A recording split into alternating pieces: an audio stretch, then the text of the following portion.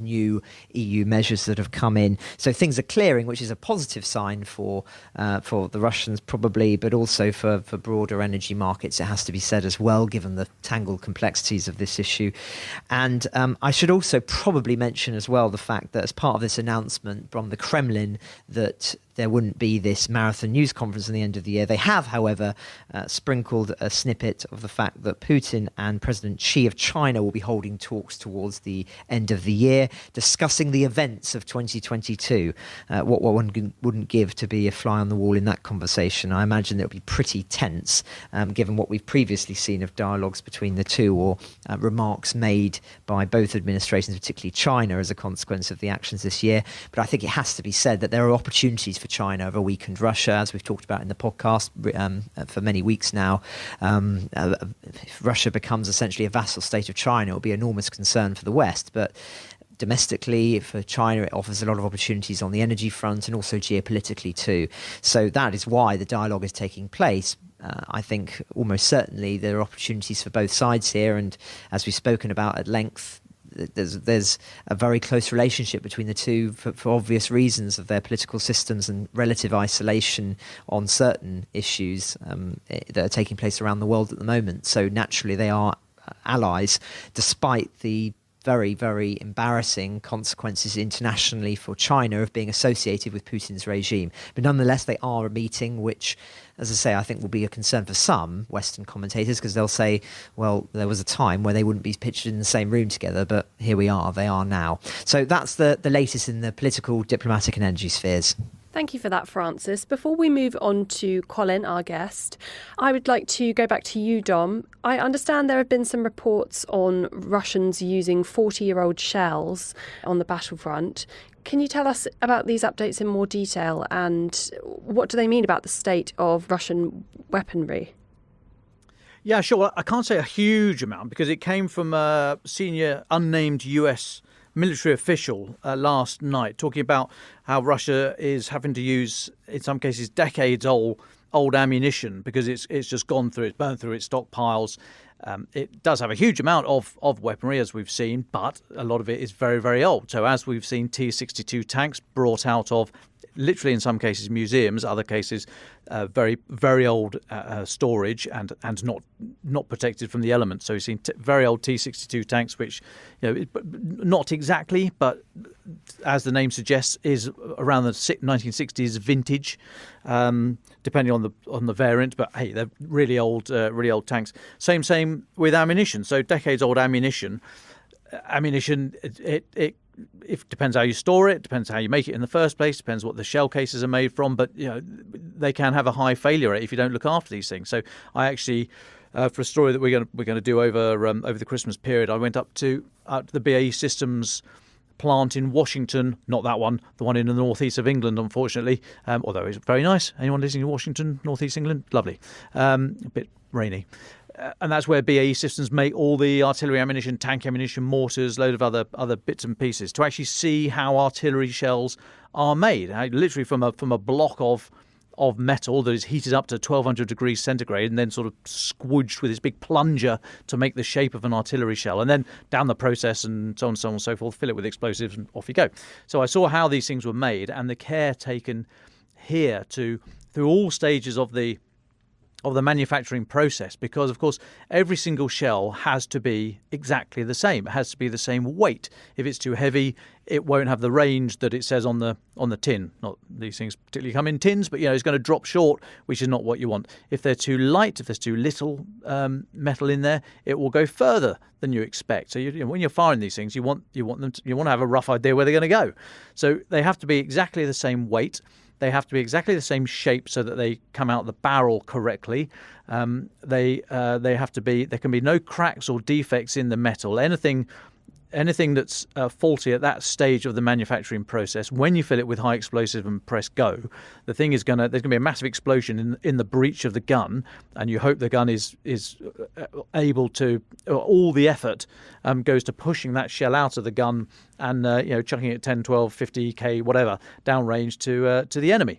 So what you don't want to happen is for that shell to fracture and for all the high explosive that you want to arrive at your enemy's location to go off in the breech of the gun, which will can have catastrophic consequences for the crew. So I saw the plant workers, physically they check 3 in every 30 shell cases that come out the forge, and they check with X-rays and all sorts. I mean, it's amazing stuff what they do up there, and then all through the process, it's check and check again as these things are made. So anything that's decades old the processes probably weren't as good back then, and also they might not have worn so well. These things have got to be resistant to environmental conditions from the outside of the shell. You don't want it corroding. You don't want anything happening on the inside of the shell for all the reasons I've just said. So the older the ammunition, generally, it's like anything, food and etc. They literally have a shelf life. You need to use these things up, and if they get towards the end, then you send them down the training range and blat them off so that they get some use out of them.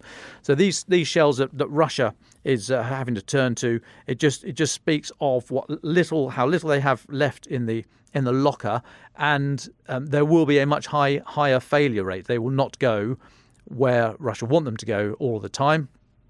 And they could, as I say, have catastrophic consequences for the gun crews. So the US official spoke anonymously. He said, quote, they've drawn from Russia's aging ammunition stockpile, which does not indicate that they are willing to use which does indicate they're willing to use older ammunition, some of which was originally produced more than 40 years ago.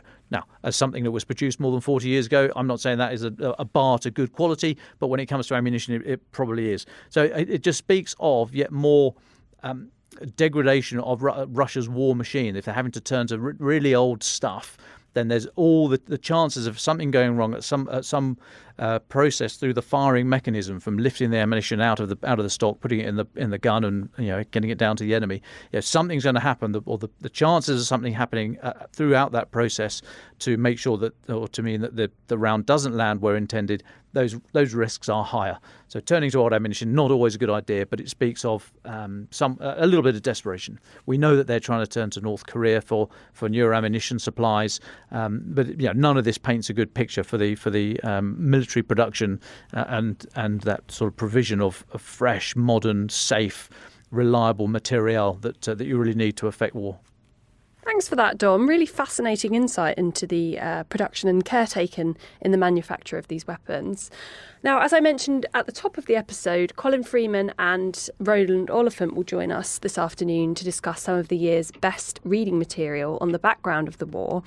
Thank you both so much for joining us. Colin, if I could go to you first, if our audience reads one good book to give some more context to this conflict, what would it be? Hello, let me preface what I'm about to say by just pointing out to readers that unlike Roland and Natalia, our regular podcast contributors, I am not a Russian or Ukrainian expert. What I do, though, is review books for the Telegraph's book pages. So I am used to reading books on subjects that I don't necessarily know an awful lot about, with a view to working out whether they're a good read for folk who want to mug up on the subject, as opposed to folk who might already be expert on it. And certainly when it comes to the Ukraine conflict, I sort of think, well, if there was a book that would be ideal for me, what would it have? It would have a detailed account of the conflict. It would have some explanation of the context and the historical background, and it would also be accessibly and easily written. And also, more importantly, it might be out in time for Christmas, which, if you're an author, is a pretty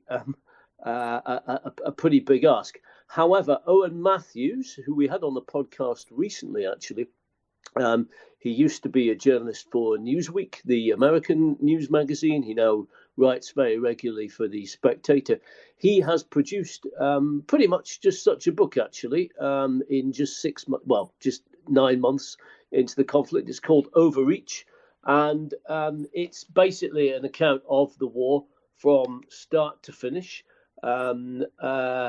I was very, very impressed by it indeed. I mean, to do a book of this sort, given the deadlines he's been facing, is pretty impressive. But he manages to get pretty much everywhere. As I said in the review that I did for it, he's a bit like a kind of all-seeing, all-hovering drone. We drop in everywhere. He takes us, he recreates scenes, in the Kremlin where Putin is sat at his long white table, where we nip into Zelensky's bunker. We cover the siege of Kiev. We're in Moscow when the war breaks out. He actually was living there at the time.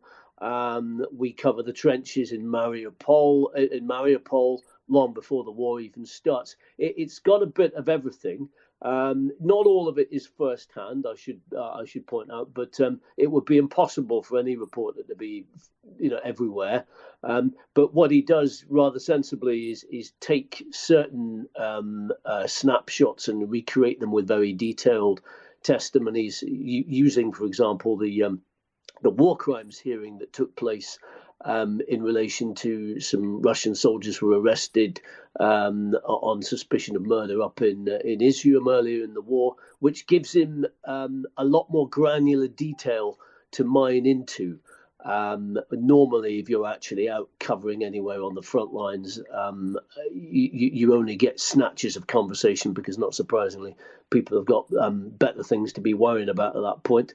Where the book is also very good, though, is he has a lot of coverage from Russia and how the Russians see the war, and there's some quite touching comments from the various people in his social circle in Moscow.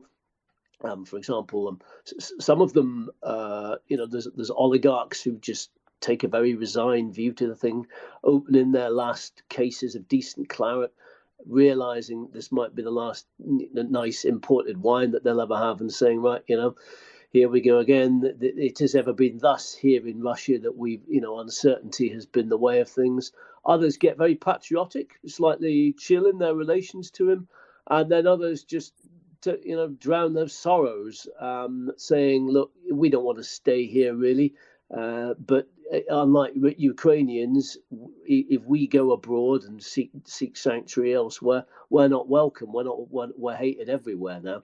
So you get a very good impression of what's happening in Russia there as well, which I think in this conflict thus far is perhaps the more underreported of the two sides.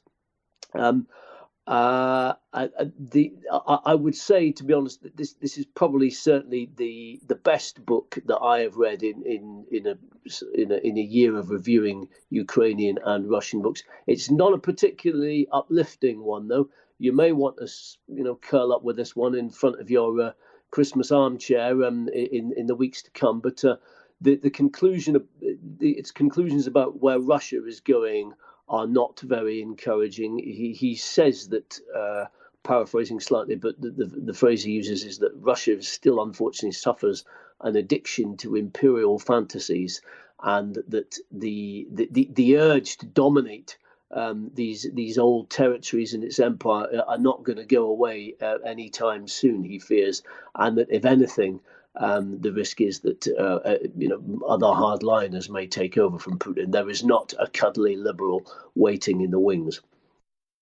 Thanks for that, Colin. Sounds really fascinating.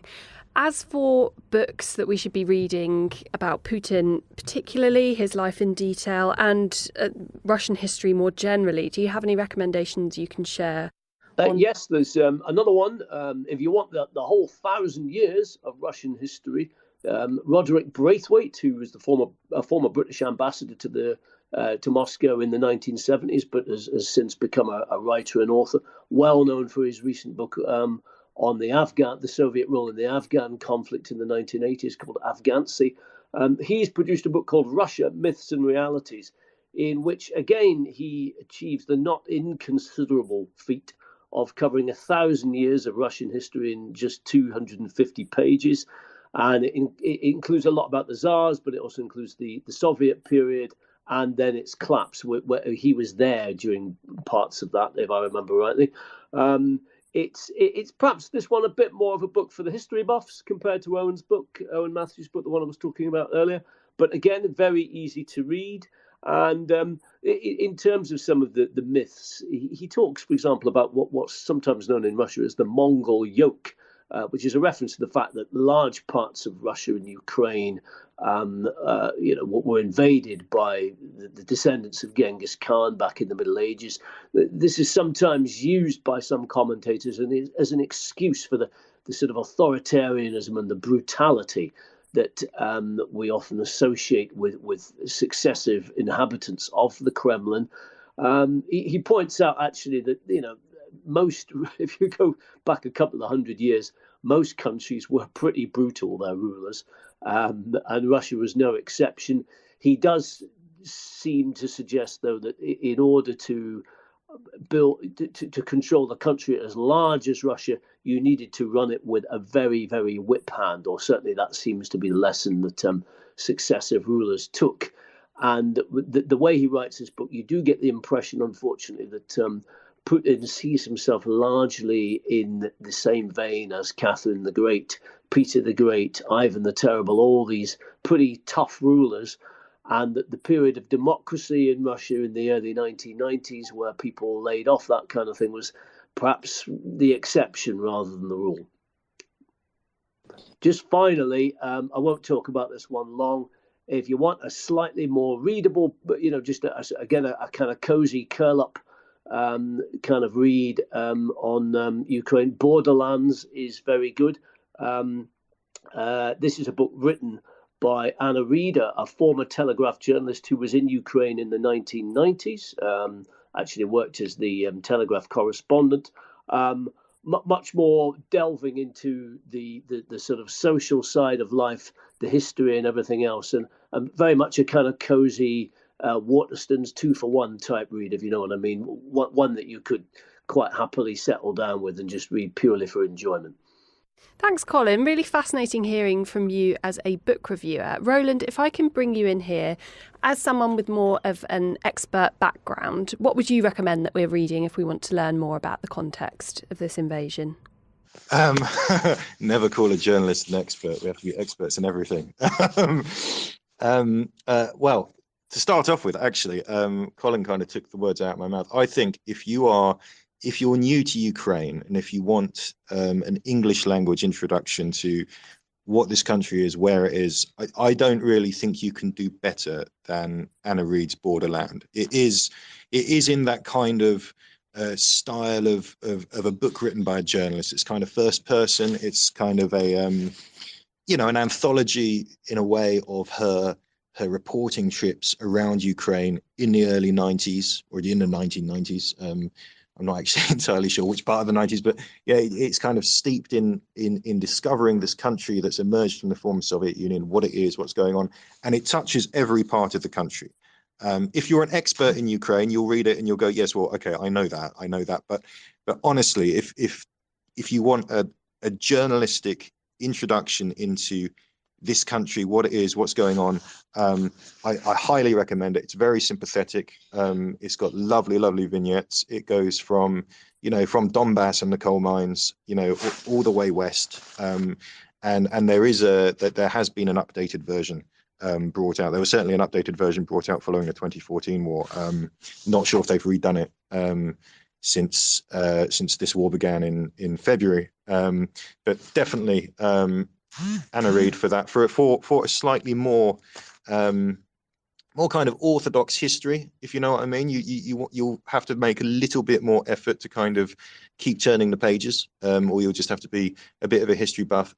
Is the Gates of Europe by Sergei Plokhy. You'll see this show up on a lot of lists of books you should read about Ukraine, basically because that there have not been written as many English language histories of Ukraine as they have of Russia. For Russia, you can take your pick. For this one, probably at the moment, the go-to work this is Ukraine. How did it appear? How did it get to the point where it is from the earliest times to the present? Sergei Plokhy, The Gates of Europe. If you want to know, about the baptism of Rus, who was Bogdan Khmelnytsky, all these kinds of things, which bring us to today. That's your go-to work. On the war, Oh, I've just been sitting here making this list. Do stop me if I'm going on. There's so much great stuff. I'm just picking out a few things that I've come across. So first of all, there is an academic book about the war, the First War, which I find very interesting. It's called In Times of Trouble. It's by an academic at King's College London called Anna Matveeva.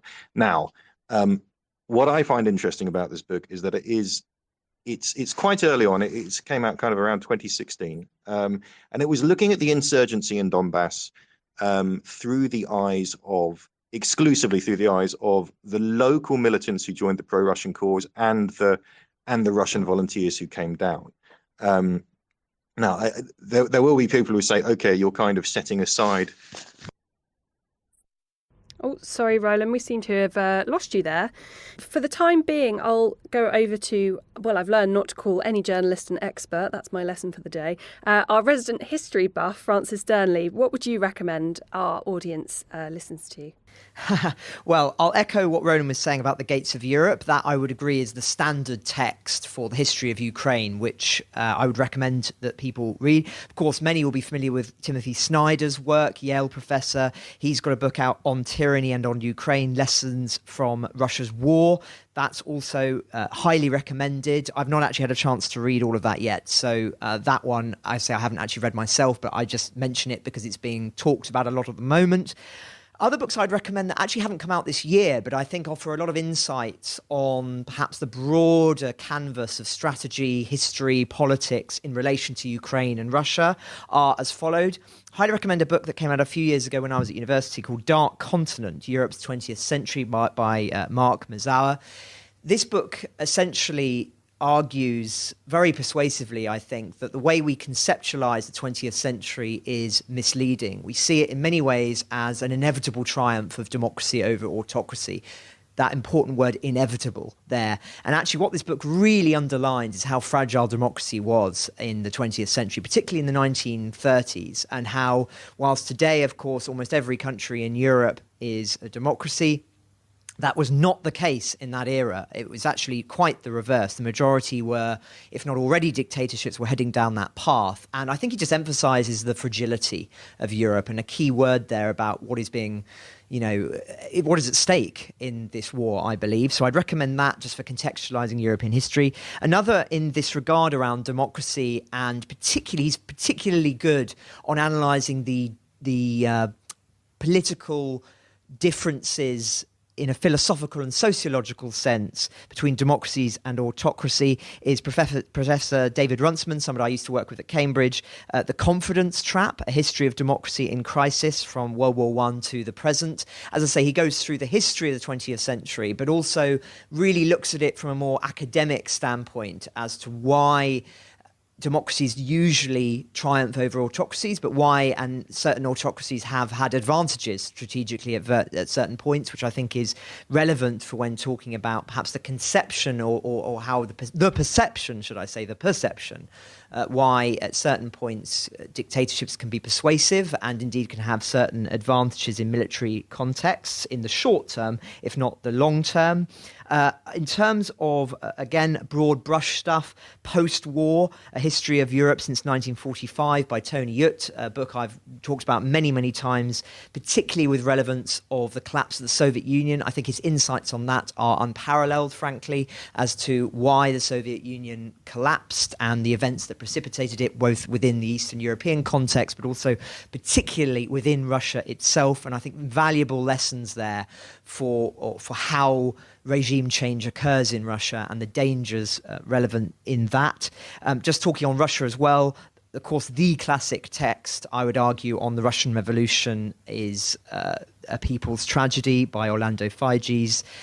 Absolutely impeccable book, masterfully written and insightful on, I think the central thrust is of how small groups of individuals with an extremist bent have essentially distorted Russia to their will in the 20th century, and that there were moments when history could have been very different, but it wasn't because of the zealots, of course, particularly in the context of the events described, which is 1891 to 1924, is the Russian Revolution and the Bolsheviks, but it has broader implications about what Roland was talking about there, which is this sort of implications of how the Russian people themselves have been impacted by what the events that have taken place. And just the last recommendation I have is a bit of more of an unusual one, and I don't think it's very widely read at all, but it's an obscure book that I read at university, which really, really stuck with me. It's called Orderly and Humane: The Expulsion of Germans After the Second World War by R.M. Douglas. Why do I mention this? Well, this essentially talks about what happens when governments, and in this case it's talking about Western governments, try and forcefully move populations around, ethnic groups within countries. And I mention this because this is now being talked about as something which, of course, is already happening from the Russians doing it in Ukraine. But also there's talk about how this might be something that has to happen at the end of the war, that Russians who are currently in Ukraine will be moved back to Russia, etc. And I just mention this book because it talks about the real life consequences of that. Hundreds of thousands of people died when this happened at the end of the Second War. It's a totally forgotten event, I would argue, in European history, at least as far as the broad brush approach to that century is taken. And I just recommend it to flag the real life consequences of trying to actually move hundreds of thousands of people in a short time span. It is not easily done, and it comes with huge moral consequences, which is why I mention it.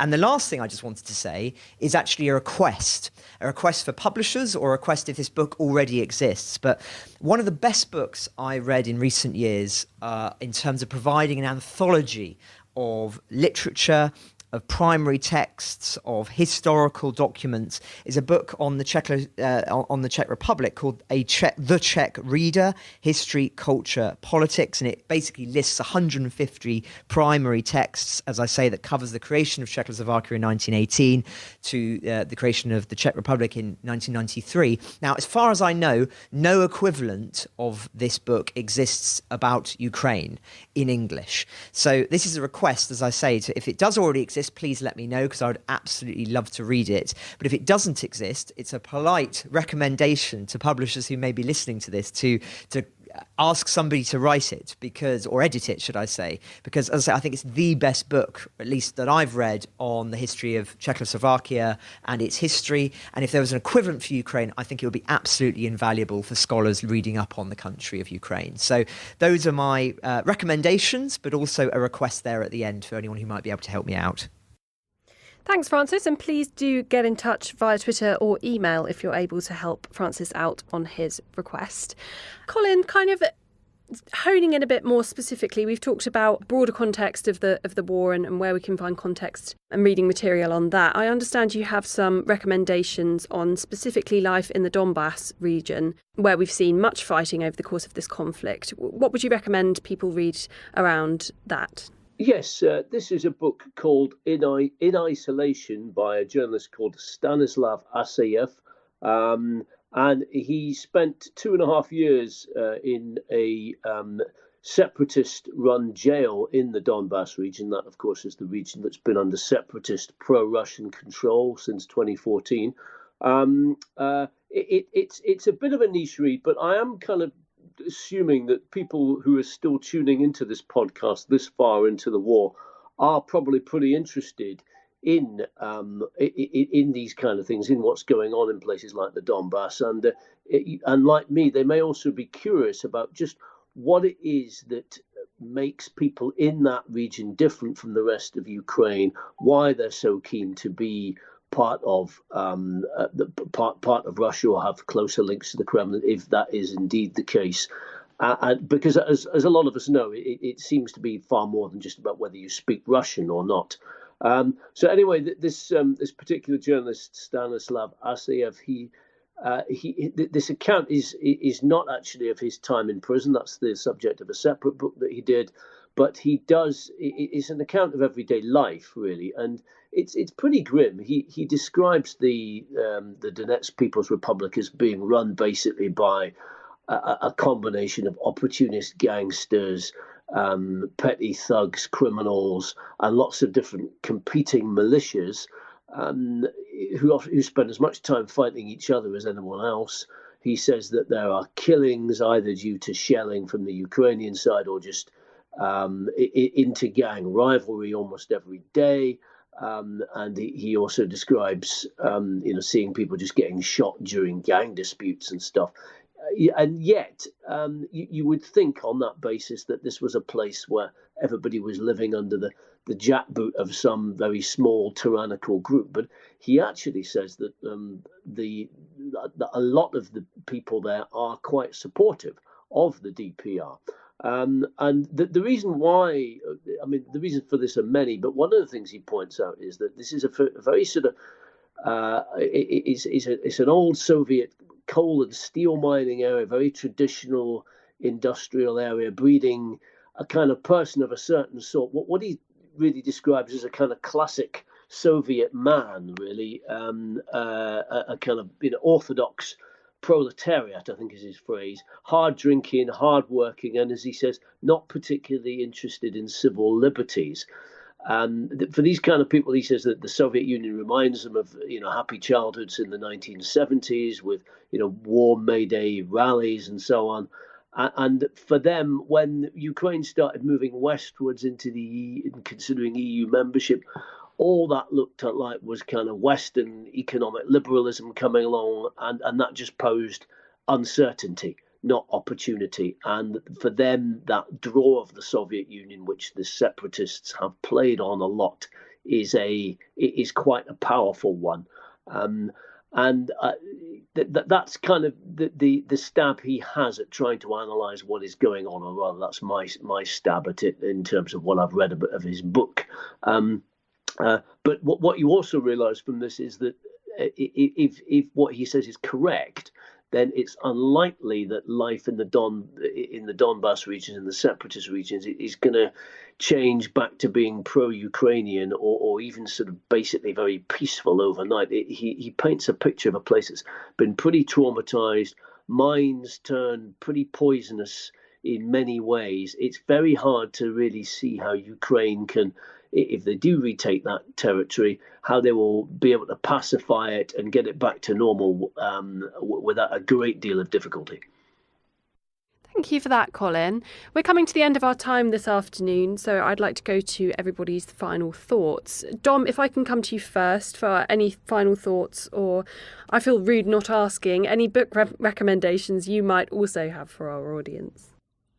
Thanks, Claire. I won't wade into the book debate. I think the guys have covered that very, very well. Anything I offer would not be able to match up to that, I suggest. But I'm currently reading Butler to the World, which I think is very good, explaining many reasons why Londonistan is now Londongrad, or trying to get away from Londongrad. And Prisoners of Geography, obviously by Tim Marshall, because that's really good for explaining much about the world. But my final thought would be, on that last point, maybe look at the geography. The geography of this war at the moment lends itself to possibly that push down into the central area, as we saw with this bridge strike. And I think there'll be some more of these types of activities, these shaping activities, as we get into the hard bite of winter. So just to keep an eye out for more action that might not necessarily seem all linked together at the first blush, but action in the deep, looking to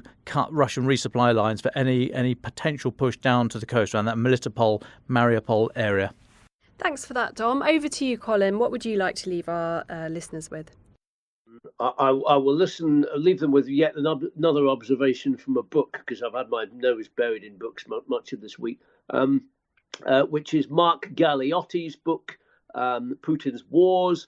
It's a big investigation and detailed account, sometimes a little too detailed in my opinion, but if you're a war buff, you'll enjoy it, of Putin's how Putin has run the military over time. I'll leave you one interesting observation, which is that he makes it fairly clear that the Russian military is not like the old Red Army. It is not capable of overrunning Europe. It relies very much on railways for resupplies and so on, and it has that fundamentally limits what it can do, not least because the railways in Europe run on different railway lines from the rail gauges in the Ukraine and so on. So when I read that, it did give me a little bit of pause for thought in terms of when we hear so often this talk of Russia invading Poland and then the rest of Eastern Europe, and who knows, they'll soon be knocking at our doors. I think certainly while they might have the nuclear reach to do that, the idea that they would have the manpower reach to do it seems somewhat in question. But that's my final thought anyway. Thank you, Colin. Really fascinating. Francis, finally, over to you. Thanks, Claire. Well, we've talked about literature today, and there's something positive Orwellian about this one, which is that a Russian blogger has been fined for discrediting the Russian military after describing a vivid dream he had about Volodymyr Zelensky. So this man, a 26-year-old from eastern Russia, was unaware of the fact that an Instagram social media post that he made was monitored by officers from the FSB. And as a consequence of this dream that he described in the post, which saw him meeting Zelensky and Zelensky saying, let this one go after being captured, after being mobilized in the dream. He has now faced a fine of 30,000 rubles, which I think comes to around £390, if my maths is correct. After a local court convicted him of being in breach of the law that cracks down on dissent against Russia's invasion of Ukraine. As you can imagine, this poor 26-year-old was rather aghast to receive this news. He said it was idiocy, but nonetheless, he has been fined, as I say. And I mean, if there's any story that's indicative of what's going on in Russia at the moment in an attempt to stamp out dissent, then I think it's this one. Just truly, truly absurd. But then there's absurdity and tyranny are never far apart.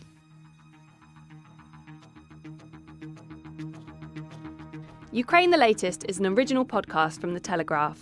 To stay on top of all of our Ukraine news, analysis and dispatches from the ground, subscribe to The Telegraph. You can get your first 30 days completely free at telegraph.co.uk/audio. Or sign up to Dispatches, our Ukraine newsletter, which brings you stories from our award-winning foreign correspondents straight to your inbox. You can listen to this conversation live at 1 p.m. each weekday on Twitter Spaces. Follow The Telegraph on Twitter so you don't miss it. If you enjoyed this podcast, please consider following Ukraine the Latest on your preferred podcast app. And if you have a moment, leave a review, as it helps others find the show. You can also get in touch directly to ask questions or give comments by emailing podcasts@telegraph.co.uk.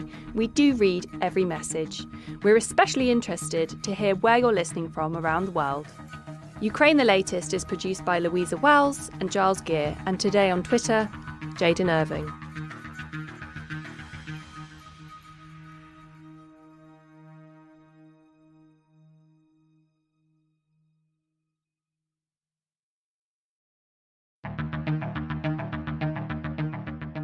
I'm Claire Hubble, and this is Ukraine the Latest. Today, we discuss reports that Ukrainian armed forces have destroyed the Wagner Group's headquarters in Luhansk and analyse the influence of Putin's new General Armageddon, Sergei Surovkin.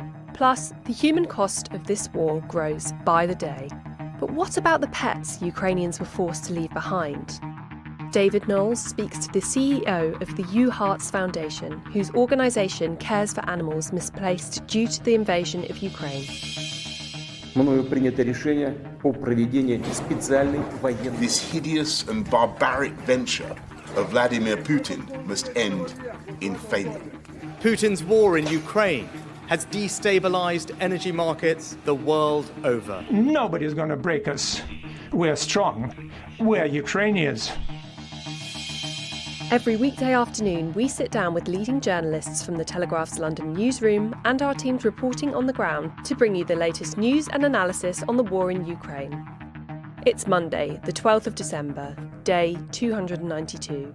And today, I'm joined by assistant comment editor Francis Durnley and our foreign correspondent James Kilner. I started by asking Francis for the latest updates on the military front. Well, thank you, Claire, and good afternoon to all of our listeners around the world from a snow-covered London.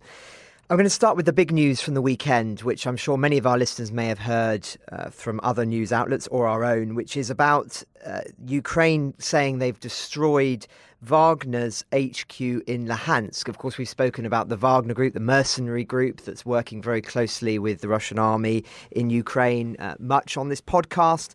But the significance of this event is just the scale of it. I should say off the bat that there's quite a lot of confused messaging around this.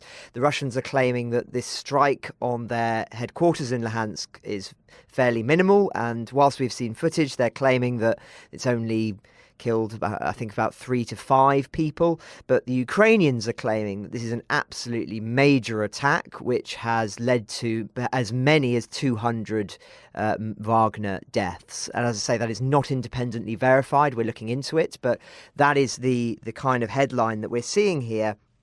And the footage is in very, very striking indeed. It shows a hotel that supposedly the Wagner group were using in Luhansk as their headquarters, and it's essentially destroyed completely and is rubble, a pile of rubble. And there's been numerous commentary on this over the weekend. The Ukraine's governor has said that there was an explicit attack on the hotel from Ukrainian forces and the Russians had suffered major losses in the attack. As I say, Wagner have not commented on this explicitly, but Russian officials have said that whilst the attack did take place, that the attack was nowhere near as significant in scale as the Ukrainians are making out. But I think the optical significance of this is as significant, perhaps, as the losses that the Russia may or may not have suffered here. It's a really significant attack, and if one looks at footage of this, you can see the scale of the devastation, as I say, and the fact that Ukraine have been able to launch this strike. Supposedly it's been launched by HIMARS on this scale, on a place that clearly was quite considerably behind enemy lines, is, as I say, very significant indeed. And it comes off the back, of course, Ukraine claiming that they destroyed another of Wagner's bases in Luhansk back in August. So some people are speculating that this was the successor headquarters, and that's what's been struck by Ukraine and effectively destroyed in the last sort of 48 hours or so. Just in other news on the military front, Russian forces are said to have terrorized 2 communities in the eastern district of Nikopol. That's in the south of Ukraine on the right bank of the Dnipro. Overnight, we've heard that there's been a volley of at least 30 Russian shells there. One of the heads of the regional and military administrations there said that it was a difficult night. The Russians have terrorized 2 communities there, and he goes on and lists some of the incidents that have taken place. There's also been another of the interesting UK MOD summaries today on the current state of the Russian army. They've talked about what they still see as Russia's fundamental objectives in Ukraine, which of course is shoring up the annexed territories, those territories that of course underwent those sham referenda several weeks ago now, but also to take back those territories like Kherson that is currently under Ukrainian control. So the MOD still believes that is the Russians' intention, but they say that on their current analysis, they think it is very unlikely that the Russian military is able to generate an effective striking force capable of retaking these areas. It's unlikely they are able to make operationally significant advances within the next several months, which of course would speak to something that we spoke about last week on the podcast, which is the speculation that whilst fighting is very, very fierce still around Bakhmut and some other areas, that the fundamental aim of the Russian army at this moment is to shore up its supply lines, to continue to bolster its forces in the hope of having more fortune in the military space after the winter period. But I'm sure, as I say, the Ukrainians will have something to say about that. And just the last couple of stories. The riots are said to be threatening to break out in Mariupol. That's according to the local Russian official there. This is due to the amount of issues that there are infrastructurally in Mariupol. Of course, Mariupol is under Russian control at the moment and has been since May. And apparently the local people there are up in arms about the fact that there lack of heating in homes, that there are leaking roofs, and essentially that they're under occupation. And indeed, the mayor of the city has said, and I'll directly quote, "A riot is brewing in Mariupol. Propaganda images no longer work. Occupation authorities are silent while problems are piling up. All that is missing is a catalyst." So, of course, he is no longer in the city, but is talking about just quite how severe things are there. And lastly, James Cleverly, of course, British Foreign Secretary, somebody we've spoken about at length on this podcast, has said that Russia will use Ukraine peace talks to buy time to rearm. This, of course, comes off the back of the speculation that we spoke about at length in the last fortnight or so of the diplomatic manoeuvrings that are taking place with dialogues with the Russians, with Putin, particularly led, we believe, by Olaf Scholz and Emmanuel Macron at present, in an attempt to not necessarily broker peace talks, but to try and lay some of the foundations for dialogue. And James Cleverly is articulating here what the fundamental fear of the Ukrainians is, which is that any attempt by the Russians to agree to a deal is really a fleeting ceasefire that will enable the Russians to gain momentum again, to build up the supplies, and then to launch some other offensive when they are in a stronger position. And so he is warning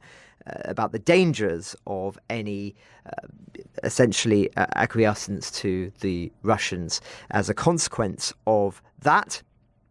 And as I say, that's something that's very much echoed by the fear of the Ukrainians. And as I've spoken about previously, there is a very strong feeling that whatever peace is signed at the end of this war, and it may be months, it may be years away, who knows, that will be one that will have to guarantee profound security guarantees for Ukraine. That is the only way that they are going to be willing to do so, I believe, because they know that Russia is going to consistently be a danger if they have any foothold in Crimea, and certainly any foothold in what was formerly Ukrainian territory.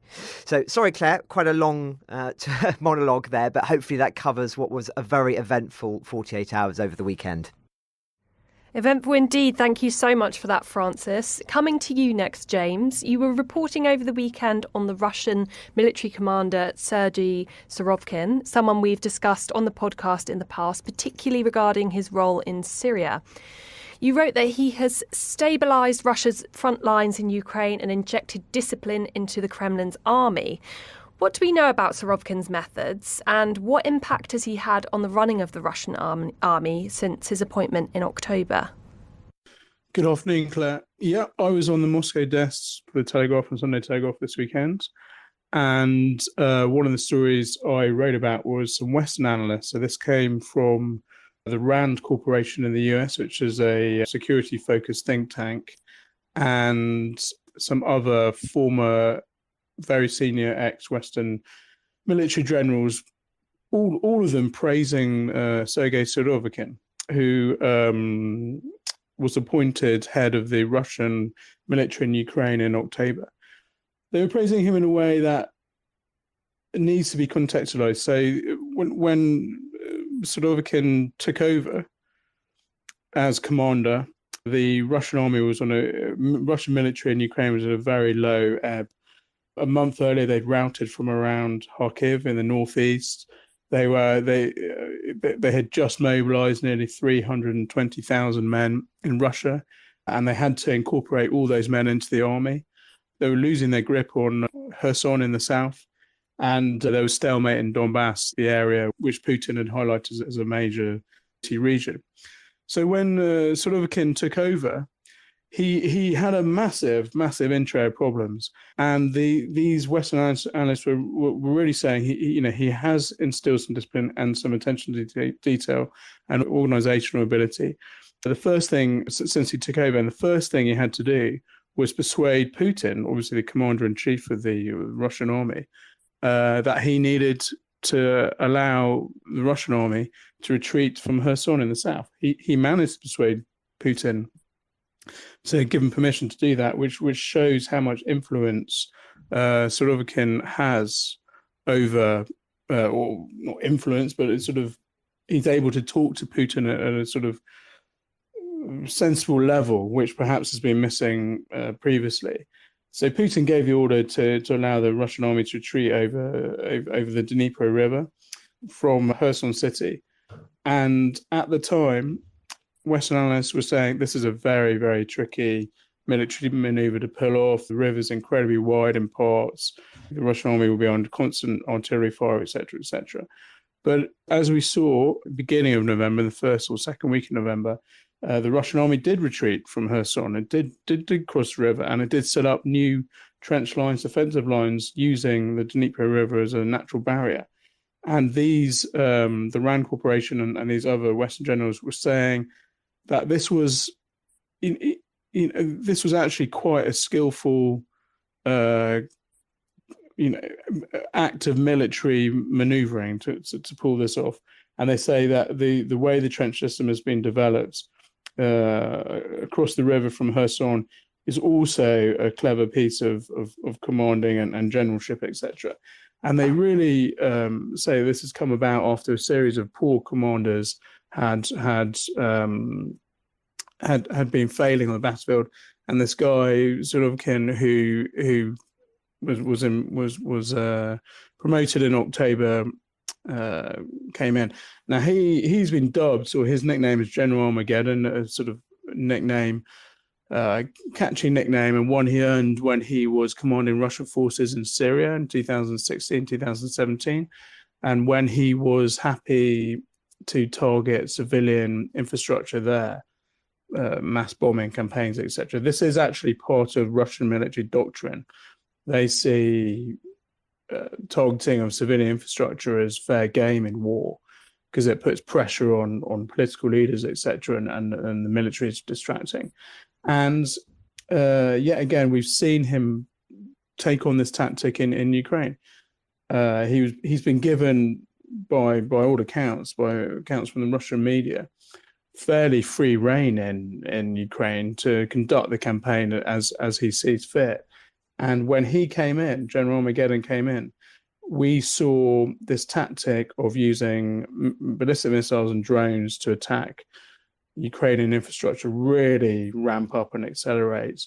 So that has come in under his watch. And also, when the Russian military did retreat across the Dnipro River from Kherson city, since then they've been firing huge amounts of artillery shells into the city fairly indiscriminately. Contact of mine was in Kherson last week, and he said, a few hours that he was there have been 56 artillery shells flying over from the Russian side into the city centre, and it is depopulating the city, is making it unlivable in winter, etc. So all these tactics, the sort of more the greater competency of Surovikin, his attention to detail, his attention to discipline, his successful retreat over the Dnipro River, and his switching of tactics to target a civilian infrastructure has changed the shape of the battlefield to a degree. It has stabilized it. We're in a much more stalemate scenario now. The focus has shifted away from Russian retreats or routes and more towards how Ukrainians are going to get through this cold winter, temperatures -20, etc. And it was a fairly short story. It's really looking at that. There was one sort of caveat to all this put out by a former Australian Major General, who said that although Surovikin has stabilized and is credited with doing a good job, etc., his commander-in-chief, Putin, will still be anxious, still be pushing him for a victory on the battlefield. So he will come under pressure at some point to deliver a victory to Putin. We know that Putin really enjoyed his initial successes in the Luhansk region of Donbass, and celebrated when the Russian forces had supposedly conquered Luhansk in June or July, I think it was. And since then they've been on the back foot. Surovikin stabilized it, and Putin will now be putting pressure on him to come up with some sort of victory, maybe in Bakhmut, maybe somewhere else. If I could just jump in there, James. I know you've been doing a real deep dive on him, and I just wonder what your sense is, if it's possible to have one, what you think his grand strategy is. As you say, he's very successfully, well, moderately successfully shored up the lines as we approach winter. But as the MOD was saying, or are saying today, it's going to be immeasurably challenging, actually, for the Russians to be able to launch any kind of substantial offensive, according to their intelligence. So what options are available to him? And do you think there is a strategy, or do you think at the moment it's still only phase one, which is shoring up the supply lines and preparing the trenches, as it were? I think I think I think the retreat across the Dnipro River and the setting up of trenches, etc., was a purely defensive measure. There's very little scope for an offence in Kherson, but it was incredibly important for Surovikin and Putin to stop the very successful Ukrainian offensive south towards Crimea, which is absolutely vital that for Putin that Ukraine does not attack Crimea proper. So I think that has been number one on Surovikin's list of priorities, and he's achieved it. I think for the Ukrainian military to now break over the Dnipro River and through the trenches, etc., will be a huge undertaking. I'm obviously not saying it can't be done, but it will be incredibly difficult to do. As far as delivering some sort of victory for the Kremlin to get behind, we've been talking a lot, and there's been lots of reports about Bakhmut in the Donetsk region, and the intensity of the fighting there suggests that the Russians have decided they really need to win that victory. There's been a bit of, depending on who you read, the Western media, the Western intelligence sources have said that this is a crazy plan. Bakhmut wouldn't really give Russia any strategic advantages, that sort of thing. Whereas if you read the Russian military bloggers and some of the Russian news websites, they will give a different sense of the importance of Bakhmut, and they'll tell their readers that this will strategically allow them to enact some sort of encircling maneuver around that area, etc., etc. So I think we're going to see more pressure on Bakhmut. I think that realistically is where some sort of Russian victory may come. It's certainly sucking in a lot of Ukrainian forces. And aside from that, I think we're going to see more of these very cynical attacks on civilian infrastructure across Ukraine, putting pressure on Zelensky, putting pressure on the West, putting pressure on the Ukrainian armed forces to help millions of civilians out. I think it's a long-term. I think Surovikin and Putin have decided that this is a long-term battle, war, and they've got to dig their heels in. Francis, I understand you have some more updates from Russia, so please could you share those? Sure. Well, I think we should return to looking at Russia on the back of another curious story that's occurred in the last 24 hours, which is I spoke last week about a major fire at a Moscow shopping mall. Well, it's happened again. There's a second one which is currently ablaze on the eastern outskirts of the city. The second such blaze in the last 4 days. Now, must stress that we don't think this has any relation to the Ukraine war at all, but nonetheless, it does speak to, well, bad optics for Moscow at the moment when you have two major blazes in your capital city in the space of 4 days. And it's believed that this one has something to do with a short circuit that came amid heavy rain in the city. Not believed to be any casualties. There are firefighters there.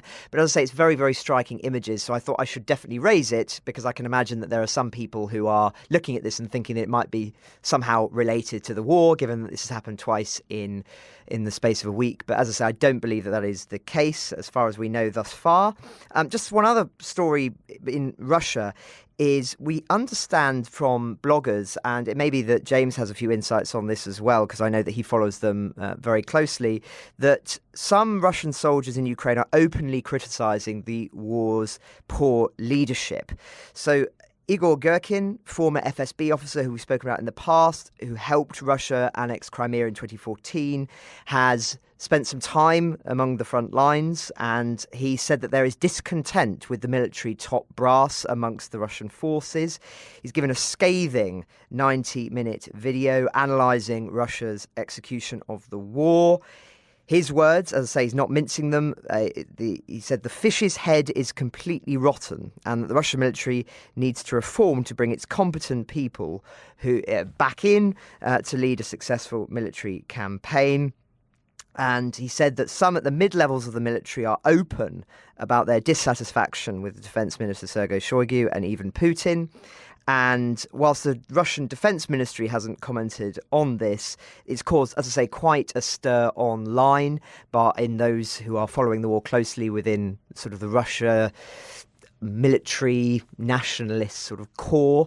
And so this is not the kind of demographic that you want to be upsetting, but of course they have done because of the strategic mistakes that have been made in the war so far. But what's concerning, of course, is that almost always their response is the same, which is about escalation, further mobilization, and of course to be doing more saber rattling on the nuclear question. So it's not necessarily a good thing, this, but nonetheless I think it is significant that you've got, rather than it being a source from the Ukrainians, from Western intelligence services, this is from somebody who is actually a sympathizer for the Russians, or much more than that, who is part of the Russian military enterprise, who is actually saying that morale is not good, which of course would echo what we've been reporting now for months, that morale is very poor in the Russian army and is likely to get worse over the winter for all of the obvious reasons. It's a miserable conditions in which to fight in, which of course Dom has spoken about in the past based on his experiences.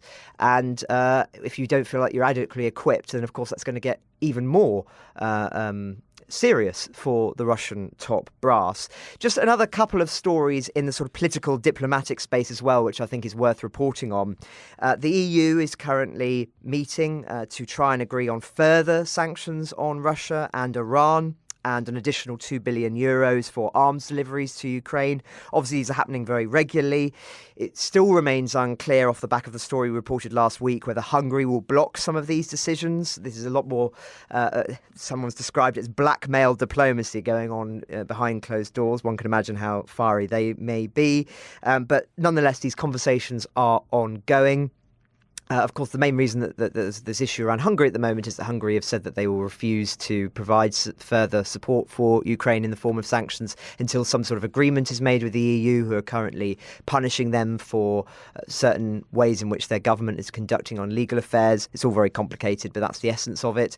And so this saga is rumbling on. There's also been some rather embarrassing headlines for the European Union this morning involving a corruption scandal, which, you know, may have no relevance to Ukraine at all, but nonetheless it speaks to a rather fractious period in amongst the European Commission at the moment. Some rather embarrassing headlines for them after a period of many months now of relative unity on the issue of Ukraine and other matters. So I only mention it for that purpose.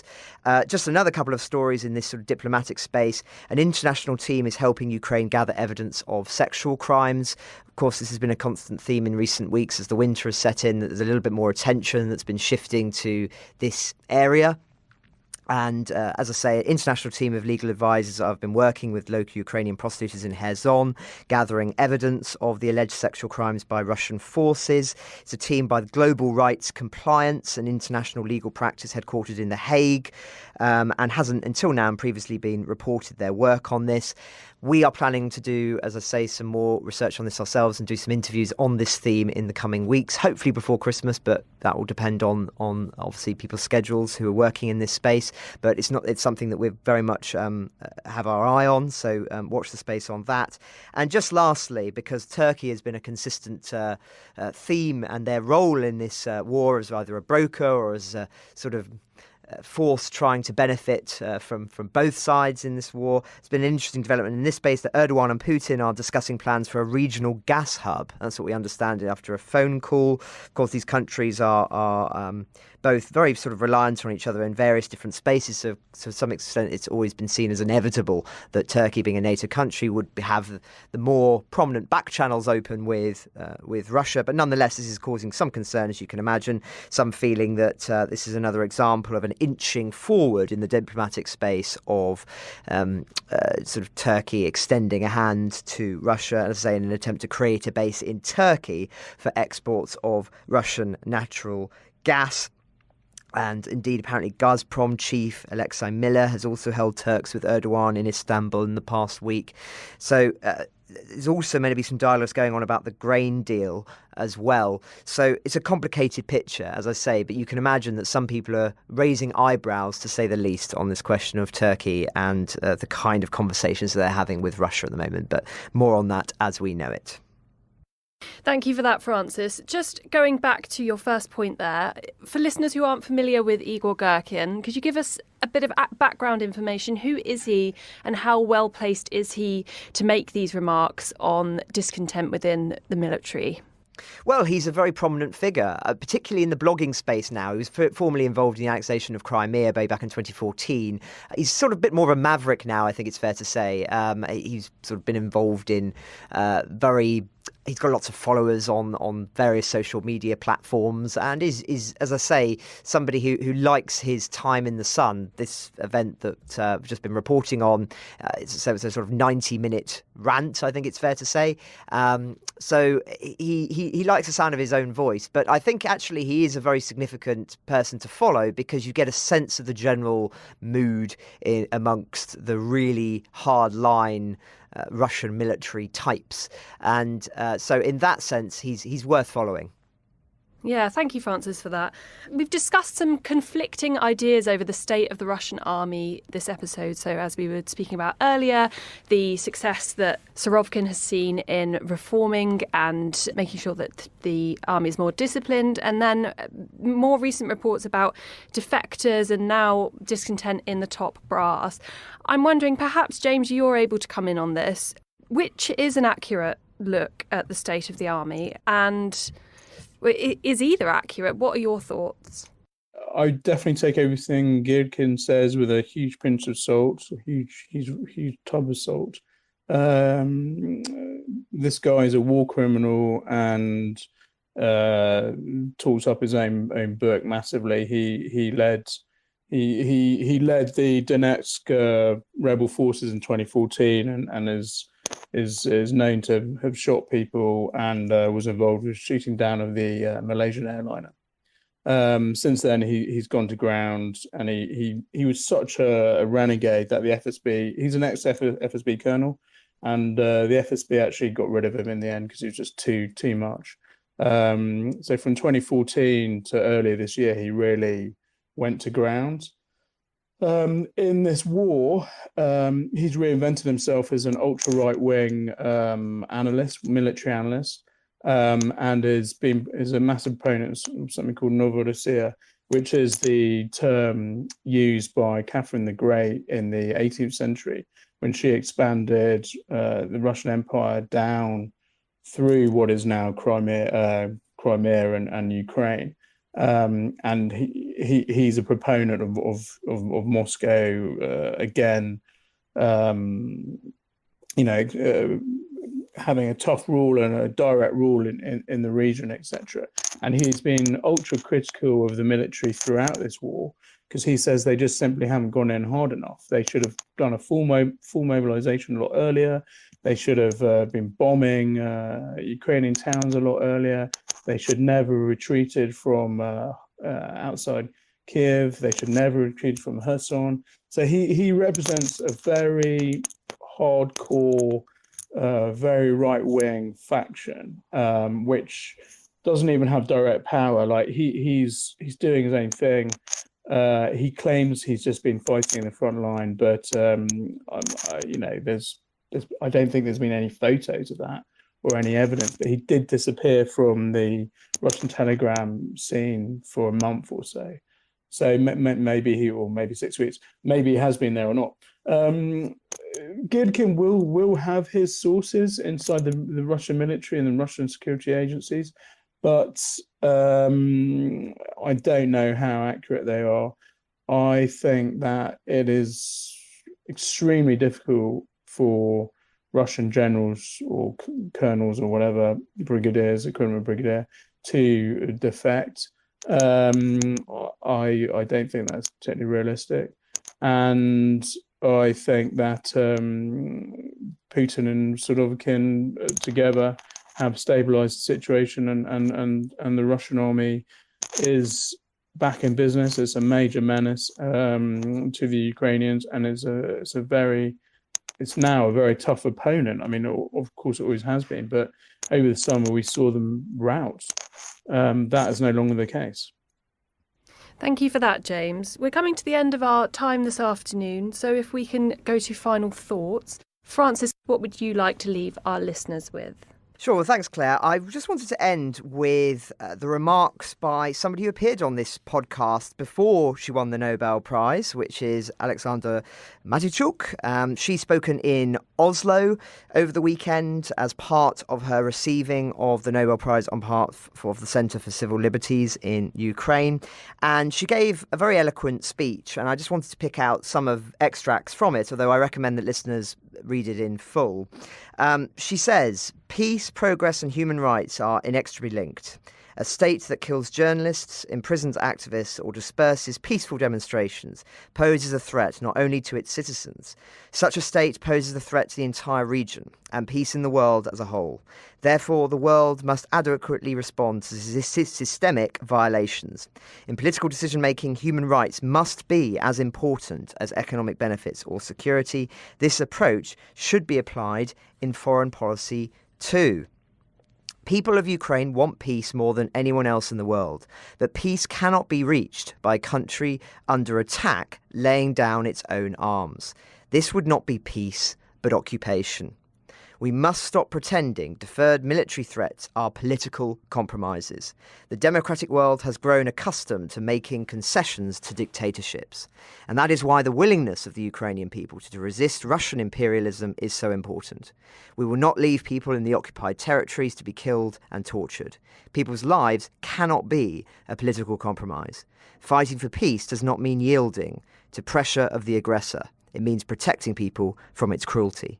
In this war, we are fighting for freedom in every meaning of the word, and for it we are paying the highest possible price. This is not a war between two states. It is a war of two systems, authoritarianism and democracy. We are fighting for the opportunity to build a state in which everyone's rights are protected, authorities are accountable, counts are independent, and the police do not beat peaceful student demonstrations in the central square of the capital. Humanity has a choice to overcome global crises and build a new philosophy of life. It's time to assume the responsibility. We don't know how much of the time we still have. And since this Nobel Prize ceremony takes place during the war, I will allow myself to reach out to people around the world and call for solidarity. You don't have to be Ukrainians to support Ukraine. It is enough just to be humans. I think I'll leave it there, Claire. Before the war, over 50% of Ukrainians were pet owners. So what happens to the pets owned by those who had to make the difficult decision to leave them behind? Indeed, hundreds and thousands of dogs and cats are living in war-torn streets without their owners. To cover this underreported aspect of the war, David Knowles spoke to CEO of the U-Hearts Foundation, Yuri Tokarsky, whose organisation cares for animals displaced due to the invasion of Ukraine. This is their conversation. My name is Yuri. I run the U-Hearts Foundation. That's a non-profit set up in Lithuania by the largest Ukrainian pet food producing company, Kormatek, to respond to the challenges posed by the Russian invasion of Ukraine in February. Prior to the large-scale invasion, I was running my own projects in Ukraine. I was focusing on entrepreneurship education for the youth.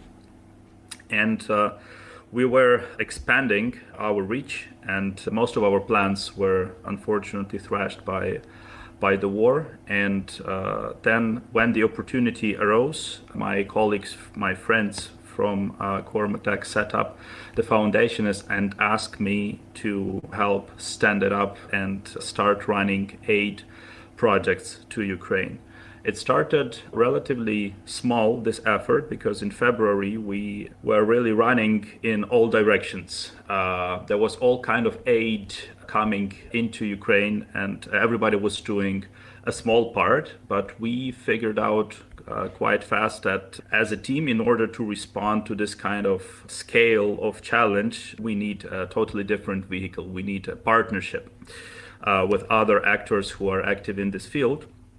So we set up a foundation and used Cormatec's corporate connections in the business of pet food industry, and found great partnerships in Europe and in the United States that allow us to put together the campaign to rescue the pets in Ukraine. And we call it the Save Pets of Ukraine campaign. And since the war began, we were able to attract mostly donations, in-kind donations, such as pet food. We were doing mostly disaster response in the first part of our activities.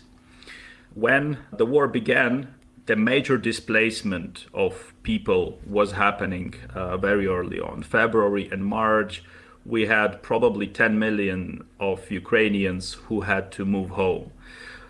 6 to 7 million fled abroad, and 3 to 4 more million relocated within the country. And to give you some context, before the war, over 50% of Ukrainians were pet owners. So this year, over 50%. 50%. So this share Wow. is fairly large. And you can imagine, if you have 10 million people fleeing, there would be a lot of them who would either be carrying their pets with them, or there would be those who would be forced to leave them behind because of the urgency of the situation, because of the logistics. And there is a huge number of both those families who were moving with animals who needed help. And there was a huge number of those animals who were left behind who also needed help. So the degree of that disaster response was first focusing on how to help those people who are on the move and how to feed those animals that required food. And we partnered up with the donors who could provide us with these supplies and started to distribute them all over the country. We were present at all major railway stations, at all major hubs, helping the people on the move with backpacks, with the necessities for their animals. And we were setting up regional storages, warehouse facilities, and working with volunteers to distribute pet food to those who were requiring it at that moment. You mentioned that you had over 130,000 requests for help. What kind of requests are you getting? Could you talk us through some of the case studies, some of the examples? Sure. It's about the food. Mostly, the vast majority of requests is coming from people that we call private pet volunteers. So these would not be registered shelters, but these would be private persons who would take care of a large number of pets in their home. So either they would live in their house, the animals, or these would be people who would take care also of street animals. So they would do regular rounds of feeding animals, let's say, in their area or in their district. So this would be the majority of requests we are getting. People who are taking care from 20 to up to 100 animals in their area or in their neighborhood. And we would be able to help them meet their needs in food. We would also be installing street feeders. These are really simple feeding devices, tubes that you can fill with pet food, and the volunteers are doing the rounds. They would, once a couple of days, they would travel to these mobile feeders, fill them up with food, and that would be mostly for street animals to use. That's absolutely fascinating. Are quite a lot of animals, are you helping some of them leave the country as well, in the same way that obviously lots of people have been forced to move? Do you cover animals that are leaving Ukraine, or are you focusing mainly on the animals that are staying? We're focusing on the animals inside Ukraine. Those who were leaving in the beginning of the large-scale invasion, together with their families, that was relatively unproblematic because many countries, neighboring countries, have levied the restrictions for animals to enter. And many countries, such as Poland, for example, even set up mobile vaccination stations right at the border so that people who did not have the vaccines or people who did not have the corresponding documents for their animals could go there, get the vaccinations, and get the paperwork that allowed them to travel on safely. You mentioned in one of your earlier answers how a lot of what you were doing was essentially disaster response, and at the beginning of the full-scale invasion, the huge movement of people and therefore their pets as well, often across Ukraine. What's the situation like now on the ground as we approach Christmas? The situation now has a different dynamics in the sense that there is no large-scale movement of the people, but the challenges that we are facing are a bit different. As we're approaching winter and the temperatures are falling down, and we saw how the Russians are targeting the civilian infrastructure, electricity and heating, we are launching a winter preparedness campaign for animal shelters. So we are helping them obtain electricity generators that work on fuel, and we purchase and donate mobile heaters for them, so that in the worst case scenario, when there is a lack of electricity, they can use the generator, connect the mobile heaters, and keep their animals warm for at least some period of time until the supply is restored. But still, the most important part also for the winter remains a high-calorie, nutritious pet food that we continue to deliver. Although we shifted our focus more towards institutionalized shelters and pet volunteers, focusing less on individual owners, because by now those displaced persons would be already settled down in their new areas, would already have access to purchase pet food. So we are focusing on the areas where the need is the most. So areas close to the front lines.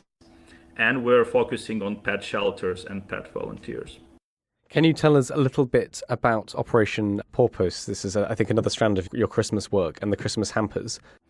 Yes, a new project that we launched, focusing also not only on disaster response, but a bit on the emotional support of the animals, so to say, because we want them also to feel a bit of that festive Christmas spirit. So we put together a program partnering with a major Ukrainian online retail platform, by which there is an opportunity to purchase a hamper, a prepackaged set of goodies for cats and for dogs, and they would be sent to the shelter ahead of the Christmas. So this campaign has been launched in the beginning of December, and it would be ongoing up until the beginning of January, because in Ukraine we also celebrate Christmas on January the 6th. So it would be running through Christmas time in the UK, then from the New Year up until the Ukrainian Christmas. So we would be glad if the audience would look this up on our website, uhearts.foundation, and consider purchasing a hamper for a cat or a dog in a Ukrainian shelter. So I'm sure you can tell us what's in these hampers. What are the Christmas gifts you're giving to the animals? So there are a couple of necessities, such as a blanket for challenges of the cold, but there are also some toys. There is also some food, some treats for both dogs and cats. So something that's not just the regular food they're getting every day, but this is something more festive, more like a treat. Yuri, is there a particular dog or a cat or group of animals that you've encountered that really stand out in your memory? We have been helping mainly dogs and cats, but also there is one story that was also really heartwarming when we were able to help a zoo in Mykolaiv, who have been able to continue operating despite the security challenges, the bombing and the missiles, the shelling that was happening close to their area. And the warmth with which the employees of the zoo treated their animals, basically trying to talk to them and trying to calm them down when they would hear loud sounds, for instance, and the degree of devotion when they at times would live on the premises of the zoo, not to leave their animals that are in their care on their own, was really great and fantastic to see. And we were able, thanks to our donors, also help these animals in the zoo, not only with food, but also with other specific supplies. So such as hay and medications. So that was one project that particularly was staying in my memory. Yuri, is there anything we haven't spoken about that you think our listeners should hear or understand? I would say that we found great partners in the UK, a great response to our appeals for partnership, really, also in the UK pet food industry. So there is also one more ongoing project that I would perhaps shortly describe. A chain of pet food stores, Pet's Corner, is running an appeal that is well in line with our winter preparedness response. They are gathering blankets for humans, and they are gathering pet beds for animals. So if there is anybody who wants to make a donation of a blanket or of a pet bed, can do that in one of Pet Corner store across the country. Yuri, thank you so much for your time. That was really, really fascinating. And Merry Christmas and good luck with the Christmas appeal. Thank you very much for having me, and Merry Christmas to you too. Thank you.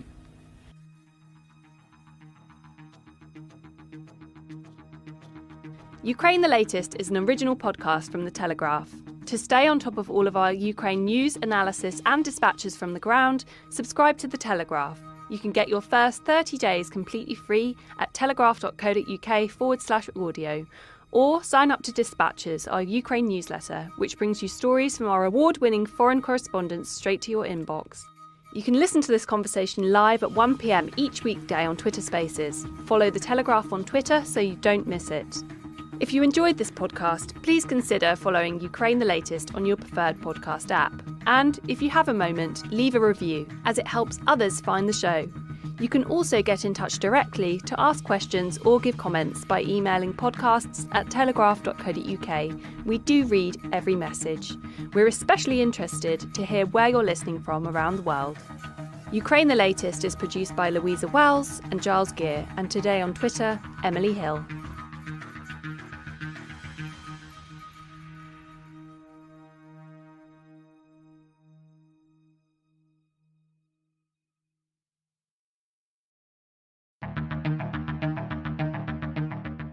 I'm Claire Hubble, and this is Ukraine the Latest. Today, we discuss the fierce fighting taking place on the battlefront and explore what the prisoner swap involving American basketball star Brittany Griner means for US-Russia relations.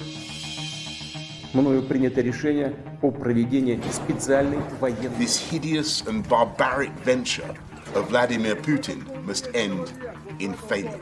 Putin's war in Ukraine has destabilized energy markets the world over. Nobody's going to break us. We're strong. We're Ukrainians. Every weekday afternoon, we sit down with leading journalists from the Telegraph's London newsroom and our teams reporting on the ground to bring you the latest news and analysis from the war in Ukraine. It's Friday, the 9th of December, day 289. And today, I'm joined by Associate Editor Dominic Nichols and Assistant Comment Editor Francis Durnley. I started by asking Dom for the latest updates from Ukraine. Sure. Well, hi, Claire, and hi, everybody. It's been exceptionally violent over the last 24 hours, but in a very, very confined area. So the next region governor, Pavlo Kyrylenko, Ukrainian chap, is saying that the Russian forces have been shelling the entire front line in the area, particularly around Bakhmut and Avdiivka. This continues a pattern of recent, weeks, basically. Russia seem to be bashing their head against what's left of Bakhmut, and there's, from all the aerial imagery that we're able to see on social media and online, there's nothing left of the of the city, of the town. There's just the shell of all the buildings, but it seems to be symbolically important, which might be because the Wagner group, the mercenary group, have been rattling themselves against it for months now, and that might have then morphed into a sort of bigger, more symbolic, what they see as a symbolic victory if they can take the town. It doesn't actually do anything operationally, nothing strategically, very, very limited advantage tactically were they to take that area. But it does, as I say, continue the approach in recent weeks. Now, coincident with this, we know that Russia is building an extensive trench system behind. Some distance behind the town of Bakhmut, and not a continuous line from Kherson all the way across the country, because that would be sort of thousands of kilometres long, or is it 1,300, I think, along there. But in significant portions, they are building quite elaborate trench systems, albeit very thin.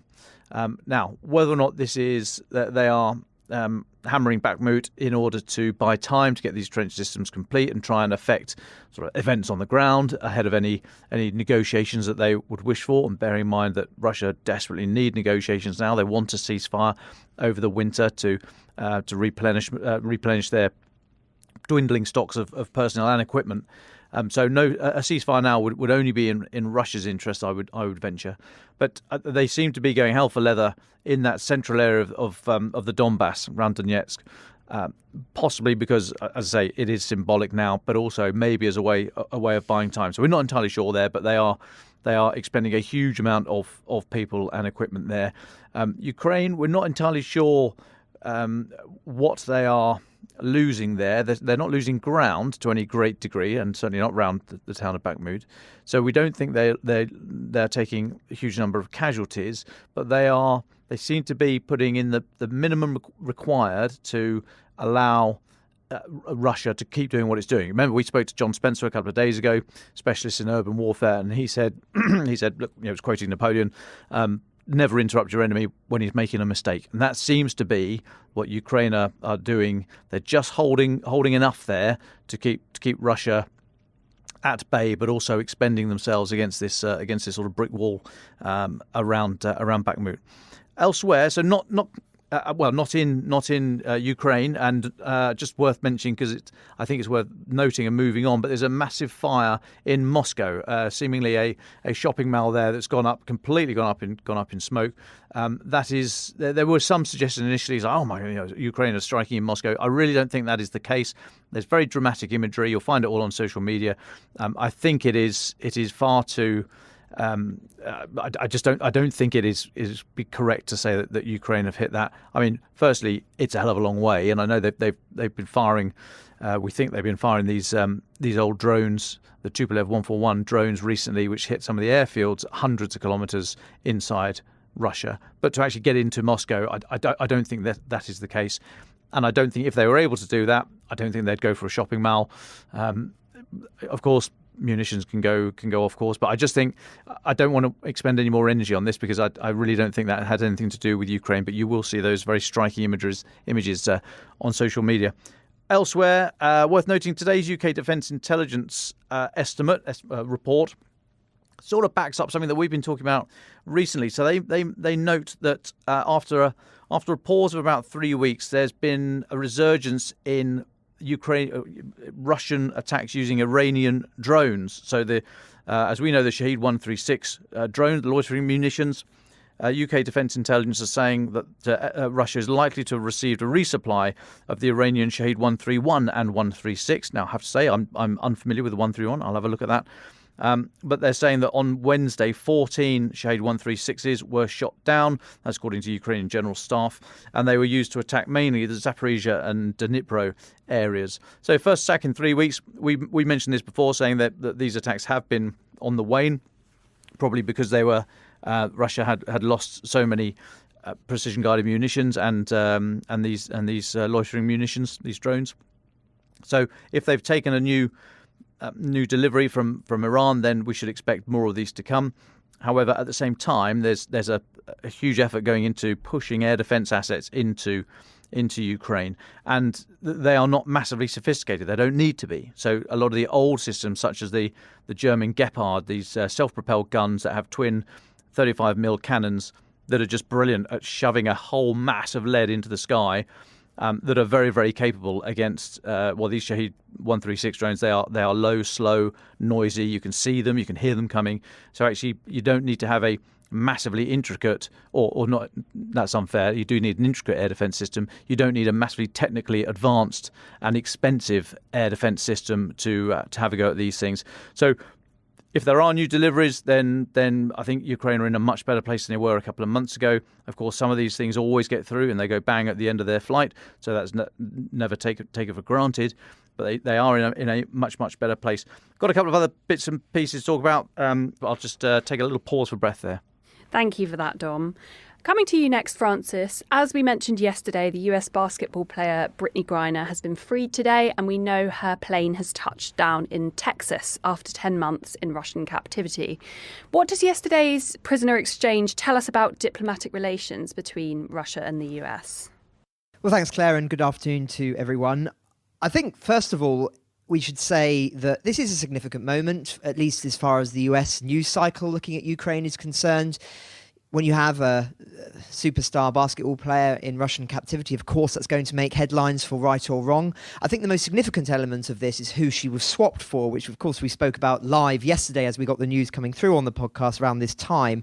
Victor Bout, of course, a notorious arms dealer in the past, films made about him, and as I say, a highly dangerous figure in his time. Now, there's rightly been some consternation today saying, how can you swap a sportswoman for an arms dealer and this be a fair exchange? And whilst I totally take that point, I think it is important to emphasise that this arms dealer that we've been talking about has been in captivity for a long time, over 8 years, I think. And so I think the world of arms dealership has changed a lot in that time. And I think that his usefulness for the Russians is very, very minimal. It's more of a propaganda success for the Russians rather than it being anything more than that. And it's worth saying, of course, that Miss Griner is at the beginning of her career, or at least is still able to do much, I'm sure. And so they have decided that this is the best bet rather than Russia having this powerful bargaining chip in the long term.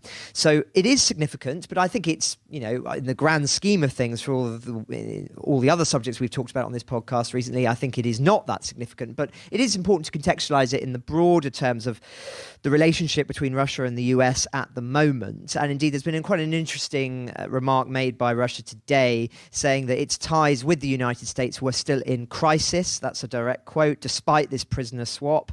They said, and I'll read the quote, "It is probably wrong to draw any hypothetical conclusions that this could be a step towards overcoming the crisis that we are currently having in bilateral relations." That was from a Kremlin spokesman. Ties continue to remain in a sad state, he said. A Russian citizen who is basically held captive by the Americans for 14 years is to return to his country.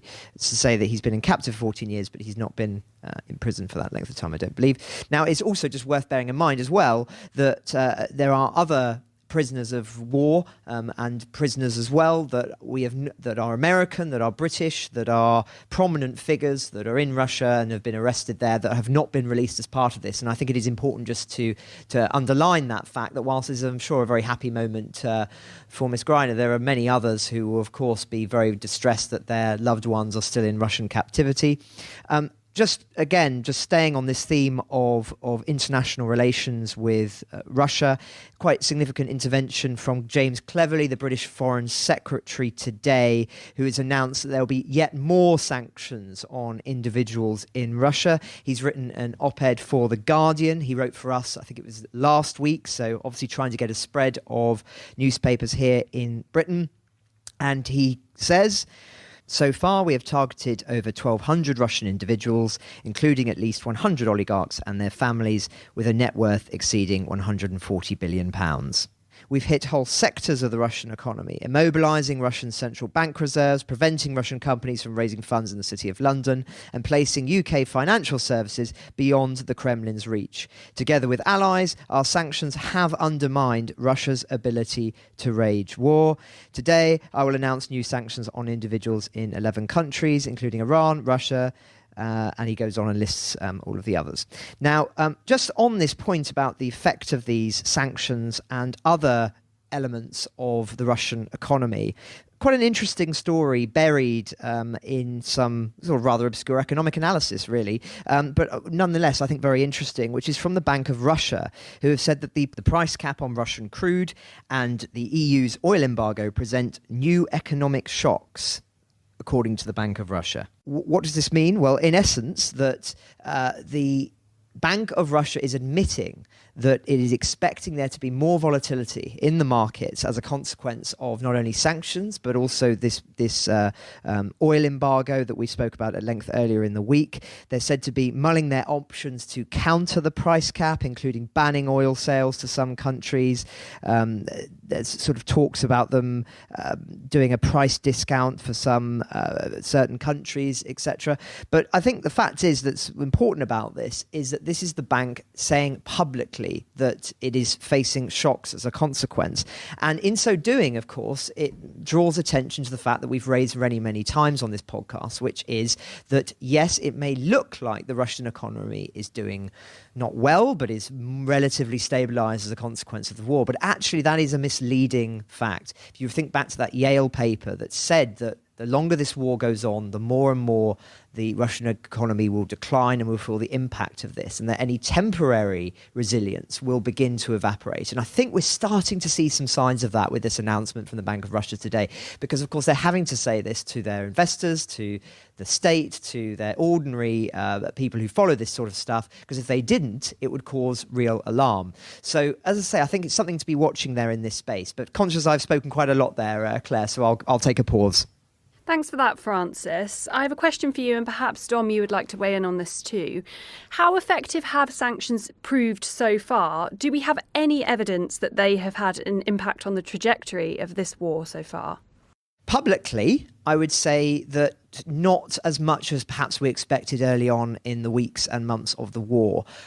What I mean by that is that we have not been seeing mass energy crisis on the same level in Russia. We've not been seeing rushes on supermarkets to the same degree that people anticipated. And of course, that is usually seen as the evidence that something is going, seriously wrong with an economy. But as I say, I think it's really, really important to emphasize this fact that the Russian ruble has been stabilized by all sorts of dark arts that economists are able to come up with when they're in dire straits. God knows there's been a lot of that recently in Western economies, of course. But it's not sustainable in the long run. And so whatever they've managed to do in the short term, I think will be dampened in the long term as we see the consequences of this war not only playing out on the battlefield, but in that economic space, which is why, of course, as we keep saying on this podcast, that the longer the West can continue to provide the financial and military support of Ukraine and remain consistent on not bringing Russia to the table or on in terms of trying to force some kind of negotiated deal on the Ukrainians, then there's every reason to think, and I really believe this, that things will become very, very internally challenging for Putin, not only from his generals, but from the ordinary people as they begin to feel the economic impacts of this war on their day-to-day lives. And as soon as that really starts to hit home, then I think we can expect there to be a profound reaction from the Kremlin, because ultimately this is a regime that knows that it needs to follow public opinion when it really starts to shift. It's not like a democracy. When things shift in a country like this, they shift quickly and they usually shift in a very violent direction. So the longer the West keeps up the pressure in this economic space and obviously all of these others, now I think there's every reason to think that we will see significant impacts there, but we have not seen them perhaps quite to the same degree than some anticipated. Thank you, Francis. Dom, do you have any thoughts you'd like to share on the subject? Yeah, well, just on that theme, but right down at the sort of tactical level, if you like, down at the individual level. So the sanctions announced today on the back of other people and entities individually sanctioned. There's a whole list a lot of Russians and Iranians today, but also many, many more across the world. So have a look at the Foreign Office website. It's Myanmar and all sorts of other places that have felt the heat today from the Foreign Office. But and these are, what kind of sanctions are they? So they're travel bans and asset freezes. So on the one hand, you might say, well, look, that's not going to do an awful lot. I mean, one of the Russian guys who was sanctioned today, I can't remember his name. I'll find it somewhere, but he's supposedly the commander of the 90th Tank Regiment, which has been singled out for a lot of alleged atrocities in Ukraine, and this guy's been supposedly been enriching himself on the back of his position, and then allowing his troops under his command to commit atrocities in Ukraine. So he might never want to come to holiday in London or anywhere else in the UK, and it's fine, but. So these things might not have a huge effect, but cumulatively over the years, and if they're expanded, then this is just going to needle away at the high society in Russia, for who for too long have looked, as Rishi Sunak, our Prime Minister, says, looked at Londongrad as a bit of a playground, somewhere to hide your money, and all the rest of it. And so if what happens now is that these people can't send their children to lovely private schools, and they can't buy up all these great estates in Surrey and have lots of sort of race horses and so on and so forth, then it just sort of really just knocks back them on a personal level. Now, of course, overnight that's not going to lead to mass change in the Kremlin. But if we needle these people long enough and systemically enough across the world, then to push back and say, look, actually, we just don't want to hang around with you anymore. You're just a little bit dull. You keep going on about vodka and invasions and NATO and God knows what else. I mean, boring. So if we could do something there, then it might actually work.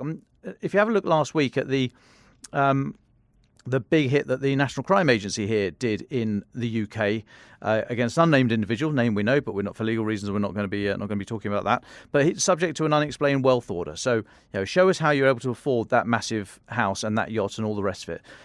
And whilst this is mired in legalese, because it's very easy to say, right, well, we should buy these yachts, we should take these yachts and just sell them and send the money to Ukraine or send the money to whatever else. I mean, it doesn't work like that, because these things are subject then for years of legal wrangling, and the government will have to look after the asset. So we'll have to make sure that the mansion that they take over is kept in an orderly fashion, and the yacht, and so on and so forth. So they don't want to be doing that.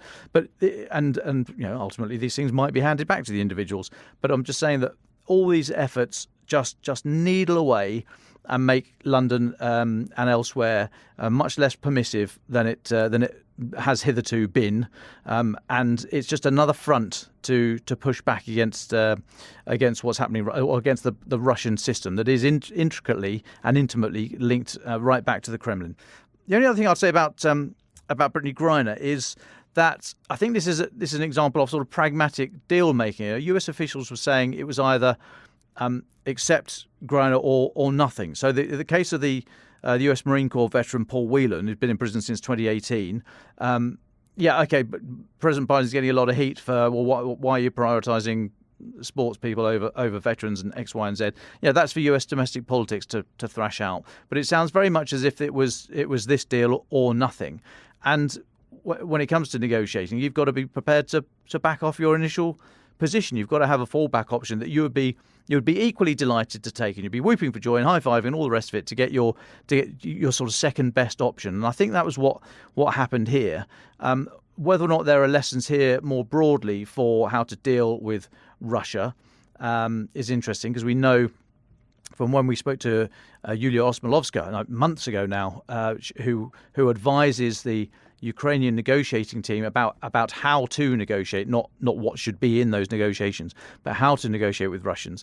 She's saying that they always hold a maximalist position. They want everything. They're very, very loud, and it just gets really deafening. So you eventually sort of give in is their tactic.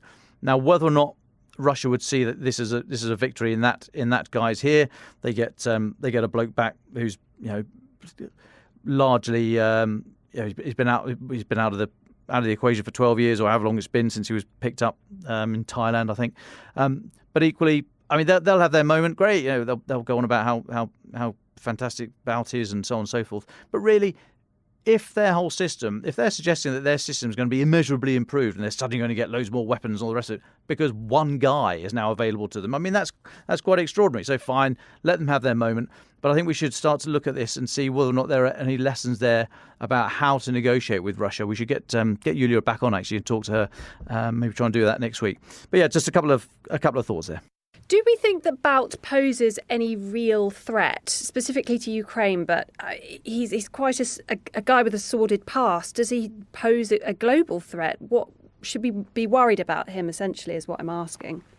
Well, I mean, the global arms trade is pretty murky, and those regimes who don't want to adhere to international norms and standards make use of these types of individuals. So yeah, I mean, it's not a great day for humanity if he goes back to his old job. I don't think it will affect Ukraine at all. I think he's much smaller, and the conflicts that he has been influencing and making money out of. He's the guy upon which the movie Lord of War 2005 I think was based, with Nicolas Cage. So yeah, I think he's made a huge amount of money, but in the global scheme of the international arms market, no, I think he's fairly small beer and will not impact Ukraine. And as I say, if it comes down to one guy, if Russia is saying that they need this bloke to ramp up their procurement mechanisms and so on, then that says more about their existing systems than it does about this guy. Yes, thank you for that, Dom. Francis, I understand you've spent time reading and analysing the very lengthy RUSI report. What can you tell us about what you've found? Well, thanks, Claire. Yes, it's an extensive report, I think over 65 pages long. So it's taken me a little bit of time to work through it. It is really, really rich. And I hope Dom doesn't feel like I'm treading on his toes, because I know that he's already talked a little bit about some of the content in here. But we both agree that it was worthwhile reading it in full and plucking out perhaps some of the nuggets that are buried within. So if you just bear with me while I read a few of these, and I know that Dom will also have some insights on these once I've worked through them. So the essence of this report is looking at what happened in those early months of the war. What went right for the Russians, what went wrong for the Russians, what went well for the Ukrainians, what went less well for the Ukrainians, and why we are where we are, and the implications of that for Britain and for other military forces. But that is actually not the thrust of the report. The report really is military and strategic analysis, rather than this being about the implications for Britain. So, as I say, it's very, very rich, but I think certain quotes are worth pulling out and reading in full. So I'll go for the first one. The Russian plans for the invasion of Ukraine were detailed and offered solutions to most of the practical problems that Russia would face in occupying Ukraine. If completely executed, these plans could have succeeded. They came much closer to doing so than is widely appreciated. Although the assumption that there would be minimal resistance was incorrect, the occupation of southern Ukraine demonstrates that speed did offer a realistic path to asserting control over territory, even without popular support. Furthermore, despite the resistance of the Ukrainian armed forces, Russia had the combat power at the beginning of the war to overcome many Ukrainian formations.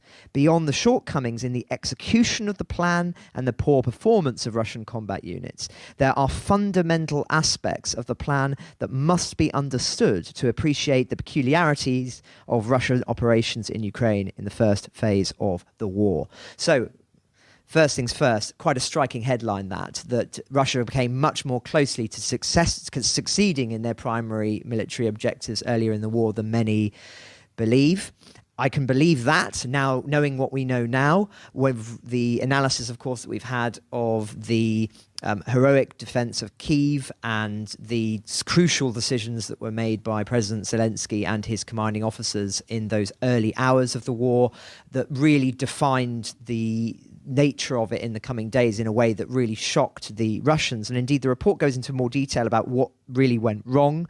It talks about how the plan was drawn up by a very small group of officials, but it says that the Russian military personnel more widely, even up to deputy heads of branches within the Russian general staff, were unaware of the intention to invade and occupy Ukraine until days before the invasion. I mean, that is truly striking, because we were even here in the newspaper world when we're saying that it was incredibly likely that something was going to happen around Christmas time.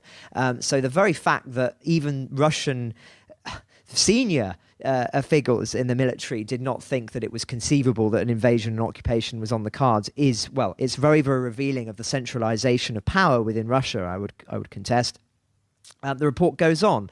It is important to recognize that the Russians achieved surprise and succeeded in bringing about highly favorable force ratios on the main axes.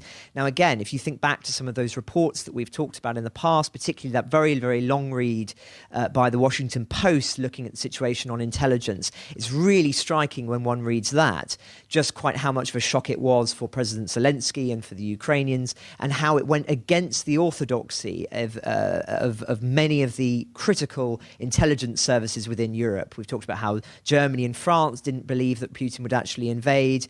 It was only really the Baltic states and Britain that said, were urging the international community to act because they really believed that it was likely. And of course, America as well, following some of the intelligence that they'd received from Britain, supposedly. So again, that would be a line with what the report is saying, is that it was more of a shock than some believed. But what's really interesting then is that if the Ukrainians were surprised, then it was even more of a shock to the ordinary ground troops who were Russian, who were a part of the invasion.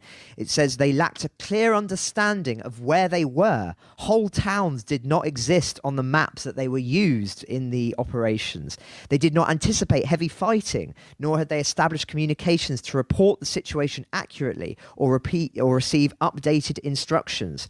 Ukrainian forces found themselves bypassed and often confronted with columns of completely unprepared Russian troops. So again, this would speak to that chaos. If you think back to how utterly disparate the Russian army seemed when you had situations where you had tanks driving through urban settings, which is always a disaster. That wasn't because they were planning on taking those towns, because they didn't know they were there in the first place. I mean, as I say, really, really speaks to the just chaos in the Russian army in those early months. Just a couple of other things to pick out. I know I'm going on a bit here, but hopefully this is interesting. By D+3, so that's 3 days into the operation, like we talked about D-Day +1, etc., it was apparent to Russian commanders that their plan had gone seriously wrong. It was evident that Ukraine's air defences were still operational, that the Russian ground forces had stalled, and that there was fierce resistance. Moreover, it was apparent that the activities of the special services in Kyiv aimed at neutralising Ukraine's political leadership, critical to Russia's theory of victory, were falling and failing as the security service of Ukraine identified, isolated, and destroyed their infiltration groups. So again, really interesting that talking about how much of a priority it was to decapitate the Ukrainian leadership and install some kind of puppet. But the fact that Zelensky managed to avoid that and remain this iconic figure that he is today, just absolutely vital as far as this report is concerned. And just lastly, I talked about it has lessons and implications for the West. And one of the key findings, according to the report, is that there is no sanctuary. And that's the way they put it. There is no sanctuary. The first clear lesson from this war in Ukraine is that the enemy can conduct strikes on targets throughout its adversary's operational depth with long-range precision fires. Now, that's obviously not just drones, but that is the kind of long-range artillery like the HIMARS and everything else that we've seen since the invasion has been provided to the Ukrainians. But this is an innovation. The fact that no one is safe anywhere, even far, far behind the front lines. And that is something new, and that is something that Western armies are going to have to adapt as a consequence. And one additional finding says that the central thrust, the central lesson of this for modern armies is the adaptability, and essential flexibility is vital. So it says the Ukrainians succeeded because they were adaptable, especially at the tactical level, and rapidly innovated new capabilities and concepts of employment as the war went on. And it goes on and talks about how why NATO countries need to learn from this. So, I mean, doesn't it just sum it up that you've got a country that is, fighting for sort of a democratic spirit and is fundamentally inhabiting one of the central tenets of a democracy, which is that you're adaptive and you're innovative, and that over time can be very, very critical. And you compare that, of course, to the autocratic, centralized, bureaucratic operational system of the Russians, and it's, no wonder that they failed. So sorry that I've talked a lot there, Claire, but hopefully that summarizes the report for those listeners who don't have the time to digest 65 very complicated technical pages. But as I say, Dom is the expert on this and no doubt will have a lot of insights. Thank you, Francis. As you say, a very concise review of what is a very long report. Dom, I understand that you have previously read the report. What are your insights on it? Yeah, thanks, Claire. I mean, we spoke about it briefly last week when it was hot off the press, but it's on Roos's website. I'd recommend everyone to go and have a look at it if you can. It is full of, it's a proper diet of red meat stuff, but it's all good. It's all good. So if you've got time, then do go and have a look at it. But yeah, make sure you get a wet towel wrapped around your head first. I mean, it speaks of, to me, the overarching thing is that Russia just weren't prepared for this. Their intelligence was not good enough. They didn't know the army they were going to go up against, or the armed forces they were going to go up against, and the society within which they're going to be fighting. And that just trickles down through everything. And it's proper Muhammad Ali stuff. Everyone has a plan until they get punched in the face stuff. They just didn't know what to do. When they didn't take Kyiv in the first few days, they didn't have a backup plan. For a start, as we've said before, there were four military entities fighting here for Russia. There was the army in the north, army in the east, army in the south, and the air force doing its own thing. And I suppose you could say five, Black Sea Fleet and submarines and what have you. But they weren't talking to each other. They weren't coordinated. It wasn't until Sergei Surovikin came in a couple of months ago that they got any kind of overarching plan. And we said at the time that actually he made a couple of wise calls, I would suggest, for Russia. So pulling out of Kherson, number one, and shifting to attacking the Ukraine's infrastructure. They had to try and do something different because they were losing on the battlefield. Now, neither of those things are particularly borne fruit for them. So arguably they haven't been that good. But I think the alternative was them being absolutely wiped out. So it's only since he's been around that there's been any kind of coordination. But what this report says, and as Francis brings out, and by the way, Francis, I'm going to get a Francis Durnley T-shirt saying, hopefully this is interesting, brilliant. But over time, the whole Russian plan was built on rapid advancement, taking the Hostomel airfield, for example, as a lily pad into Kyiv, and it all looks great on paper. I can almost hear these plans being briefed up because it all looks fantastic, and there's big arrows crossing huge amount of the map space, and it just doesn't work. And over time, if your whole doctrine is built on that, if the whole way of fighting is built on these sort of rapid advancements, and we also know just grinding away with artillery, then time is your enemy. And as Francis says, this paper brings out that with the advent of drones now being intimately linked to very, very low level or levels much lower than they have been in, let's say, the West's recent experience of drones, where we've been using Predator, Reaper, and all the rest of it, and we see all these amazing drone strikes and blah blah blah, and that's amazing technically. I don't mean sort of on a human level, but that's always held at a very, very high, very high up in the chain of command. What we've seen in Ukraine is that these drones are available to many, many more units, right down at the lowest levels. And therefore, if there's nowhere to hide, and as we've seen, Ukraine have now been adept in linking grenades to these drones and dropping grenades onto individual positions. Might only impact a very small number of Russian soldiers at the time, but over time, not only do those numbers add up, but that corrosive element that starts seeping into your mentality, that you could be watched at any moment, that you're always being spied on by a drone, and there could be a grenade coming down right now. I mean, that is exhausting and mentally draining. And so the whole command, Russian command, and down to the individual soldiers, whether they are newly mobilized or not, I mean, being in someone else's country that they don't want you there and are very inventive at ways of killing you, I mean, it is exhausting and corrosive. And what this has done, these types of the drone and the innovation and everything else, is it's utterly denuded or made surprise very, very hard to achieve. Russia, I don't think, have managed to achieve that at all yet. Look at how effective surprise can be if done properly. Look at the Kharkiv offensive back in, when was it, August, when Ukraine managed to punch through and then just ran pell-mell east, just kept going, and it was geography and their own risk appetite of not wanting to be overextended that dictated where they were going to stop. Russia did not get a vote. They did not get a vote where Ukraine were going to stop in that sort of Mad Max dash around Kharkiv. So surprise can be absolutely critical.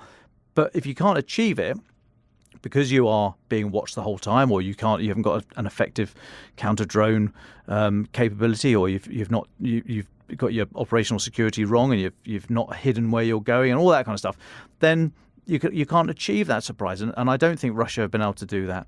And so this cumulatively, all these little bits are adding up. That time, I think, is in Ukraine's favour, and Russia they've not shown any particular intelligence on the battlefield, big and small I, and they've just not shown their ability to adapt beyond, as I say, Surovkin's sort of plan to get out of Kherson, which they should have done weeks before then anyway.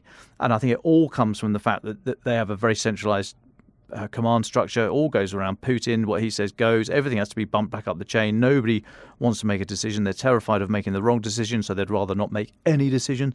And so the whole thing just grinds down, and then all they can do is dig trenches and hope they can ramp up artillery supplies. So, yeah, a long-winded way of saying I think a lot of these lessons from this report point to a bit of a bold call, but how this might end, or certainly the direction of travel.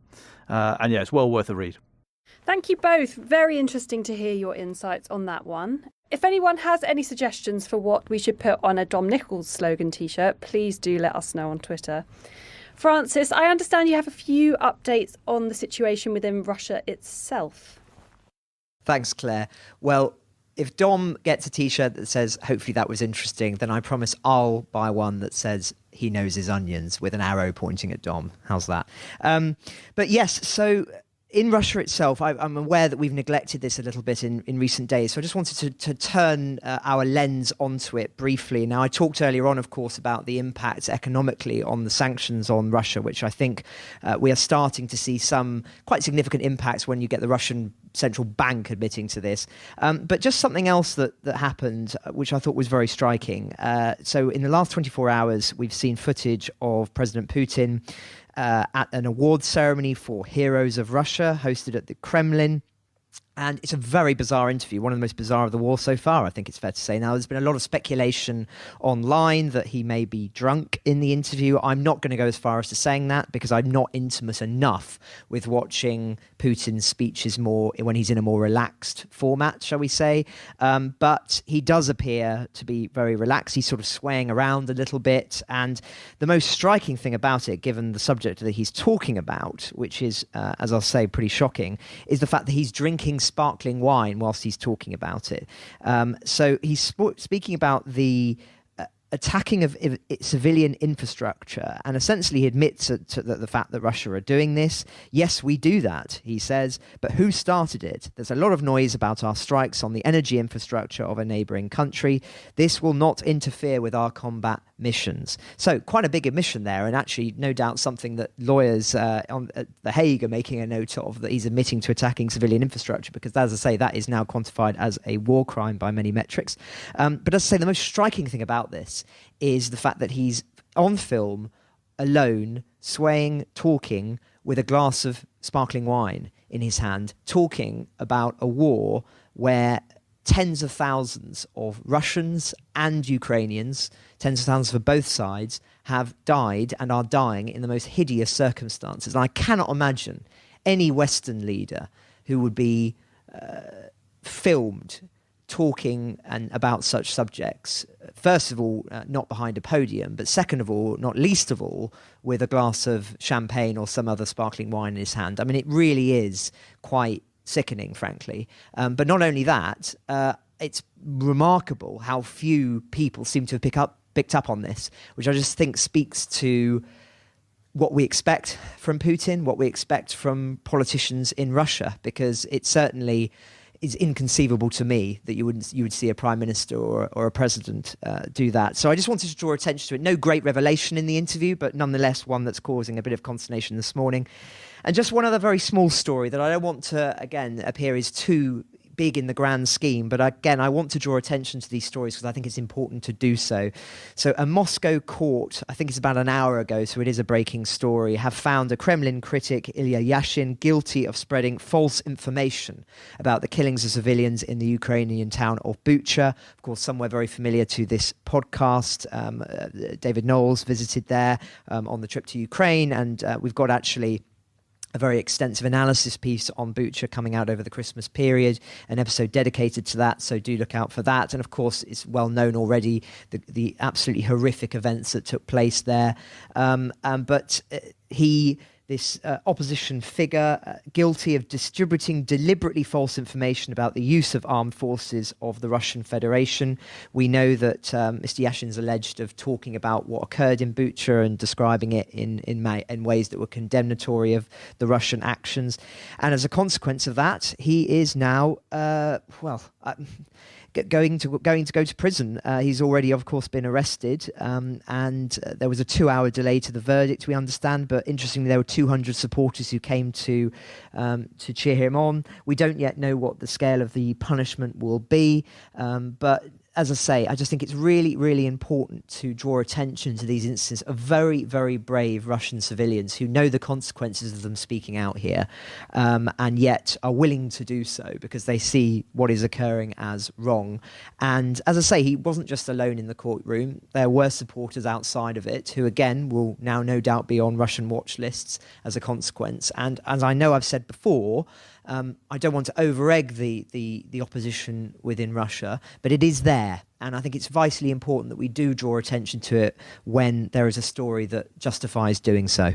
Thanks so much for that, Francis. And for our listeners who haven't yet seen the previously mentioned footage of Putin drinking what appears to be champagne, that will be on our social channels this afternoon, so that's one to look out for. We're coming to the end of our time this afternoon, so if I could come to you first, Dom, for your final thoughts, what would you like to leave our listeners with this afternoon? Yeah, so something that I thought about mentioning in the news, but I just haven't been able to source it correctly. But it looks as if there are going to be some Turkey-sponsored talks this tonight, or maybe the announcement tonight, between the US and Russia. Now, this might be in relation to prisoner exchanges on the back of the things we've been talking about today, or more broadly. So keep an eye out for that.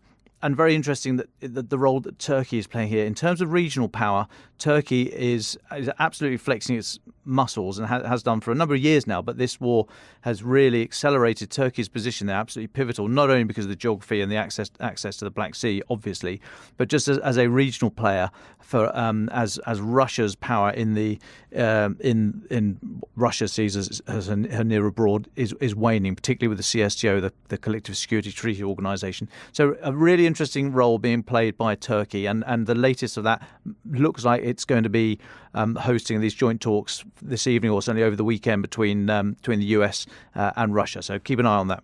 Thanks for that, Dom. And over to you, Francis. What are your final thoughts for the day? Well, thank you, Claire. I just want to go back to the speech that I was talking about earlier on from Putin. For many listeners, I'm sure it will have shades of Boris Yeltsin at the end of his tenure in office. But I was very struck by an observation made by a listener who DM'd me on Twitter, who made, I think, a really astute observation that Russian leaders, should I say, never have very long life expectancy. And I think the average life expectancy in Russia is 65 to 70, something like that. Now, Putin, of course, is already passing that now. And so one of the central calculations that Western leaders have been making, and we've talked about on the podcast, of course, is this worry that who would succeed Putin? You know, perhaps we need to offer Putin an off-ramp because we might get somebody even worse. But actually, does that conjecture hold water if, as some have speculated, Putin's health is actually not that good? So I thought it was an interesting point because actually I think there is a lot of assumptions that Putin may well be, if he wants to be there another 5-10 years, and as a consequence there will be some officials in the West who will say, look, we want this war over. We need to dangle something in front of Putin that means that he's willing to leave Ukraine, whether that means that he gets to keep Crimea, certain territory, etc., then it's worth it rather than us getting some extreme ethno-nationalist who we really can't deal with, who might press the red button, say. But actually, if we were to do that and then in 6 months' time Putin's off the stage, what does it matter? So, as I say, a bit of a roundabout argument this, but I just thought it was an interesting point that hasn't been picked up before, which is actually that by Russian standards, Putin hasn't got long left to go anyway. Now, that may not be the case, of course, but, if you're just looking at the historical view. And so as a consequence, we need to think very carefully about what we may or may not give Russia in the years ahead, and maybe even months ahead, who knows. Ukraine the Latest is an original podcast from The Telegraph. To stay on top of all of our Ukraine news, analysis and dispatches from the ground, subscribe to The Telegraph. You can get your first 30 days completely free at telegraph.co.uk/audio. Or sign up to Dispatches, our Ukraine newsletter, which brings you stories from our award-winning foreign correspondents straight to your inbox. You can listen to this conversation live at 1 p.m. each weekday on Twitter Spaces. Follow The Telegraph on Twitter so you don't miss it. If you enjoyed this podcast, please consider following Ukraine the Latest on your preferred podcast app. And if you have a moment, leave a review, as it helps others find the show. You can also get in touch directly to ask questions or give comments by emailing podcasts@telegraph.co.uk. We do read every message. We're especially interested to hear where you're listening from around the world. Ukraine the Latest is produced by Louisa Wells and Giles Gear, and today on Twitter, Emily Hill.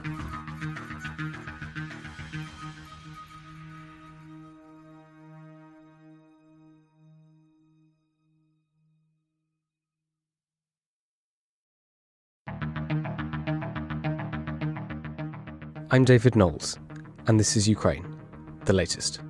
Today, we discuss the latest updates from the battlefront, explore how old British farming vehicles are being turned into Ukrainian rocket launchers, and we analyse Vladimir Putin's latest speech on the invasion. This hideous and barbaric venture of Vladimir Putin must end in failure. Putin's war in Ukraine has destabilized energy markets the world over. Nobody's going to break us. We're strong. We're Ukrainians. Every weekday afternoon, we sit down with leading journalists from the Telegraph's London newsroom and our teams reporting on the ground to bring you the latest news and analysis on the war in Ukraine. It's Thursday, the 8th of December, day 288, and today I'm joined by our assistant comment editor Francis Durnley, senior foreign correspondent Roland Oliphant, and freelance journalist Colin Freeman. I started by asking Francis for the latest news from Ukraine. Certainly. Well, thank you, David, and good afternoon to everyone. I think it's only right to start on the critical question of infrastructure in Ukraine.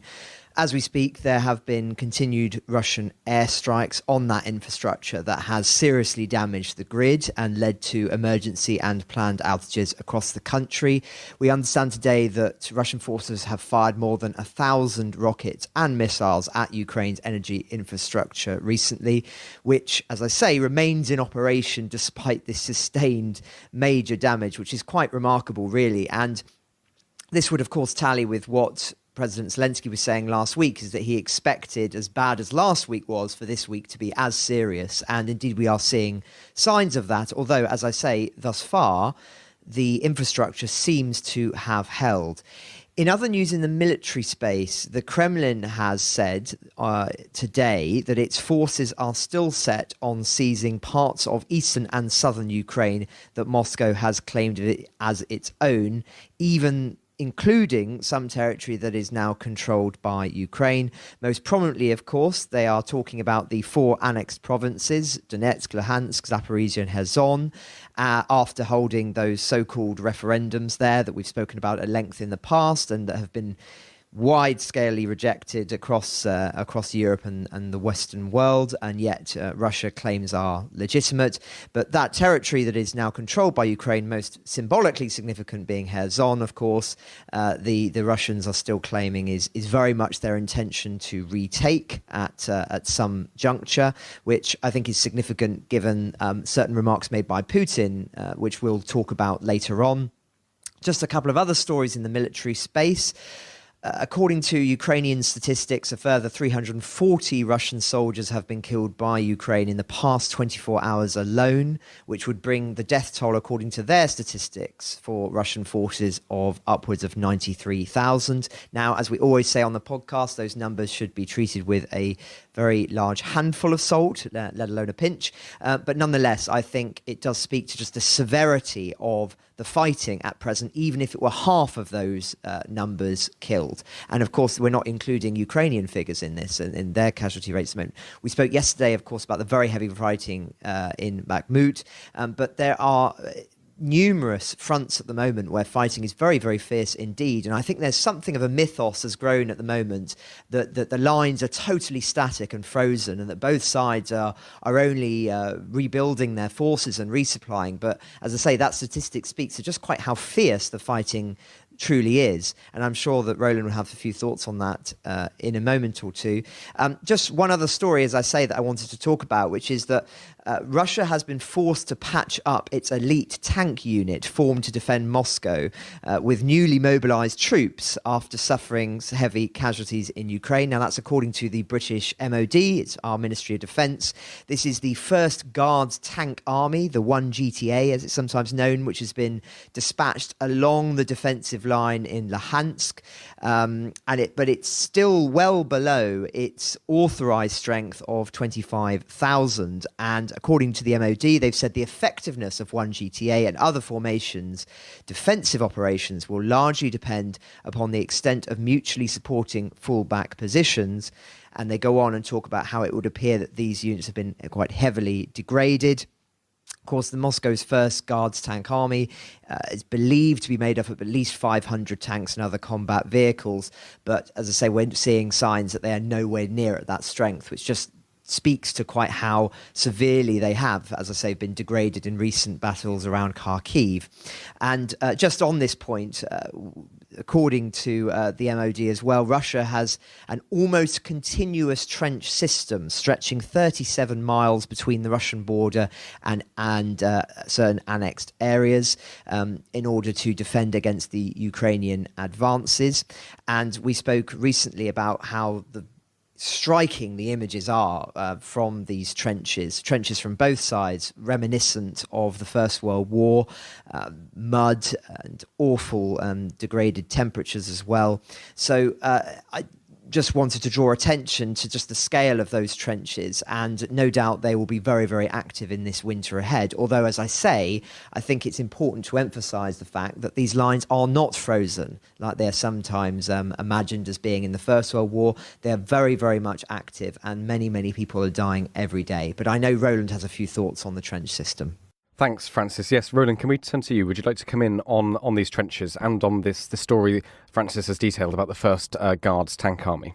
Yeah, I mean, the trenches are interesting because when you start digging trenches, obviously, it's kind of, you're fixing yourself in place, and this big plan to build this huge defensive line, which I think actually, is it Wagner Group was talking about this a few months ago, digging this great elaborate set of defences stretching basically straight south. If you look at it on the map, it kind of comes from the border straight south, kind of, it just runs to the east of Sviatovo, that key town that the Ukrainians are trying to capture. So it kind of looks like it's designed as a kind of fallback option. If Sviatovo falls, then that's the line the Russians would try to use to stop the Ukrainians there. Now, will it work? Won't it work? Our old friend, Mr. Gherkin, is back in Moscow. So, to recap, those of our listeners who don't know, I'm sure you will do, Igor Gherkin, convicted war criminal now for the shooting down of MH17, militant Russian nationalist, also a great commentator on the war. He went off to fight for a bit. He resurfaced this week back in Moscow with his usual highly critical accounts of everybody else he saw at the front and of the command. And he was extremely scornful of this idea. He said, we're wasting money on what is going to be a completely useless defence. He likened it to the Mannerheim line. He said, it's like the Mannerheim line. It's nothing like the Maginot line. He just keeps on, referencing these historic examples of attempts to build great defensive lines that failed. But we know his kind of attitude to the Russian high command. He was never going to say anything positive.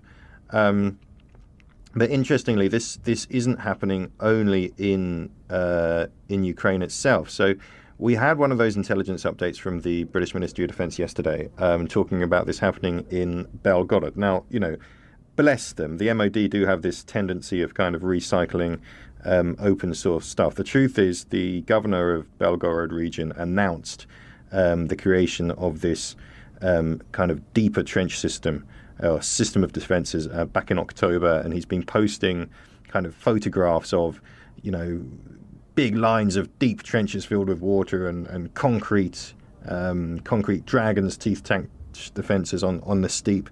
The governor of neighbouring Kursk region has been doing that as well. And the interesting thing is, of course, that's on Russian territory. And there are two reasons you might be doing that. One is a kind of a performative thing, kind of a bit of propaganda, basically. Tell the public we are defending the homeland,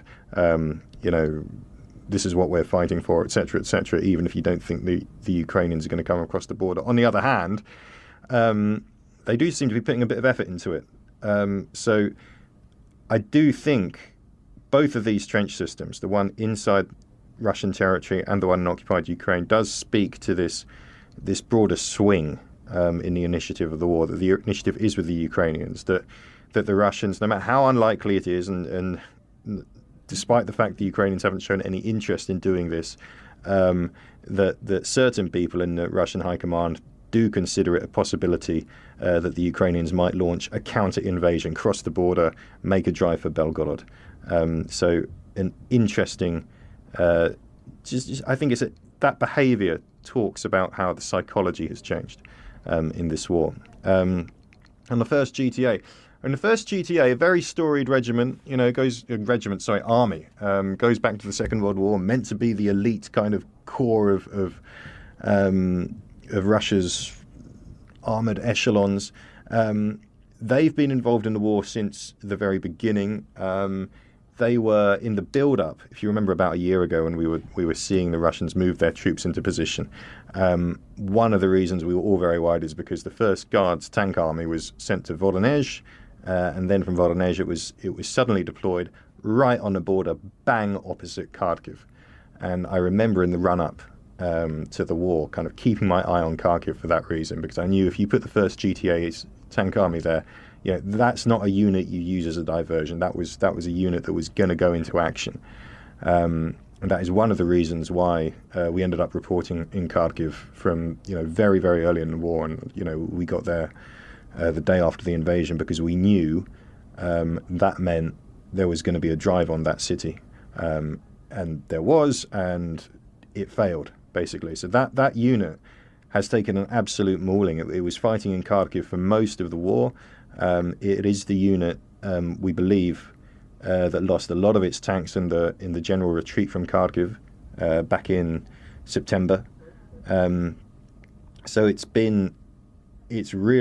quite literally been through the wars, if you can say that. And if it is in the state that the British Ministry of Defence says it's in, that's indicative of the general state of the Russian army, I suppose, because that is an elite unit, the 1st GTA. That's household division, shall we say. This is not a kind of line infantry outfit that you might fill with conscripts anyway.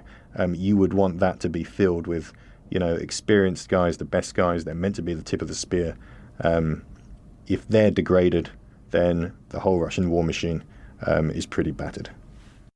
Well, thank you very much for that, Roland. Colin Freeman, thank you so much for joining us. Can I come to you? We've talked about aid to Ukraine at a state level, at a charitable level, and all the way through these last 9 months. We've interviewed a number of people who are involved in it. We've talked to them about what they're sending on all sorts of different levels. You've unearthed this absolutely fascinating story about how trucks that you might see on an English farm are turning up on the front lines against the Russian army. Can you tell us what you found?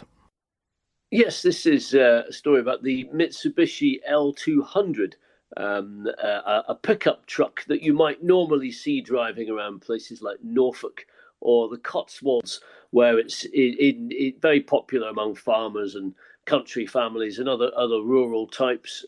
Firstly, as a general farm workhorse, it can carry a ton of manure over a field or whatever. And also it's quite handy for kind of navigating around the car park in your local Waitrose. So it's popular with the barber jacket set. It has also unexpectedly become popular on Ukraine's front line. What they do is they buy these vehicles secondhand from the UK, where they're very cheap, and then they transport them, the Ukrainian armed forces, to the front lines of eastern Ukraine, and they use them as adapted mobile rocket launchers. So someone I know who has been buying them in the West Country, a retired West Country businessman who's working as a volunteer assisting the Ukrainian war effort, largely out of the kindness of his heart. He has purchased several of these Mitsubishi L200s, and he's driven them over to Ukraine, and then they've ended up a few days later firing rockets at the Russians on the front lines in places like Kherson. He showed me a video of one in action. Basically, it's just got the rear pickup area where you might normally stash concrete or building materials or whatever is adapted to fit a mobile rocket launcher, and it also is fitted with stabilizing panel, and then off it goes. For an army that is still quite short on mechanized vehicles, this is considered pretty effective. So the chap I've spoken to, though, is just one of many people who are now scouring the UK for these particular Mitsubishis, and also other pickup trucks as well. The Mitsubishi is just one of the most popular. And from what I can gather, they've something like 150 of them have already been purchased and taken over to Ukraine. All of them mainly old farming stock, often 100,000 miles on the clock, probably just going to end their days otherwise resting in some farmer's field. And such to the point where actually the market is beginning to get a bit more scarce for them, and the prices are going up. They were apparently selling for £2,000 to £5,000 second hand. Now that's going up slightly because they're so much in demand in Ukraine. Well, that's amazing. Can you tell us a little bit more about this group of volunteers? Who are they? Who's coming together? How many are they? And how has what they've been doing changed through the conflict? Well, the chap I spoke to, I'll call him Freddie by a pseudonym. He, I think, like a number of the people who have been involved in helping the Ukrainian war effort from the UK, he has a connection to the country. I think a family friend or something. He went out and stayed there a few years ago, and so when the war came, he felt quite strongly that he should try to do something to help. So he's been involved with a few other people he knows in organising aid deliveries, and it started out, I think, primarily as medicines and things like that. It then diversified into things like army surplus stuff, uniforms, boots, compasses and radios and things like that. And then as he developed direct contacts with some of the Ukrainian volunteer fighting groups on the ground, it became some of whom are themselves or were themselves foreign military volunteers, i.e., guys from the UK and Europe. It became apparent that what they often needed was vehicles, sometimes just for transport and logistics, but also vehicles for use on the front lines. What they do with the vehicles is they usually paint them different camouflage colours and then attach either rocket launchers or machine guns to them and so on. So that's what Freddie has been doing. He's managed to get a number of people donating either donating equipment direct or donating, I think, money to him so that he can purchase equipment. He scans Auto Trader, I think, and a few other eBay and a few other sites to find likely pickup trucks to take over. What these volunteer groups often do also is actually supervise and take part in the delivery of these of these aid supplies, because I think they're aware that one concern is that people may donate stuff and then find that it gets pilfered or off at the border, where there is apparently a bit of a problem with corruption and so on, or that it just lies redundant in some warehouse somewhere. Freddie's promise is that if you give something to him, he will ensure that it actually gets to the end user fairly quickly. And these trucks, these converted sort of mobile rocket launchers, have seen, as you said, action. There's one thing I want to pick up on that, which is quite interesting, because of course British cars, the driver sits on the right-hand side. What effect has that had in Ukraine? Well, yes, this is apparently one of the reasons why these trucks are in cheap supply in the UK on the second-hand market. For the benefit of our listeners overseas, we in the UK drive on the left-hand side of the road, which means that our cars are fitted with steering wheels on the right-hand side of the vehicle. That is fairly unusual, certainly in Europe and much of Ukraine and Russia and elsewhere. So that means that when one of our right-hand side vehicles is in somewhere like Ukraine, when the Russians see it, if a Russian sniper, for example, gets it in his sights, he will generally aim for where he thinks the driver is, and will aim accordingly on what would be if it was a Russian vehicle, would be the left-hand side. And so apparently, according to Freddie, several of his vehicles have had bullets going through the left-hand side of the vehicle, through even what would be the driver's window, which fortunately has not been occupied because the driver's been sat on the right-hand side instead. And that has apparently saved the driver's bacon in one or two occasions. And you mentioned earlier you've seen some videos of these mobile rocket launchers in action. Do we have a sense of how effective they are? What do the Ukrainian troops tell the suppliers? They seem to be pretty happy with them, and it's not the first time that they've been used. Back in the summer, the Ukrainian armed forces, the Defense Ministry, own official tweet, put out a video of an L200. We don't know where it was from, a Mitsubishi L200, being used with a rocket launcher that had been taken from a Russian helicopter that had been downed in a previous attack. So they're clearly fairly confident that they can be used well. You have to put stabilizers on them and other things. Some other people I've spoken to, because there are other volunteer organizations, including Ukrainian organizations, that are scouring the UK second-hand car market for pickup trucks.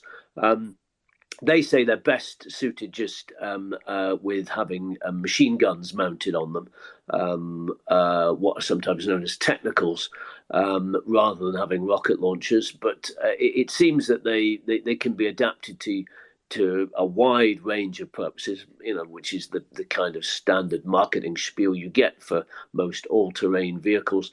And they can also have armor put on them as well. They're robust enough, because they're designed to carry, say, a ton in weight. They're robust enough to have basic steel plate armor stuck on them without it weighing them down too much and causing too much tension on the suspension. Well, thank you very much for all of that, Colin. Francis, you had a question. Yes, well, thanks, David. I'm a proud Norfolk man, but I've never seen a Mitsubishi with a rocket launcher.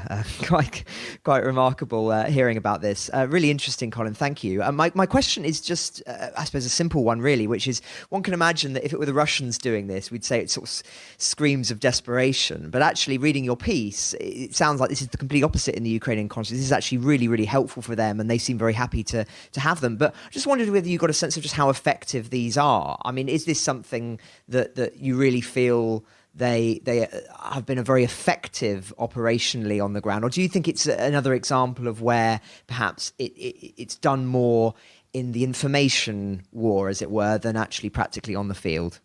I'm no expert on these things, but as far as I can tell, they are in pretty widespread use. They certainly have a propaganda function as well, I think. But when you go towards the front lines in Ukraine, you do see a lot of pickup trucks painted in military colours being used, sometimes just as transport vehicles, but quite often with machine guns or other bits of military kit on the back, and also in other theatres of war that I've covered, whether it's Libya, Afghanistan, other places. Most armies have a sort of, a runabout vehicle that has got some kind of heavy weapon capability on it. Rocket launchers, perhaps a little bit more seldom, but I mean, if you look at the British Army, for example, in Afghanistan, they certainly started off by often having Land Rovers with heavy machine guns on, and go back as far as the days of the early SAS in North Africa during World War II, which some of our British viewers will be following on this new BBC TV series, SAS Rogue Heroes. They apparently pioneered this with a machine gun mounted on the back of a truck. So I think there certainly is a place for a vehicle of this sort within the Ukrainian army, that within the Ukrainian military setup, and that of many other militaries too, especially if you're running a kind of insurgent campaign where you want small, nimble, hit-and-run vehicles for certain purposes. Well, thank you, Colin, and thank you, Francis. Roland, do you have anything to add to this? I mean, we were talking a little bit about this sort of thing just before we started recording. I mean, I'm a great believer in the technical. Normally, we talk about the Toyota and Toyota wars, but it's basically the same thing. And as Colin says, you head out towards the front lines in Ukraine. Mitsubishis, Toyotas, Nissans, any kind of pickup truck, spray paint it green. Put a heavy machine gun on the back or not. Can be used for anything. Transport, moving supplies. It can be used in combat. But I mean, these are. If we had Dom on this episode, I would be engaging him in a slightly playful debate, because I've often thought that Western militaries play down this thing.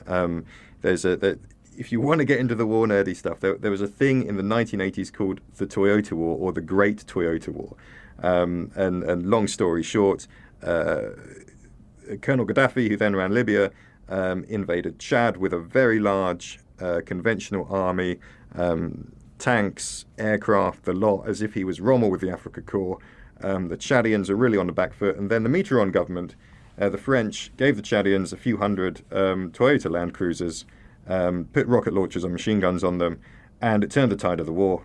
And the Libyans, in fact, had to learn to do that themselves before the war could come to an end, so they could find an answer. So there is a real pedigree to fast-moving civilian pickup trucks adapted to this kind of purpose. And I mean, Colin was talking about Libya. I mean, absolutely. I was in Libya, I think is it 2019 or 2020, when Colonel Haftar and his Russian mercenaries were still outside Tripoli trying to get in. And I was shown footage of a recent battle between basically two armies of these things, and it was incredible. It had been filmed, I think, from one of these trucks on a GoPro or something. It looked like a western. Hundreds of these things streaming out of the desert, just spraying machine guns at each other. We're not quite seeing that kind of thing in Ukraine for a number of reasons. Not least because I think there's a lot more heavy weaponry around that can make that a little bit dangerous. And if you talk to Dom about this, and when I say to Dom, look, you're always writing these stories about how, procurement and why isn't the British armies new? He said the Ajax thing hasn't come along. Why don't you scrap all this, get rid of your tanks, just buy a load of Toyotas? And then Dom will come back at you and talk about you have to understand the balance between armour and mobility and lethality and trade-off and so on and so forth. To which my answer is always, no, just buy loads of Toyotas. So actually an absolutely fascinating piece by Colin, and I highly recommend you all go and read it.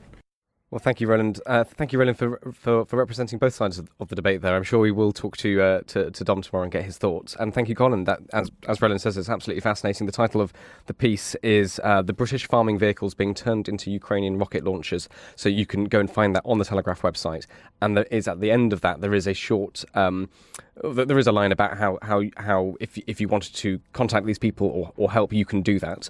So thank you, Colin, for that. And we'll put that in the show notes as well, I think. Can we move on to Russian President Vladimir Putin's remarks the other day, his most extensive remarks on the invasion for some time? Francis, what did he say?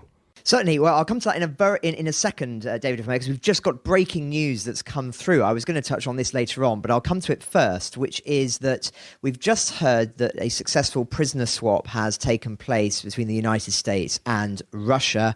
I'll read the tweet directly from President Biden. He says, quote, "Moments ago, I spoke to Britt Greiner. She is safe. She's on a plane on the way home," close quote.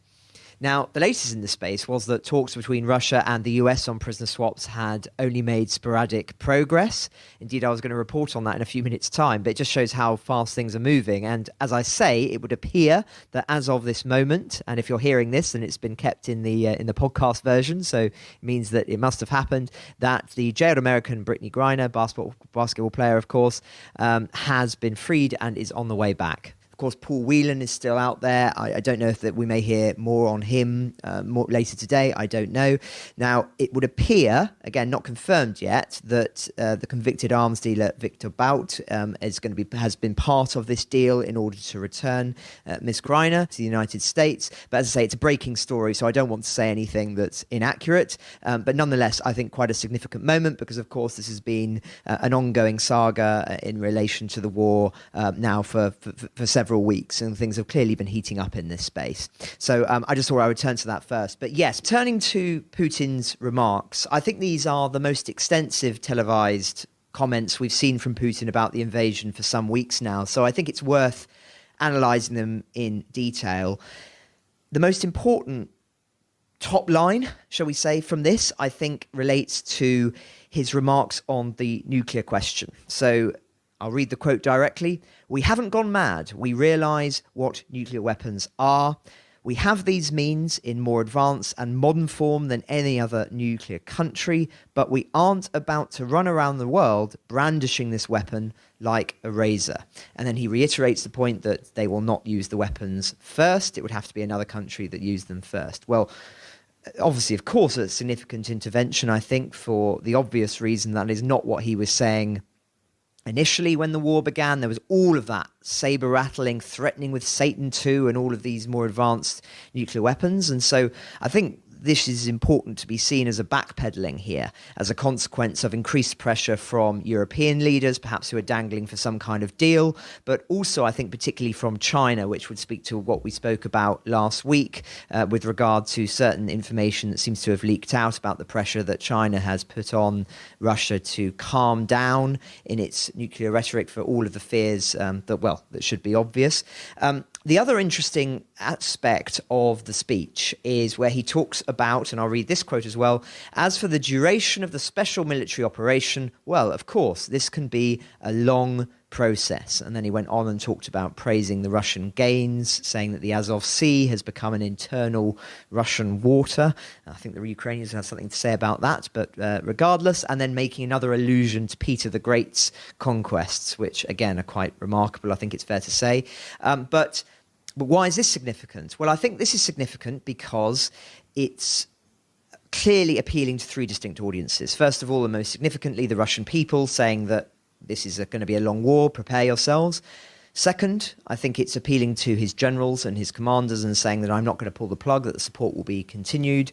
But I think most significantly, it's the audience, it's the international audience that really counts here. It's sending a message to Europe, to America, to Britain, that are you really certain that you want to continue this level of military and financial support to Ukraine in the long, long term? If not, this may be the moment to be pursuing other avenues for dialogue. And of course, one should question, I think, whether this is coming from a position of strength, as some commentators are saying, or from a position of weakness. And I think actually it's more of the latter. The reason he's dialing down the rhetoric on the nuclear question is he's hoping for some kind of off-ramp, some kind of opportunity for dialogue with Ukraine, forced by pressure from European leaders and from other quarters. And it's also because he knows that the weak point within Western unity is around the duration of this war and how long they can afford to continue this level of support, and also all around energy concerns in the long term. So this is not from a position of strength, it's from a position of weakness caused by fears, I'm sure, that he has and Russia has about what a long war would mean, for all the reasons, of course, that we've spoken about at length in the past, which is that the longer this war goes on, I think there's more and more evidence that favours the Ukrainians rather than the Russians. But it seems that has still yet to cut through all quarters of the international commentariat, and particularly certain leaders in Europe. Thank you very much, Francis. Roland Oliphant, what did you make of Vladimir Putin's remarks? Yeah, they were quite extensive. He was speaking to his Human Rights Council, and it was one of these. It's a thing he does. He'll have a meeting that is inexplicably televised and very long, and it gives him an opportunity to kind of. He's speaking directly to the people in the meeting, but really he's speaking to the Russian public. I thought the nuclear comments were significant, actually, which is why they're at the top of the story. You will read in the Telegraph if you picked up a copy today, because he has. There's no doubt about it. Since the war began, he really has played the nuclear card. The threats, you almost couldn't call them veiled threats. I mean, the implication was clear. I mean, at one point in September, he was talking about how, the United States created a precedent in 1945 with Nagasaki and Hiroshima, and by the way, my nuclear triad is on high alert for anything, and we'll do what it takes, and all this, and the implication was clear. Everybody was worried about it. In what was it, September, around that time? I was on assignment in Ukraine at the time, and we were kind of having conversations with one another and with Ukrainian soldiers. But maybe we should stay outside the big cities for a few days. Just looking at the map, thinking, well, if they were going to drop a nuke, where would you put it? Maybe I'll just make sure I'm not, in a major potential target. Maybe I'll take myself off somewhere quiet for a bit, because there is no doubt the threat was palpable, and this, as Francis says, the tone of this is completely none of that. We're back to our long-standing public position, which there will be Russia will not be a first user of nuclear weapons. It's very clear about that. We do not do that. We've got all these weapons. They are there as a deterrent, and they're only to be used in retaliation if we are struck first by nuclear weapons. He then said, of course, there's no point in being the second user, because then, we won't have anything to respond with. But it seemed to me he was kind of acknowledging a basic contradiction in, mutual assured destruction that we'll worry about. But nonetheless, yes, the tone was very much, I'm rowing back from that previous threat. I think we may find out why years down the line, when the archives are opened. We were talking the other week about this reporting about China's possible role in that. But yes, an interesting development. The other thing, yes, talking about how the war is going to probably last a long time. That I think is directed to the Russian public. Expect this to drag on. And also directed to the Russian public, ruling out for now, not ruling out entirely, but saying there's no need for any new wave of mobilization. The army isn't asking for it, the Ministry of Defense doesn't need it. And what he's basically responding to there are these rumors on, Russian Telegram and social media, which have been getting stronger and stronger over the past few weeks, that there is going to be a new wave of call-ups in January and February. And it's got to the point where people are kind of saying, listen, I know people who work in the recruitment office in, I don't know, St. Petersburg or Novosibirsk or something, and they've been told, listen, January and February are going to be busy. So lots of those rumors flying around. It was massively dislocating for Russian society. It was the first time that the war really came home to the Russian public. It made everybody in Moscow extremely nervous. Just going on like conversations I've had with people in Moscow just changed the atmosphere completely. The war was no longer a spectator sport, and people have been, talking about, what happens if there's another wave. He was clearly, with those remarks, trying to calm people down, trying to nip that in the bud. But of course, he doesn't rule it out completely, does he? He just says, well, there's no need for it at the moment. Would not be the first time that Vladimir Putin has been caught telling a half-truth if it turns out in January and February a lot of Russian men are receiving call-out papers. I think I'll leave that there. But yes, he was obviously in the mood to proclaim quite extensively on the war, which I think is also significant. Well, thank you, Francis and Roland. Colin, can I just come to you quickly? Just Francis mentioned this breaking news we're reading that Brittany Griner has been released by Russia in a one-for-one prisoner swap. I'm just reading this from CBS News in exchange for Victor Bout. And you've written about the arms dealer. Can you tell us a little bit more? Yes, this is Victor Bout, also known as the Lord of War, the Merchant of Death. He's a Russian arms dealer who in the 1990s, after the collapse of the Soviet Union, became notorious for selling surplus Soviet arms stock to just about every conflict zone in the world, be it the Afghanistan, Angola, many parts of Africa, the Liberian Civil War, and so on and so forth. And he was jailed he was arrested in a sting by the US in 2012 and was jailed for 25 years. He is the kind of character who you could write books and make films about, and indeed several books and films have been written about him. Most famously, the Lords of War, starring Nicolas Cage, which was a major Hollywood film. He certainly has lived a very, very colourful life. At the moment, he's in a maximum security prison in the United States, but he's always claimed that he was a victim of a miscarriage of justice, that it was a sting operation that was carried out against him where he was basically set up.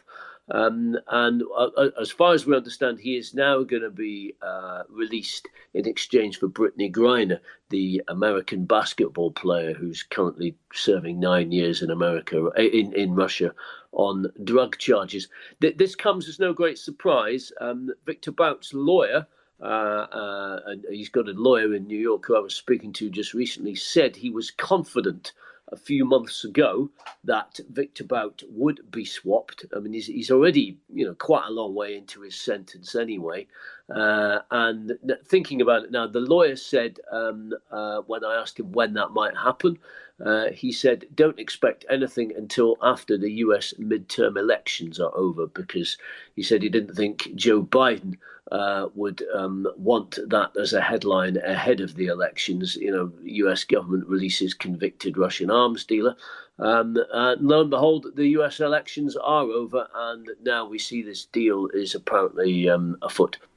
Well, thank you very much for that, Colin. Much needed context and depth there. We're just starting to get to the end of our time together today, so can I just go to each of you for your final thoughts?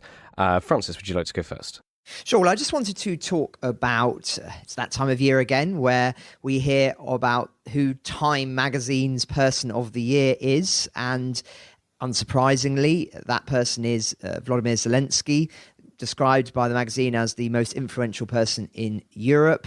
It's talked about how nominating him was the most clear-cut in memory, hailed the leader's decision to remain in Kyiv and rally his country. I think it's important to say that he's not only been described as Person of the Year, but also alongside the spirit of Ukraine. So it's got a very, very bold and colourful front cover of the magazine, which has Zelensky's face, and it's surrounded by a sort of floral wreath of Ukrainian figures from the war, all sort of doused in yellow and blue. So it's really a work of art and very impressive. But it's also accompanied by an interesting long read by one of their journalists at Time Magazine, which has been interviewing Zelensky as part of the piece, but also has been following him around the country. And there were a couple of interesting things that I plucked out of it that I just thought I would talk about to end today. So this is a direct quote from the piece. Zelensky's success as a wartime leader has relied on the fact that courage is contagious. It spread through Ukraine's political leadership in the first days of the invasion, as everyone realized the president had stuck around. If that seems like a natural thing for a leader to do in a crisis, consider historical precedent. Only 6 months earlier, the president of Afghanistan, a far more experienced leader than Zelensky, fled his capital as Taliban forces approached. In 2014, one of Zelensky's predecessors ran away from Kyiv as protesters closed in on his residence. He still lives in Russia today. Early in the Second World War, the leaders of Albania, Belgium, Czechoslovakia, Greece, Poland, the Netherlands, Norway, and Yugoslavia, among others, fled the country in advance of the German Wehrmacht and lived out the war in exile. And I think this is a really good point. And I know that when we've had Sergio on the past, he's said, very eloquently that it didn't really come as a surprise to Ukrainians that Zelensky stayed. But I think it is important to emphasize that it was a historically significant decision and one that contrasted with what usually happens in those circumstances. So I thought it was worth reading that bit. The other, I thought, very interesting insight is it talks about what Zelensky does when he's on the train traveling around the country. And one of the things that apparently he does is he reads history books. In the piece, it talks about the one that he's reading, which I think, based on what the description in the book is a bit called Hitler and Stalin, Parallel Lives by Alan Bullock, which is a sort of dual biography of the two dictators in the 20th century. And it sounds like, he's trying to learn from history in reading about these two figures and the mistakes that they made and why, how to defeat them in a modern day context, or the modern day equivalent in the form of Vladimir Putin. So I just thought that was, again, another little nugget of information that I'd not read before, which I think is revealing. I can't remember what the Churchillist quote, so I'm sort of butchering it here, but it's something like, the further you look back, the further you can look forward. And I think that Zelensky has seen the value of history and the value of using history as a means of making key and critical strategic decisions in a way that perhaps a lot of other European leaders, and indeed Vladimir Putin himself, has not done. We've spoken in the past of how Putin has corrupted history and used history purely as a manipulation tool rather than learning its lessons. And I think there's a stark contrast there. So perhaps Zelensky versus Putin might be the volume one of us is reading on a train in the future. Thank you very much, Francis. Colin or Roland, would you like to go next? Just to return to the subject that Roland was warming to earlier about the use of pickup trucks in war. I can also say that from my own experience in places like Libya, the groups that use these things have turned it into an art form, its own kind of, with using their own sort of special guerrilla warfare techniques. For example, in urban fighting in Libya, what you would often see would be weapons mounted with anti-tank, pickups mounted with anti-tank guns, and the drivers would perfect ways of doing U-turns in and out of alleyways and other hiding places, so they could suddenly appear, fire a few blasts, and then suddenly U-turn back into around a corner or a hiding place. Very much a kind of guerrilla technique, not the sort of thing I've ever seen the British Army or any conventional forces doing. So they do seem to have quite an evolving role, especially because they are so cheap to make. Whether you produce them through a conventional army factory, or whether you simply make them in improvised fashion, as we've seen in Ukraine. I'll also add that it's not the only civilian vehicle that has been used as an improvised war vehicle over the years, and often it seems to have to do with not so much with the technical specifications, but simply the availability of certain kinds of cars on the second-hand car market. I remember when I was in Iraq in 2004, 2005, lots of insurgents who were fighting the Americans started using the Vauxhall Vectra, as their car of choice for carrying out assassinations. This was because after the fall of Saddam Hussein, a large amount of Vauxhall Vectras were imported in the used car market into Iraq. They were going cheap, they were quite fast, and also they had an automatic sunroof that was very handy as a gun turret in case you were wanting to do a passing drive-by. So there are often strange quirks to these stories about why a particular vehicle becomes popular that we're not always aware of. Often to do with mundane fluctuations in the second-hand car market. The other thing I would add is that the L200, which we were talking about, it's just one of many pickup trucks that is popular in this fashion. The reason it gets name-checked a lot, I think, is because after a while, the mechanics who are making the improvised fittings for these vehicles develop sort of standardized templates for fitting on to certain vehicles of certain types. And I think they've just had a glut of L200s. So it's when they see an L200 now, they know exactly how to fit it all up. That's enough for me, I think. Thank you very much, Colin. And I would advise everybody listening, do go and read Colin's piece on the Telegraph website, The British Farming Vehicles Being Turned into Ukrainian Rocket Launchers. That's the title. You can find it in the Ukraine section of the website. Thank you very much, Colin. Thank you, Francis. Roland Oliphant, would you like the very final words? Thank you. I'd endorse everything Colin just said, and again, it is such a fascinating little element of recent military history. The technical, absolutely fascinating thing. I also wanted to add to what Francis just said about Zelensky reading history and the strength of that and looking into it. I mean, he's not the only one, right? Napoleon was a great reader, a great reader of history. Jim Mattis, the U.S. Marine General, is always talking about how important it is to read, and I always say, if people are asking me, what should you do, what kind of education do you need to be a foreign correspondent, to do this job, I'd say it's history in the language. That there is nothing better to kind of get the sense of what it is you're seeing. Well, Matt, I just want to leave us with just a reminder about realities in Ukraine, life for ordinary people. Just exchanging a few text messages with a friend in Kiev this morning. Blackouts aren't constant, but still kind of trying to have to, people trying to wash themselves, in a bathroom at a cafe. Or you can go to these points of invincibility. I'm told some of them are in not particularly attractive places. One of them's in a pre-trial detention centre, and therefore some people thinking, well, do I want to go down there? However, on one point of brightness for our British listeners at least, in Kiev they do have eggs.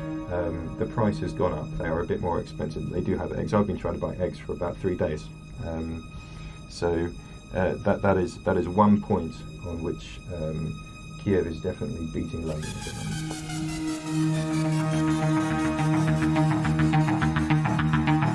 moment. Ukraine the Latest is an original podcast by The Telegraph. To stay on top of all of our Ukraine news, analysis and dispatches from the ground, subscribe to The Telegraph. You can get your first 30 days completely free at telegraph.co.uk/audio. You can also listen to this conversation live at 1 p.m. each weekday on Twitter Spaces. Follow The Telegraph on Twitter so you don't miss it. If you enjoyed this podcast, please consider following Ukraine the Latest on your preferred podcast app. And if you have a moment, do leave a review, as it helps others find the show. To our listeners on YouTube, for reasons beyond our control, there's sometimes a delay between broadcast and upload, so if you do want to hear an episode as soon as possible, it's available on your podcast apps. Please search for Ukraine the Latest on Spotify, Apple Podcasts, or your preferred app, and check out the Ukraine page on the Telegraph website. As ever, you can get in touch directly to ask questions or give comments by emailing podcasts@telegraph.co.uk. We do read every message. We are especially interested to hear where you are listening from around the world. Ukraine the Latest is produced by Louisa Wells and Giles Gear, and today on Twitter, Robbie Nichols.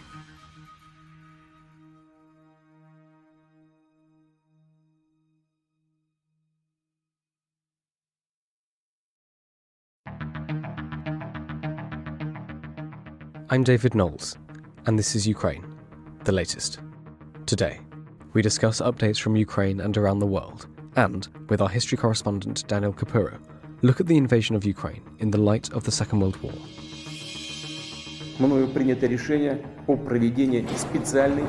This hideous and barbaric venture of Vladimir Putin must end in failure. Putin's war in Ukraine has destabilized energy markets the world over. Nobody's going to break us. We're strong. We're Ukrainians.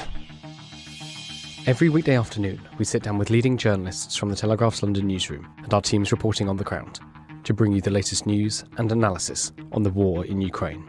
It's Wednesday, the 7th of December, day 287. And today, I'm joined by our assistant foreign editor Venetia Rainey, our assistant comment editor Francis Durnley, and senior reporter and history correspondent Daniel Kapuro. I started by asking Venetia for the latest news from Ukraine. So I'm going to start in Russia, if that's all right. What we saw late yesterday was a third Russian airfield being bombed. Ukraine hasn't taken responsibility, but I think it's safe to say that they are very happy about it, so we can infer some stuff from that. This is, as I said, the third Russian airfield to be struck. We had 2 hit on Monday by drones, and now this one in Kursk. Officials released pictures of lots of black smoke above an airfield rising. The governor said it was an oil storage tank that had gone up in flames and that there were no casualties. We don't know many more details than that, but this really shows that Ukraine is starting to hit behind Russia's border, Russia's official border. Blinken came out late last night and said, the US is certainly not encouraging or enabling Ukraine to do this, which heavily suggests that they believe that Ukraine is behind these sorts of strikes. We've also heard that Russia is building its defensive positions inside its own border. Whether this is, propaganda to try and rally an increasingly weary Russian population against the potential of an invasion and sort of talk up that threat. We haven't actually heard that Ukraine is going to invade Russia, or whether the Russians do think that they need to fortify that border a bit more, given that there have been lots of drone strikes. We haven't heard of any personnel going across the border, but lots of unmanned drone strikes happening in Russia. Remains to be seen. So that's all very interesting. We're also hearing continuing rumours in Russia of a second mobilisation. Russia has really been struggling with manpower in Ukraine. They are having to send almost completely untrained troops out to the front line to be put through what's often referred to as the meat grinder. And we're seeing that especially in Bakhmut. This town, previously about 70,000 people, has really become the epicenter of fighting in the east of Ukraine. And the fighting there has been absolutely brutal. Some of the pictures that have been coming out, our listeners might have heard. We were talking about how it was similar to Passchendaele in World War I. Really ground levelled to almost nothing, just trenches and mud and the remaining branches and trunks of blasted off trees. This is really the most medieval form of fighting that you can think of in the 21st century. And hundreds of soldiers on both sides are dying every day. Russia needs more men. Ukraine so far seems to have a ready supply. Russia has so far denied that it's going to be issuing a second mobilisation order, but those rumours just won't go away, and we've been reporting on it for the last few weeks. One more thing to flag quickly. Jens Stoltenberg, the head of NATO, has been talking today, and he was saying that Russia is trying to freeze the war so that it can regroup. And I think that's probably accurate. As I was saying, the sort of mobilisation concerns feed into this idea that their troops are just not ready, aren't able to take the fight to Ukraine in any real way. It's been loss after loss after loss for Russia in the last few months. Kharkiv, Kherson. And if Russia wants to regain momentum, then it needs some time to regroup, train up its troops, build back up morale, get together some proper winter kit. And so that's what Russia's trying to do, with the exception of Bakhmut, which we believe the fighting there is largely being driven by the Wagner Group, Putin's sort of pet militia, frankly, at this point, which is trying to hand him a victory, a much-needed victory, perhaps before Christmas, is maybe what they're aiming at by levelling this not terribly important strategy-wise city. So that's the latest from Russia and Ukraine. Thank you very much, Venetia. Francis, can I turn to you? You've been looking at the energy front in Western Europe, and there's also some reports from European diplomacy around the EU price cap on Russian oil. Would you like to talk us through these points? Certainly. Well, thanks, David, and good afternoon to our listeners around the world. I'll start, as you say, with the energy front, because this has been something, of course, that we've been following very, very closely for months now. And there's been some quite interesting analysis that's come out this morning from a group of experts on the energy market. And they are saying that it will be possible for Europe to make it through this winter without cutting off gas users, despite, of course, the heavily reduced Russian supplies. So that, of course, would tally with what we've been saying for a while now, that it would appear that the market has adapted to the high-level concern that there would be demands from across Europe for users of energy, consumers of energy, to be rationing energy in homes. And of course, we are seeing advice from governments that due to the cost of living crisis and this energy crisis as well, that people should be paying more sensitivity to the amount of energy that they're using. But it has not reached the level that some feared, where that would be mandatory and that it would be far, far more severe and that there would be blackouts, for instance. So some quite promising news there. And obviously, it's worth saying that there is quite a big discrepancy between how different governments are reacting to this. I spoke a little bit last week about some of the fears about how different countries may face higher casualties as a consequence of the energy front, if we articulate it in those terms.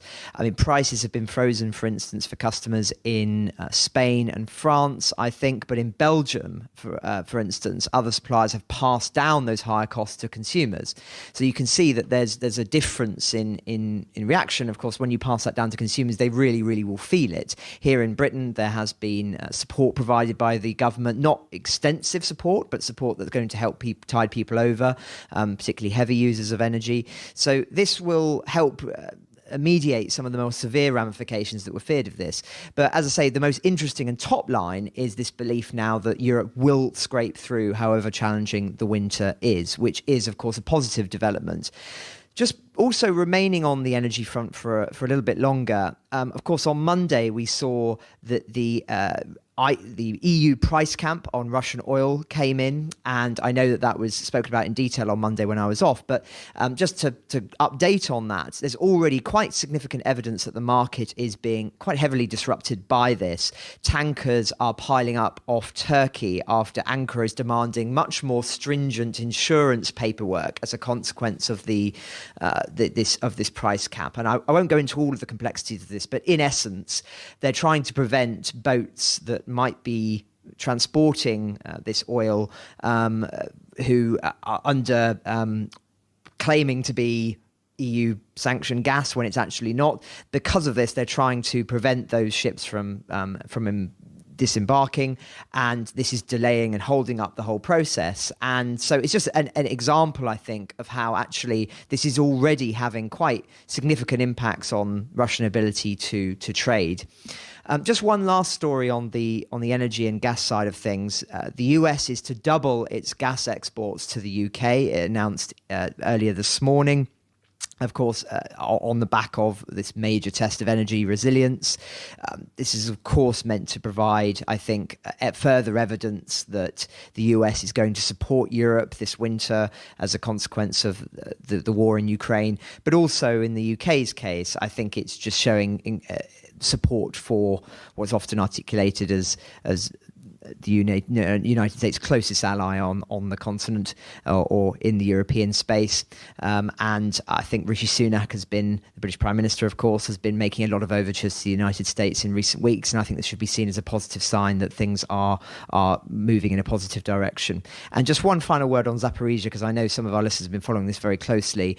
There is still evidence of continued military activity there. Drones and missiles have rained down on 2 villages overnight, injured 3 people, including a 15-year-old girl. And of course, that's very concerning to those who are monitoring Zaporizhzhia very closely because of the volatility of that site, of course, it being a prominent nuclear power plant. So that's the energy latest. But of course, this is becoming of an increased significance now that we're entering a much colder spell.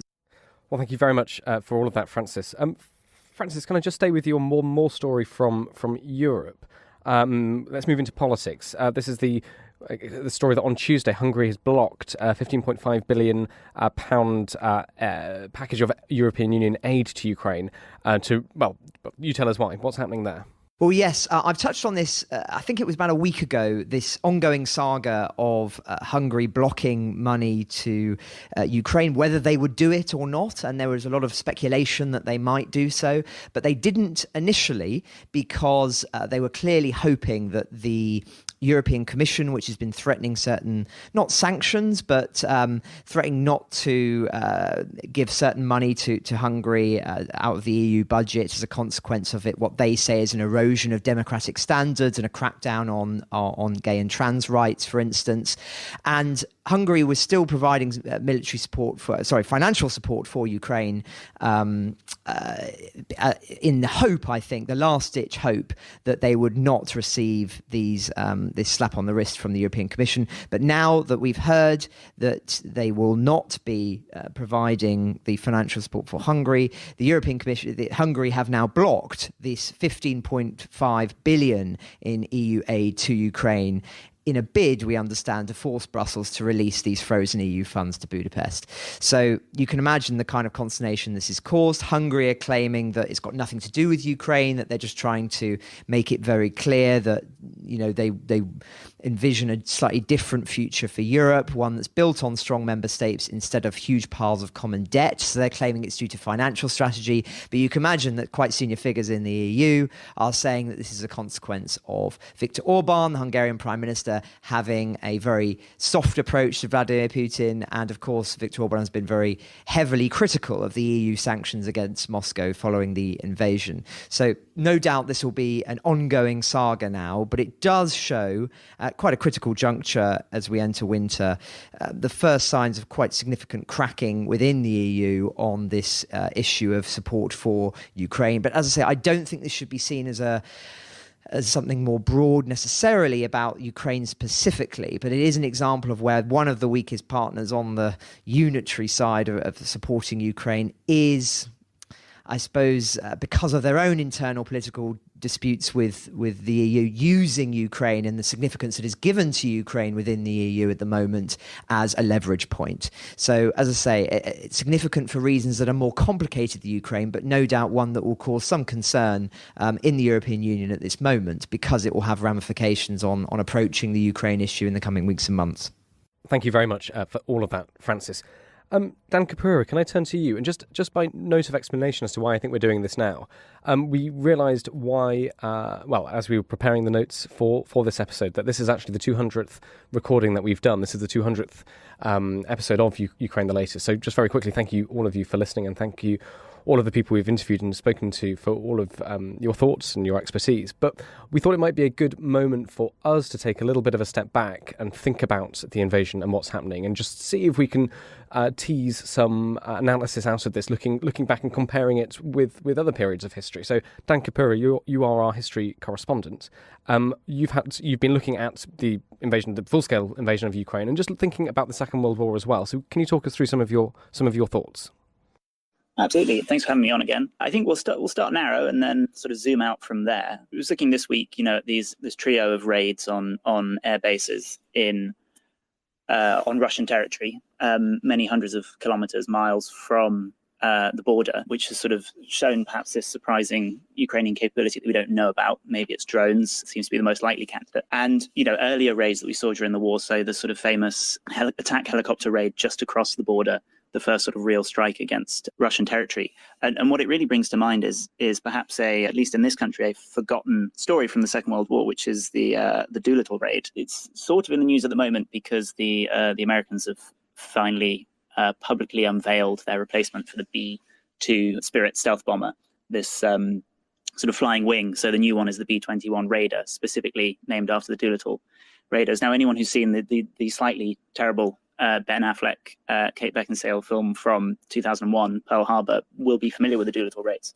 But effectively, in the aftermath of the Pearl Harbor attacks, which sank a significant number of American ships in Hawaii, in a surprise attack that sort of launched the war in the Pacific from the Americans' perspective and caused a real severe blow to American morale. President Roosevelt was desperate to strike back, basically, to prove that the United States was not impotent and could hit back against the Japanese. Now, Japan is a long way away from the United States. It's a long way away from Hawaii, even. And so the Americans' ability to strike back was incredibly limited. Later in the war, they would obviously have various island bases from which to operate. But you had this sort of daring raid, really quite spectacular, where they took B-25 Liberator medium bombers, really stripped them of everything, machine guns, supplies, any kind of excess weight.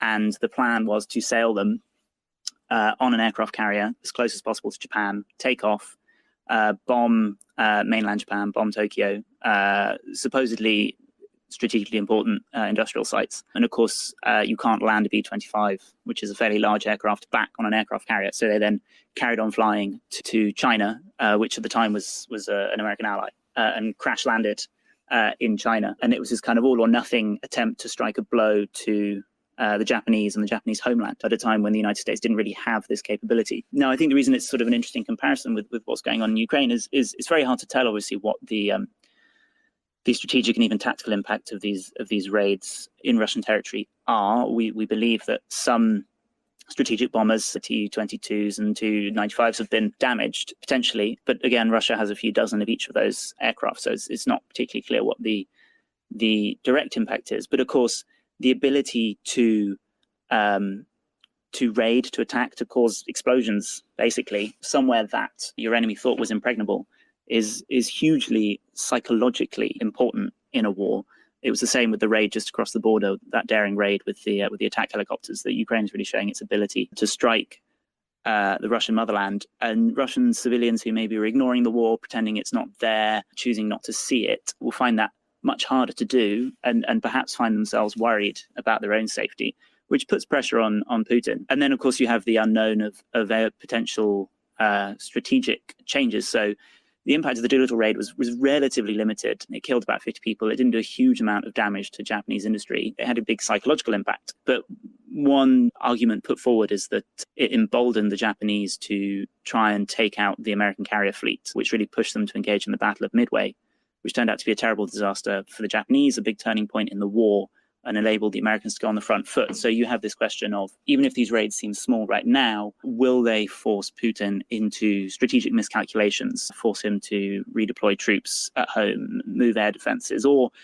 perhaps, as we've seen with other attacks, for example, on the Crimea bridge, will it, in a fit of rage, will he lash out and potentially miscalculate? So I think that's kind of an interesting little historical parallel, if you like, there. But zooming out slightly to the bigger picture, the Doolittle raid was a precursor in the Pacific for something that we saw also on an enormous scale in the European theatre of the war, which was this mass bombing of civilians, which to an extent during the war, but certainly afterwards, became hugely controversial. Big questions of whether the Allies were correct to do what they had. Big questions of whether it was ever right to bomb civilians, to deliberately target civilians. And the names of these operations and the cities they struck, Dresden, Operation Gomorrah in Hamburg, where they deliberately created firestorms, became infamous. And when a statue to Arthur Harris, who was head of Bomber Command, was unveiled on the Strand in London. It was graffitied in the 90s. It was incredibly controversial. And it wasn't until,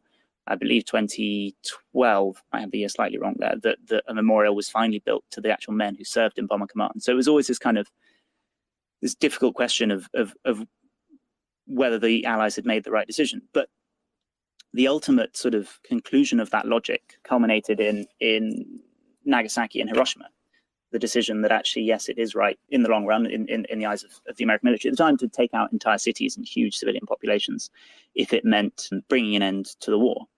Now, in the current era, we have shifted hugely away from that. Now, there haven't really been large-scale wars on the European continent since the Second World War until now. But what we've seen in the last 20 years, particularly with the United States, is this move towards sort of precision, almost surgical, I think the Americans would like to call it, attacks with precision-guided munitions, with drones, with Tomahawk cruise missiles, all these kind of things. And obviously, as with all these things, there's a bit of mythology to it. The United States' attacks are never as clean as they sometimes hope and try, or perhaps, depending on your viewpoint, pretend there are civilian casualties.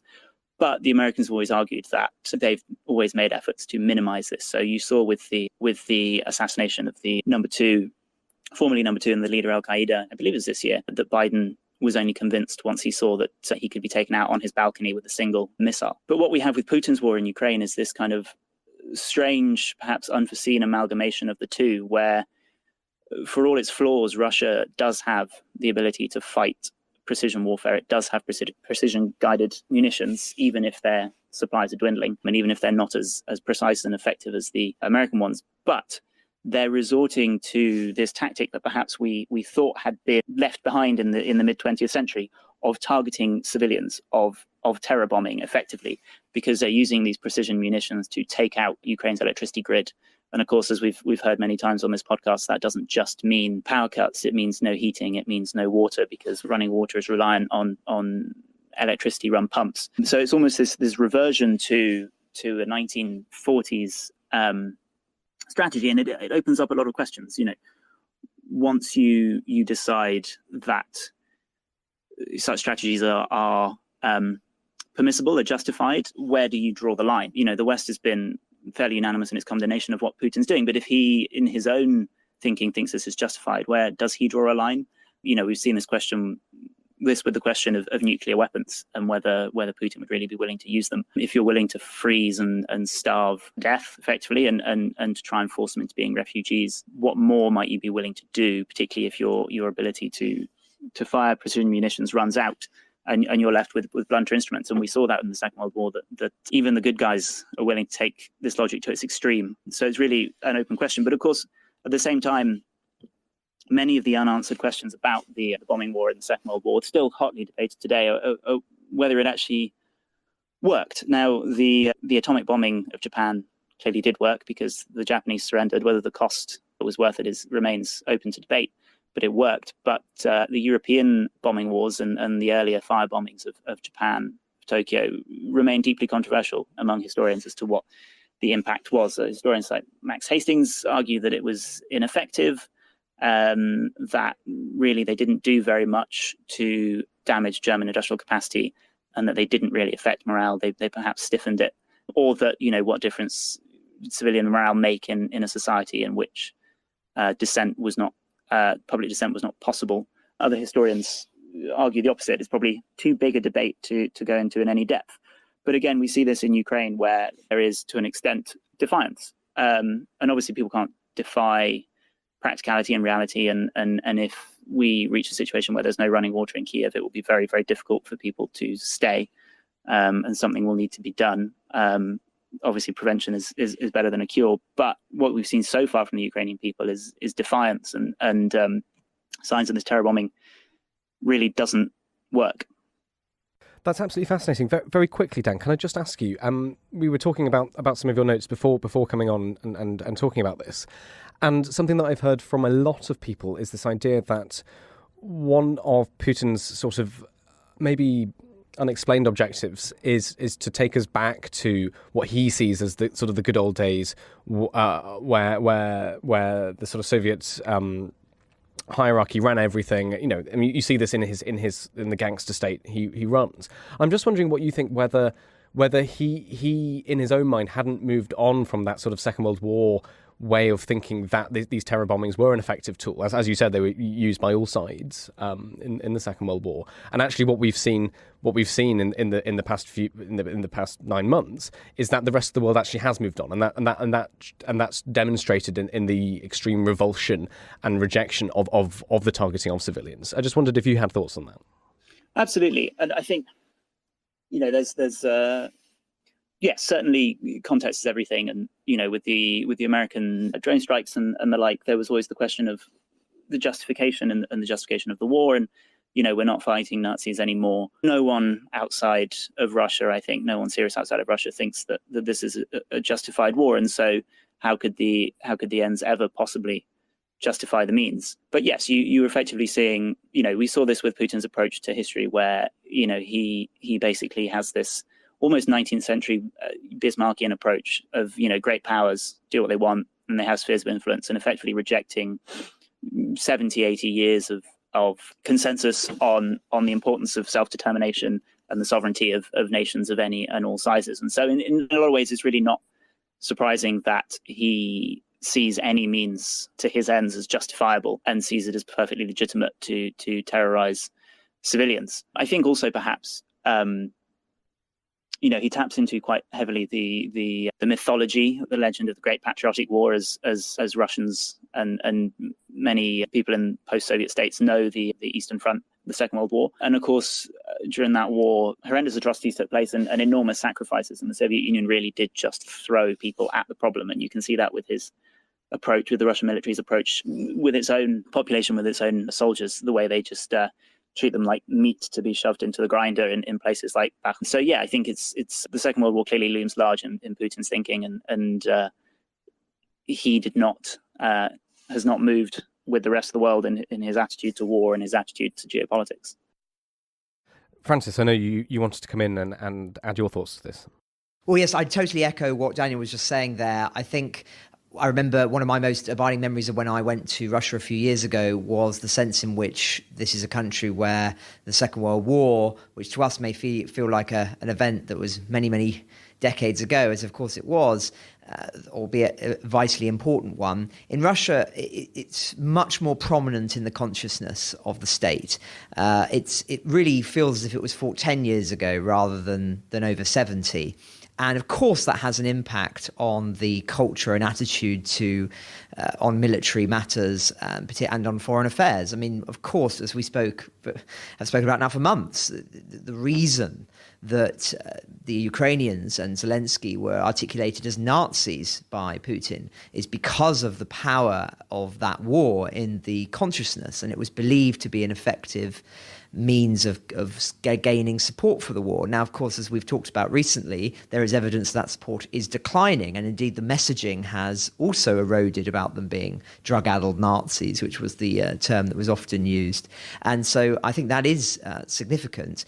I think also as well, just touching on something else that Dan said, is the way in which we in the West, I think, have been rather naive about the kind of moral universe that Putin is operating in on military matters.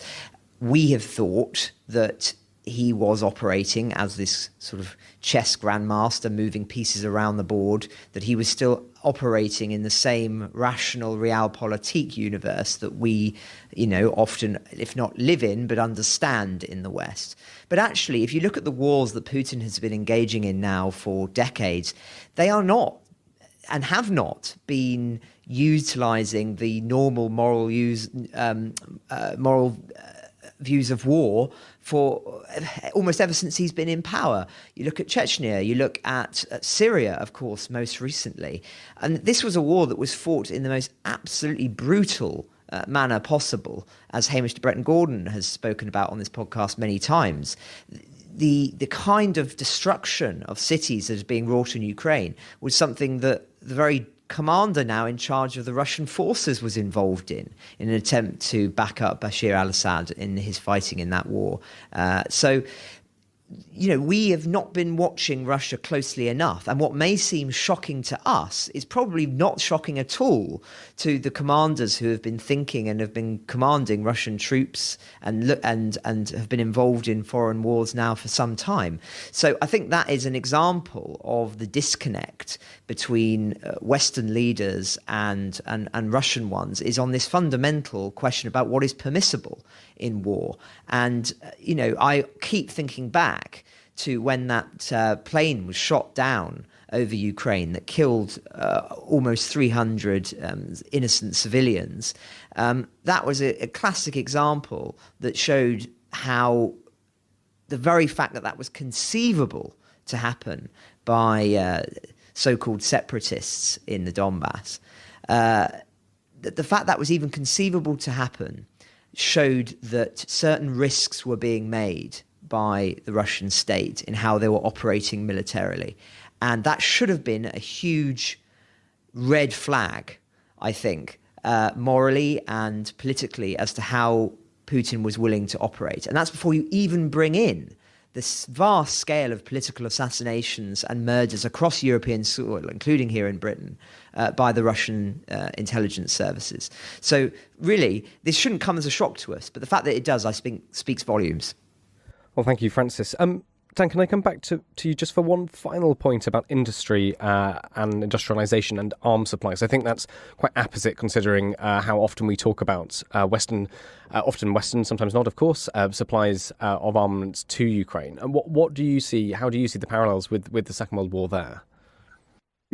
Absolutely, yeah. So just, for sort of slightly broader context, we're going into winter and whether it's weather related or not, the war's slowing down a bit. There's a pause, both sides sort of consolidating, rebuilding capacity. And obviously there's still confidence within Ukrainian command, or at least public confidence, that they can end this war quickly. But as it looks likely to go into 2023 and beyond, possibly beyond, the question of a long war arises, and the question of how do you continue to supply it. Now, we've seen the United States really going all around the world and negotiating left, right, and center to an extent for old Soviet munitions, which mostly the West does not make. One or two NATO members, I think Bulgaria, have some capacity to manufacture it, but very, very limited, and just trying to get hold of any that they can to send to Ukraine so they can keep using their Soviet era artillery. But even to an extent with NATO standard artillery, the 155 shells, you saw South Korea appeared to be wanting to support Ukraine, but obviously can't for various legal constitutional reasons. But it has sold shells to the United States on the explicit basis that they not to be used in Ukraine. But of course, if the Americans have purchased those, they can then send some of their own that they already had over to Ukraine. But what we're seeing is basically whether the lean post-Cold War military industry in the West is capable of sustaining a long war. The amount of artillery, shells and rockets being used in Ukraine, I think, has staggered even the most pessimistic of experts. Huge amounts of ammunition being churned through. And, there's a report a couple of weeks out by RUSI looking at the early stage of the war, the kind of the decisive moments, Battle of Kiev, and how they were won. One of the big major findings was that despite, the kind of social media and the media obsession with drones and with NLAWs and javelins and other anti-tank missiles, really what stopped that convoy, what kept Kiev safe, what turned the Russians back, was that it just has an immense amount of artillery. I think that, according to the report, if you look at tube artillery, as they call it, which is sort of traditional artillery that you would think of with a long barrel, and rocket artillery combined, Ukraine had more than Britain, France, Italy, Spain, and Poland put together. So in a lot of ways, old-fashioned. But whether it's artillery or NLAWs or precision-guided munitions, you're still looking at the same question, which is, can they be manufactured quickly enough to replace stockpiles? Because that's what we're relying on, really, is stockpiles. And this is where, the Second World War comparison comes in. So, the United States was famously dubbed the arsenal of democracy. Lots of people know about the Lend-Lease program, where the Americans supplied Britain and the Soviet Union predominantly with huge amounts of material and ammunition over several years, basically kept them in the fight, allowed them to continue fighting Nazi Germany. And, the traditional story that's told is that, the United States ramped up industrial production massively, dedicated its economy to the war, and was able to churn out huge amounts of products. And to an extent, that's true. The kind of the emblematic symbol of this is the Liberty ships. An immense number were produced, something like 3 every 2 days over a 4-year period, the most of any one kind of ship ever produced. And these were effectively civilian merchant convoy ships that would replace all the ships that kept being sunk by German U-boats to keep Britain fed.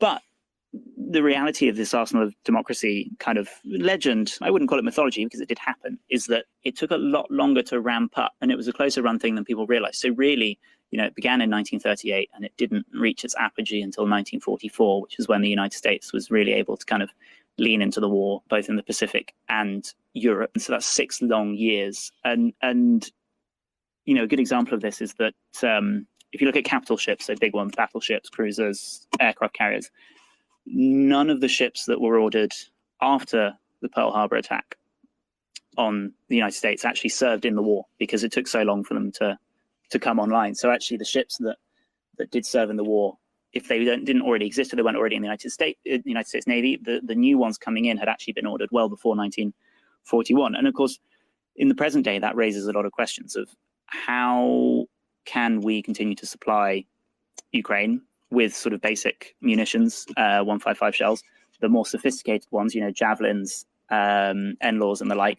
And also, of course, particularly the United States, but NATO members more generally have to maintain their own stockpiles, maintain their own ability to fight another war. Now, for Europeans, maybe that seems less urgent because the likelihood of Russia being able to do anything outside of Ukraine is very limited. But of course, the Americans are looking over their shoulders at China and Taiwan and the issue there, and they need to be able to keep things in reserve. And of course, the issue with China as well is that while we all hope it won't happen, you have to prepare for what's known as a general war. And, there was a CSIS, a Center for Strategic and International Studies report last year, which looked into American military industrial capacity. And in a lot of ways, quite worrying. During the Cold War, there was this idea of industrial surge. There was spare capacity in the economy.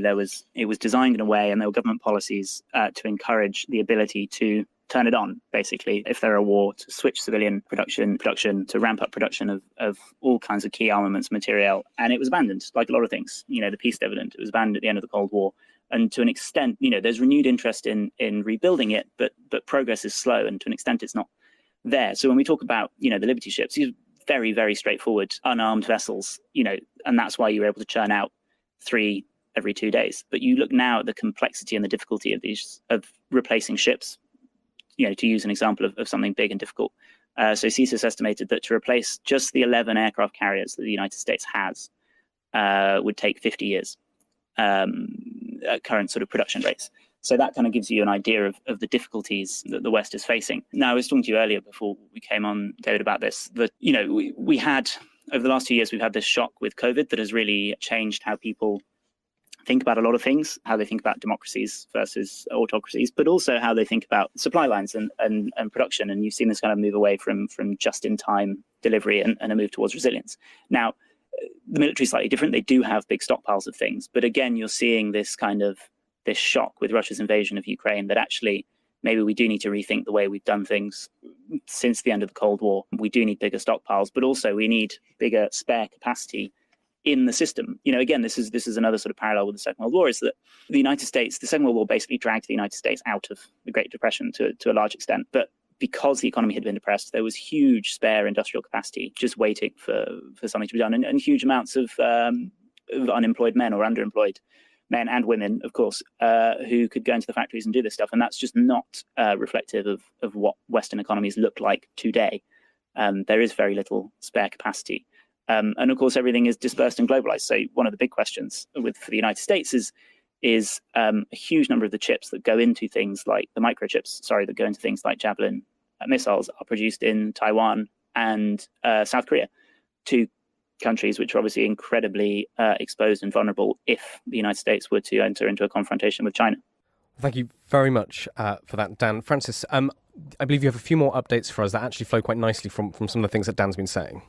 Yes, they do. And I think it's worth that we draw attention to these on the back of what Dan was saying there, because US lawmakers have agreed to provide Ukraine with at least $800 million in addition to the security assistance guarantees that have already been made. And of course, this is significant because of the current precarious situation and for all of the reasons that Daniel was just talking about there, that this is an example of the kind of support that is required because in Europe there is unfortunately a lack of financial means, one could say, but certainly military means as well at the moment. Of course, the Finnish Prime Minister, as we spoke last week, flagged this, that there are serious concerns about military capacity issues in Europe, and we're relying on the United States to provide that support. And, there are some commentators who say that really this, whilst this is a fight that the West is right to be collectively supporting, that really Europe should not be reliant on the United States to be supporting Ukraine financially. Of course, the EU is doing a lot, but actually this is the EU's fight. It matters far more to the EU, the defence of its territory, than it does to the United States. So I think this should be seen in that context. What interestingly as well, we're seeing that this is all coming under the auspices of the fiscal 2023 National Defence Authorization Act, that there's $858 billion in sort of defence policies, etc., etc. And as part of that, they're boosting Taiwan. They're giving more billions in aid to Taiwan over several years.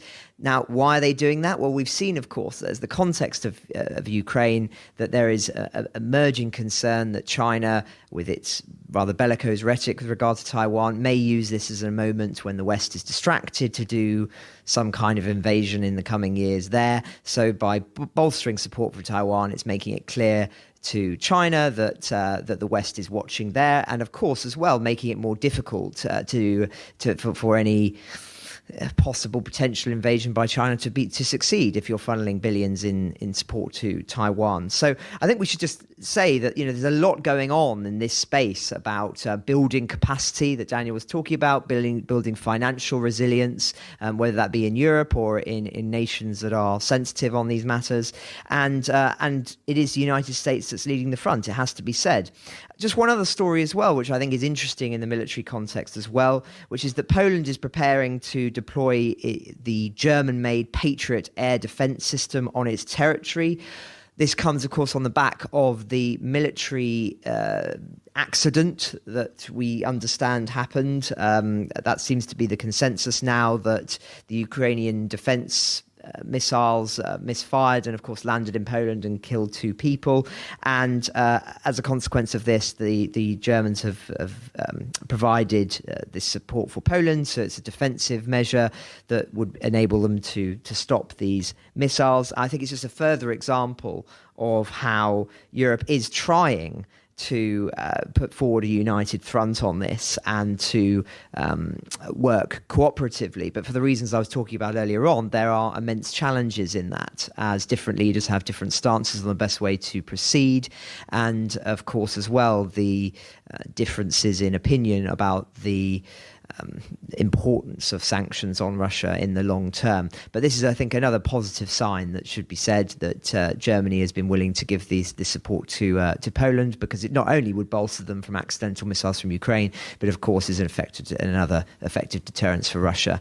And I think it is really important to underline that people in Poland are very, very concerned about what is going on in Ukraine at the moment. They share a border, of course. They've taken in millions upon millions of Ukrainian refugees, but also they know, if you speak to Polish people, they know what Russia is capable of. It doesn't shock them, the stories that we've been seeing of Ukraine. And so naturally they are one of the countries in Europe that has had the strongest line on how Russia should be deterred, and have provided the most steadfast support of Ukraine.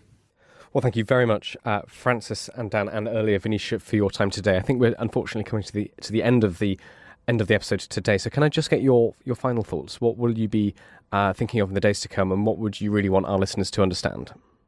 Shall I jump in here? Right. Yes. So I think, again, we're talking about the 200th episode and looking at the big picture and the war entering into a second year. There was an interview that Serhiy Plokhy, the Ukrainian-American historian, who with El País, Spanish newspaper, and he made a point which I think we perhaps all know, but have not always had at the forefront of our minds, which is that ultimately, whatever happens with territory, whatever happens with Crimea, whatever the borders of Ukraine end up looking like, it has won the war, and it will join the West, turn to the West, culturally, economically, geopolitically. And Russia, whatever paltry successes or not it gets out of this war, has lost in the long run. It's diminished economically, demographically. Its brand, if you want to use a slightly crass term, has been diminished massively. And Putin is and will continue to be a pariah on the global stage. Thank you very much, Dan. Francis Sterney, would you like the very final thoughts? Well, thank you, David. I know I've been returning to this theme a lot recently, but I think it's because we're getting a lot more information on it, and I think it's right to draw attention to it. So I've been reading a story in the Associated Press about the hours after Russia invaded back in February, and the reaction from health staff at a children's hospital in the south of Ukraine, which started immediately secretly planning how to save the children at the hospital. They'd already heard rumours and concerns that Russia was thinking of seizing orphan children and sending them to Russia.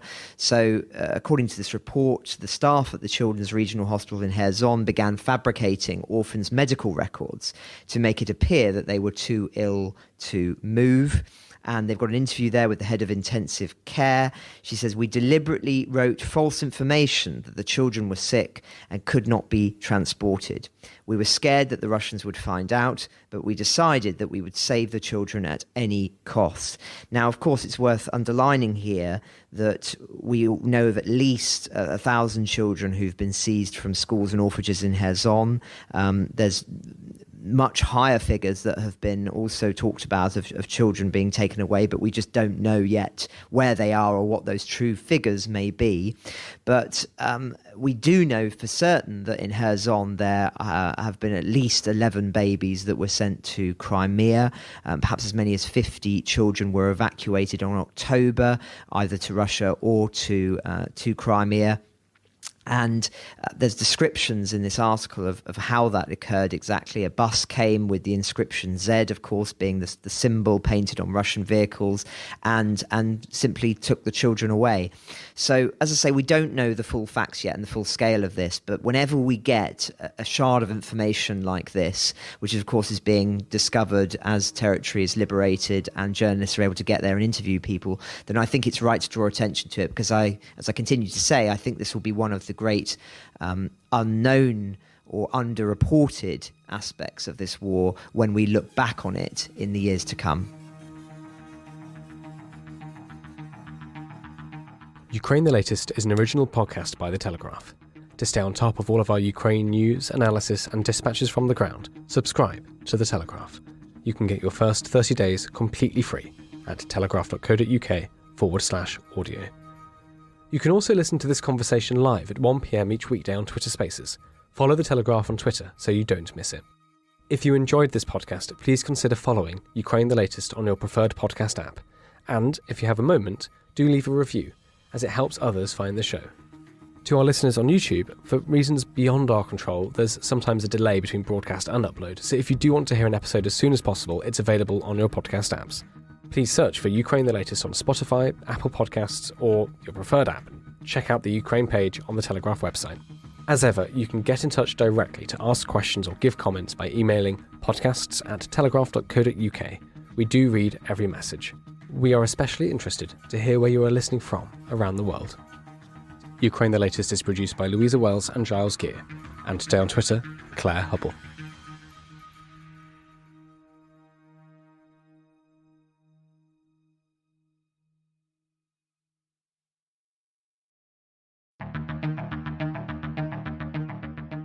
I'm David Knowles, and this is Ukraine, the latest. Today, we discuss updates from Ukraine, get the latest on developments around nuclear saber rattling, and we interview John Spencer, author of the mini manual for the urban defender.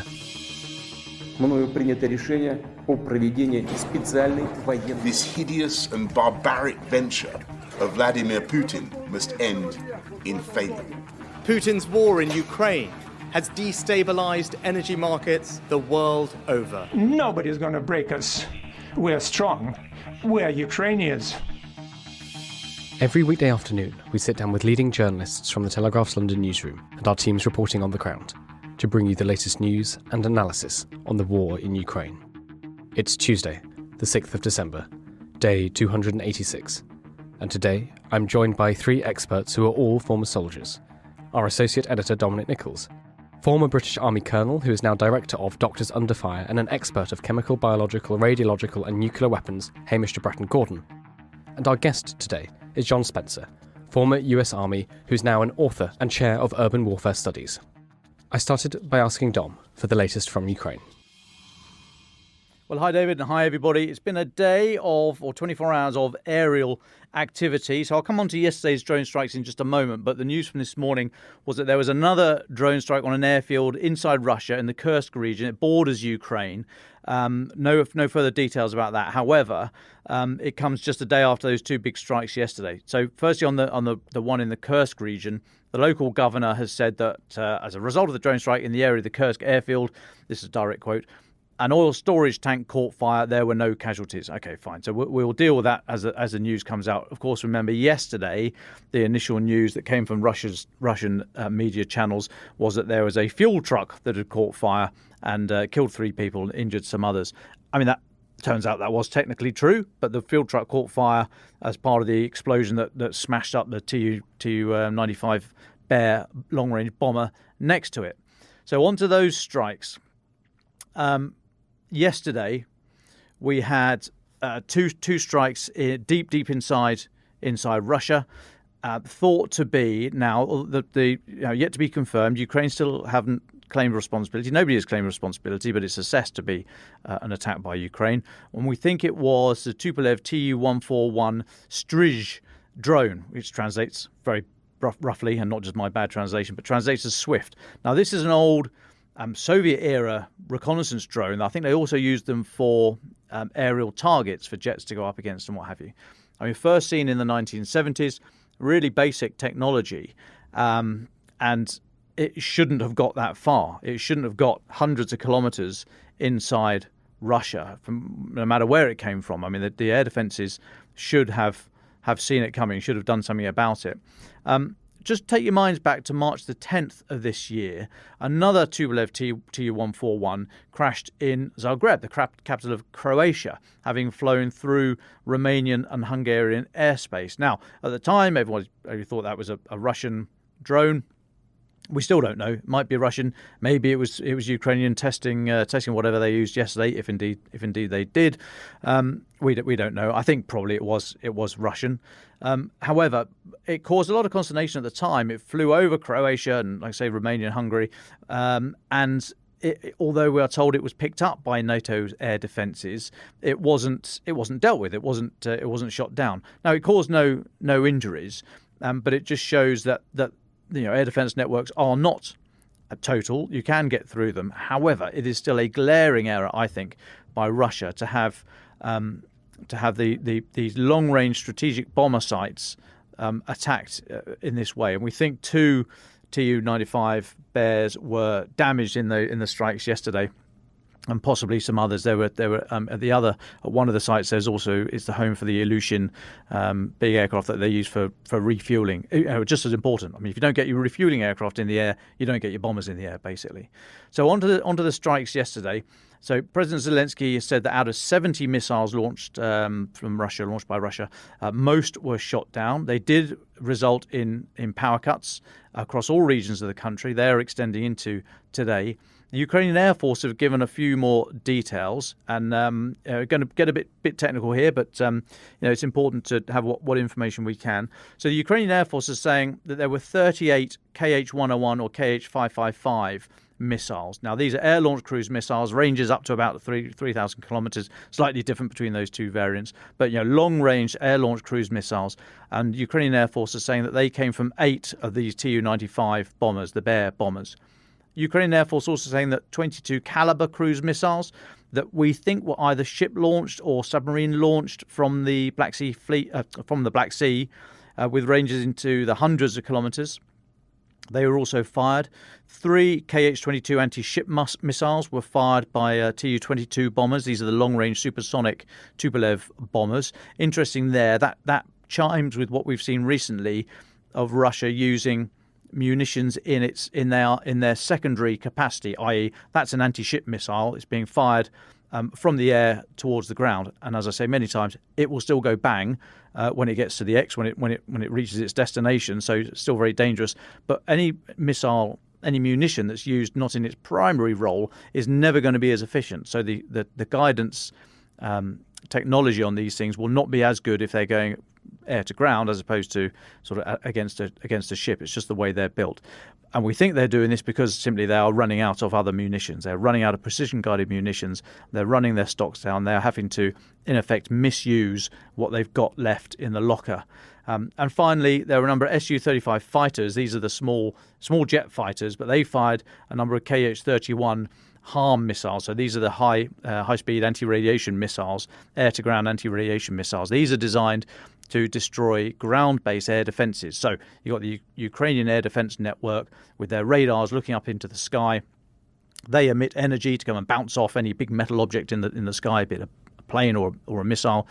And what the Su-35s are there to do is to fire missiles that home in on that radiated energy and destroy those radars. And that's the first thing that you would want to do ahead of any package that you're trying to squeeze through to then head on to their targets.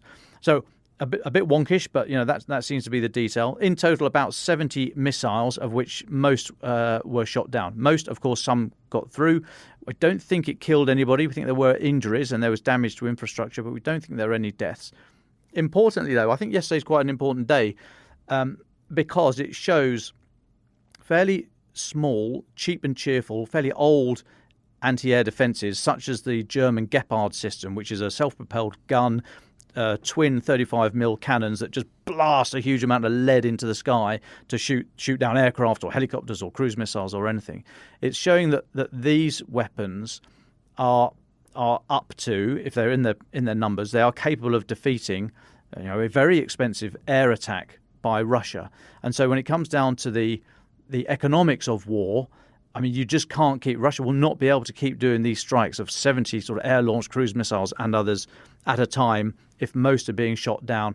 A few weeks ago, of course, when there was the clamour for Ukraine to be given these smaller systems, they were having to use very expensive missiles. With some missiles costing in the hundreds of thousands of dollars were having to be used against the Shahed 136, the Iranian drones that cost about $20,000. So again, the economics there just do not work. But Ukraine seems to be in a better place now and is using older, more simple kit against some of these cruise missiles. Of course, there's still a long way to go, and as ever in the military world, it's cat and mouse. So the opposition will come up with some way to defeat your systems, and you then have to get past that, and then they'll come up with a countermeasure, etc., etc. So it was by no means over, but I think Ukraine are in a much better place than they were just a few weeks ago.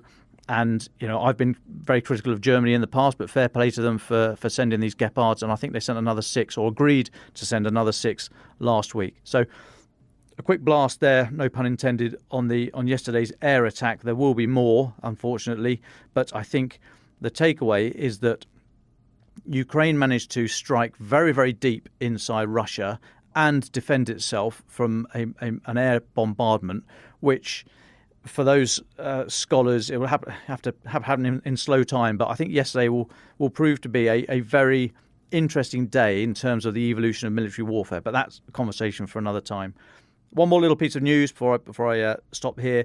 Remember last week we talked about Ukrainian embassies and diplomatic missions around the world being sent hate mail and letter bombs in the US. Well, more bloody packages have arrived, the foreign minister said today, in Romania and Denmark. This is after last week there were a number of packages containing animal eyes sent to Ukrainian diplomatic missions. I mean, it seems it's a fairly low-level attack. In the letter bomb in the US, the security guard was injured in the hands and the face when the thing went off, but no life-changing injuries, we are told. So this is a fairly low-level attack, unlikely to be Russian state-sponsored, but it is, as with any of these things, you get some crazies who sort of jump on the bandwagon and you get the copycat attacks. No one's claiming responsibility for these latest attacks, but it's just one to watch there. And I'll take a little pause.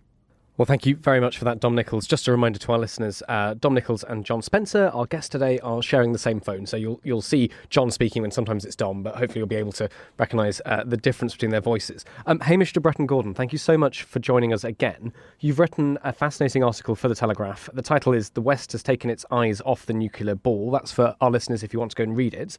What did you mean by that? What do you think is happening? Well, good afternoon, everybody, and thanks for having me on again. I think with the whole nuclear rhetoric at the moment, we were, Bob Seeley and I, who wrote it, Bob C, MP for the Isle of Wight, has studied Russia in great detail and actually lived in Ukraine.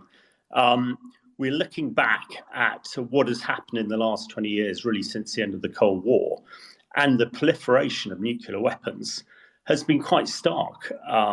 China has increased its holdings of nuclear warheads by 3 up to 1,500. Iran now appears to be nuclear capable. Certainly the Israelis are convinced about that. And also North Korea I don't think they're nuclear capable yet, but they have ICBMs, intercontinental ballistic missiles, and probably warheads, but probably haven't yet fitted them together. And I think that's against the backdrop of what we're seeing in Ukraine. Putin is using the nuclear issue, I think, generally to keep NATO out of the direct fight in Ukraine. And that is working. Bob and I have also written a paper which sadly won't be published until January in the US, but that is very much looking at, because of the way that nuclear weapons are proliferated and the fact that we've taken our eye off the ball, is that making it more likely that Putin will use the nuclear option in Ukraine? And I'll just unpack that a little bit. I mean, but going to the end, I don't think he will. But there is one scenario which I'm very keen to get your views on, where he might. And if we look at the context, the Nuclear Non-Proliferation Treaty, which is a global treaty to prevent non-proliferation, hasn't met for many years, but did meet last summer. The START talks, the strategic arms limitation talks between the US and Russia, were supposed to be happening last week. But the Russians cancelled them at very short notice. Last week also, Putin said he was upgrading all his nuclear facilities in Russia. And only today, Lavrov has actually declared that it's the NATO that's saber-rattling. And when we look at the potential for nuclear, I think the strategic piece, the Armageddon piece over Ukraine just won't happen. I think there are far too many checks and balances. The tactical nuclear weapons, euphemistically called the sort of smaller nuclear weapons, these are still massive, 10,000 tons equivalent of conventional explosive. I agree with a lot of other commentators that these weapons are probably unusable. Interesting to hear British intelligence last week saying that the Russians were taking tactical nuclear warheads off cruise missiles to use them conventionally, which in a way points to the fact that I'm sure the Brits and the American intelligence know exactly what's happening with Putin's tactical nuclear weapons. So, and also I understand that the state of these things, which haven't probably been tested for, 10 or 15 years, it's possible that they don't work anyway. The third scenario, which I think is the one that most concerns me, is the weaponization of nuclear power stations. We've discussed before the fact that Putin is directly attacking infrastructure, particularly the power grid, to break it down. There are still 2 active nuclear power stations in Ukraine producing power, and there is a concern that they may be targeted. But it's great to hear the air defense is working so well. But Zaporizhzhia itself is a different kettle of fish. When I was the Peshmerga's chemical weapons advisor in the fight with ISIS, some listeners may remember that back in 2017, ISIS blew up a place called Al-Mishraq, a massive sulfur mine and sulfur factory. This put a huge cloud of sulfur dioxide in the air, 400,000 tons across the advancing Iraqi troops who were heading towards Mosul, and delayed them for 2 or 3 weeks.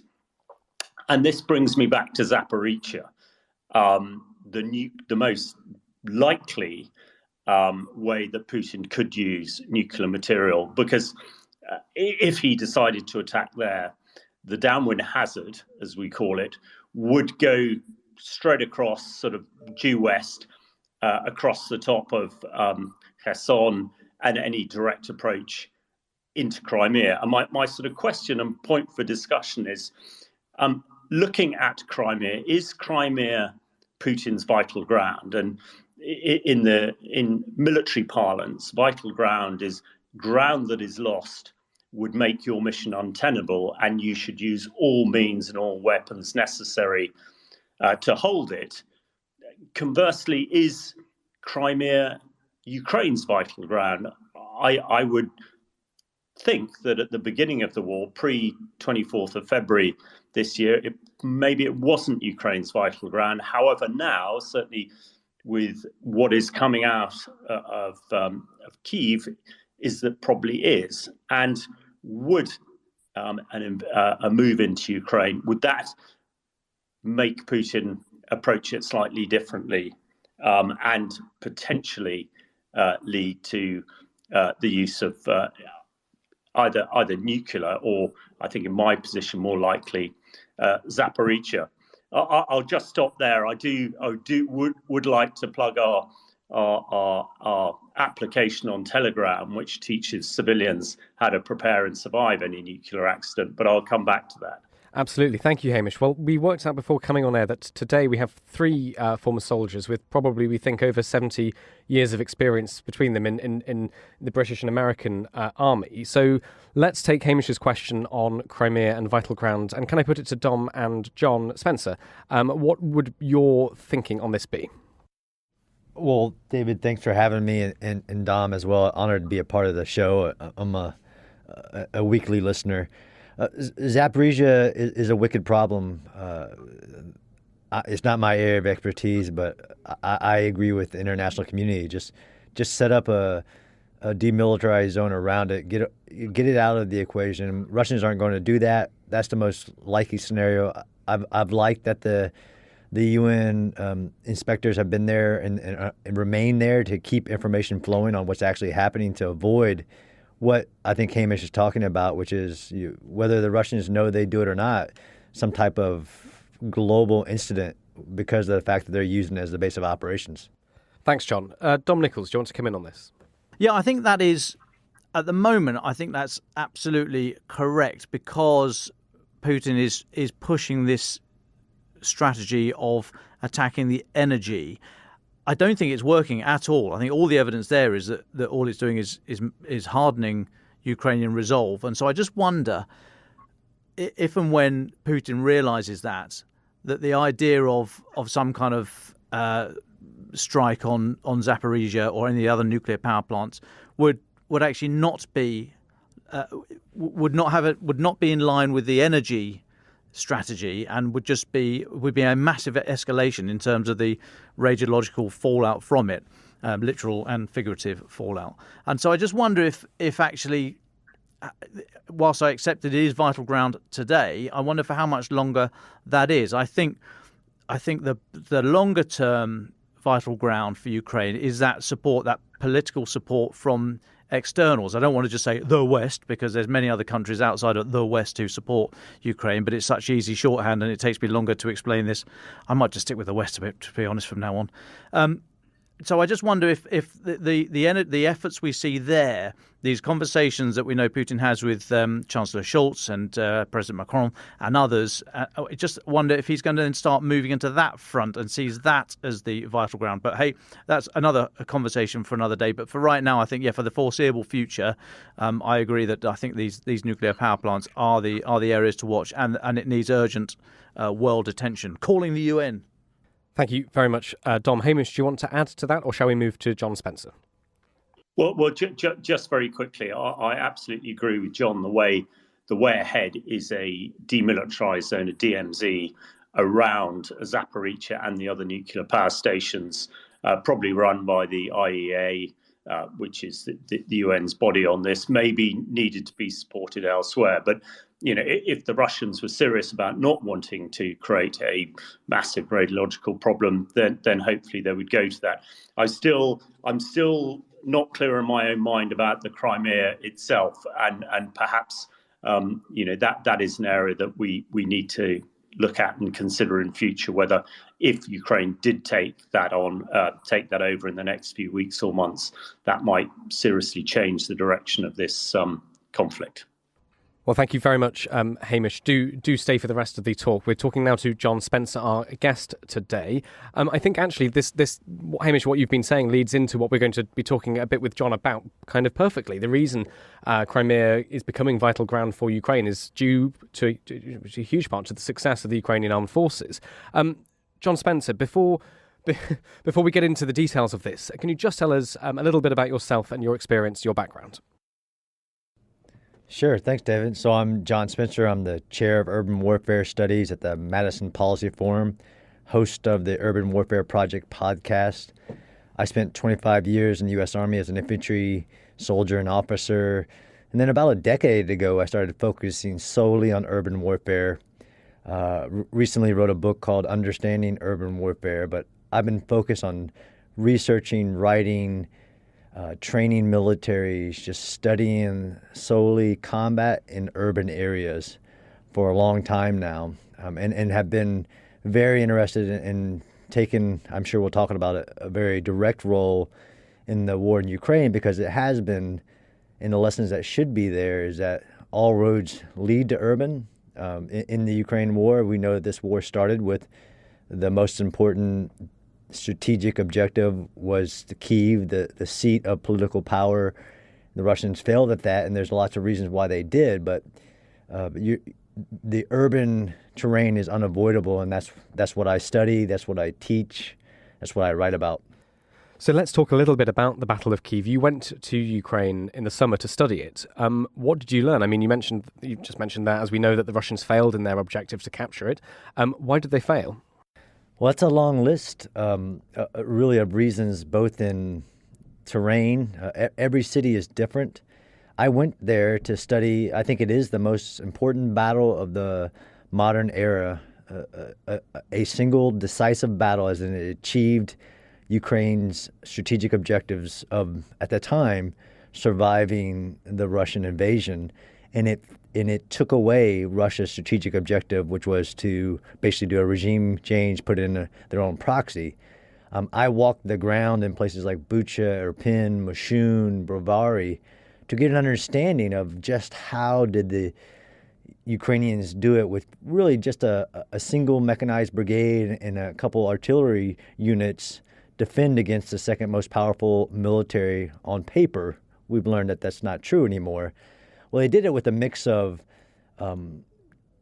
civilian support. They did it with a mix of understanding the terrain better, from even raising the water levels of the rivers, blocking all the roads, blowing all the bridges, arming 20,000 civilians on a single day with an AK-47 and 2 magazines, creating basically a castle and closing the gates of the castle of Kyiv, which actually is very applicable to this ancient city that grew on the river. They closed the gates. They funneled the Russians, who had their own problems of being able to do joint warfare, but closed the gates, created death traps, took away the airfield that the Russians tried to use. And the Russians had multiple courses of actions on how they would achieve taking down Kyiv, but every one of them failed in a lot of part due to some genius actions by Ukraine and by the sheer will to fight of the Ukrainian soldiers, and really important, the Ukrainian civilians, which is very unique to this battle, was really the mobilization of the civilian population. Well, there's so much to get into this. We'd like to talk a little bit about the mobilization of civilians later, but just still talking relatively broadly, I mean, did anything surprise you about what you learned about the Battle of Kyiv? Was there anything that you weren't expecting? Yeah, I mean, there was a lot. I mean, I learned so much, and I met so many amazing people that came out on day one to resist. I found the use of the infrastructure. So in my world, I often have to explain to people what is urban, although most people think they know that it's just a bunch of buildings. But by definition, urban means that there's a lot of buildings on top of natural terrain. There's a population, and then there's the infrastructure to support that population. That's the definition for us of urban. Well, in the Battle of Kyiv, uniquely, not the first one in history, but uniquely, it wasn't the actual fighting of buildings that came into play. It was how the Ukrainians used the population and the infrastructure to support their objective of defending terrain to buy time. That was the key. If you can stop the shock and awe, the attacker wants to use speed, and they should. If you could slow them down just a little bit, buy time for other resources to become, and this is what we saw in the Battle of Kyiv, is that they ground the Russians to a halt, but that wasn't all that had to be done. Other forces had to be brought in You had to trick the Russians who thought that it would be a short mission.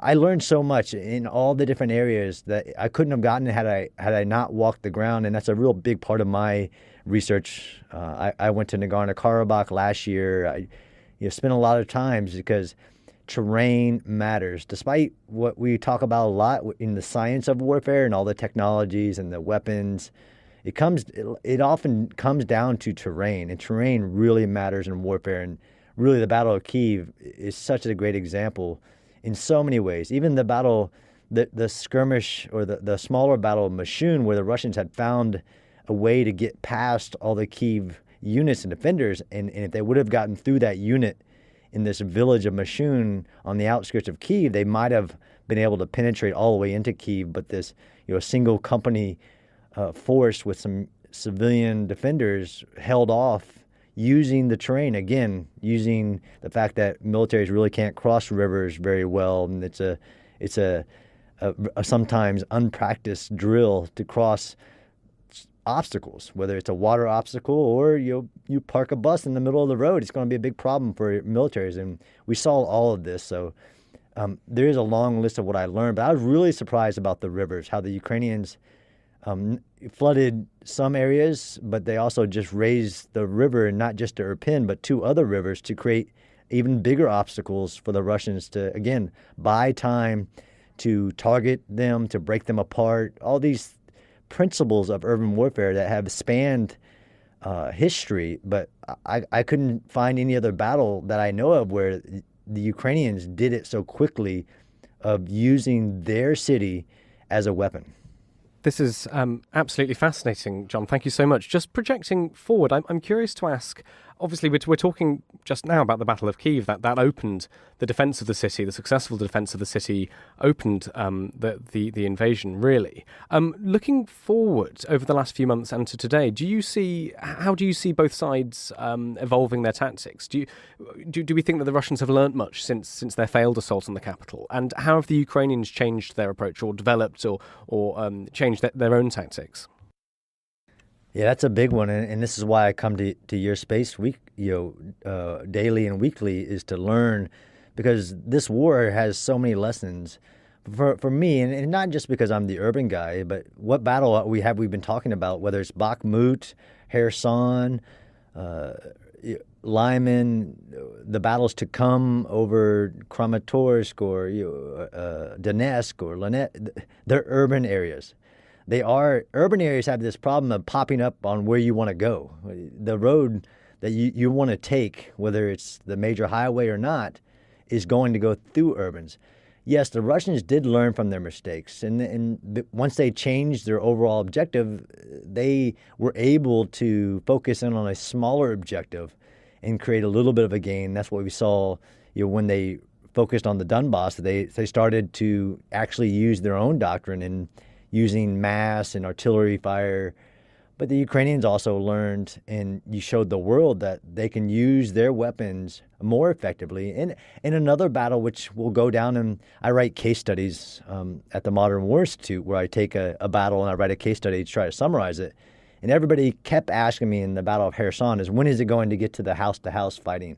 And how destructive is that going to be on the city? And look, every city is different. The Ukrainians learned and used their weapon systems to create the effect that they wanted, which is make the terrain untenable for the Russian forces who were occupying the city, and they had no choice but to withdraw or die. So they didn't need to go house to house, and that's kind of the problem with some mental frameworks on urban warfare. But the different battles, like the Battle of Mariupol, was night and day to the Battle of Kherson because of the different context and different variables of the terrain, the actual objective for the city. All these variables, I think, will come to play as we see what I think will be the Ukrainians continuing to advance in the offense, but taking each bit of terrain and going through all the mission variables and all the variables that we talk about in the military to do it in a better way, and to not play to your enemy's strengths. And I think that's what we've seen as well. The Russians, when they did learn from their mistakes of trying to do this massive countrywide 7 avenues of approach spread too thin. That okay, we can't do that. So let's do massing. Well, the Ukrainians didn't give them that. The Ukrainians are not going to mass and clash in the open terrain. They're picking them apart behind their lines, attacking the logistical lines, making it so it's untenable for the Russians to stay where they're at. Or in the case of Bakhmut, which is, might not make the definition of urban at this point based on civilian population and infrastructure left. But if the enemy wants to continue to smash against your defense, don't interrupt your enemy when he's making a mistake and keep letting the Russians die over Bakhmut, which has no real operational significance. But tactically, if that's where the Russians want to die, then the Ukrainians are giving them that. Thanks, John. Can I just take you back? I realize in this podcast now, I'm the only one without any military experience compared to Hamish, Dom, and yourself. So I'm just going to ask a question for those of us who are not involved in the military. You said that the Ukrainians are going to be considering all of the variables, all the different sort of variables you consider in the military when you're planning an assault to take back land, take back cities. Could you walk the listeners through what those variables might be? What will they be looking at? What will they be balancing when they think of the coming advance? Sure. I didn't know I would get tested, although knowing that Dom's here in some of the past episodes, I thought I might be ready. And I did teach strategy and tactics at West Point while I was there. So what I was talking about is usually what we refer to as the mission variables, right? The mission, like what is the actual objective of this operation? And the Ukrainians are doing just these amazing planning process. And we've seen videos of their rehearsals and their whiteboards or the terrain models. So the mission, the enemy situation, the terrain, and when you get to urban warfare, that has a lot of variables in just the terrain variable. The troops available, what formations do you have available? Do you have armor? Do you have a mix of everything from Humvees to MRAPs to Bushmasters? How much infantry do you have? The time available, because time is always a factor based on, and we've seen this in the operational level and at the tactical level, time versus terrain and the Ukrainians' ability to maneuver forces, whether it's reserves or just cover large amounts of terrain faster than the Russians, was a big part, I think, of the last, the Kharkiv offensive, was their mobility and ability. But these things we call mission of variables, so that we call it MET-TC. And of course, you have civilian considerations in there. Those are the kinds of things that every military before an operation goes through those variables and the impacts it will have on the mission.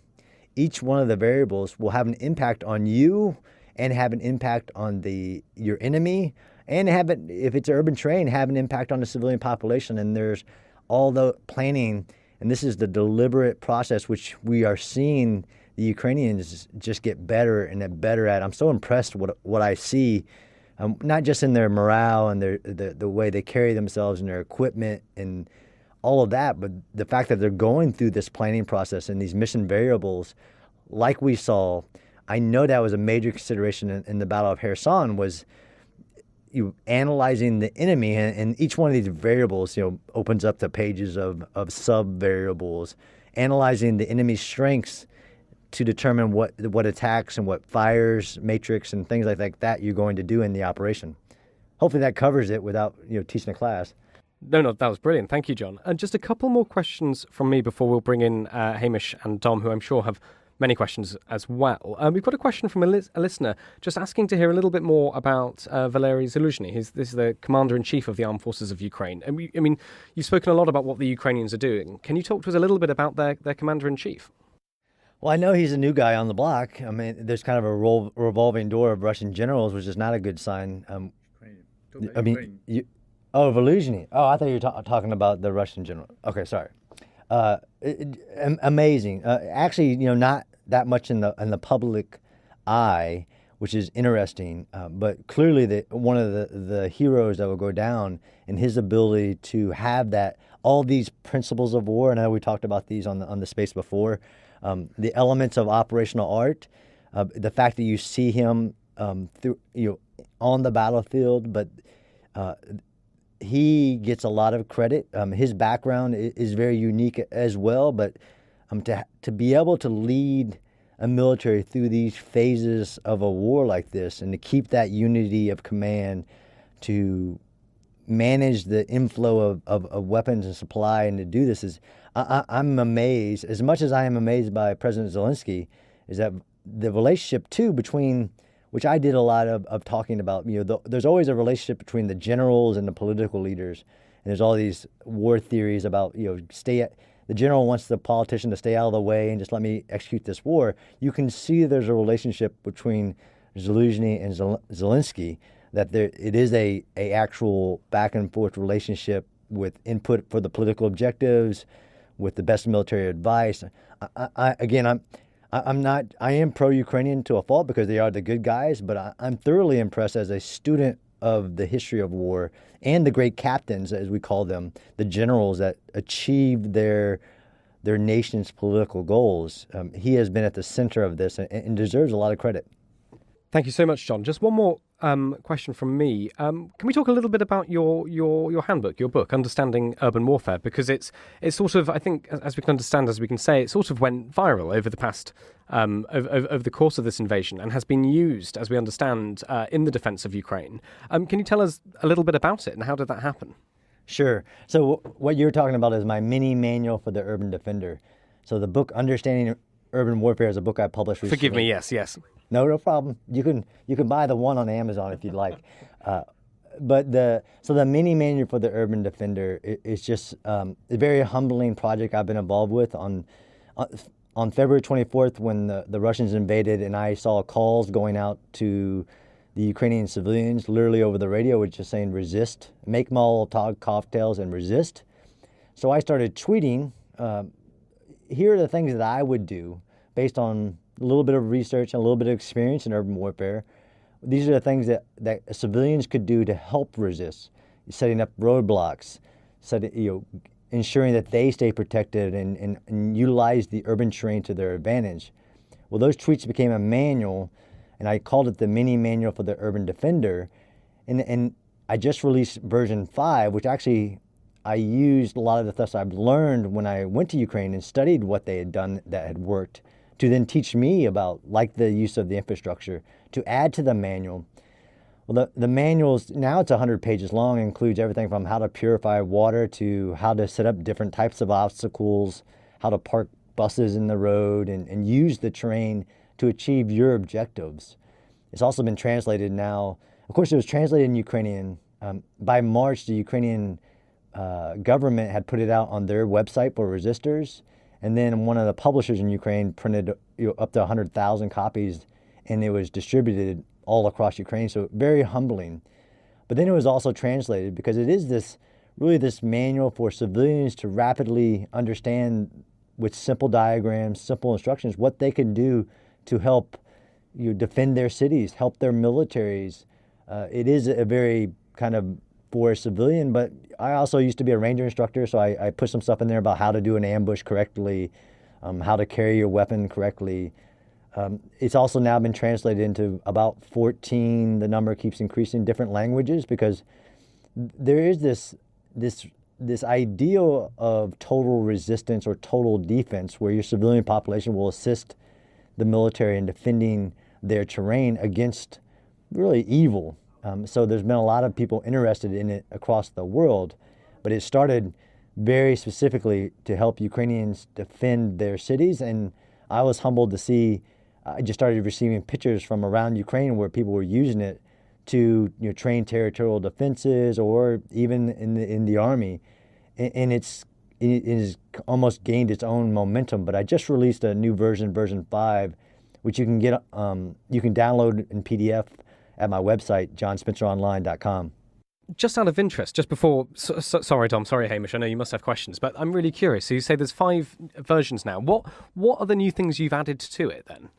Sure, yeah. I did get a lot of requests what to add, and there's some restrictions, but some of the recent things I've added were like how to use small arms, machine guns, and other direct fire weapons against slow-moving drones or helicopters, which is old. Like the Gepard, if you just put a lot of lead in front of the thing and let it run into it, it'll actually bring things down. I added some new stuff about weapons. I added actually law of war, because I think that's really important. And what Ukraine has done from the beginning is kept not only their just cause, but also the just execution of the way they're fighting, to keep their alliances and keep their hope alive. So I put stuff in there about the law of war. I added more medical, because a tourniquet can save lives on the battlefield, but I added more stuff about medical in there. And I really went back as I was, first version 1, 2, and 3 were very frantically just pushing them out as the need was requiring. I even learned from the Ukrainians about different types of obstacles that I put more detail so that other Ukrainians in other cities could do rapidly, or I refined a lot of the information based on what I've learned from the Ukrainians themselves on my tours. And I had more time. So it's really a rewrite. Version 5 is really a rewrite from the earlier version, which was the book that had a part in the Ukraine's defense. Thank you so much for all of that, John. Thank you for answering all the questions there. Hamish and Dom, I'm sure you've got questions for John. I will let any of you come in when you like. John, fascinating, absolutely fascinating stuff. Thank you so much. I mean, we are very lucky that we have a huge number of people inside Ukraine listening to this right now, and they will be downloading the podcast later, many of whom may not have been able to get access to the mini manual. What simple practical things did you think the most important are to give them right now? And it might be weapons or medical or tank traps or what have you, but a couple of things they can do this afternoon right now. What would you suggest? So, I mean, if you put a knife to my back, I mean, number one is understanding how to stay protected from aerial munitions to direct fire. The urban terrain is called the great equalizer for a reason, is that if you're a defender, it's ripe with military already developed terrain, especially the underground. The underground has always been the refuge for anybody. So if there isn't an underground already, in the open terrain or in the wooded terrain, you have to dig trenches. But in the urban terrain, you can connect buildings underground. You can use the sewer networks to plan to move and strike and use guerrilla tactics. Know which buildings you're going to use for whatever defensive purposes, because all buildings are not made the same. A heavy clad steel reinforced concrete building is going to be a really important building to any defender. Or if you just want to stay protected, you can slow the military down, even if it's not a city that the military is attacking.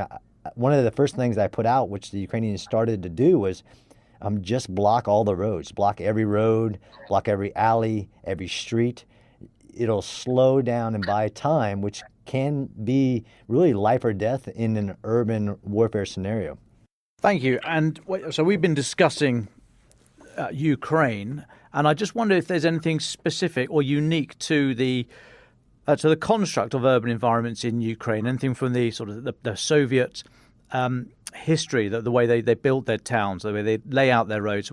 So in the context of sort of recent thinking of fighting in Mosul and Fallujah and other urban environments that we've seen, are there any particular characteristics about Ukraine that really we haven't seen very far around the rest of the world? So that's an interesting question, is because even Ukraine, there's great great differences. But the Soviet bloc apartment building complexes are very strongly built, and often there is also often a warehouse district, as we've seen in places like Severodonetsk or in Mariupol. These factory areas usually are very defendable, very important military objectives, because they give you line of sight, they give you lots of places to hide. There's lots of things there. And this is really what the advantage to any Ukrainian in any city across Ukraine is, that they understand the cities, their cities, both how to get in, how to move around, what are the best buildings to attack from, how to shoot and move, than any other Russian ever will, because it's their city. But there's some uniqueness to the constructions of the buildings. And this is, again, if you're in any city, any urban areas, understanding which buildings are going to be best for whatever mission you have, whether it's to defend or whether you're attacking, the different routes. And this is what we saw during this war, is that the Ukrainians understood not only their cities, but how to get into their cities and the major choke points and the bridges that people will need to, all these things that I always say there's two challenges in urban warfare. One, there's a challenge of understanding the urban environment. Ukrainians will always have the advantage there. And then the second one is understanding how to use the urban terrain to fight, whether it's to attack or to defend. That's something that I think my manual can give a little helpful hints that have worked across history. So that's, I don't rely on my own experiences from from Stalingrad to the Battle of Berlin to the Battle of Seoul, Hue, these iconic urban battles. There's things that just keep repeating themselves. The use of barriers, the use of snipers, the use of ambushes, whether it's the Battle of Grozny, where small forces have defeated or at least definitely messed up the plan of a greater by number. The Ukrainian military is, of course, greater than the Russian military, but sometimes there is a numerical disadvantage, and the urban terrain equalizes that. It's Hamish. Perhaps I could come in here quickly, and John, you and I could probably speak all day. And you talk about drones and small arms fire. When I was with the Peshmerga, they fired thousands of small arms at ISIS drones with various degrees of success. But what I also saw in my time in Syria is, when towns and cities are razed to the ground, it gets incredibly difficult for the attacker. And in Syria, the Syrians were very frequently using incendiary weapons, mainly white phosphorus, to set fire to towns and villages to sort of smoke people out. But most sort of clear and devastating in my mind was actually Aleppo back in December 2016, where after the Syrians had fought conventionally for 4 years, and the last year of that with the Russians and getting nowhere, they then used chlorine barrel bombs for 15 days, which, with everybody hiding underground, smoked them out, and was decisive, as it was the next year in Ghouta, a suburb of Damascus, and the year after in Douma, that it was actually chlorine that brought an end to those sieges. Now, I'm not suggesting at all that the Russians would use that, but we did see at the beginning of the war, when they were on the offensive, the use of things like white phosphorus as incendiary weapons. Is this something that you've seen? And is this? It struck me, particularly in Syria, it was pretty viable. But these are horrific and illegal weapons. But if you have no morals or scruples, the lecture I gave last week in Cambridge, you would use these sort of weapons all the time. Right. Yeah. I mean, that's a great point. And what we've seen with the Russians is that they really don't. They use war crimes as a method of warfare. Some of the things that I thought about as you were asking me that question was that I actually added to this version of my manual why defend, because across history, if step one of attacking any urban area is to isolate it. You can do that with fires, or you can just completely encircle it like they did at the Battle of Mosul with 100,000 security forces to encircle 5,000 ISIS inside of it. So step one of if you're defending is don't let them isolate you. The other aspect is like you said, the paradox of being in the urban terrain is that the more you bomb it, the more defendable it is. Because a rubbleized building is a lot more defendable than a building that hasn't been struck. That was learned in Stalingrad when the Luftwaffe destroyed 80% of the city, which meant that they couldn't bring the tanks in later and made it a very close fight to happen. But some people believe that the age of the siege warfare is back. But again, you have to understand those mission variables, like in the Battle of Mariupol, where 3,000 brave Ukrainians were encircled and sieged, but they held down 20,000 Russians for over 80 days and actually achieved an operational effect of not allowing those Russians to then go attack things in the north or in Donbass. So they achieved the mission part of the variable, but each one matters. But if you encircle a city, there's so many variables, even from the siege of Sarajevo, which is the longest modern siege, lasted 3 years because it was really never isolated. There were tunnels that could get things in. You could get people in and out.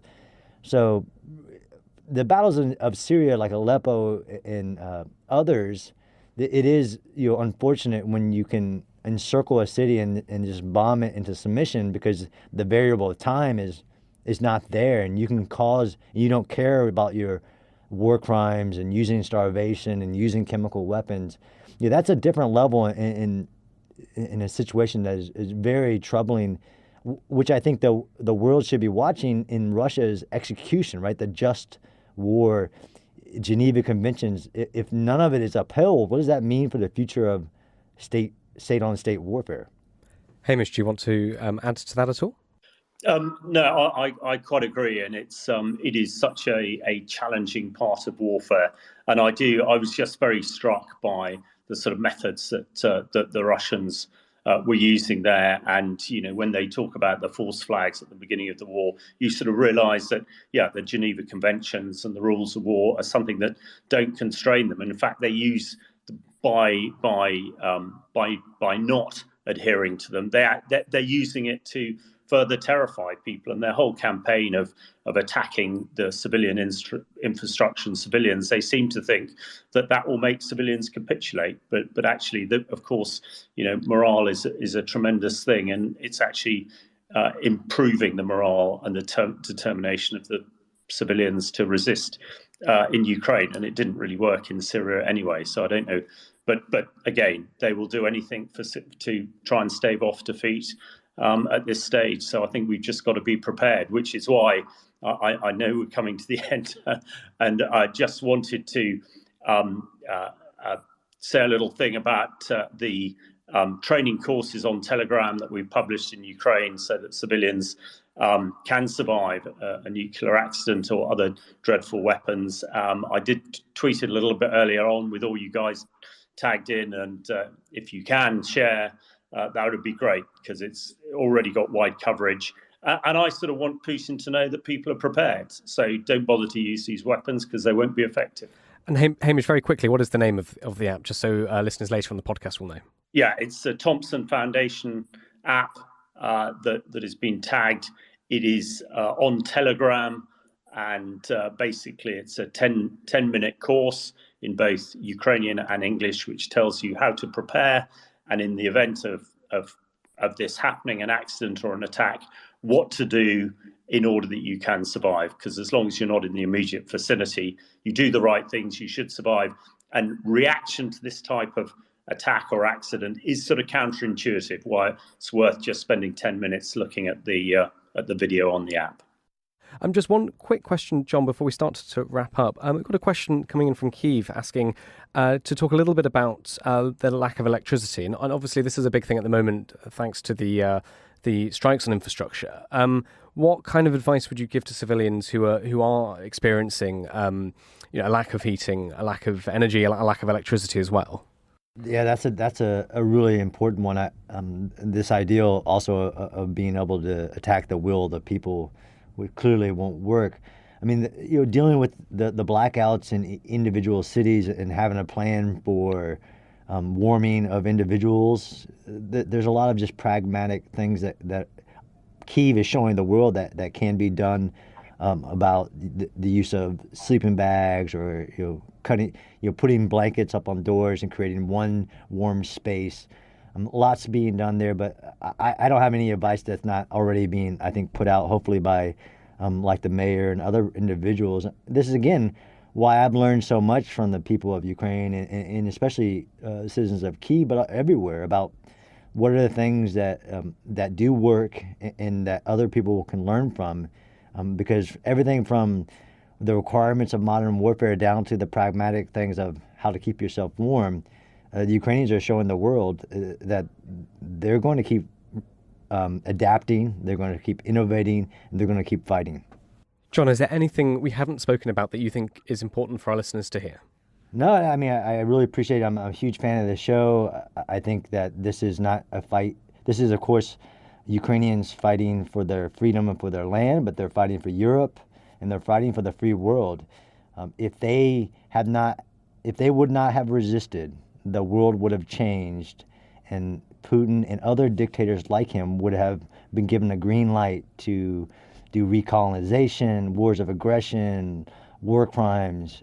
They're doing so much, and I'm so respectful of the resistance of the Ukrainians every day, and your space, which talks about it and brings the news to the world. Well, thank you very much, John, and thank you very much for joining us. Can I just ask all of you now briefly for your final thoughts? What will you be looking at and thinking of, and what would you want our listeners to know about over the next few days? Dom Nichols, why don't you go first? Sure. Well, I just want to finish, if I may, by talking about what all the lessons that John and Hamish have talked about today that are really applicable for individuals under this bombardment and under the threat of chemical, biological warfare.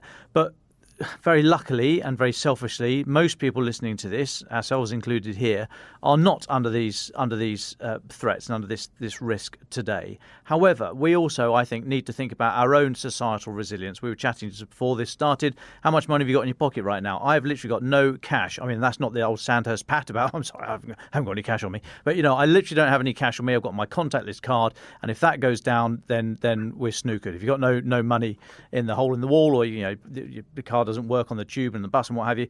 So just think about our own societal resilience. And if we're in a long fight now, and we are, as I say, most of us are lucky enough not to be under daily bombardment, but we can still do our bit, which is to keep ourselves informed and to keep the conversation going. We all know about Ukraine fatigue. We've heard the term. You get it in every war, every big effort. I would just ask that we all just look after ourselves, look after our mental health, because you got to take a break from this stuff every now and again, but keep engaged and keep informing other people. The amount of conversations I have when people say, "Oh, well, it's all finished, isn't it?" or "Ukraine can't win," and I just think you've not seen any news for, well, arguably 10 months. So I would just ask us all to think about our own resilience and what we can do from this flank, albeit from afar, and I'm not belittling that at all. We are nice and safe here, but we can still do our bit, keep ourselves informed and help to inform others. Thanks, Dom. Hamish de Bretton-Gordon. I'd reiterate what Dom said there. I think as we get into the festive period, the chance to rather worry about ourselves and all the things that vexing people in this country and others in the West, really, if we get this wrong, they're quite frankly irrelevant. The inflation, the price of fuel and food will go down once Ukraine is sorted out, and it's those people who are doing the fight, the boots on the ground, if you like, to keep the tyrant Putin at bay, which is so essential, and we must not forget them, and we must keep supporting them with every nerve and sinew over these very difficult next couple of cold and wet months in Ukraine. Thank you, Dom. Thank you very much, Hamish. John Spencer, as our guest, would you like the very, very final thoughts? Sure. I'll just piggyback on that because I do believe the moral factor in war is 3-1 to the physical. And no matter where they are in Ukraine, whether it's the soldier, the territorial defense, the leadership, keeping that moral factor, keeping the morale high, keeping the hope that the world is behind them and that their suffering is valued and that there is a very clear path to victory and that there's the U.S., the West, the 50-plus nations are in it until they win. Keeping that hope alive and reminding everyone that is the path, that Putin has already lost, Russia will lose, and Ukraine will prevail. Ukraine the Latest is an original podcast by The Telegraph. To stay on top of all of our Ukraine news, analysis and dispatches from the ground, subscribe to The Telegraph. You can get your first 30 days completely free at telegraph.co.uk/audio. You can also listen to this conversation live at 1 p.m. each weekday on Twitter Spaces. Follow The Telegraph on Twitter so you don't miss it. If you enjoyed this podcast, please consider following Ukraine the Latest on your preferred podcast app. And if you have a moment, do leave a review, as it helps others find the show. To our listeners on YouTube, for reasons beyond our control, there's sometimes a delay between broadcast and upload, so if you do want to hear an episode as soon as possible, it's available on your podcast apps. Please search for Ukraine the Latest on Spotify, Apple Podcasts, or your preferred app, and check out the Ukraine page on the Telegraph website. As ever, you can get in touch directly to ask questions or give comments by emailing podcasts@telegraph.co.uk. We do read every message. We are especially interested to hear where you are listening from around the world. Ukraine the Latest is produced by Louisa Wells and Giles Gear, and today on Twitter, Claire Hubble.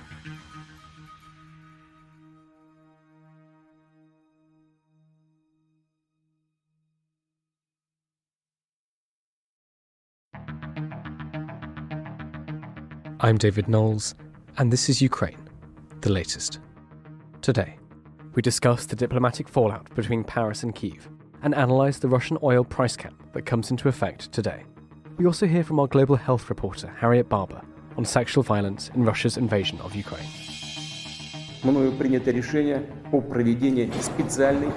This hideous and barbaric venture of Vladimir Putin must end in failure.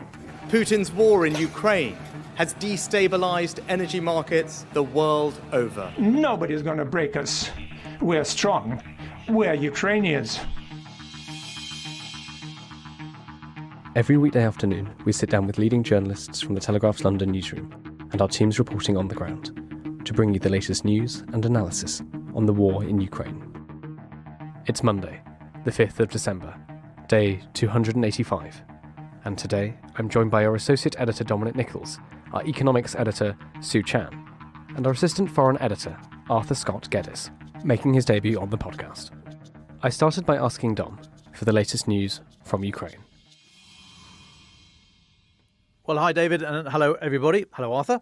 Okay, so the air raid alarms are going off as we speak in Kyiv. I've seen various reports of missiles that have been shot down and others that haven't. It's all completely spurious at the moment. We don't have any firm data. So as of going live now, just after 1300 GMT on Monday, this will be different obviously for the pod a bit later, but as of now, we do not know. So just be very, very careful of any information that you see claiming such and such has been shot down or X number of missiles have got through. We just do not know. But the air raid alarms are going.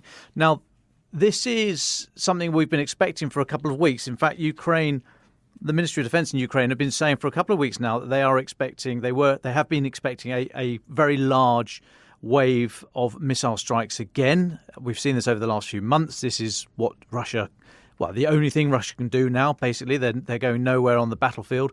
Bit of skirmishing around Bakhmut in the centre. I say bit of skirmishing, it's extremely violent, but what I mean is the lines aren't moving much. But essentially Russia is not able to do anything on the battlefield. All they're able to do is try to terrorise the Ukrainian civilian population through these attacks on critical national infrastructure. So it looks like the wave of attacks which seem to be happening now are what Ukraine has been expecting for the last couple of weeks. Now, that might be separate to or related because of a couple of incidents this morning. Now, two Russian long-range aviation bases deep inside Russia, one only about 150 k's south of Moscow, the other one about 600 k's south of Moscow, but both a very, very long way away from Ukraine. Two Russian long-range aviation bases have been subject to some kind of violent attack. And again, you can tell I'm choosing my words very carefully here because on social media, people are saying it's drone strikes. It's a new drone that Ukraine have developed capable of 1,000 kilometers. It's this, it's that. Again, we do not know. All we do know is that Russian state news are saying that one of them was caused by a fuel truck that exploded and killed 3 people. So we know that that's not true. So it might be something else, but we do not know what. So firstly, let's have a look at these two bases. The first one is called, it's near the city of Ryazan, Dyagilevo Russian Air Base, near Ryazan, about 150 k's southeast of Moscow. There was a blast this morning, Monday morning, which, like I say, Russian state news are saying a fuel tanker exploded, killing 3 and injuring 2. There's footage on social media of a very large explosion, but we don't know what it is. Now, separately, 600 k's southeast of Moscow, there's another base. Called Engels Air Base, 600 k's southeast of Moscow. That has been subject to a much larger blast. Again, you can see those on social media. Ukraine not claimed responsibility for either incident, but Engels houses the 121st Heavy Bomber Aviation Regiment, and Dyagilevo is a training centre and also houses Russia's only IL-78, that's the Ilyushin, big heavy Ilyushin tanker, air refuelling tanker base. Across both of them are the Tu-95s and the Tu-160 strategic bombers. Tu-95 we know better by the NATO codename of Bear. It's a large 4-engine propeller strategic bomber. It's old, first flown in 1952, but it's still there. It's been in service since 56. It's but a bit like the B-52, the US B-52, the airframe is old, but it's been upgraded. Even these old Russian planes have been upgraded over the years, so they're still very capable. And what they do is they're launching these. It's from these aircraft that the air-launched cruise missiles are being thrown at Ukraine. So the Tu-95, that's the bear. The Tu-160 is similar, but it's supersonic. It's a variable swept-wing heavy strategic bomber. Again, pretty old, back in the 1970s. But hey, just because you're born in the 1970s doesn't mean you're old. Stop it, Arthur. So they are the strategic bombing fleet across these sites. Now, there are other Russian airfields that can launch these big heavy bombers, but there's not many of them. There's only another 2 or 3 dotted around Russia. So if this is a strike, it is very significant. Now, that's what we know so far. I'm now going to move into a little bit of speculation and analysis. So what does this mean? I'm skeptical of some hitherto unseen, massively long-ranged drone. But yeah, entirely possible. If it is a drone, then that means that there will be hundreds of Russian bases, headquarters, logistic depots now in range of Ukraine, if it is indeed Ukraine, which we should assume it is. So what can Russia do about it? We know their air defense is not brilliant. They're kind of a little bit asleep on the watch.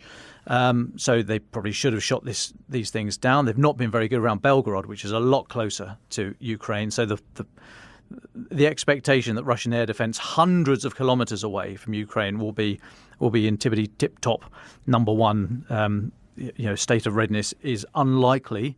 However, these sites should have air defense around them.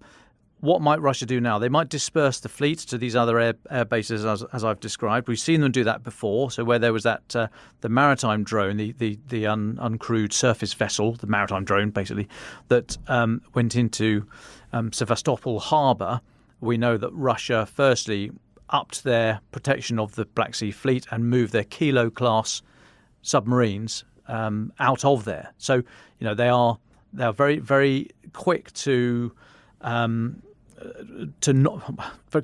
accept the strategic risk. I've mangled that sentence, but what I mean is that they're quick to move their very valuable assets away from the new threat. So maybe that they're going to do something here.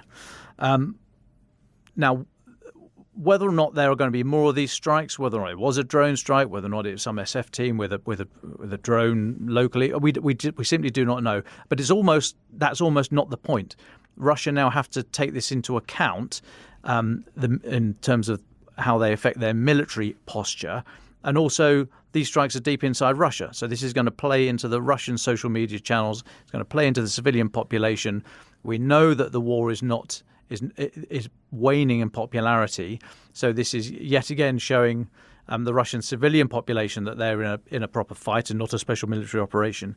So maybe they don't need to do many more of these strikes, if any at all. There are reports that 2 of the Bears, the Tu-95s, were damaged. We've absolutely no idea. We can't verify that at all. But we know they've got many, many more aircraft and missiles. So actually, if that's what it's achieved, that's not a huge amount of actual damage, but that is not the point. Just being able to do it and being able to put that seed of doubt into your enemy's mind is a large part of these kind of strategic attacks. Now, as we say, there are air raids going off right now over Ukraine. About an hour ago, the Ukrainian Ministry of Defense said that 14 Tu-95s had taken off from that base. Now, whether that was to disperse them or if that's part of the likely strikes that are ongoing right now, we do not know. Worth noting, of course, that in recent weeks, the number of cruise missile strikes and indeed drone attacks has dipped. That has gone hand in hand with the Ukrainian estimate of this long-anticipated big wave coming. It might indicate that Russia are, rather than trying to dribble out these attacks over a number of days, they're going for sort of the shock effect of it all happening in one day. We do know they're very low on their precision-guided munitions, so maybe that's why they're trying to save what stocks they have for these big sort of spectaculars. An awful lot of speculation there. As the day wears on, we will all get more information. But it does look like, just to wrap this bit up, other news later, but just to wrap this bit up, two airfields seem to have been subjected to some kind of attack deep inside Russia, and there are the air raid alarms are going off across Ukraine right now. But I better take a pause there. Thank you very much for that, Dom. And as Dom said, a lot of this we'll have to try and verify over the next 24 hours. And I'm sure we'll bring you another update tomorrow on what we think is happening inside Russia and, of course, the result of these airstrikes on Ukraine, which are ongoing right now. Arthur Scott Geddes, can I turn to you? Away from Ukraine, away from the war zone, there's been quite a few developments in the diplomatic sphere. Can we start with this? Well, it's a huge diplomatic falling out, really, between Paris and Kyiv. What's happened? Thanks, David. Yeah, so Emmanuel Macron he's again provoked outrage in Kyiv by saying Putin needs security guarantees from the West before any peace deal can be achieved. And these comments that he's made, they came after a state visit to the US where he dined on American cheese and lobsters with Joe Biden, who, of course, also said last week that he would be willing to sit down with Putin if he withdrew his troops from Ukraine. So Macron's again trying to sort of position himself as a potential peacemaker. But it's not the first time he's made himself unpopular with the Ukrainian leadership. At the beginning of the war, obviously, he was criticised for speaking with Putin on the phone as the invasion was underway. And then in May, Zelensky accused him of asking him to make territorial concessions so that Putin could save face, although, to be fair, the Elysee later denied this. And then more recently, he got in trouble for saying France wouldn't respond in kind if Russia launched a nuclear attack on Ukraine. But there are a few reasons why these sorts of comments, the security guarantees comments, provoke such a furious response from Kyiv. One, I think, is that it's come after, as we've already discussed, a wave of really devastating attacks on Ukrainian cities and infrastructure, which have really made it very difficult for Kyiv to kind of even contemplate sitting down with Russia for any sort of negotiations.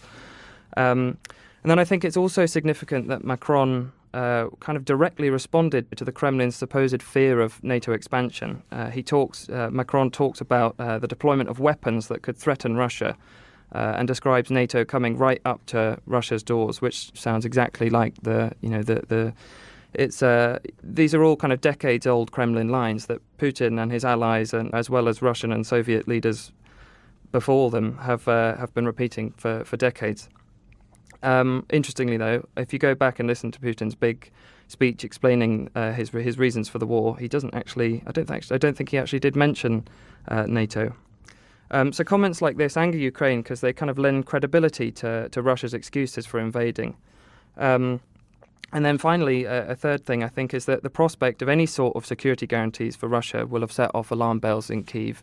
They'll be asking, what will that entail? And they've obviously launched down this path of closer alignment with the West, whether that's just the EU or NATO. And so they'll be very concerned that they'll have to abandon or walk back any of those plans. And then today, Germany's Olaf Scholz seems to have kind of echoed this kind of conciliatory tone that we've seen from Emmanuel Macron, although in a much more guarded way. He's written an opinion piece in Foreign Affairs today where he warns about a kind of return to the Cold War and warns against dividing the world into different blocs.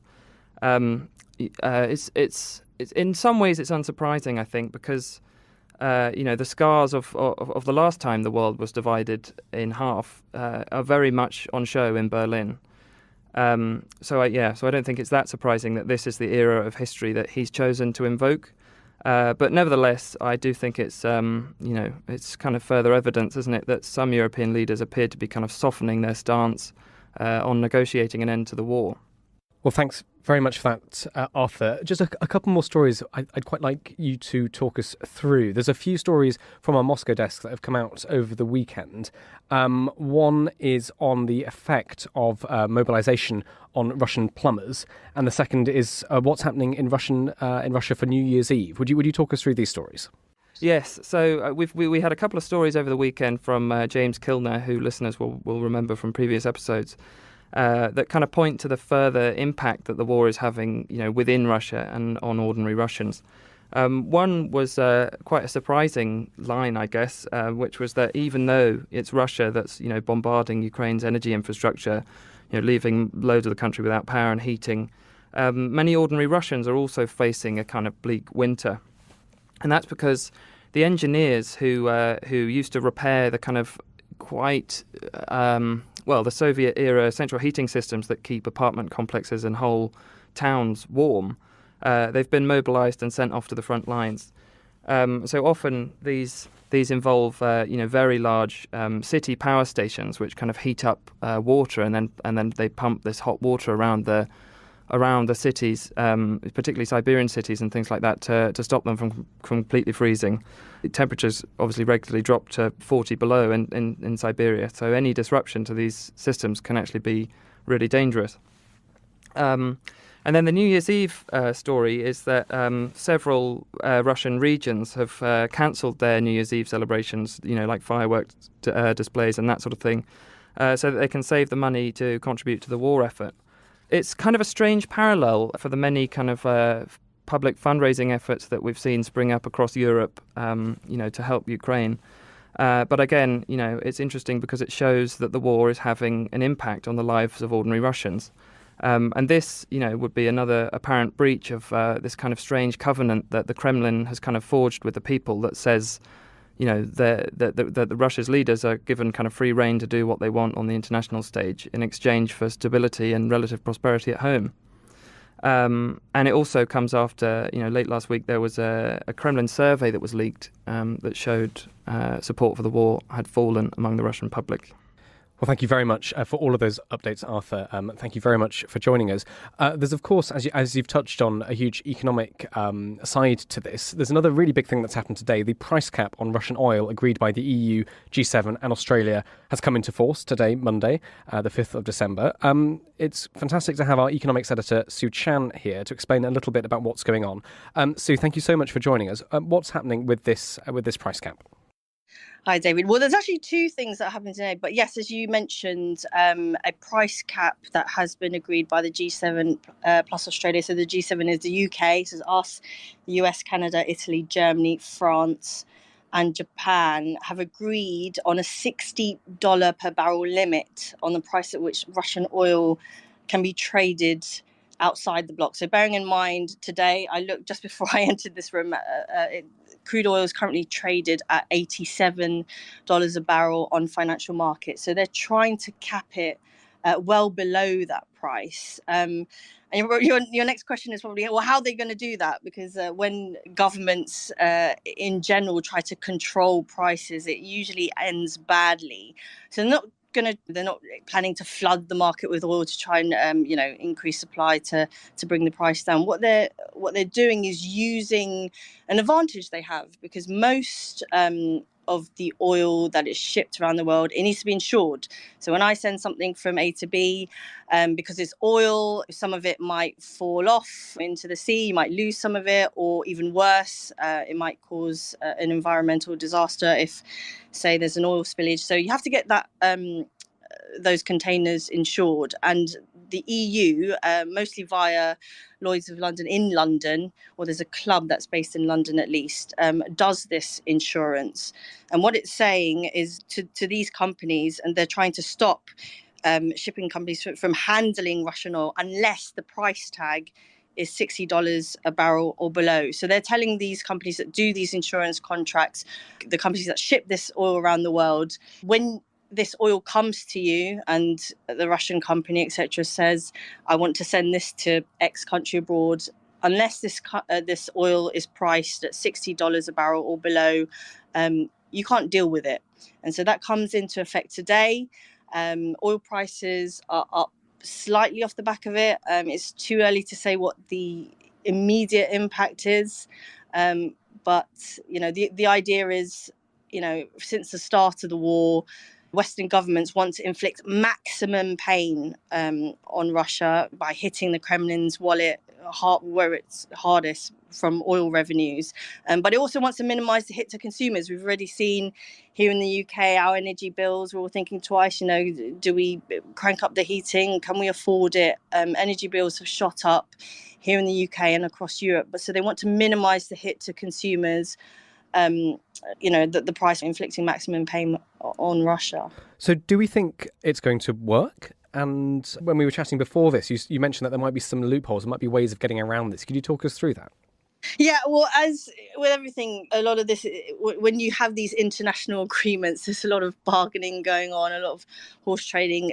You know, this $60 a barrel limit, this figure was come upon after months of negotiations.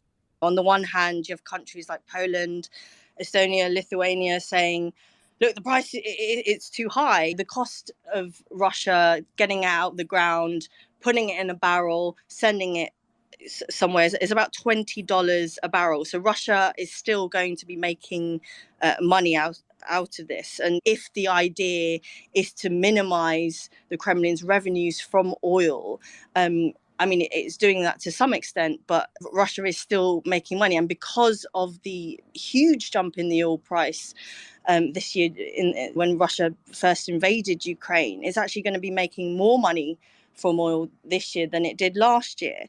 But then on the other hand, you had countries in the EU like Malta, Cyprus, Greece. They have huge shipping industries saying, hey, this is a big part of our economy. You need to actually price it a little bit higher. It needs to be higher than $60 a barrel so that we don't get hurt disproportionately from this deal. So I think America played a big role in trying to broker this. They've come to this $60 per barrel limit. I mean, again, this is the first day we've seen prices rise slightly. Russia, a spokesman today said, we will retaliate. They didn't specify how. I'm not sure how they would, but they also said that it wouldn't stop its military campaign either. In terms of loopholes, yeah, there are potentially a lot of loopholes. I mean, this is a supply chain. You know, you have a Russian company, it comes out of Russia, it goes through a shipping company. They all have to certify what the price is. And, you know, there could be records, there's a risk that records could be falsified by Russia and trading partners who want to keep that oil flowing. The Kremlin said it won't sell to countries that comply with this price mechanism. So, you know, there are, you know, potentially ways that countries could find ways around it. I was looking through the history books before I came and sat down here. You know, a similar thing happened when the UN during the 1990s tried to do something, a similar plan in Iraq. There's this famous Oil for Food program, and lots of countries overpaid for other commodities such as wheat. You know, the thing with money is that it's fungible. So you can say, yes, I'm paying this for wheat when I'm actually paying a little bit more for oil. And who can prove it? And it's very difficult. And also there's other countries involved. So as the EU has turned its back on Russian oil, Russia has tried to turn towards other countries, China, India. They've been able to pick up millions of barrels per day at a discount price. And if these countries can find insurers, and the EU is not the only EU companies are not the only companies that offer this insurance. If they can find other companies to insure them, they can snap up Russian oil at any price. So there are potential loopholes, and I think this regime, the policymakers who announced this said, you know, we're going to tweak this, and we'll see how it goes. But it's day one, as you say. Well, thank you so much for all of that. Just a quick question from me. Could you put this a little bit into context, maybe for our British and American listeners? What could this mean for British consumers and for American consumers? I think we've described the sort of theory of it and the loopholes extremely well. You've given us a really good understanding of that. But in practical terms, what might this actually look like for the person, for the ordinary man in the street, if you like?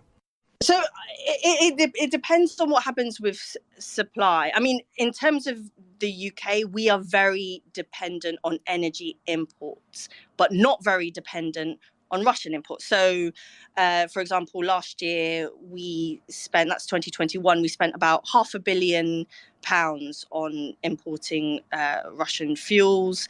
That's now gone to zero as of the summer. So what did we used to buy from Russia? We bought mainly diesel fuel, some jet fuel, and the government here has said we're going to try and get more of that from Saudi Arabia, from Kuwait, from Norway, and all these other countries are everyone's trying to protect their finances. We're in a cost of living crisis. Governments are trying to find money. So the countries outside Russia are also ramping up production. So in terms of the UK, we are already pivoting or on our way to pivoting, pretty much away from our reliance on Russian oil.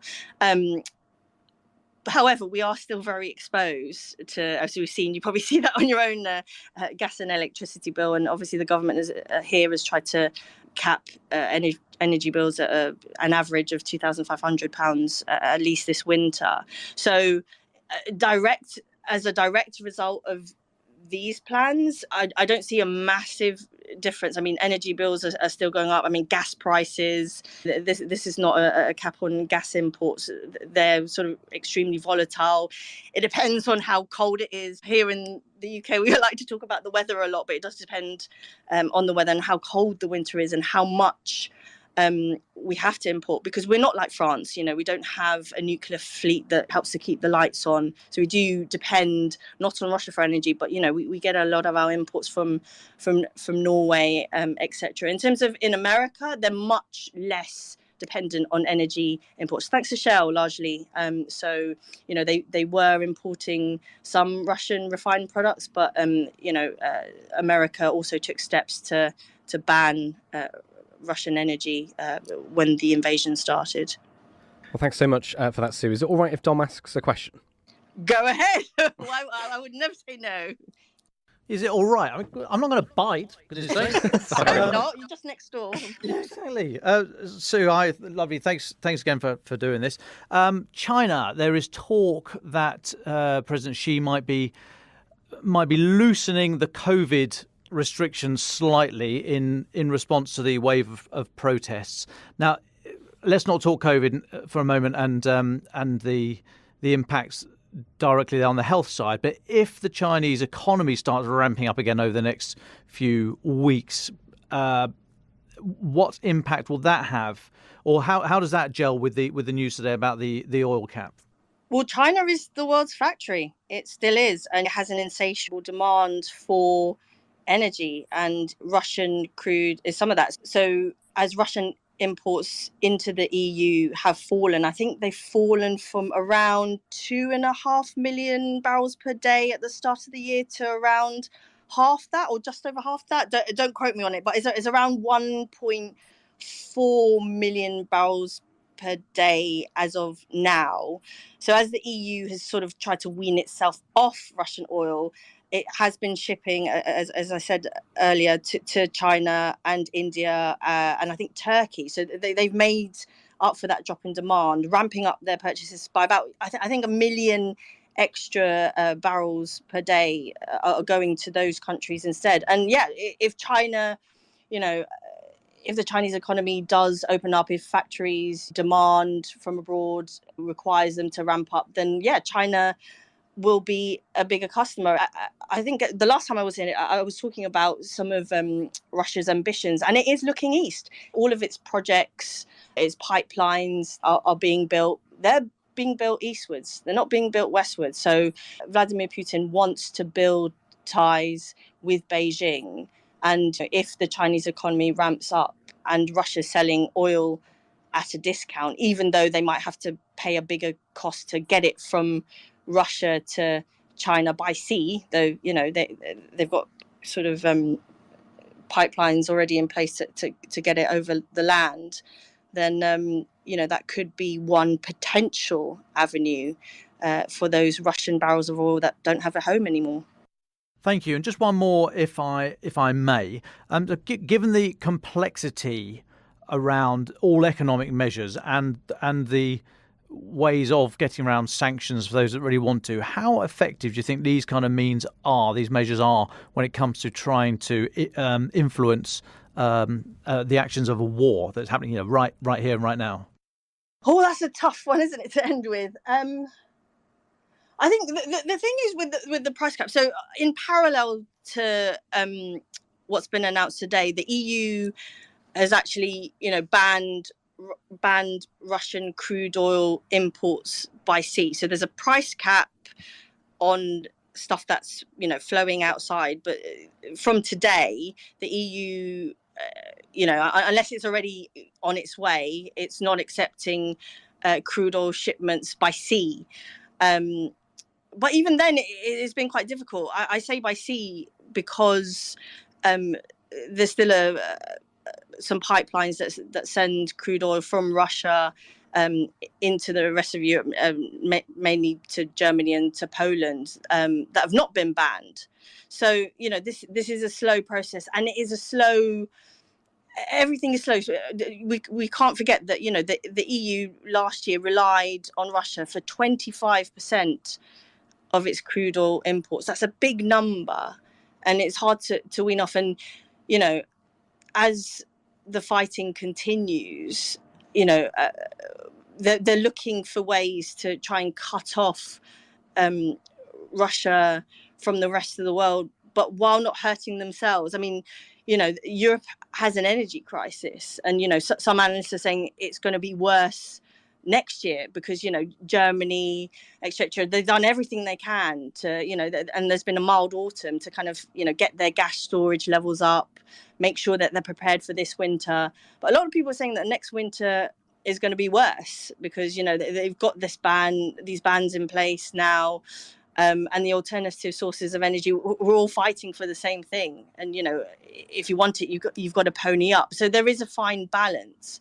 and yes, they want to continue to apply pressure on the Kremlin, but it will continue to be that fine balance going forward. And governments, as we've seen, we're trying to agree the $60 per barrel cap.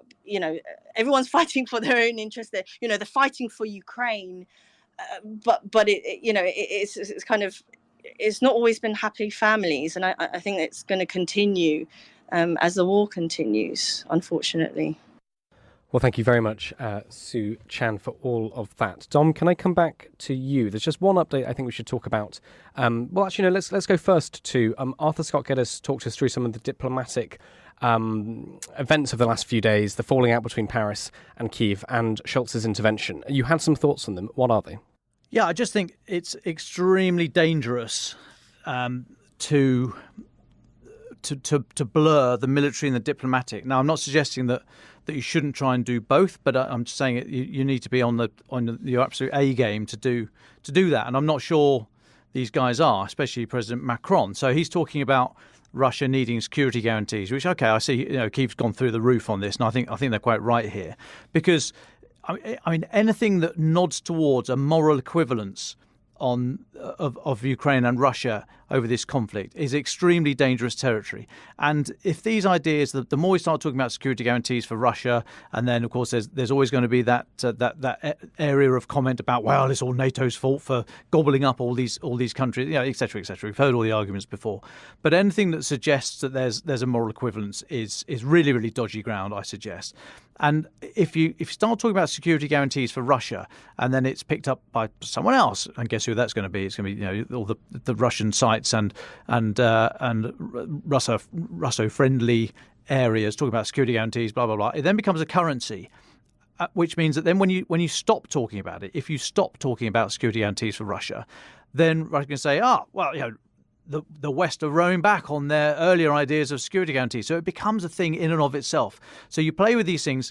You've got to be very, very careful. And I'm not sure Mr. Macron has really thought this through here. His strategy, I don't know what his strategy is, but the way it's being communicated at the moment, I think, is just leaving. He is leaving himself open to huge criticism, political criticism, and he's giving great succor to Putin and Russia. So I think any talk of security guarantees is just ridiculous right now. And secondly, Mr. Scholz, he's saying that we don't want to get into another Cold War. Again, I think you just need to be a bit careful here, because if you blur the lines, but the Cold War was a battle of ideologies, and you could argue that there is an emerging Cold War between the West, if you like, for ease of an expression, and China over how society should be ordered and managed and led, etc., etc. I think that is a far cry from what's happening now against Russia, or the model that Russia is offering the world. I mean, Russia is offering a kind of gangsterism, cronyism, mafia state, however you want to call it, prepared to use terrorism, i.e. violence, for a political end. I mean, it's not a system they're offering. It's just a bunch of tired old men trying to make money. And I think to try and talk about that in terms of a Cold War is wrong, because it equates to systems, and there is not a system. So in that regard, I think Mr. Scholz Chancellor Scholz is correct. There is not a Cold War here with Russia, because it affords them the luxury of saying that what they're doing is a realistic political offer to the people that they can choose or not choose. Of course, they get no choice whatsoever. This thing's lumped on them whether they like it or not. So there is no Cold War there. But the more he says we should not use these terms anymore, I think it pulls the rug from under the intellectual curiosity that would then lead us to think, well, hang on, what do we mean by a Cold War, and what is happening more broadly to power and society in the 21st century vis-a-vis China? Okay, a conversation for another day, but I think that is worth exploring if we think there is a Cold War of ideologies and different system of human organisation between the West and China. But I think by just cutting that conversation off and saying, well, we can't talk about it in terms of Russia, whilst I think that is correct in terms of Russia, I'd be very loath to say that is an outdated notion, and any talk of the Cold War ended in 1989. No, that's fascinating. Thank you very much, Dom, for bringing that up. There's just one more thing I'd quite like for you to talk about. There's been an update from a US intelligence officer who said that the fighting in Ukraine has fallen to a reduced tempo. Just talk us through that a little bit. Can you give us a lay of the land across the lines at the moment? Yeah, so these were comments at a security forum over the weekend by Avril Haines, the US Director of National Intelligence, and she was saying that she was basically making the point that the Great Freeze is going to just halt any kind of decisive military move over the winter. I'm not so sure about that, to be perfectly honest. I mean, what the Great Freeze is going to do, for want of stating the blindingly obvious, it's going to freeze the ground. Okay, and once you get more than about a foot of hard frost, then tanks and other heavy vehicles can trundle across that quite happily. I mean, we can get into the debate about wheels versus tracks and which vehicles are better for what type of ground and so on and so forth. It all comes down to ground pressure, and if you divide the weight of the vehicle by the footprint on the ground, which is tanks, you got the whole length of both tracks, which is a much bigger distance than the footprint of wheels. So tanks can get across much worse ground, boggy ground, muddy ground, than wheels can. Wheels, or modern variable pressure systems, you can basically increase the size of the wheel on the ground by reduce the pressure of the tyre, so it's a bit more squidgy and sort of spreads out across the ground. So you lower the pressure of the wheels basically, so it can get across better ground. Now, a lot of these ideas came in Afghanistan about having wheeled vehicles that are generally lower to maintain. They're not as needy as tracks, but they themselves, they obviously need a lot of maintenance. But there's this perennial debate about wheels and tracks. But the point I'm making is that I think if you look at what's been gifted to Ukraine over the last few months, the US alone has gifted hundreds of Humvees, the high mobility wheeled vehicles. I'm missing an M. There's another M in there somewhere. High mobility multi-purpose wheeled vehicles. Anyway, the big jeepy things that we see around and about. Hundreds of those have been donated. Each drawdown that President Biden authorises, there's about 100 or 150, 125. I mean, it's triple figures each time.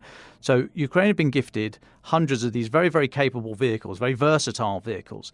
And I just wonder if what they are doing, or what they are shaping up for, is to build a force that is able to rapidly exploit success. So as we saw up in the Kharkiv region back in September, if you're able to break through that crust of Russian defences, then you can run right behind it. The ground, if it's big and open country, and in the winter if it's nice and hard and frozen, then you can drive many long distances, and you're only limited by your risk appetite and the geography. So I just wonder if Ukraine is building up that kind of doctrine, being able to rapidly exploit success, particularly with, I don't mean to draw it all down to one piece of equipment like the Humvees, but there's a lot more to it than that.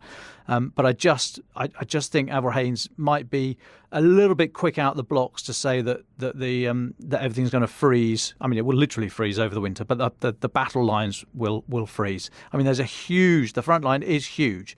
Russia does not have the personnel or the equipment, does not have the capability to put a big trench system all the way along. They are digging trenches, as we know, anti-tank and other trench systems.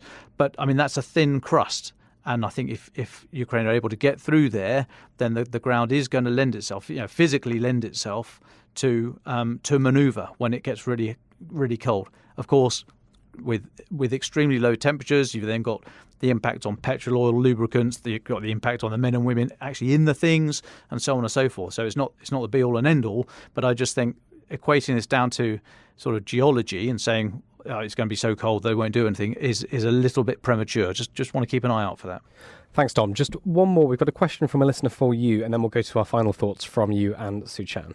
This is a question from James, and I think it relates to your earlier points about these explosions at Russian air bases deep inside Russia. James asks, could Russia's size and number of military bases and military reserves count against them? Ukraine could be in a very target-rich time with Russia, unable to protect even a fraction of its infrastructure. Its size would count against it. I mean, I think this kind of rolls on actually from what you were just saying. So, would you like to take that? Yeah, and thanks for the question. I mean, I think that's probably accurate in as much as the greater the target environment, the more stuff you can hit. But you've got to be very, very careful about extrapolating that to we just fire these things anyway and we'll hit something of value. I mean, no, you won't always hit something of great value. You have to be very selective in your targeting. Think about what effect do you want to achieve, and therefore what's the target that's best placed to go for to achieve that end. And then you've got to do what's called weapon to target matching, i.e. make sure you've got the right munition, the right weapon to go and hit the thing you want to do.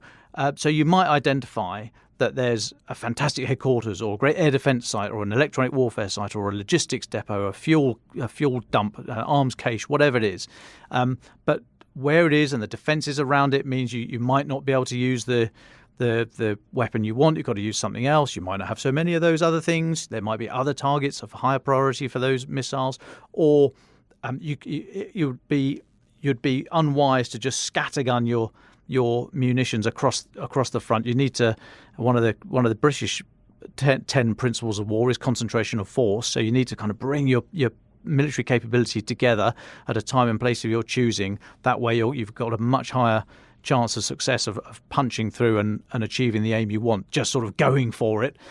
There's a time and a place, of course, when the blood is up, and you just need to kind of get off your belt buckle and run at them. But just going for it is a very, very quick way of expending all your ammunition, and especially the very sophisticated weapons. They'll be depleted very, very quickly, and you might do that for marginal gain. So yes, a much greater attack surface because Russia is a bigger thing to hit and a bigger armed force there to aim at. But I think Ukraine would still be, as I think they are, being very, very cautious about what they hit when, sequencing that with other actions to try and keep some sort of momentum, and in order to have have an operational or a strategic effect rather than just the low-level tactical effect of blowing stuff up. But no, I think you're right. There is a much bigger attack surface, so they can choose if their intelligence is good enough to identify all these nodes and all these bits of critical equipment. Then yes, they are able to select from a much broader list. Of course, it works the other way as well. If you are much smaller, then you have to arguably put a greater proportion of your force into protecting what you've got. So it is all swings and roundabouts, but inherently not you're not incorrect in your assumption. Well, thank you, James, for the question, and thank you, Dom, for your answer there. I think we've come to the end of our time together today. So can I just go to both of you for your final thoughts? What will you be looking at over the next few days or even few weeks when it comes to some of the economic things we've been discussing today? Suchan, would you just sum up what you've been talking about today and let us know what you're thinking, what you're looking at over the next week? Sure, I'll try and keep it short. I think anyone listening over the lunchtime, thanks for sticking with us. Probably right at the corner of your sandwich or the last few bites of last night's dinner. But I mean, today, the things that are coming into effect today are the biggest tranche of sanctions on Russian oil we've seen to date. They're designed to hurt Russia where it hurts most, in the pocket, but keep the oil flowing around the world. Whether it's going to work or not is another question. I mean, there's a big question over, will a non-European insurance market emerge from this? Can anyone do this? Is anyone prepared to insure these tankers? And at what price? And will tanker owners play ball with these sanctions? That's also an open question. And how effective will this cap be? I mean, policymakers said it's designed to be reviewed, so the price cap will always be below the going rate on the market. But there are a lot of unanswered questions. I mean, this will hurt the Russian economy, as sanctions have done. But whether it will make a massive difference in terms of boots on the ground or Russia's offensive. I mean, if you go by what the spokesman said this morning, they said it categorically won't. But then, let's talk soon. Absolutely. Well, thank you so much, Sue, for your time today. It's really great to have you back on. Dom Nichols, your final thoughts, please. I've been watching over the weekend a visit by Sergei Shoigu, Russia's defense minister, to his opposite number in Belarus, Viktor Krenin. He went over on Saturday, Sergei Shoigu. Now, we're not entirely sure what they're up to. They apparently signed some updates to a security treaty from 1997. He then went and met Lukashenko. Now, we talked about Belarus recently. Belarus hosts Russian troops. We think they're doing training there. We think they launched. Well, we know they launched into the north of Ukraine from Belarus. We think a lot of aircraft are taking off from Belarus and missiles fired from there. But we also think that Lukashenko is trying to play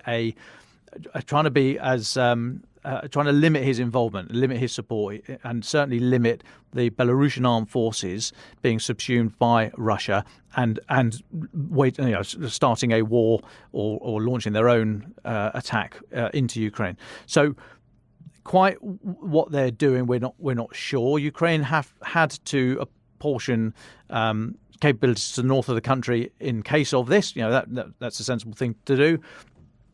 Now, and all the joint training that's been going on for months now in Belarus has been fairly low level, we think, sort of at company-sized, if not smaller, so nothing too big. But the more that Belarus is drawn into this, the greater a headache that's going to be for Kyiv if there's arguably another front or another few thousand troops from that then are pushed against them. So just want to keep an eye on what's happening in Belarus and see if we get any more information about quite what Sergei Shoigu was doing there at the weekend. And just finally an update on the attacks have been going on, the air raids have been going on since we've been talking. There are unconfirmed reports, and I reiterate the unconfirmed nature of that. Do seek information elsewhere. Unconfirmed reports of cruise missile launches from the Caspian Sea and also from the Black Sea Fleet, and other dozens of air-launched cruise missiles, which may come from the long-range bombers, as mentioned at the start, but may also have come from the Black Sea Fleet. But it looks as if there's a large attack ongoing across the entire country of Ukraine as we speak. Thank you to Arthur, Dom and Sue for that. We now have a short interview with our global health reporter Harriet Barber. Last week, Harriet attended an international conference on sexual violence in war. Just a note to our listeners, this interview contains graphic descriptions of sexual violence that some listeners might find triggering and disturbing. So Harriet, you were at a major international conference for preventing sexual violence in conflict. It was in London. Last week, dozens of survivors from around the world spoke out about their abuse. Looking at Ukraine in particular, what did you learn about the last 9 months? The conference was hosted by James Cleverly, the Foreign Secretary. Guests from 40 countries came, including the First Lady of Ukraine. James Cleverly described an alarming number of reports of sexual violence in the last 9 months, but there was also quite a lot of talk about abuse that happened in 2014 as well. The UN has started to document that. Sexual violence in conflict has long been used as a tactic of war, torture, terrorism and repression, and it's used against men, women and children. It's currently happening in, they think, about 18 active conflicts around the world, including Syria, South Sudan. What was talked about in terms of Ukraine, since the full-scale invasion, there's been reports, horrendous reports, of people being forced to parade naked in the streets, women being gang raped, men being castrated. There was also one really awful report of a 4-year-old child being forced to give oral sex. You write about how the UN say the known reports are just the tip of the iceberg. That's the quote, the tip of the iceberg. What do you mean by that? So it can take years, even decades, for people to come to terms with their abuse and speak openly about it. In Bosnia, where women were raped in the conflict 30 years ago, some are only now starting to tell their stories. Survivors talk about feeling shame, not wanting to re-traumatise their families, and men also often don't talk about sexual assault, they instead speak about torture. The sexual violence used in Ukraine was described as, again, this is a quote, systematic. Can you talk us through why the UN has come to that conclusion? Because that's something more than, or something different to potentially random acts of violence. What does systematic mean in this context? Yeah. So Reuters news agency recently reported that some Russian commanders have encouraged and ordered sexual violence, which appears to show planning of the abuse on a more systematic level. People who I spoke to who were working on the ground helping sexual abuse victims spoke about there being 2 methods to the sexual violence in this conflict. So the first is staged during an attack on a village and involves dragging people out on the streets, parading them. Women often face sexual violence afterwards in their homes. There were lots of reports of elderly women being abused in this way. And the second pattern of abuse happens in the detention centres in occupied territories. It's been hard to document this because people are still captive, but those who have fled or been liberated have spoke of sexual torture, particularly against men, in the form of genital electrocution and castration. The on-the-ground teams have also said that compared to 2014, there's now an added element of hate speech accompanying these crimes. So there were reports of pregnant women being beaten and being told that there's nothing bad about a small, dirty Ukrainian dying, for example. And there's also been more reports of attacks being perpetrated in front of family members, which sort of speaks to the tactic of destroying communities and neighbourhoods. Many survivors spoke at this conference. What did you hear from them? They really did want to speak out. They've called for a much tougher international response. The first prosecution for rape as a war crime didn't happen until 1998, but since then it still doesn't happen all that often. It can take decades to hold people to account, and generally you can count on your hand the amount of successful convictions there have been. So there's calls for better justice systems, calls for sanctions on individuals and states, much in the same ways that Russia's assets have been sanctioned. But there was also a lot of frustration. Survivors said that they've heard these promises for years and years, and governments talk about trying to fix the problem, and it doesn't really seem to be happening. Thank you very much, Harriet, for that. Thanks for having me. Ukraine the Latest is an original podcast by The Telegraph. To stay on top of all of our Ukraine news, analysis and dispatches from the ground, subscribe to The Telegraph. You can get your first 30 days completely free at telegraph.co.uk/audio. You can also listen to this conversation live at 1 p.m. each weekday on Twitter Spaces. Follow The Telegraph on Twitter so you don't miss it. If you enjoyed this podcast, please consider following Ukraine the Latest on your preferred podcast app. And if you have a moment, do leave a review, as it helps others find the show. To our listeners on YouTube, for reasons beyond our control, there's sometimes a delay between broadcast and upload, so if you do want to hear an episode as soon as possible, it's available on your podcast apps. Please search for Ukraine the Latest on Spotify, Apple Podcasts, or your preferred app. Check out the Ukraine page on the Telegraph website. As ever, you can get in touch directly to ask questions or give comments by emailing podcasts@telegraph.co.uk. We do read every message. We are especially interested to hear where you are listening from around the world. Ukraine the Latest is produced by Louisa Wells and Giles Gear. And today on Twitter, Gemma Farrell.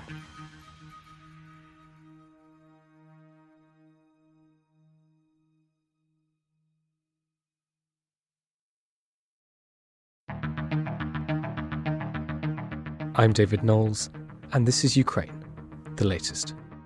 Today, we discuss the latest updates from Ukraine, get an update from Latvia and the Baltic states, and we speak to Luke Coffey, Senior Fellow at the Hudson Institute on US geopolitical interests, strategy, and military support for Ukraine.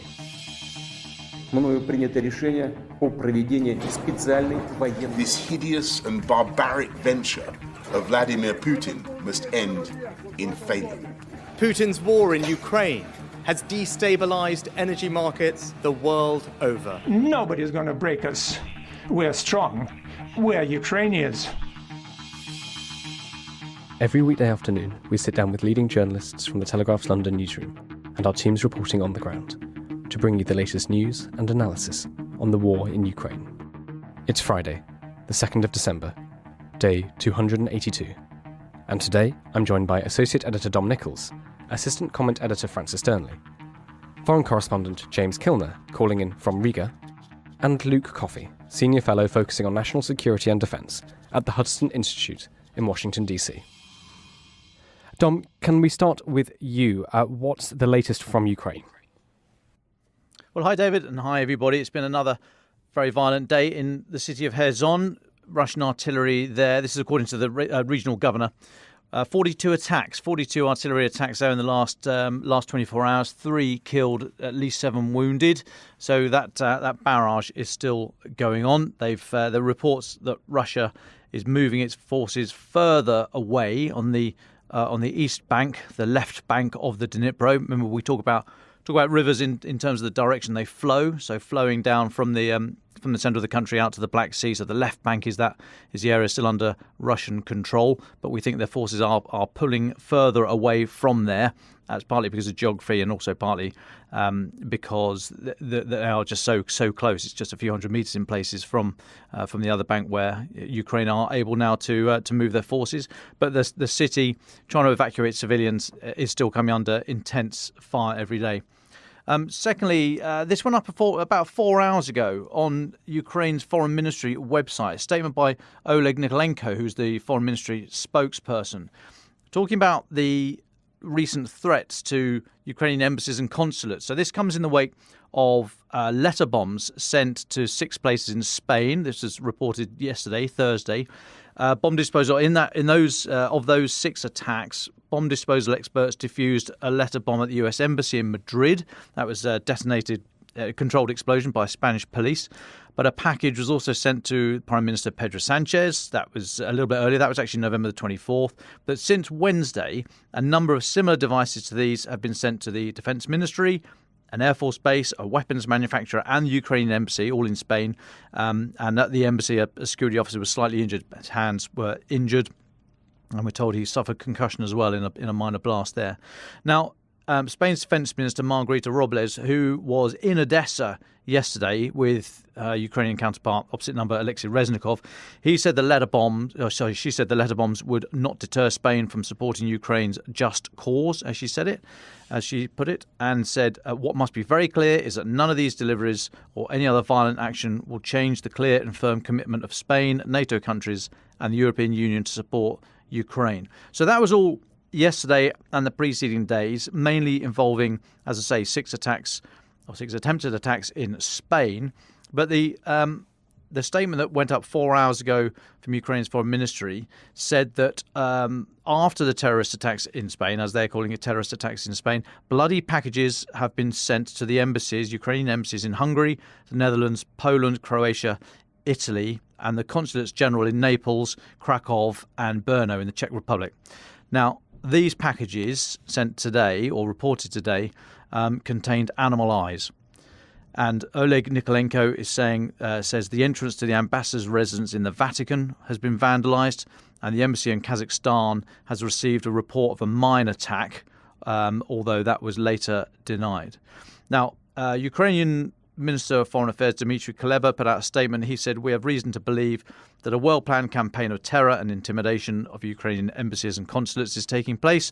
Not being able to stop Ukraine on the diplomatic front, they are trying to intimidate us. However, I can immediately say that these attempts are useless. We will continue to work effectively for the victory of Ukraine."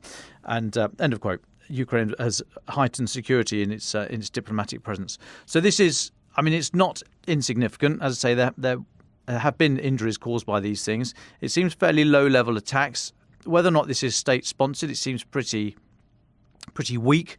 If so it might just be sort of, I'm imagining pro-Russian extremists in these countries, but it does seem like there's now a sort of reasonably sustained series of attacks to Ukraine diplomatic missions around the world, so keep our eyes open for more of those.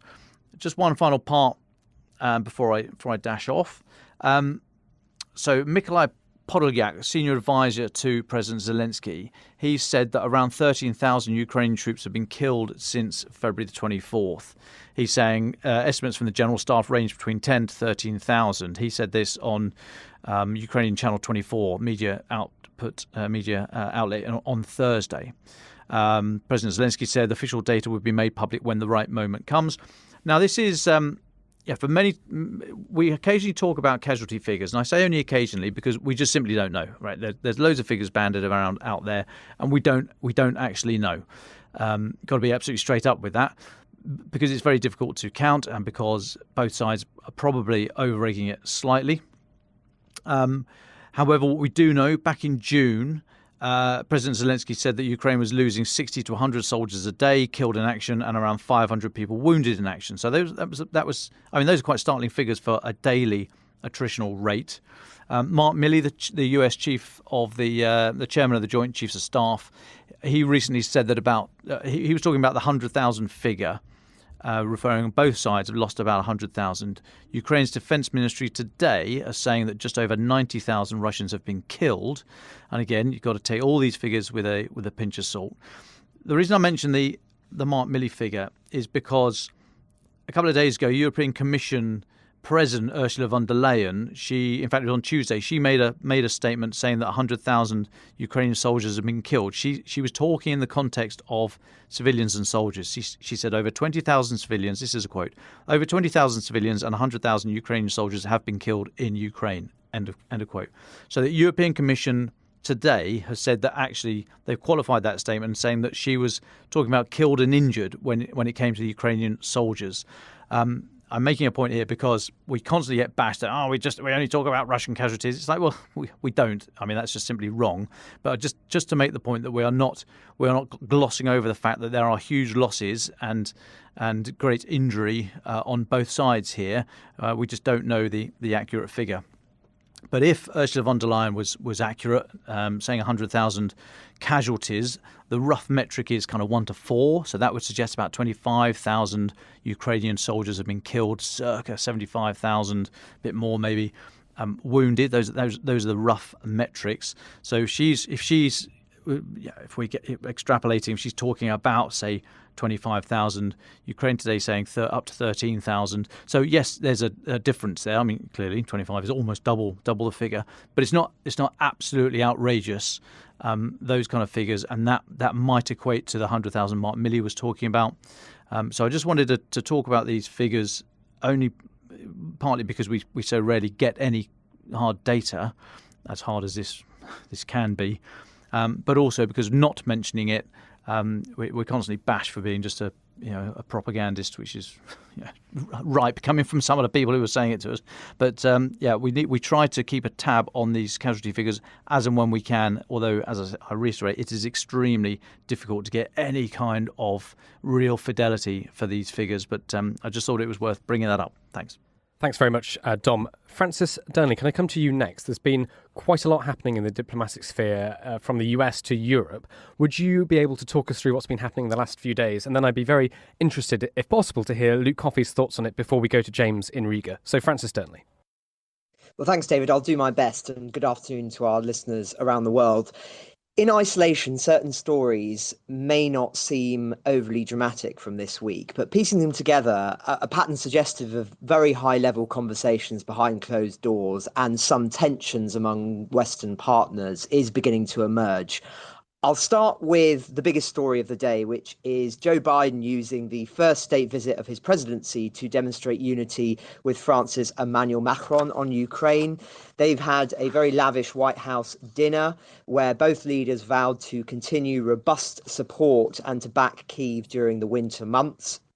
They released a joint statement saying they're committed to holding Russia to account for, quote, widely documented atrocities and war crimes committed both by its regular armed forces and by its proxies.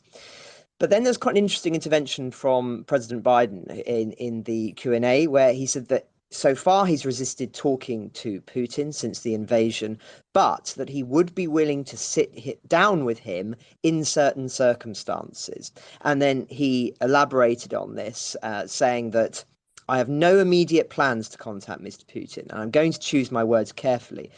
I am prepared to speak with Mr. Putin if, in fact, there is an interest in him deciding he's looking for a way to end the war. He hasn't done that yet. If that's the case, in consultation with my French and my NATO friends, I'll be happy to sit down with Putin and see what he has in mind. He hasn't done that yet. So why is this significant? Well, as I say, it does suggest that there's been a shift in the kind of backstage conversations that have been taking place, where there is clearly some concern, perhaps, I think, given the timing of this and who's with him amongst the French, who feel that there should be more open dialogue with Russia, perhaps for fear of what a post-Putin Russia might look like, or because they are not optimistic about what this winter may look like. Of course, Mr. Macron has continued to talk to Putin throughout the war, trying, in his words, to prevent escalation and to get some very concrete results. So whilst I think it's important to say that actually President Biden is still being very robust here, and he's saying that, you know, there's only one way for this war to end, the rational way. Putin has to pull out of Ukraine, number one, but it appears he's not going to do that. He's paying a very high price for failing to do that. So as I say, he's continuing to be very robust. There is this, I think, slight tonal shift from where we were a few months ago, where it really seemed that Putin was going to be forever ostracized by the international community. And clearly there are some concerns amongst other European partners around that. Just playing into this, the Finnish Prime Minister Sanna Marin on Friday offered her own brutally honest assessment of Europe's capabilities in the wake of Russia's war on Ukraine, stating bluntly in an interview that we're not strong enough, and that's a direct quote, to stand up to Moscow alone. She's currently in Australia as part of the ongoing conversations about joining NATO. And she says, I must be very honest, brutally honest with you. Europe isn't strong enough right now. We would be in trouble without the United States. And the reason I think this is important is it's putting more and more pressure on the United States, but on the NATO allies more broadly, to be providing more military support entering the winter than they have been thus far. And indeed, what's quite interesting is that Joe Biden's government has approved an additional $380 million sale of missiles to Finland specifically this week. So I think it's her way of sort of saying we're grateful for this, but it's also sending a signal to the rest of the European partners to be doing more, as I say. So why is this all so significant? Well, I think in short, winter has barely begun, and there are already signs that certain prominent European countries and the EU itself are getting anxious. Scholz yesterday, Germany's Chancellor, of course, suggested that Europe should go back to its pre-war peace order with Russia and resolve all questions of common security after the war in Ukraine if Putin is willing to renounce aggression against his neighbours. Now, as I say, I think that would be a considerable concession.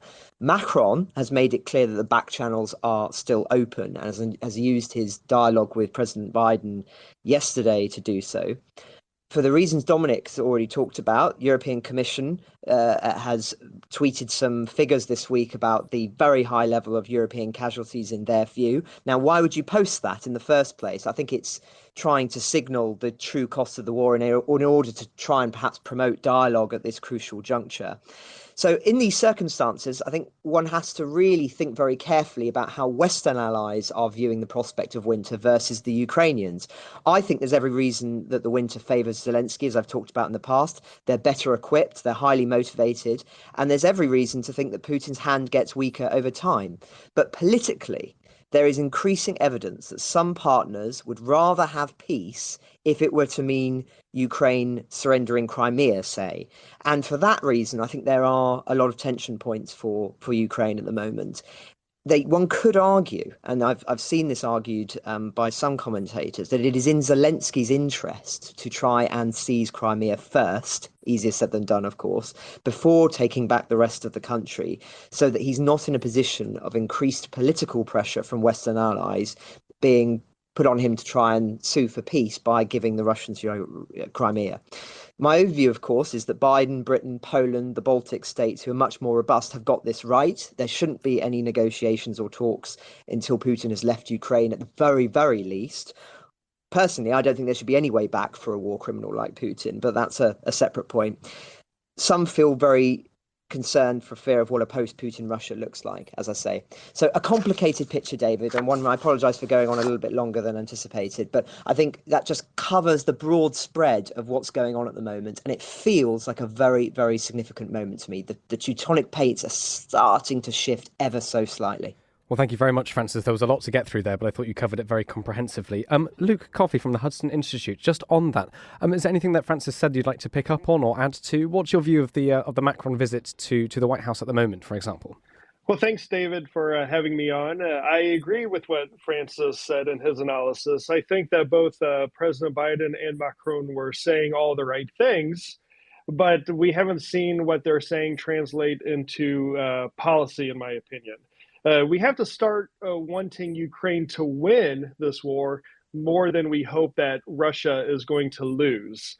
And this means providing the Ukrainians with the weapons they need to ensure victory on the battlefield, not just so they can defend themselves, but so they can actually win. And we see these caveats and these restrictions being placed on the types of weapon systems that we are giving to Ukraine. And we have to have a different approach to this. We have to be willing to give the Ukrainians the long-range fire systems, the fighter jets, the more advanced air defense systems, the main battle tanks, if we want to see Ukraine win. I also agree with Francis that the coming winter is going to bring more advantages to Ukraine than to Russia. Francis mentioned the morale issue. They're also better equipped in terms of cold weather gear, winter weather equipment, and more importantly, they're on the front foot right now. And I think as we head into the winter months, with the motivation of defending your homeland and of liberating your territory on top of the better equipment and the higher morale, I think this could offer an important window of opportunity for the Ukrainians on the battlefield in the coming months. Thanks very much for that, Luke. We'll get into more of your recent trip to Ukraine in a minute. But can I just invite James Kilner, who's in Latvia, I believe. James, you're up in the Baltics. What's the latest from you? Good afternoon, David. I've been in the Baltics now, or in Riga specifically, for about a month. And I've primarily been trying to get an update on how people see the war in Ukraine and Russia from here. One story that I was interested in was about following up on these Russian techies, high-grade techies, and journalists who fled over the border in March after about a week or so after the initial invasion of Ukraine by the Kremlin, full-scale invasion. And initially they were welcomed by the Latvian state, but that seems to have changed over the last few months, and primarily for sort of historical, emotional, and security concerns, I guess. If the war in Ukraine, as it is now, and Russian aggression looks and feels very differently from the Baltics than it does from Britain. Formerly part of the Soviet Union, the Baltics are small countries. They left the Soviet Union in 1991 when it collapsed, and they did so incredibly with incredible relief. They suffered under Moscow's reign. One of the techniques that Moscow used to try and suppress nationalism in the Baltics was to send over ethnic Russians to live there. So in many ways, they've seen this population movement before, and they are wary.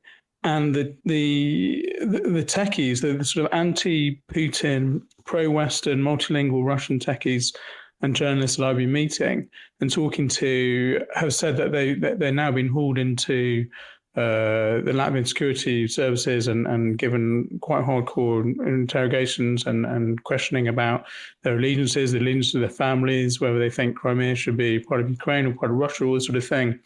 And a lot of them don't expect to get their visa extended. And they're preparing to move again. They're disbanding their companies that they've set up in Latvia, and they're going to move overseas again. And they're frustrated. But you talk to the average Latvians, and they're mostly and often happy to see the back of them. I was at an Independence Day, National Day event in Riga earlier this month, and it was a torch-lit event. Thousands of people walking around the main parks in Riga, and they told me that they were genuinely worried about the state of their nation, of the independence of their nation, with Russia being such aggression, and they worry that if they accepted Russians in now, they might sound fine today, they might say all the right things today, but they worry that 5 years down the line, they'll become more aggressive, they'll become more nationalistic, and all this sort of thing. And so the Latvian government is sort of acting on feeling that they should be more heavy-handed towards Russians who came over initially.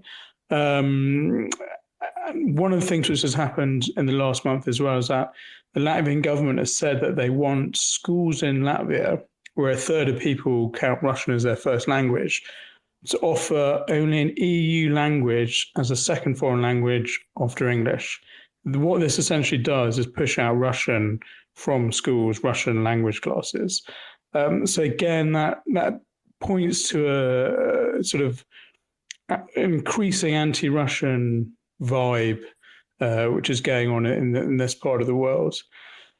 All this is set against a huge economic pain brought about by COVID and the war in Ukraine and energy prices. Inflation is double what it's running at in the UK. So inflation in Latvia is about 22%. Energy prices are up about 2 or 3 times, depending on which month it is.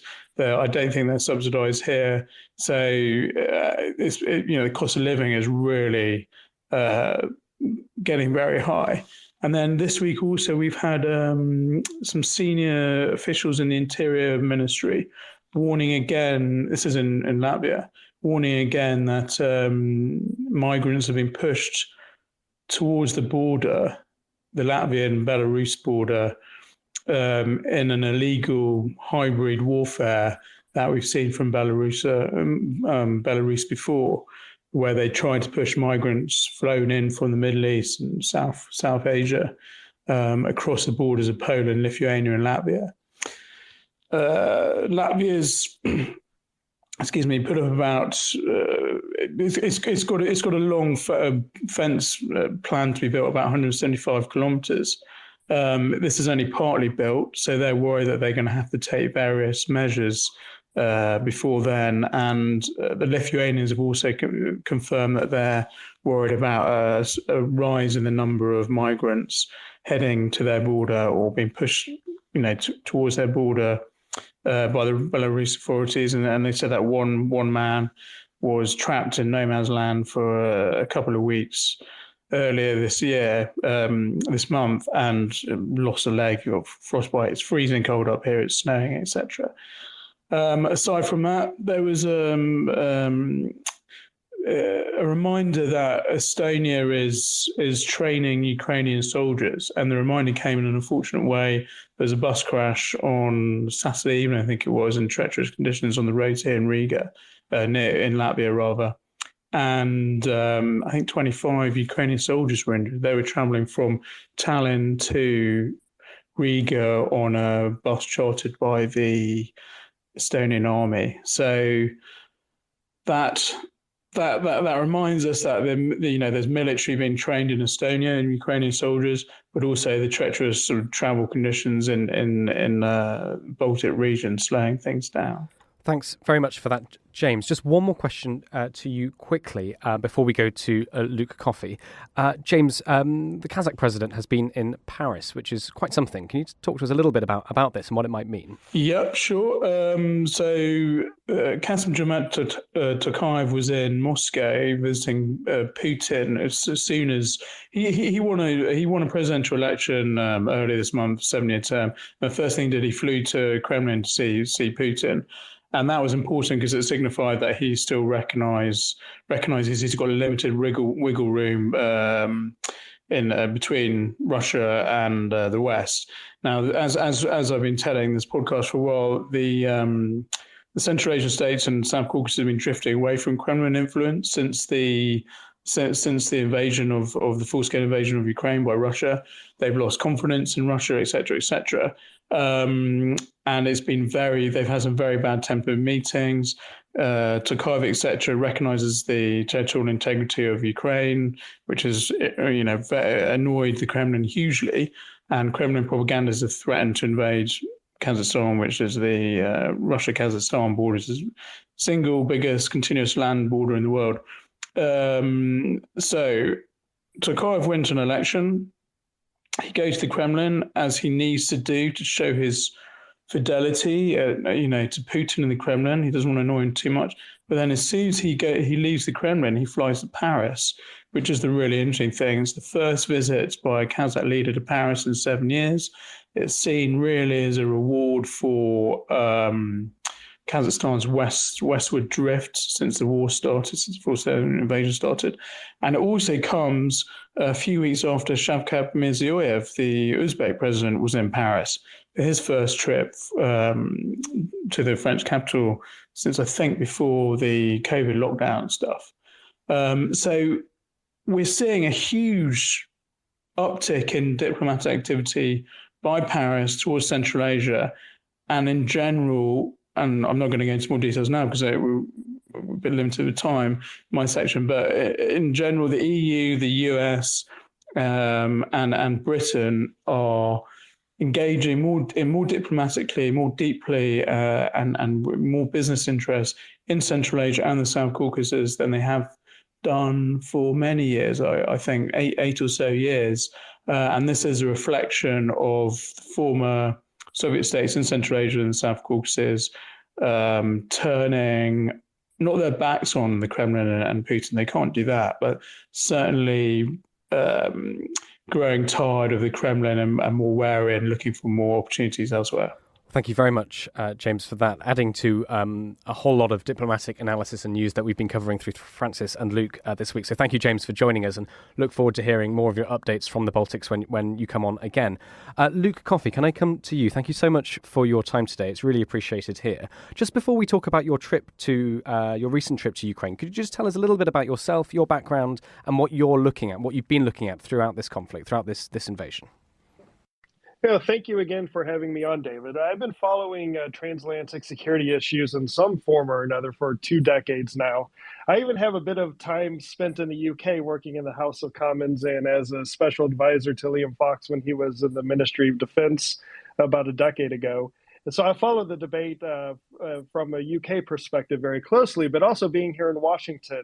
Of course, I follow the debate here as well as it pertains to transatlantic security. And of course, right now, Ukraine is the main focus.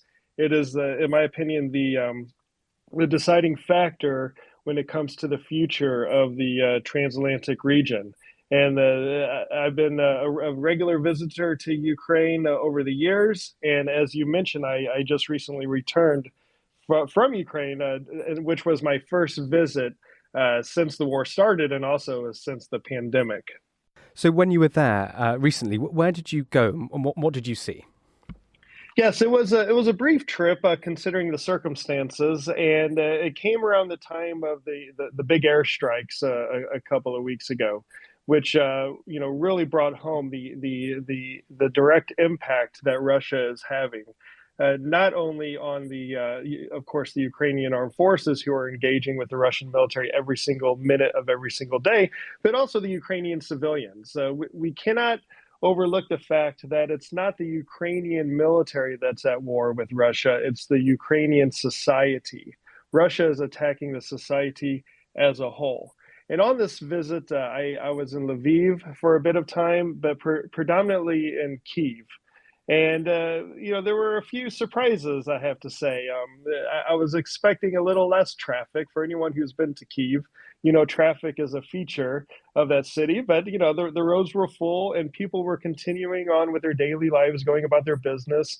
So I think the resiliency of the Ukrainian people really stuck out to me. So just to sketch out the parameters of our discussion here for the rest of the podcast, you're obviously calling in from the US. Could you just sketch out for us, summarize for us, the interests of the United States in this invasion, in this war? Yeah, of course. Well, I think there are three, really. One is a set of normative interests that we have. For Americans who believe in the right of self-defense, who believe in the right of secure and respected international borders, and who believes in the primacy of national sovereignty, then support for Ukraine is a no-brainer. Russia is violating these three core principles with its invasion of Ukraine, and I think this resonates strongly with most Americans. The second, and this is probably the most important, are the economic reasons.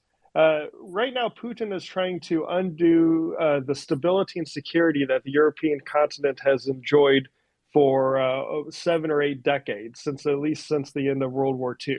And this stability, or this relative stability and security that the European continent has enjoyed, has allowed for economic prosperity to take place, which has benefited America. The North Atlantic region, so North America and Europe, together account for about 45% of the world's GDP. We're each other's number one source of foreign direct investment, and we're each other's number one export partner. For example, David, 48 out of 50 American states actually export more to Europe than they do to China. And when we're exporting something, that means there's an American building something or an American providing a service, and that means an American job. And right now, President Putin is trying to undo that with his war in Eastern Europe. And then finally, and this is the hard-headed, blunt reason, Russia is an adversary. Many Americans may not see Russia as an adversary, but many Russians certainly see America as an adversary. And here we have a country like Ukraine that is standing up to Russia, delivering a huge blow to Russia's military conventional warfare capability. And it is in our interest, not only for those normative reasons, but those economic reasons to support Ukraine, but for the geopolitical reason that Russia is an American adversary and Ukraine is willing to fight Russia. So that's why we should be arming and supporting Ukraine in any way we can to make sure that they're victorious on the battlefield. Thank you very much for that, Luke. China crept into one of your reasons there. We've spoken a lot on this podcast about the relationship between Russia and China, and we've had our China correspondent, Sophia Yan, on quite a few times to talk to us about this. What's the view from Washington about China's interest and involvement in this war? And I guess also I'm interested in, on the one hand, what do you think the view from the establishment is, and how would your characterization maybe differ from that? Yeah, well, this is a part of the debate here inside Washington on how much we should support Ukraine and how far we should go. You have certain people who say, well, the big challenge for America, the big geopolitical threat into the future is actually coming from China in the Indo-Pacific. And actually what's happening in Ukraine, what Russia's doing against Ukraine, is a distraction. I think this is a very naive approach, a very unsophisticated, almost lazy approach to geopolitics. One only has to look at a map to see that Russia and China are on the same, or two different sides of the same landmass. And geopolitically speaking, Russia and China are partners. Russia is a junior partner of China, but they're still partners nevertheless. So we can't view these two issues, the issue of Ukraine and then the issue of China, in isolation. We have to view them as being together. And because Russia is China's junior partner, anything we do to weaken Russia, to hurt Russia, to degrade Russia's capabilities will at least indirectly reduce or impact China. Also, in addition to this, China is looking at how we support Ukraine vis-a-vis their designs that they have on Taiwan. They wonder how might the West support Taiwan if we were to invade. And I think that a stronger Ukraine, a victorious Ukraine, will indirectly also mean a stronger Taiwan. So these issues have to be viewed together. You can't just neatly separate them. That's not how the world works. That's not how that relationship between Beijing and Moscow works. And that's certainly not how the geopolitics of the Eurasian landmass works. Well, talking about geopolitics, you've written in a recent article, just going to quote it, opposing further US support to Ukraine at this crucial moment in the conflict is geopolitical negligence. Could you talk us through why you think that? I mean, I think you've touched on it briefly, but would you summarize together your thoughts? Yeah, of course. Well, as Francis and I both alluded to earlier, we're heading into the winter months. We're heading into a crucial point in this campaign where you have a desperate fight, a desperate defense taking place around Bakhmut in eastern Ukraine, which actually doesn't get much media attention for some reason. I'm not quite sure why, but it's, I would say, close to reaching levels of Mariupol in terms of gallantry and bravery by the Ukrainian defenders. But then you have these successes on the battlefield in recent weeks near Kharkiv and also Kherson. And the Ukrainians are clearly now on the front foot. And we're heading into winter, and the morale is high in Ukraine. They have the better winter equipment, and they have the momentum. So at this critical point in the campaign, why would we stop the support? Why would we stop the funding? It would be negligent on our part if we were to do so. Now, there's some here in Washington who say, well, we're in a lame duck session in Congress, meaning that we're in that period between the election happening and then the new Congress actually taking over early next year. So no major spending should be agreed during this lame duck session. We should wait until the new session comes into power early next year. And my response to that is Russia's invasion and military timetable is not built around the U.S. congressional timetable. But we have to look at the conditions on the ground and act responsibly that way in terms of deciding how and when we support the Ukrainians. There's been a lot said, and there was a lot more said, I think, leading up to the midterms about US aid to Ukraine, military and non-military. You've written about some of the myths as you see them about US aid. Could you talk us through some of the most important misconceptions as you see them? Yeah, a big one is this notion that we're just writing blank checks to the Ukrainians. So this is a very popular talking point by those who do not want to provide support to military support or financial support to Ukraine. It's a completely bogus argument. The vast majority of the billions of dollars that the U.S. is allocating for the defense of Ukraine actually never leaves the United States. For example, $14 billion has gone towards the replenishment of U.S. stocks of military equipment. Almost $10 billion went to U.S. European Command, so it didn't go to Ukraine in order to increase the U.S. military presence in Europe. Another couple billion was allocated to offset some of the energy costs as a result of the war. So when we allocate billions of dollars for weapons to Ukraine, that stays in an account in the United States that then the president can draw down from to purchase the weapons to then give to Ukraine. So there are no blank checks given to Ukraine. We're not lining the pockets of oligarchs in Kyiv. This is just a very dangerous and false talking point that's used by the critics of U.S. support to Ukraine. Another talking point you often hear is there's no transparency or accountability, not enough oversight of U.S. aid to Ukraine. And this also is false. I would actually argue that there's never been more accountability or transparency in place for U.S. foreign assistance than what is available for what we're giving to Ukraine. Take, for example, the big supplemental package of $40 billion that was passed last May. That was the biggest single package to date. In that bill, 16%, and I added this up, okay, so 16% of this bill focuses on accountability and transparency and reporting requirements for the executive branch to the U.S. Congress. In fact, there are 16 separate reporting requirements to the U.S. Congress from the Department of Defense, the Department of State, the U.S. Agency for International Development, and the Department of the Treasury.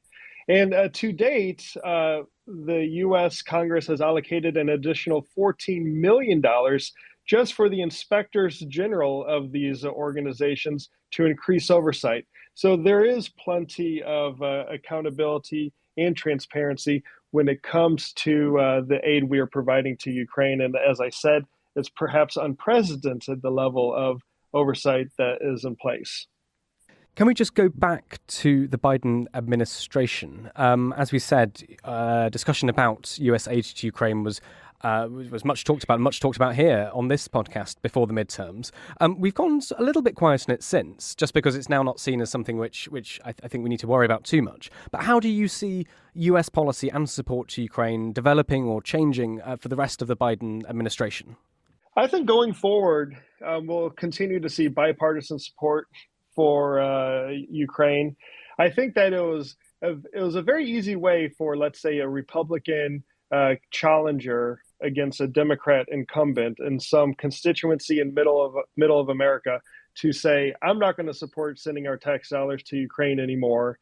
Meanwhile, my opponent, the Democrat, is willing to do so. It's easy to say that on the campaign trail, but when you get into the halls of Congress and you're standing under the dome of the Capitol and you've just received the intelligence briefings and you've just received the briefings from the Department of Defense where they tell you, oh, in about 1 week, U.S. funding for Ukraine is going to run out. Now you need to vote yes or no to increase the funding.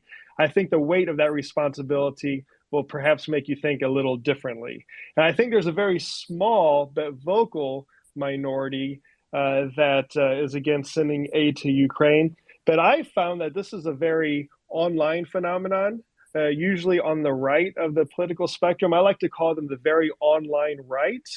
And it doesn't actually resonate with middle America, where polling shows a vast majority of Americans still support arming Ukraine, providing financial support to Ukraine.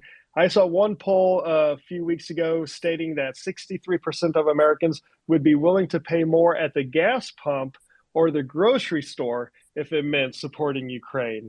And I travel to middle America. I see Ukrainian flags in the middle of nowhere, in places where you cannot even get a mobile phone reception. And I can tell you the support is there from the American people. And I think that this will translate into Congress continuing to give the support that Ukraine needs. Now, however, I do think it might require and force the Biden administration to make the case more clearly to the American people and to Congress. With the Democrat majority in the House, Biden had a free ride. He didn't have to make the case. I think this would be a good thing if he would articulate America's interests in this conflict, both to Congress, but also to the American people, just to show some leadership on this issue. But in terms of the White House itself, I think we're going to see a continuation of this administration doing just enough to make it look like it's doing something, just enough to make sure Ukraine doesn't lose, but not enough to make sure that Ukraine can win and win in a timely manner. Well, just one more question from me, Luke, before I open you up, if that's all right, to Dom and Francis and James, of course, who are listening. Just away from Ukraine, we've obviously seen lots of interesting developments that James Kilner has been covering in the Central Asian states. I'm thinking, for example, of that extraordinary moment when Nancy Pelosi was applauded in Yerevan in Armenia. Would you like to talk a little bit about that, just in the diplomatic sphere that we've sort of explored a little bit about? What's the US's what's happening as you see it, and is it something the US can build on? Well, as James said, Russian influence in this region is on the decline.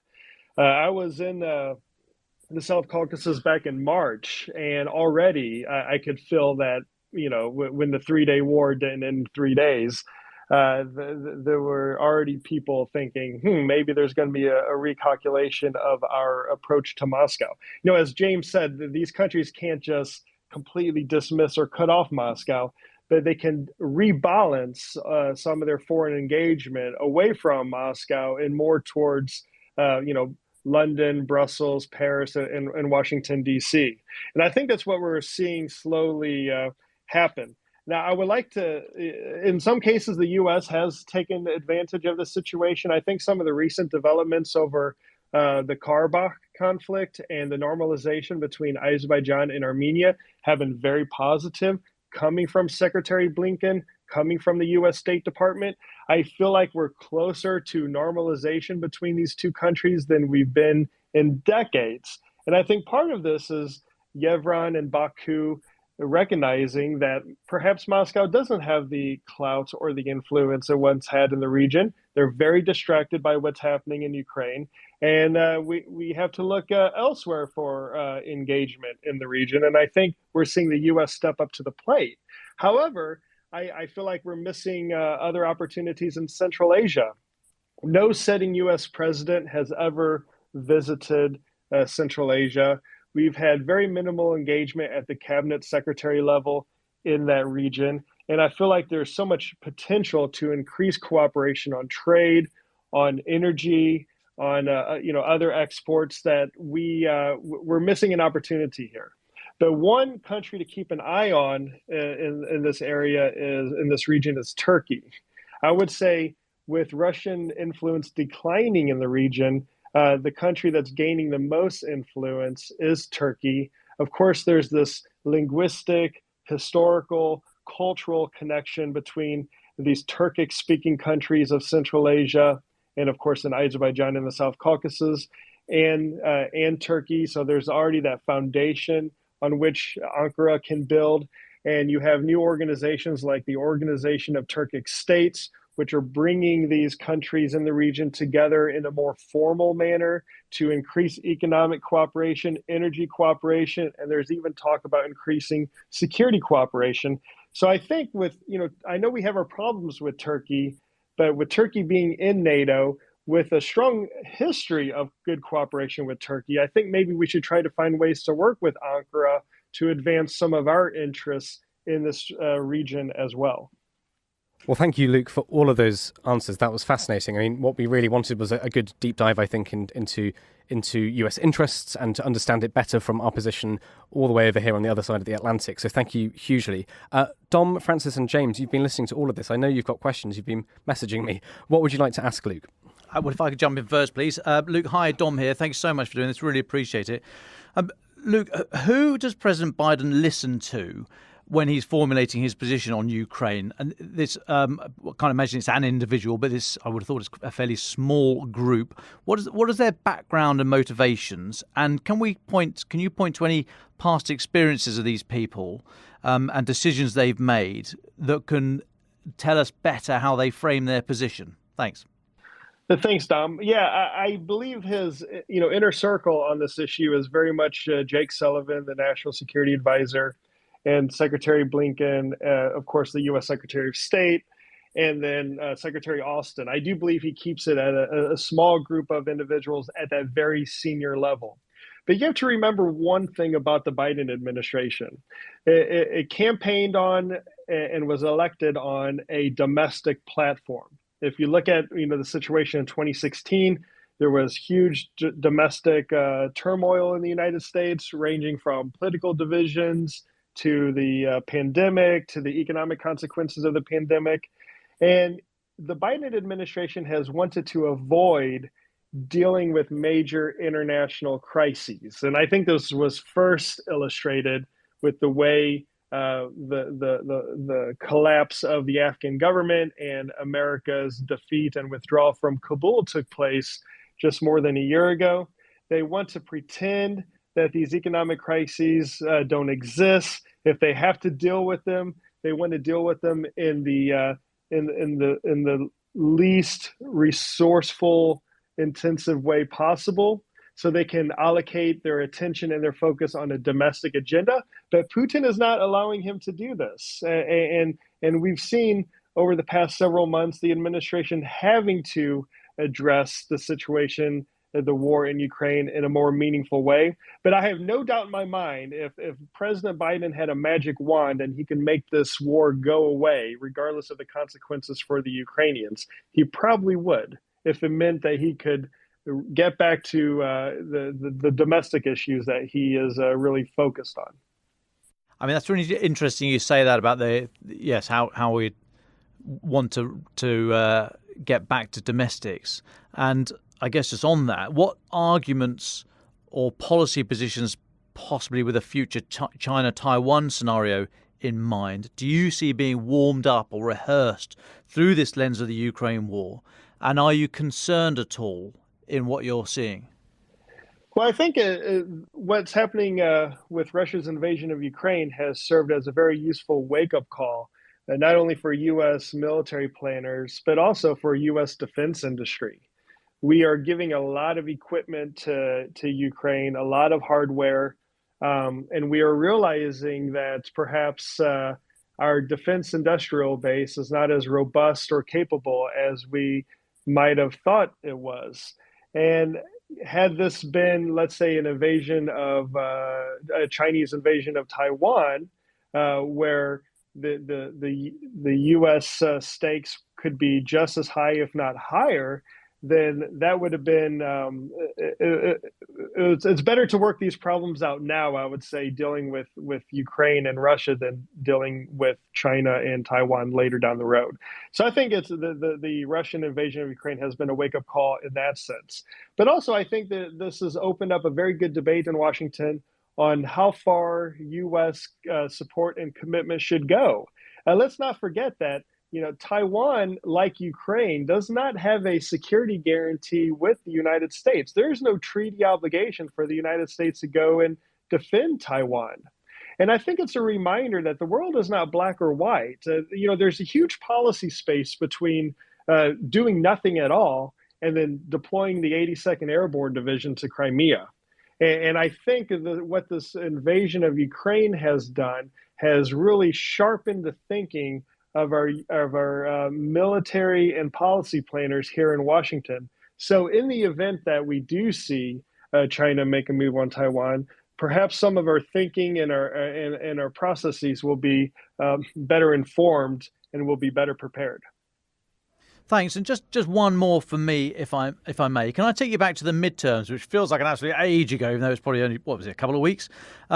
We assessed it here, as many others did, not claiming massive credit here, but the factions that were more supportive of Ukraine, both Democrats and that wing of the Republican Party, did better than expected. Is that your assessment as well? And what's happened over the last few weeks in this debate, and in particular with the possibility, the suggestions, the numbers following Donald Trump since his announcement, and anything that might herald for the future? Yeah, thanks. Well, if you think the midterms feel like a long time ago from where you are, imagine being here in Washington. Feels like ancient history. I have to say it's quite nice not getting a text message every 2 seconds telling me to vote for one candidate or the other. But in all seriousness, I think what we saw in the outcome of the midterm elections was a translation of U.S. support for Ukraine at the ballot box. Like I said, Americans overwhelmingly support Ukraine. Instinctively, Americans, as a people, I think we like to support the underdog. And instinctively, we like to stick it to Russia if given the opportunity. It's almost in our DNA here in America for this. So, I'm not surprised that the candidates that were returned to the Congress or that won their seats for the first time were ones that will overwhelmingly want to continue to support Ukraine. And they may not want to support Ukraine for Ukraine's sake. They may want to support Ukraine for America's sake, because it is in America's interests that Ukraine is victorious and that Russia is weakened in this conflict. And I think that we'll see some responsible voting and responsible policies being pursued in the coming months by the new Congress. Thanks so much, Luke, for your insights. It's my turn to jump in now. I was very struck by something that you were saying on China, and I note that there's said to be some concern among certain Western countries that a weakened Russia is bad because it will allow China to move into that space and to fill the vacuum, as it were, and that a weakened Russia is bad for the world because an ascendant China, able to work more closely with Russia, put more pressure on Russia because of its weakened state, is destabilizing fundamentally in a more profound way than we would perhaps expect otherwise. Just wonder what your perspective was on that question. Well, I do not see any scenario in the foreseeable future where we should hope for a stronger Russia as some sort of counterbalance to a growing and resurgent China. You do hear this argument in Washington. I think it's hopelessly ill-informed and naive. Russia and China are partners. Russia is very dependent on China in an economic sense, in an energy exporting sense, especially as European energy markets start to decline for Russian exports. They're going to be looking more towards the east, towards China. And while we don't know it for sure, I suspect Russia is dependent on China on some sort of technical, or I would say even munitions support when it comes to the war in Ukraine.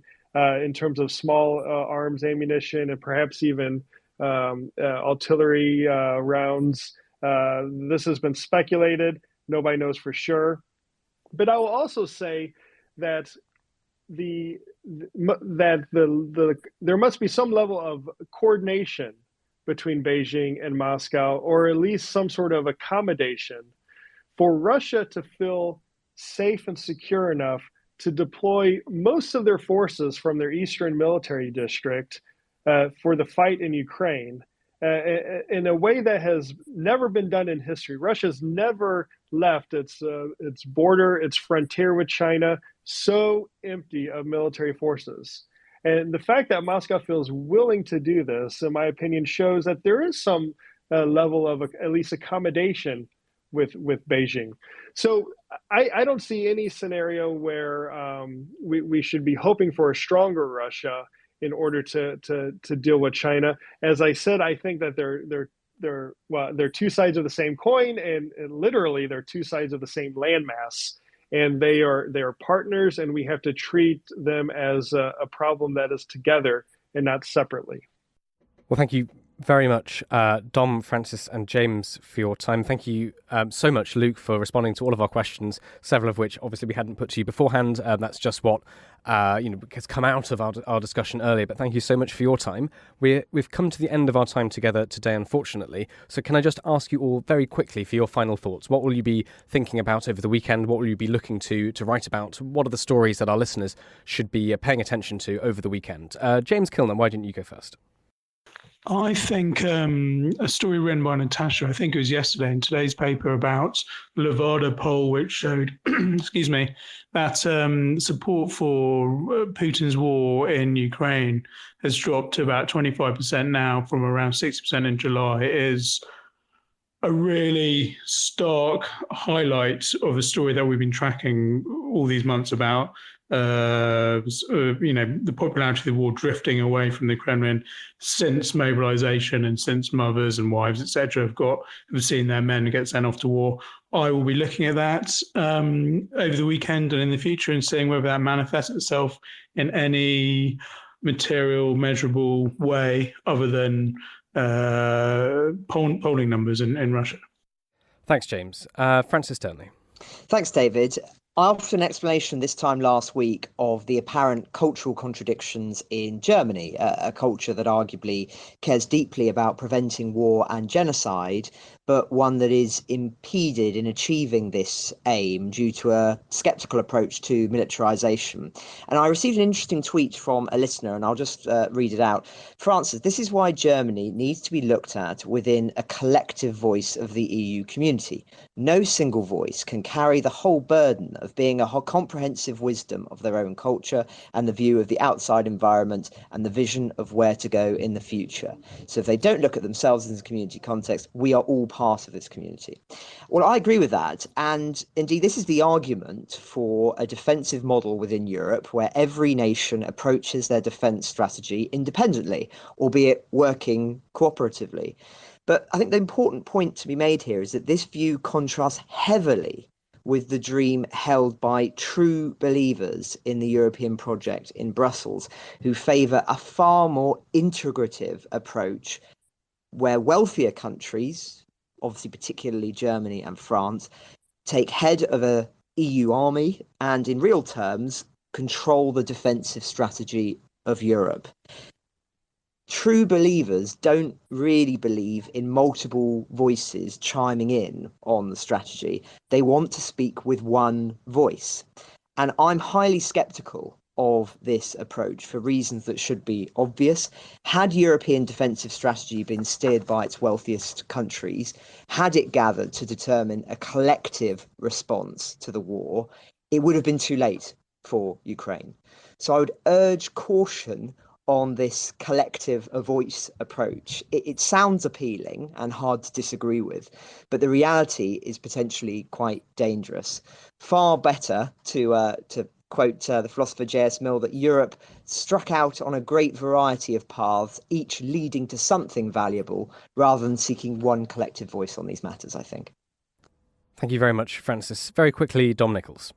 So very quickly, I was with the Defence Secretary Ben Wallace this week in Italy for a little pasta and some chats and stuff. He was visiting his opposite number, and one of the things that he mentioned is that the fund, the European fund of about $600 billion worth at the moment, that is being used not an EU fund for humanitarian support, but actually to go out into the open market to buy stuff, military stuff for Ukraine, is about to start getting going. So this joint coordination cell in Germany that coordinates what is on the market, what is the request from Kyiv, and how much money have they got, is about to start making its decisions. So I'm told fairly imminently. I don't know if that's next week or this side of Christmas, but it's one I'm going to be keeping an eye on. And I think this will be really interesting, because if this opens up plants, or 155mm artillery plants and other heavy industrial plants delivering the tanks and guns and all the rest of it in Europe, then that is a watershed moment, I would suggest, and that is indicative of the thing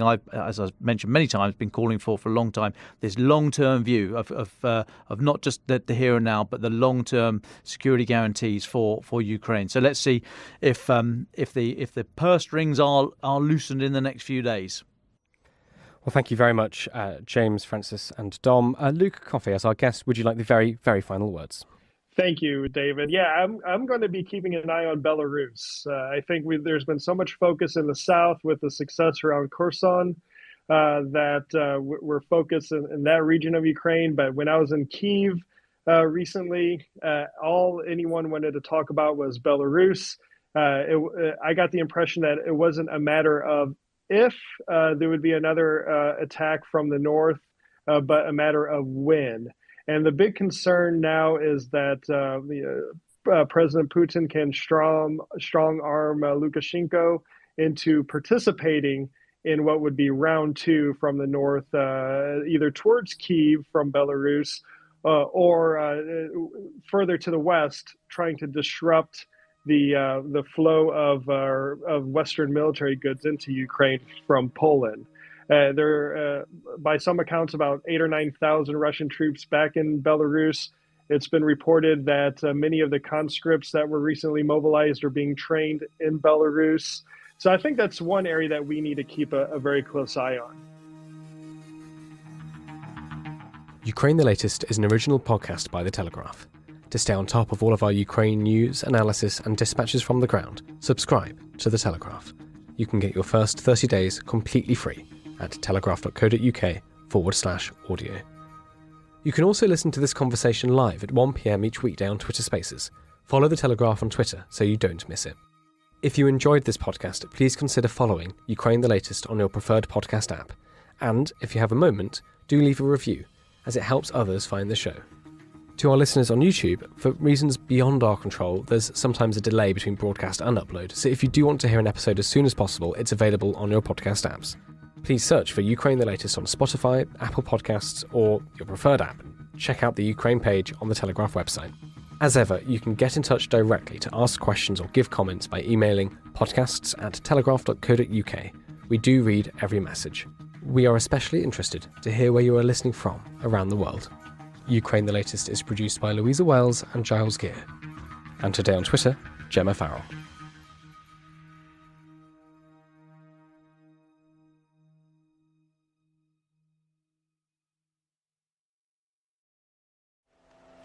The Telegraph. Podcasts.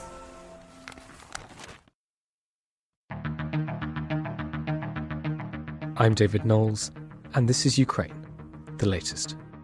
Today, we bring you the latest updates from the front and discuss the ongoing impact of the war on Ukrainian businesses, small and large, as they battle to stay open under the threat of strikes, energy blackouts, and winter.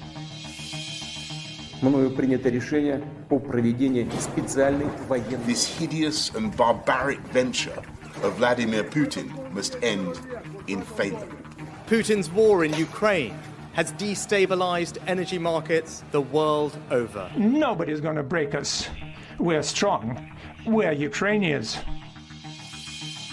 Every weekday afternoon, we sit down with leading journalists from the Telegraph's London newsroom and our teams reporting on the ground to bring you the latest news and analysis on the war in Ukraine. It's Wednesday, the 1st of December, day 281. And today, I'm joined by our Associate Editor Dominic Nichols, and from the Transatlantic Dialogue Centre based in Kyiv, analyst Alina Hobenko, and Programmes Coordinator Darina Sidorenko. Dom Nichols, can I start with you? What's the latest from Ukraine? Well, hi, David. Hi, everybody. It's been mainly artillery in the last 24 hours. So in the central region around Donetsk, there's been a lot of shelling in that area. Also in the city of Kherson to the south that Russia left a couple of weeks ago, crossed the river and pulled out. Kherson's lost its power.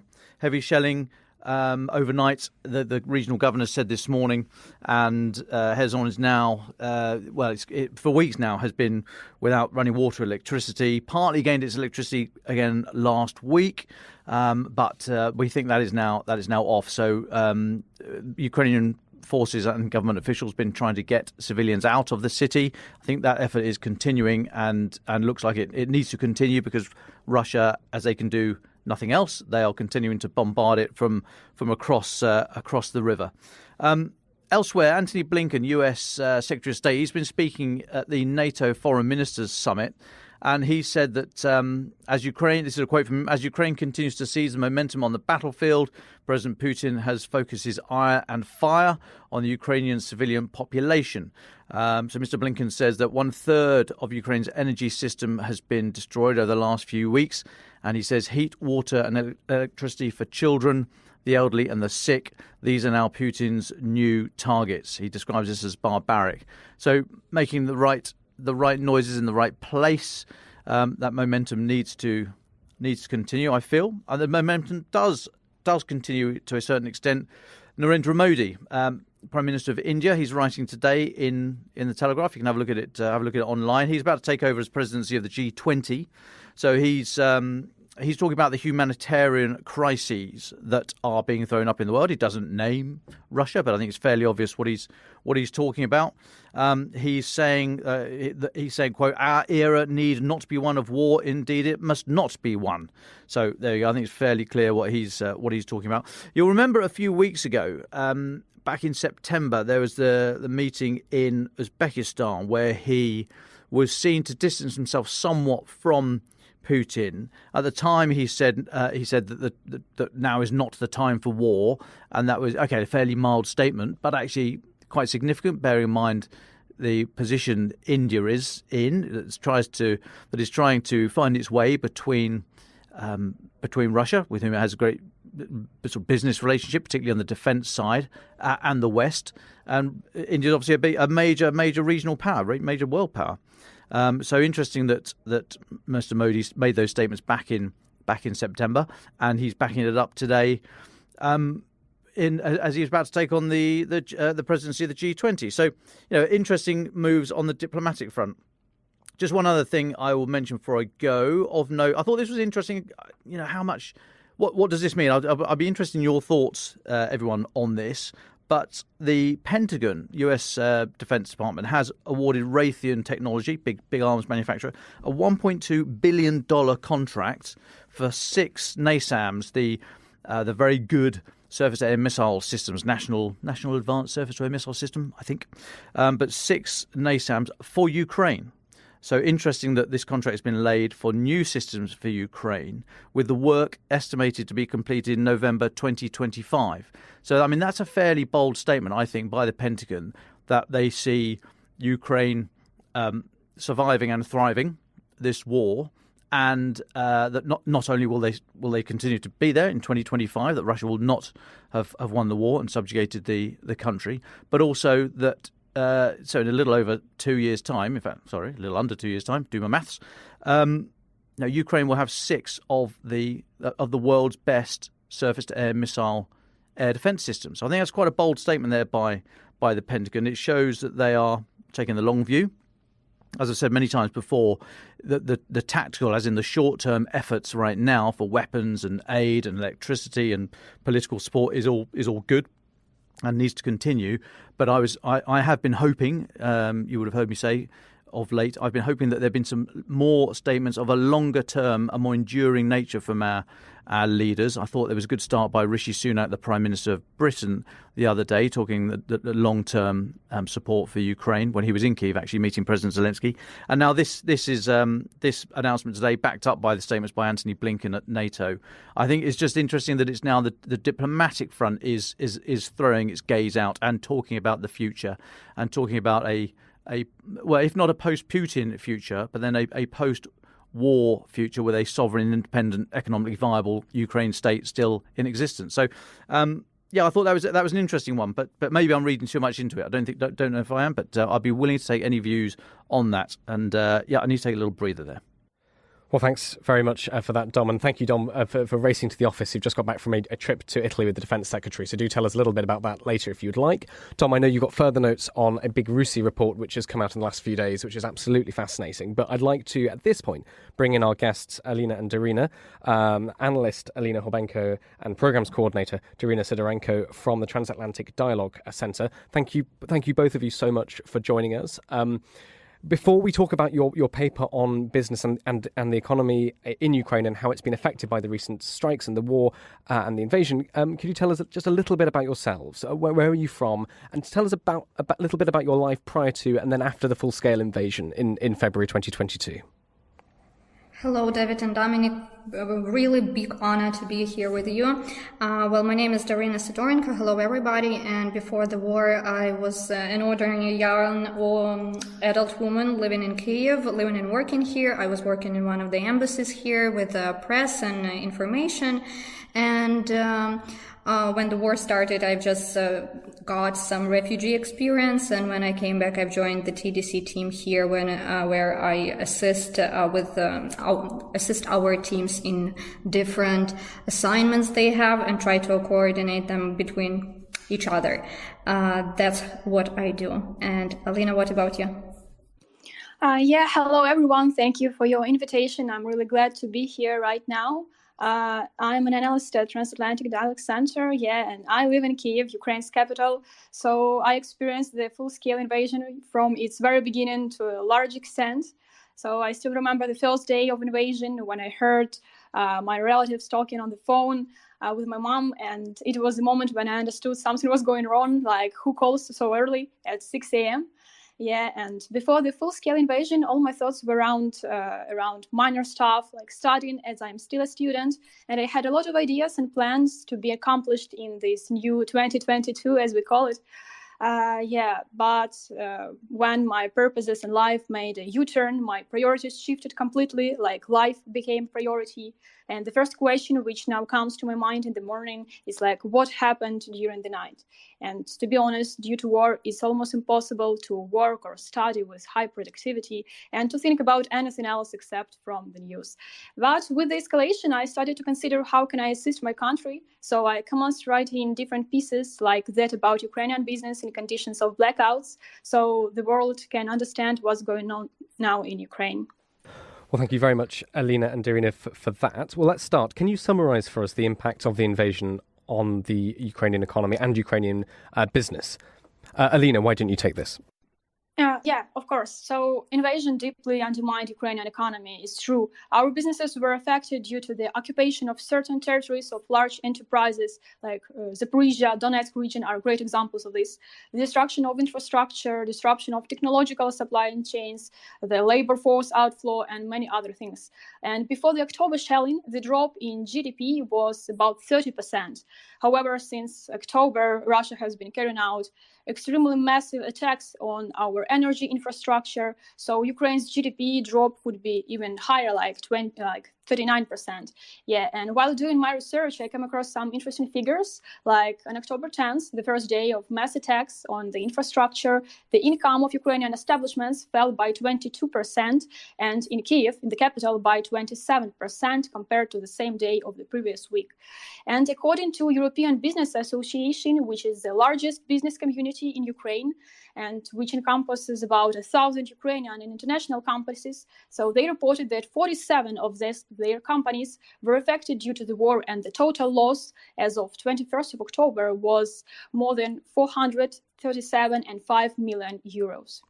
Well, those are some quite astounding numbers. Thank you, Alina. Darina, can I turn to you? How has your working life changed and been impacted? How have you been forced to change what you do in your everyday? Well, I'm one of the lucky ones whose office is evading auditors due to its very special location. We are standing just amidst the government institutions in the government district, so for sure we do not have auditors at all, just as all like critical things are very close to us. Nevertheless, my home, for example, is not in such part of the city, so I just stay longer hours on my job. I'm in office for like 10 hours a day, for example, just because I know that when I come home, I will lose either signal connection, like mobile connection is going to be out, and I'm going to be cut off of the world. So that is the main change in my curriculum. I would also say that I think less about my leisure. My entertainment is out of question currently, just because even if I have a little bit of time, I am thinking whether this place works at all. Does it have generator? And it is, for example, in other part of the city, and I do not want to go there and spend so much time out, like just commuting, for example. So for sure, the main change is on the hours. Thanks, Darina. Alina, have you experienced the same sort of thing? Anything to add to that? Yeah, of course I can add. So when we're talking about water that was switched off previous week, so our office and my colleagues in particular had to collect snow, so we would have water for technical purposes. So really the situation is really catastrophic. Thanks, Alina and Darina. Can I ask, so you've given us some, as I said, some astounding numbers about the drop in GDP, the drop in intake of the money on the first day of the strikes in October. Could you talk us through how companies have been responding to these strikes and also the impending winter? Or sorry, not even impending, the winter that's now arrived. Yeah, of course. So Ukrainian enterprises were forced to shift their operation and working life of their employees. Like according to that European Business Association, 44 of their numbers are now working in full, while just in July, the percentage of working fully was much higher, like 50%. So a clear decrease in business activity and change of employment structure are observed. And what's interesting, almost a third of Ukrainian businesses have closed their part of their offices offices, trade points, or departments, and almost a quarter have turned their offline activities into online mode. And yet the businesses understand that coming winter challenges are really terrifying. Thus, companies are preparing for supply interruptions of water, of gas, electricity, and of course for problems with communication and internet connections. Darina, would you like to add anything to that? Well, in general, I would say that companies they are gonna adapt more, and they are searching ways for that, especially those that rely on electricity the most, like IT companies. They are just not trying only to bring generators. The most forward-looking did that before, but they try to relocate their offices massively, especially those that have resources for that.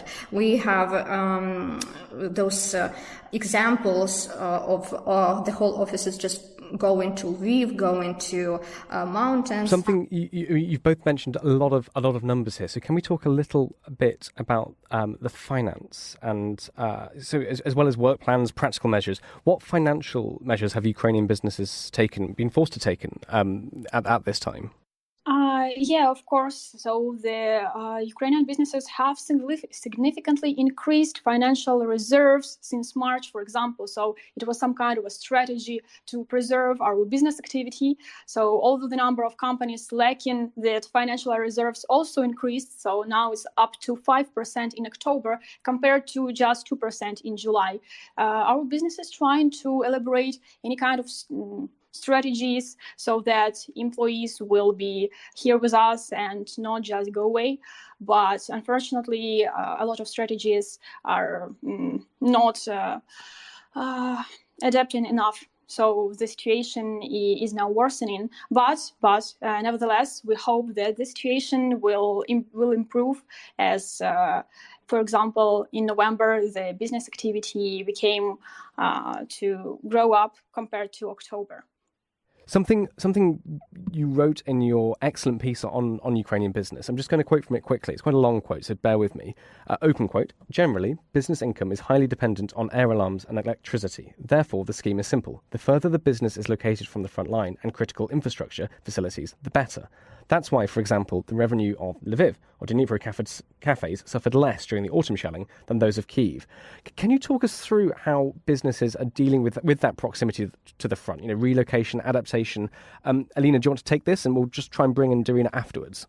No, I can try. I can answer this question, of course. So mostly such businesses are relocating. Yeah, it's true, unfortunately. And as I said, some of them have closed their offices in some extremely dangerous areas. But fortunately, they constantly keep abreast. So when Kherson was liberated, Ukrainian supermarket networks rushed immediately to reopen their spots. Like there was even a viral video spread among social media where a supermarket truck was entering Kherson just an hour after the news about its liberation was published. And meanwhile, some frontline businesses are moving their operation to the basement if they have such an opportunity, of course. Like basement is some kind of shelter as it is in the ground and do not have any windows. So loft cafes have become even more popular than ever before. And what's more, small shops on the frontline villages where Ukrainian troops are located are now thriving. Like the owners say they have never seen before so many people. And there are some really eye-catching examples of this. I mean, you talk to us a little bit about the sort of special salad dinners that restaurants are putting on their menus, and also a little bit about how candlelight is becoming normal for dining. Could you talk us through some more case studies from how individual businesses are adapting? So let's just start that not just individual businesses have problems with it. Let's talk about people. Like people are eating salads all the time, eating sandwiches. Lots of people had to just buy those little gas, like transportable gas stoves and transportable gas bottles, and that's what people and families are using massively, just because if you were here in Kyiv, you remember that here we have lots of high-rise buildings and they just cannot have gas in those buildings. It's just dangerous. So for sure, lots of people just are relying on those little things to keep them going. What do we say about businesses? Well, Ukraine is massively digitalized country. We have changed to internet menus, and now during my last visits to bars and some restaurants, I saw that the paper ones are back, just because when the power outage is coming, you cannot not only pay in card, as you have to pay in cash, but you also just cannot see what this place has. The waiters, they have to retell all the menus, so we're just checking how ready they are, literally.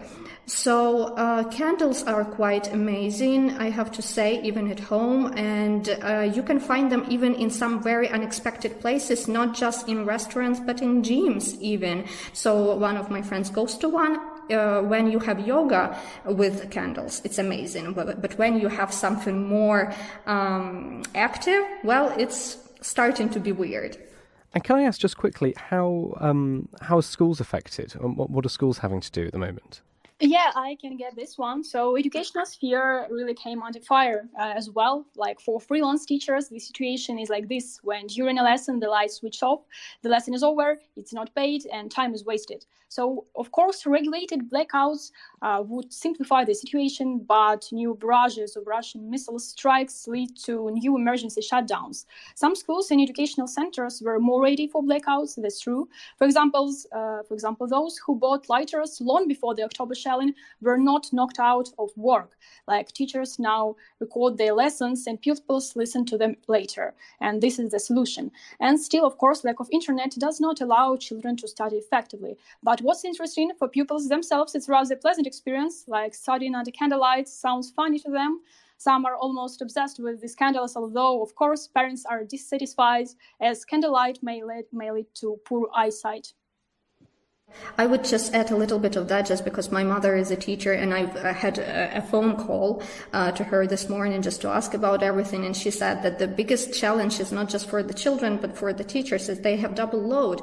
They are working remotely and offline when the daylight just gives you that opportunity, and this is the worst thing actually. They are working more like from 7, for example, from 8 a.m. till even 10 p.m. just because some children, when you're learning remotely, some things are unclear. So for sure, that's the time for them to ask something additional. So the working hours are also crazy.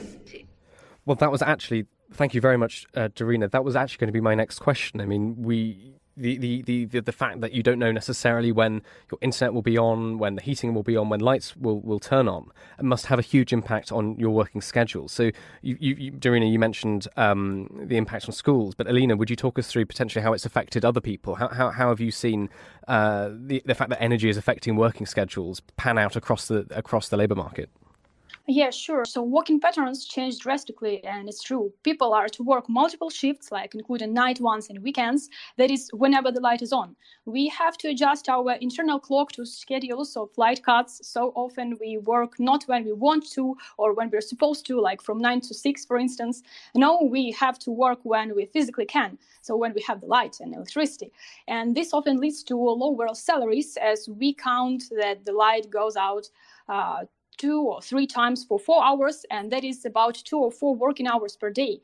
And workers have to find a place with internet so that not to lose their money. Well, just one more question from me. I know Dom has been listening to all of this and has some questions as well, if you don't mind at all. My final question is, there was a line in your report that really stood out, I thought, and it's such an obvious point, but one I don't think is often considered sometimes. You write, quote, "Not everyone can quickly switch to alternative energy sources." This is such an important point. Can you talk us through why not? And again, how are people and businesses being forced to adapt to that horrible reality? Well, I think the biggest challenge is for the small businesses in here, just because it is just too expensive for them. Let's talk about the prices for the generators. It's like $2,000 to take really good one. It's also about transportation of this generator, about you need to find some space. In Ukraine, small businesses are really small. Like it's a small, garage piece of, I don't know how to describe it. It's kind of just a little room. And for example, putting the generator there is just a suicidal attempt to save your business. So what else do we need? We need fuel, and to refuel the generator is in 1 month, it's going to cost you around $300. So everything adds up, and you have like huge sum of money for somebody who has the business in the times of war. So you basically do not have any spare money to invest into this business. So what do we have? How can we deal with that? Probably with some kind of loan, but loans are just for some equipment that will be unnecessary in, for example, just several months. It's a huge investment for the small business. So some of them, they just cannot change and go for alternatives. Alina, would you like to add anything to that? Yeah, just to think that taking a loan, for instance, it's a rather risky decision, because of two reasons. Firstly, it will be quite difficult to pay the loan plus the interest rate under sales drop. And secondly, of course, if the blackouts are over, and I hope so, they will be over, business will have to pay off the loan for already unnecessary equipment. And that's the reason why many people refuse to take any loan. Well, thank you very much, Darina and Alina, for that. I thought that was fascinating. You've really taken us inside some of the decision-making processes that, unfortunately and horrifically, Ukrainian businesses are being forced to consider. Dom Nichols, you've been listening to this. Do you have any questions for Darina and Alina? I do. Alina, Dasha, hi. Lovely to speak to you. Dasha, lovely to speak to you again. And please, I hope you're somewhere safe. I hope the in and outs on your internet connection aren't because of the airstrikes that the air raid you're under at the moment. I'd be really interested. What do you think the impact has been on the business community, on the working environment, and indeed education of the huge number of women who have left the country with and without children? But the men have largely been between certain ages. If you could remind me the ages, I'd be keen. 18 to 55, I think. But the men are staying in the country. But a lot of women have left. I just wonder what the impact that has led to on business and work and education in general. One piece of information that I really remember about that is quite surprising, that the number of small businesses opened in the last 3 months, I guess, in Ukraine, they actually belong to women. So we still see that even though huge numbers of women have left, lots of people which are internally displaced, they are trying and take a risk on the territories which weren't conquered or attacked or were liberated. So they continue going. It's amazing for me. I knew that migrants, for example, the people that migrate to other countries from conflict zones, they are usually taking more risks in business and opening new things. But that information, seeing this in Ukraine during a wartime, that's not just a surprise. I was shocked. And yeah, I can also add that meanwhile, the importance of occupations connected with providing food production and like cooking food are extremely relevant now. So, and what's interesting, women led about more than half of such businesses nowadays. Wow, that's amazing. Thank you. I really had no idea it was that kind of proportion. The next question is about, you've mentioned Ukraine's a very, very digitalized country. But how secure is the industry, or is the practice of having an online economy? How resilient is it as well? And is it the same culture across the entire country? And I wonder if the war is accelerating these changes in practice, adopting online practices much more than you might otherwise have done had you not been invaded since February 24th. Do you think the whole country will move and make these adjustments at the same pace? Thanks. I would say that the development of digital component in businesses was actually quite not different, but like the same around Ukraine. Businesses in both Kharkiv and Lviv, they would have the same culture as in Kherson and Kiev. So what about acceleration? I think Ukraine is usually on the forefront of digitalization. Our business people, they just, when they find something new and they see that it can cost less, it can bring more sales, they do that. I've seen people which are on the markets for 30 years, and they have, while they are on the market, like the usual physical one, I mean, they still have their online shops on different platforms. So they are not missing away, I would say. They are not missing out, I'm sorry. So I would rather be positive about that it will not just accelerate. I do not know how to accelerate even more, to be honest, how to be even more digitalized at this point. But for sure, the challenges which are currently coming with online sales are real. Nevertheless, that's the only thing that people are left with. That's it. Yeah, I also agree with Darina on that point. So as for security, we try in our state, of course, trying to strengthen it even more as we can. And we have such an app as DIA. So it's an extremely useful tool for entrepreneurs, both Ukrainian and international. So you can launch a company just in a few clicks, and it's not an advertisement. It's just a real practice. So I believe that our business environment is extremely pleasant for international businesses, even in such harsh conditions. Thank you. And just one final one, if I may, just on that business environment, what feel are you getting from business people about their planning horizons? Are they thinking in the very short term and just sort of trying to get by for now, or are they able to make longer term decisions, perhaps make investments for the future? I mentioned at the start about how the US has just laid that contract with Raytheon out to 2025, so they're starting to take a much longer view. Are you experiencing that amongst the business fraternity inside Ukraine? I would say that small businesses are kind of how I will get by, just because the investments that are going with the generators and so on are already huge. But about the big businesses, I feel that it's a kind of strategy after all. So they are thinking about the future a lot and how to keep up. As people here, they are intending to work even more, like nobody is I would say nobody is complaining. It was surprising for me when I was in a little bit depressive mental state just because of the outages, just because I understood how big the outages are. The whole country was out of electricity. So, but when I was in the subway and huge amounts of people were near, we are ready. I mean, they do not have to, but they are ready. What about the people whose salaries depend on that? 100%. Maybe Alina has something to add.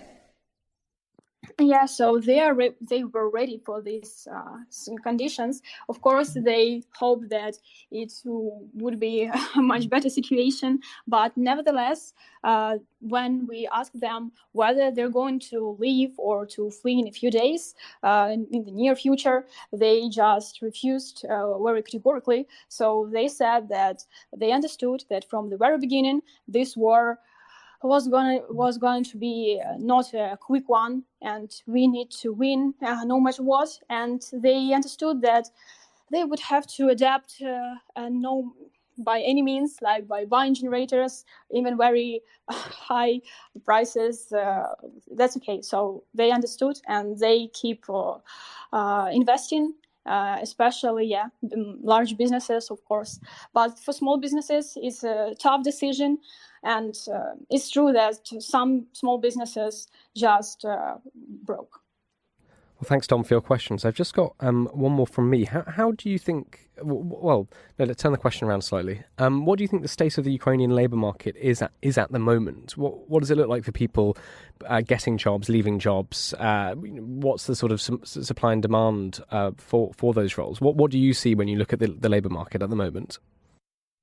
Yeah, when we look at the domestic labor market at the moment, so we can observe it's slowing down, of course. So, for example, in October, the increase in number of vacancies proposed to Ukrainian labor market was about 0.3% compared to the previous months. And like in September, the increase was 16%, and in August, 20%. And this nevertheless indicates an activity drop in the labor market. And although on the one hand, the demand for online employment slightly fell because many employees just cannot work adequately due to the lack of electricity, on the other hand, blackouts would not make workers prefer offline over online, as the latter option is still more mobile and safe. Like during blackout, online workers can go to some cafes or co-working spaces, which became extremely popular, by the way, while offline workers are just stuck in their workplace. And what's interesting, the job offer for IT has significantly decreased during this period. Like it's understandable as online work became in question. Thanks very much, Alina and Darina. Is there anything you haven't spoken about that you think is important for our listeners to hear? I think that's more about mental state of people that I would like to add. As I've mentioned, when the biggest outage happened, I was in a depressive mood just because when I came back to my what is called bedroom district, where most of the people live, like 300,000 people live in my bedroom district, so-called. And when I came back there and saw that it's just super dark, I was not just in a bad mood. I was crushed. What about other people? In many podcasts you had, especially the one that you had after coming back from Ukraine, you were told that Ukrainian people are super resilient. Like we have air raid sirens and nobody's kind of rushing away. Nobody's super... I don't know, stressed about that. Everybody's just doing what is planned for them, right? Go to the bomb shelter or wherever they are safe. So what about this thing with outages? People are resilient just because they have certain routines. Any psychologist would tell you that during the war you have some kind of consequences of things you do that keeps you up. So in this very example, we see that our routine is lost and many people feel lost too. So that is why, for example, in Kyiv, the situation is, I think, one of the worst ones. So people are leaving for another cities in the country or just leaving the country in general. But in other parts, I think this situation is not such, you just do not feel such scales. So mainly people of Ukraine are still resilient as they were. Alina, would you like to add anything on the mental health aspect of this? It's very important and definitely something we should talk more about. Yeah, of course. So personally, I'm really frustrated when I just can't control my life. I can't control what is going on, and it's really extremely difficult for your mental health, for your job, for your work, for all spheres of your life. And like a great example of how Ukrainians changed during this time was Black Friday. That was recently the most popular things Ukrainians bought on Black Friday were not clothes or furniture as usual, but generators, battery power stations, power banks, and candles. So this is our reality, and we have to adapt to it. Well, thank you very much, Alina and Darina, for joining us. This has been fascinating and quite sobering to hear of all the challenges and issues faced by Ukrainian business over the past few months and looking ahead to the next few months, of course, and even further ahead. Thank you, Dom, for your questions as well. Dom, can I just turn to you before we wrap up and go to our very final thoughts? There's been a very large report from RUSI that's been released about the invasion. You've been reading some of it. You made some notes. Can you talk us through them? Yeah, sure. I'll dash through these, but I would recommend people go and have a look at the RUSI website to get the full full ish there, because I'm only going to scratch the surface. But this is, well, it's titled Preliminary Lessons in Conventional Warfighting from Russia's Invasion of Ukraine, February to July 2022. The authors hope to do an updated one in due course, but this is just for the first few months of this phase of the invasion. But what they're saying is that Russia planned to invade Ukraine over a 10-day period and then sort of occupy the whole country to enable annexation by August 2022. And the plan was built on speed and the use of deception to keep Ukrainian forces away from the capital, to ensure that they could rapidly seize the major political centre and business centre. They had a list of what they were going to do to a number of people, and for President Zelensky and the sort of the political leadership, they were going to be killed. Others were going to be locked up, and others subjugated, and so on and so forth. Now, Russia assessed that the deception plan largely succeeded, and at its peak, Russia achieved a 12-to-1 force ratio in that battle north of Kyiv. However, the very tight security around the mission that allowed a measure of successful deception also led to Russian forces being unprepared at the tactical level, not only to enact that plan. They're saying that tactical commanders, the lowest level of commanders, only had hours to know that this invasion was going to happen. But also, so not only to react to the plan, but they had no way of reacting when the plan went wrong. And Russia is saying that the greatest deficiency was this lack of, they call it reversionary courses of action, i.e., having something else up your sleeve when it's all going badly wrong. And as a result, when speed didn't work, Russian forces had to go static because they didn't know what to do. And then the Ukrainian forces were mobilized or increased their rate of mobilization and managed to hang on, basically, is what they're saying, in the first few days, and then start to push on. Now, they're saying that despite all this, Russia then, as we know, sort of refocused on the Donbass, and Ukrainian ammunition supply had been very seriously depleted. And it was the determination rather than the capability of Ukrainian troops that enabled them to hang on. That's Russia's assessment, because the ammunition stocks were so low. However, they're saying that from April, the West became Ukraine's strategic depth, and the supply of long-range artillery missile systems like the multiple launch rocket systems, HIMARS, etc., increasingly brought Russian logistics under threat, and then sort of shifted that initiative. Although it was never, this as we remember, this took weeks, and they're saying that Russian weapon systems were effective, as in they largely worked, even though we think their equipment maintenance is quite poor. Most things worked as they should do. Now, where they were targeted, where they were aimed, that's as we've discussed many times, that was horrific and mostly aimed at the civilian population. But the munitions worked, and the units that had a higher experience did better, even though there are, as we know, huge deficiencies in training. But Russia is saying there is a culture of reinforcing failure in the Russian military unless orders are changed at the higher levels. We know that they don't trust their subordinate commanders, and unless the big guy at the top changes his mind, then they're going to stick with that plan, even if it's not working. And therefore, they're saying Russians are culturally vulnerable to deception because they lack the ability to rapidly take in different pieces of information, especially if that information is changing. And they're also culturally averse to providing those decision makers, who are generally quite far up the chain, with the wider context, again, especially in a highly fluid environment where that context is changing, in order for them to exercise their judgment. So it just incentivizes a dishonest reporting culture, i.e. they're just saying everything's going fine and they're making fantastic advances when it's clearly not. So they can't, even though the whole system is slowed down by having to push decisions upwards, they don't have the right information upon which to base decisions in the first place. They go on to say that Russia's capabilities and formations were prone to fratricide, i.e. blanking each other out. So electronic warfare systems and other capabilities were rarely sort of worked together. So sometimes literally they were working on the same radio frequency and blanking each other out.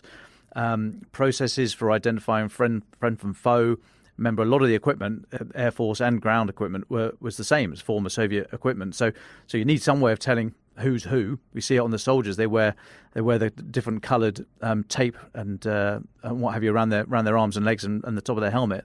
So the same sort of thing just wasn't happening. And these there were no control measures in place to make sure that they were not attacking their own people. So what that meant was that even though they had a lot of stuff and a lot of different bits and pieces and a lot of capabilities, where these should have been magnifying, the sum should have been greater than the whole should have been greater than the sum of the parts. It actually it degraded them because they were attacking each other, or attacking themselves across many of the natures of equipment that they were using. So the lessons, very quickly, just to finish off, they're saying there's a number of lessons here. Firstly, there is no sanctuary in modern warfare. They're saying you have to assume that the enemy can strike anywhere at any time, and survivability depends on dispersal. So dispersing ammunition stocks, dispersing your headquarters, maintenance areas, aircraft, etc., etc. Now they're saying Ukraine successfully managed to survive Russia's initial wave of strikes by spreading out its air defences, its aircraft, its weapons, and what have you. And therefore, they're assessing that Russia engaged 75% of static defence sites in the first 48 hours of the war, many of those areas were empty.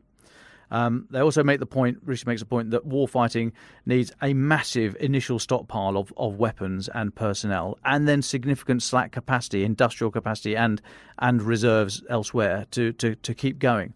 And the final point is talking about drones or uncrewed aerial systems, to give them the title they use.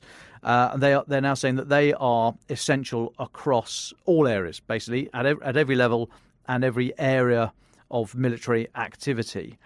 However, a military commander must assume that a very high percentage, I mean, they put a figure of 90%, which I think is extremely high, of these drones are going to be lost because they can't maneuver really. They can't sort of get out of the way. If you can see them, they can, which is why older systems such as the German Gepard, which just chucks a huge amount of lead into the sky very, very quickly, is able to shoot these things down. So they are cheap and they are very capable, but you need them in huge numbers, because you are going to lose huge numbers. So they're just some initial lessons from the first few months of this phase of the war. I would recommend anyone to go and have a look at Rus's website to read the whole paper. It's a biggie, but it is worth it. And as I said, they are going to update this. They're going to continue to update it for as long as need be. And the next period, sort of from July up to Christmas, should be coming out in the spring. But no, very good paper.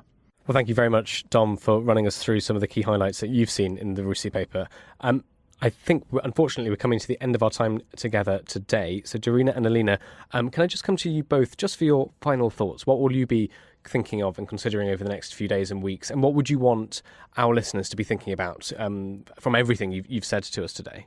Well, first of all, thanks a lot for inviting us today. What we want everyone to know is that we are living every day in waiting. Our government says we shouldn't, but lots of thoughts about possible strikes and challenges. Well, Russian government promised that. We believe them, at least in some way. So that's what we feel, what we live with currently. And I just want everybody to remember that Ukraine needs your assistance. Choose somebody you want to help, and that would be an amazing job you've done for this 2022. So it might be humanitarian, military, or whatever help you would like to provide. Well, you are here. You are not just small person without any resources. All of you are big, and Ukraine just proved that to be true. Just because this country is winning due to the small people works.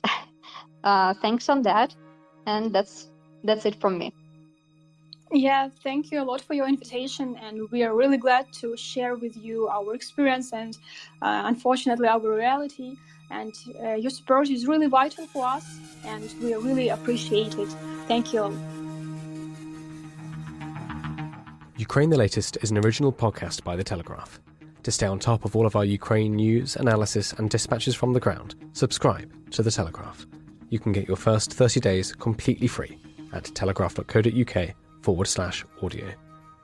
You can also listen to this conversation live at 1 p.m. each weekday on Twitter Spaces, Follow The Telegraph on Twitter so you don't miss it. If you enjoyed this podcast, please consider following Ukraine the Latest on your preferred podcast app. And if you have a moment, do leave a review, as it helps others find the show. To our listeners on YouTube, for reasons beyond our control, there's sometimes a delay between broadcast and upload, so if you do want to hear an episode as soon as possible, it's available on your podcast apps. Please search for Ukraine the Latest on Spotify, Apple Podcasts, or your preferred app. Check out the Ukraine page on the Telegraph website. As ever, you can get in touch directly to ask questions or give comments by emailing podcasts@telegraph.co.uk. We do read every message. We are especially interested to hear where you are listening from around the world. Ukraine the Latest is produced by Louisa Wells and Giles Gear. And today on Twitter, Emily Hill.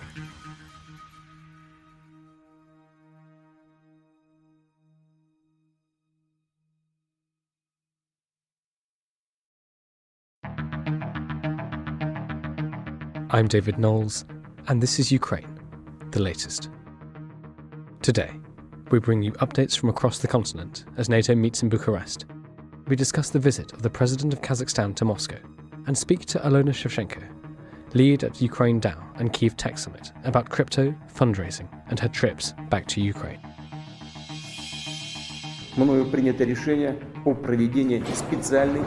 This hideous and barbaric venture of Vladimir Putin must end in failure. Putin's war in Ukraine has destabilized energy markets the world over. Nobody's going to break us. We're strong. We're Ukrainians. Every weekday afternoon, we sit down with leading journalists from the Telegraph's London newsroom and our teams reporting on the ground to bring you the latest news and analysis on the war in Ukraine. It's Wednesday, the 30th of November, day 280. And today, I'm joined by foreign correspondent James Kilner and our guest, Alona Shevchenko.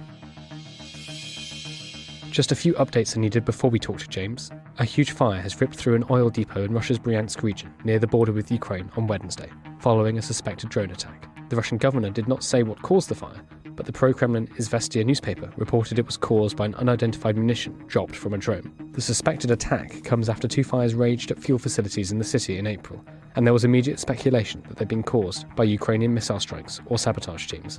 Germany will provide Ukraine with more than 350 generators after Russian missile strikes severely damaged Ukrainian infrastructure. The European Commission has proposed confiscating Russian assets that have been frozen to punish Moscow for the invasion. And in Spain, a worker was injured after a letter bomb sent to the Ukrainian embassy in Madrid exploded in his hands. The letter was reportedly addressed to Ukraine's ambassador in Spain and contained a small homemade explosive. The EFE news agency said the device had not been through a security scanner when it was opened. I invited James Kilner to talk us through some of the stories he's been looking at this week.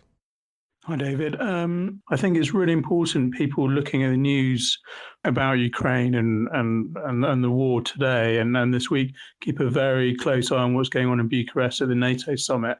This is the big annual jamboree, the big get together, and there's a lot of issues going on. Obviously, the NATO partners, etc., are continuing to discuss the war in Ukraine, and especially the winter war that Russia and the Kremlin is waging on Ukraine. And today, the NATO General Secretary was warning of an increase in people fleeing from Ukraine into Europe to escape temperatures which are dropping to -10, etc. already. At the end of November. And then one really complicated and very interesting NATO question that's been bubbling over since May is Sweden and Finland trying to join, or I mean, they proved that they were going to join in mid-May, and they thought it'd be pretty much an easy thing to achieve. The problem has been Turkey. So to join NATO, you have to have every single other member agree to this. Turkey's a NATO member, and Erdogan's been playing a very hard game with Finland and Sweden trying to join. He basically wants both those countries to make more concessions to his way of thinking and looking at how the world works, etc. And he's pushing them very hard on the issues of their support or their previous support for the PKK, the Kurdish national group in Turkey and Syria, which Turkey sees as a terrorist organization. So there's a huge bone of contention between Turkey and Sweden, Finland on that issue. And that's definitely something to watch out for. Importantly, also, NATO has reaffirmed that it still wants Ukraine to join the Western Defence Alliance. I mean, that's more of a symbolic show of support for Kyiv and Ukraine rather than anything practical at this stage. I mean, it first said that it wanted Ukraine and Georgia to join in 2008, and it hasn't achieved. Neither Ukraine or Georgia has achieved this. And as things are at the moment, that is not going to shift. But the actual act of reminding Russia that it can't have a veto on who joins NATO, reminding Ukraine that essentially Europe and the US, etc., want Ukraine in their club is quite important.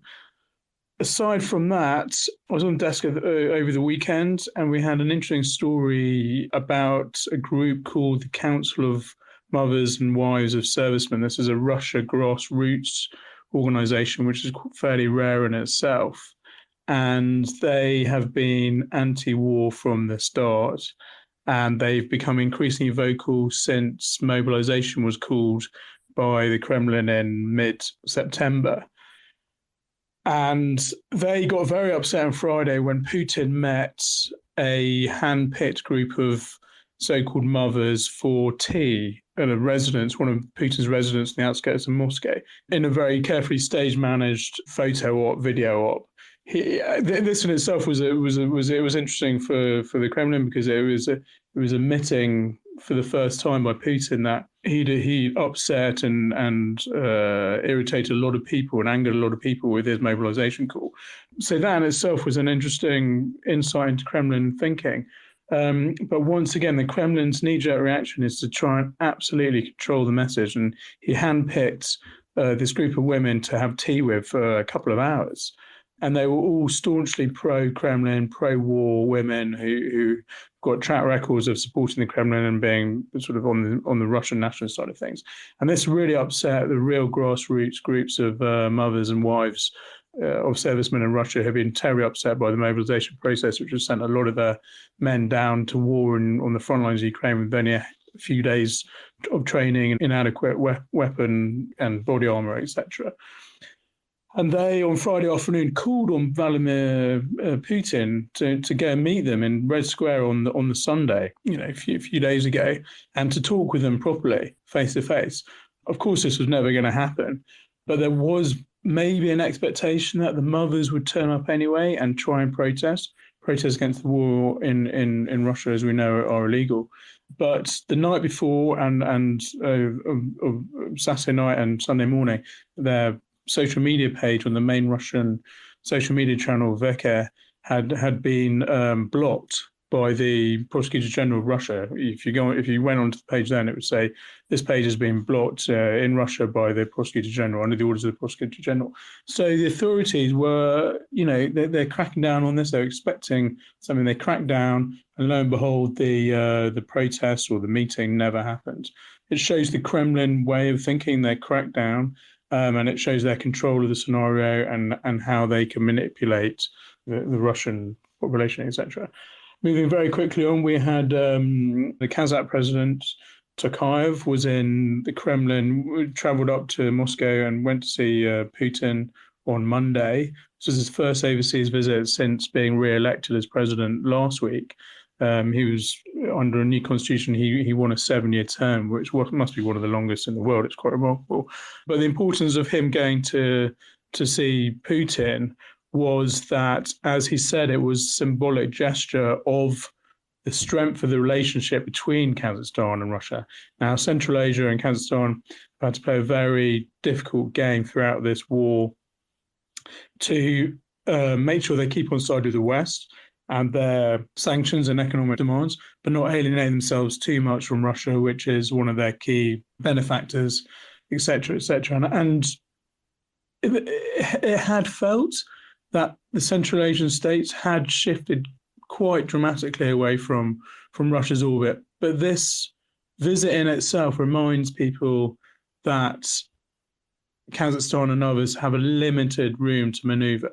So that in itself is very interesting. And then finally, I just wanted to flag up a Reuters report which came out last Friday, which was very interesting. It was about secret talks held in the UAE and mediated by the UAE, which was also important, between Ukrainian and Russian officials about reopening an ammonia pipeline between the city of Togliatti in Russia and Odessa on the Ukrainian ports. This in itself is interesting for two reasons. It comes at a time when the US is trying to pressure Ukraine into sitting down with Russia and having proper peace talks. Ukraine said it's not prepared to do that until Russia retreats from all the territory it has occupied since 2014. But so any sign of peace talks, secret peace talks between the two sides, even over something as seemingly innocuous as an ammonia pipeline, is really important because it means there is dialogue going on, etc. And all this is building blocks of potentially something bigger. The second reason is that although we've had a very high-profile deal to allow grain trade, grain shipments out of Ukraine, analysts and negotiators have always said that there's, as well as being a grain shortage around the world, there's also been a fertilizer shortage, which is obviously really important to increase productivity, etc. Ammonia is the key chemical product, one of the key chemical products in fertilizer, and Russia is a major exporter of it. So reopening this pipeline, it's not clear if it has been reopened yet, is potentially really important for global food sources, etc. So I think those are the key issues for now, and I'll let you get on with the rest of the podcast. Sounds like a great one. Thank you very much for that, James. It's a great privilege to welcome our guest today, Alona Shevchenko. Alona, thank you so much for coming into the office to talk to us. Just to start off, could you tell us a little bit about yourself, your life, and what you were doing and working on before the full-scale invasion in February? Hello, David. Hi, everyone. Thank you for having me here, first of all. So before the full-scale invasion began, I was working on various Web3 projects, and that kind of led to what later became Ukraine DAO, that I started with two of my friends 3 days before the full-scale invasion on the 24th of February. And essentially it's a combination of blockchain fundraising, and it's also turned into like a multimedia platform that amplifies Ukrainian voices. And we also do quite a lot of work fighting Russian propaganda. Can we get into some of those terms? Because I appreciate there'll be quite a few listeners for whom some of this is very, very new. So we've talked about blockchain, Web3, DAO. Can you just go into that? Feel free in detail, really. What should the listener who doesn't really know much about the world of crypto and blockchain, what should they know about what you're working on? How does it work? And I guess one big question is, why is it more effective or quicker than more traditional routes of fundraising? So crypto stands for basically cryptography, and it's a way of storing and recording information in a transparent way, right? So it doesn't necessarily have to be linked to any financial speculations and so on. It's a very diverse technology. It's neutral, and it can be used in multiple different industries like logistics, medicine, and so on. And then DAO, so the project that I co-founded with my friends is called Ukraine DAO, and the DAO stands for Decentralized Autonomous Organization.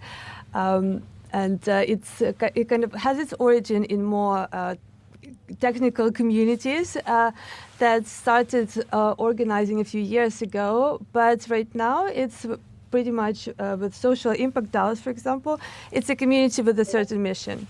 And so Ukraine DAO's mission, for example, right now, is to help Ukraine win. So we do whatever is in our power to assist in Ukraine's defense. Can you take us back to February to March and tell us a little bit about your life and how it changed after the full-scale invasion? And tell us about the founding of Ukraine DAO. How did that come about? What did you do? It pretty much came out of me going to protests and getting really worried in the weeks preceding the 24th of February. And my friends who knew that I was very passionate about Web3 and very passionate about Ukraine as well, they suggested to me, why don't you start a DAO? And that was because DAOs became last year kind of like a buzzword, right, that generates a lot of publicity. And publicity is what you want if you are Ukrainian, because it's very hard actually to keep Ukraine in the news cycle, right? It's been 9 months now, and sometimes we really struggle to keep the focus on Ukraine. And so DAO, it sounded like a good option, and it was also because Ukraine is a very crypto-friendly country. So Ukrainian charities, we decided to start from fundraising and helping Ukrainian charities that already were accepting crypto for years. Ukrainian charities were they already had the infrastructure for it, right? So it was much easier to do that than in other countries. And so we started from that. We started raising like a couple of days after the full-scale invasion began, and within a few days we raised over $7 million worth of crypto. We transferred the vast majority of it to Come Back Alive, which is the leading charity in Ukraine that supports the army. And that was because supporting the army in Ukraine is the highest priority for everyone. Then we also sent about $1 million worth of crypto to the Ukrainian official wallet, the government's one. And then some funds also went to a charity supporting LGBT community and towards mental health support. $8 million is a huge amount of money, so congratulations on that. May I ask, did you expect that? Did you expect to be able to reach so many people or reach people with such deep pockets? And if I can ask, where does this money come from? Do you have a sense of who's donating? First of all, no, I didn't expect anything from Ukraine DAO, and to be honest, up until the last moment, I was hoping that I would not need it, because we started setting it up on the 21st of February, and it was just basically a group chat on Telegram with 3 people in it, right? And then on the 24th at night, I left a message to the guys saying that the full-scale invasion began, and they started pulling that friends into the group chat. And they later became more regular contributors of Ukraine DAO. And so that day, DAOs and Web3 were not exactly on my mind, and I was in a state of shock, speaking to parents, speaking to friends, and then I went to the protest at 10 Downing Street. And by the time I came back in the evening, I opened my laptop, and in our Discord is where kind of online communities live. There was 2,000 people all of a sudden, and it was like a buzzing place online. A lot of people were like exchanging different ideas, and that's how it's kind of kicked off. So it was completely it looked like it was outside of my control by that time, and so it was not predictable at all. You've been doing this, obviously, since the start of the full-scale invasion. What are some of the challenges you found along the way? As you said, from everything you've said, you're kind of on the forefront of this cutting-edge technology that even as you can hear from my questions, we still have to sort of really spell it out. What is a DAO? Can we explain crypto? Can we just get those fundamentals? But what are some of the challenges you found with your work over the past few months? In the beginning, I can tell you, it was hard to communicate to some contributors in the beginning why it's important to support the army, right? The military, especially I think maybe in the US, they have a very different perception and very different connotation. And not everybody understood why Ukrainians are so passionate about supporting their armed forces. And in Ukraine, right now, armed forces are basically, they're like gods, because all our hope is on them, it's an existential hope, and so all of the spare funds, all the non-financial support is going to support our boys and girls who are defending us. But that has to be communicated in the beginning. So that was one thing.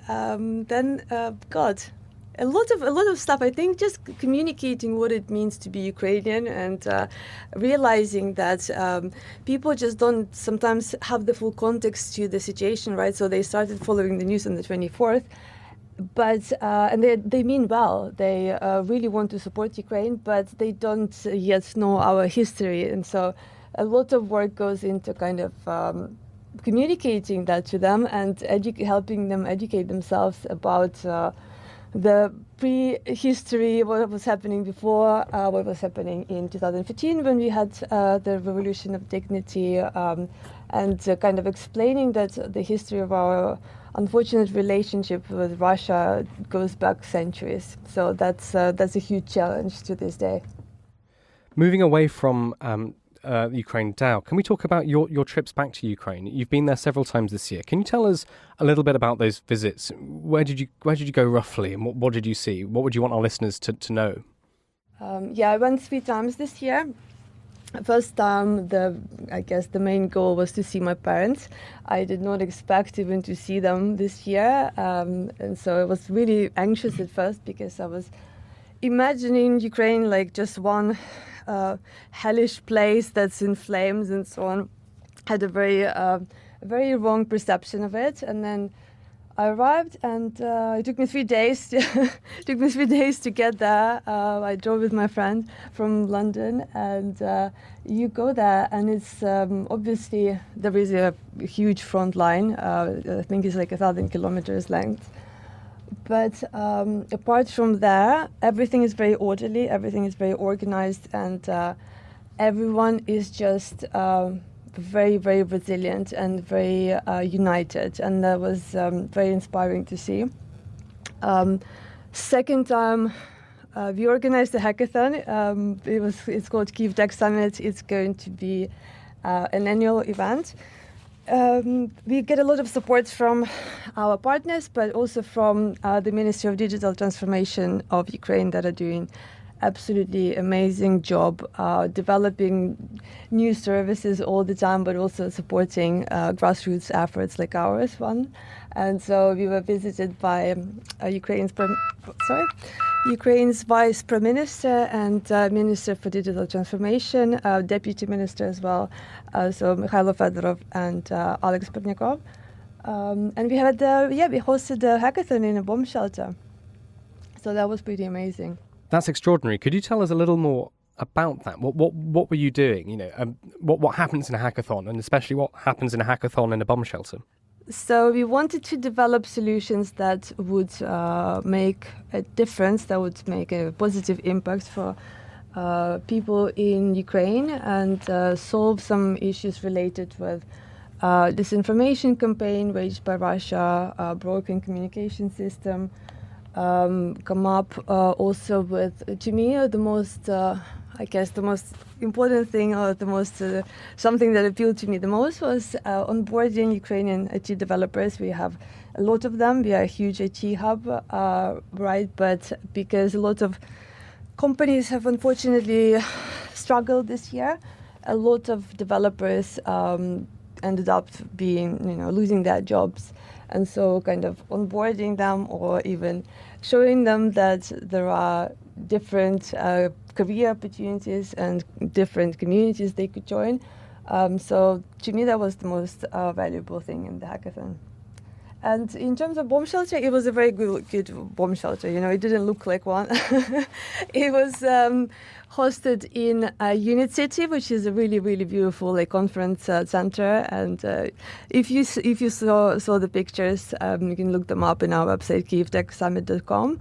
It doesn't look like a bomb shelter. You wouldn't be able to tell. You've mentioned the blockchain, you've mentioned disinformation. I want to ask you a little bit about your work with Starling Lab. This is backed by Stanford, on recording Russian war crimes on the blockchain. And again, I guess the sort of the meta question here is, why is it more effective and useful to do this on the blockchain than another way of doing it? And what are you doing? What are you recording? How is it helping?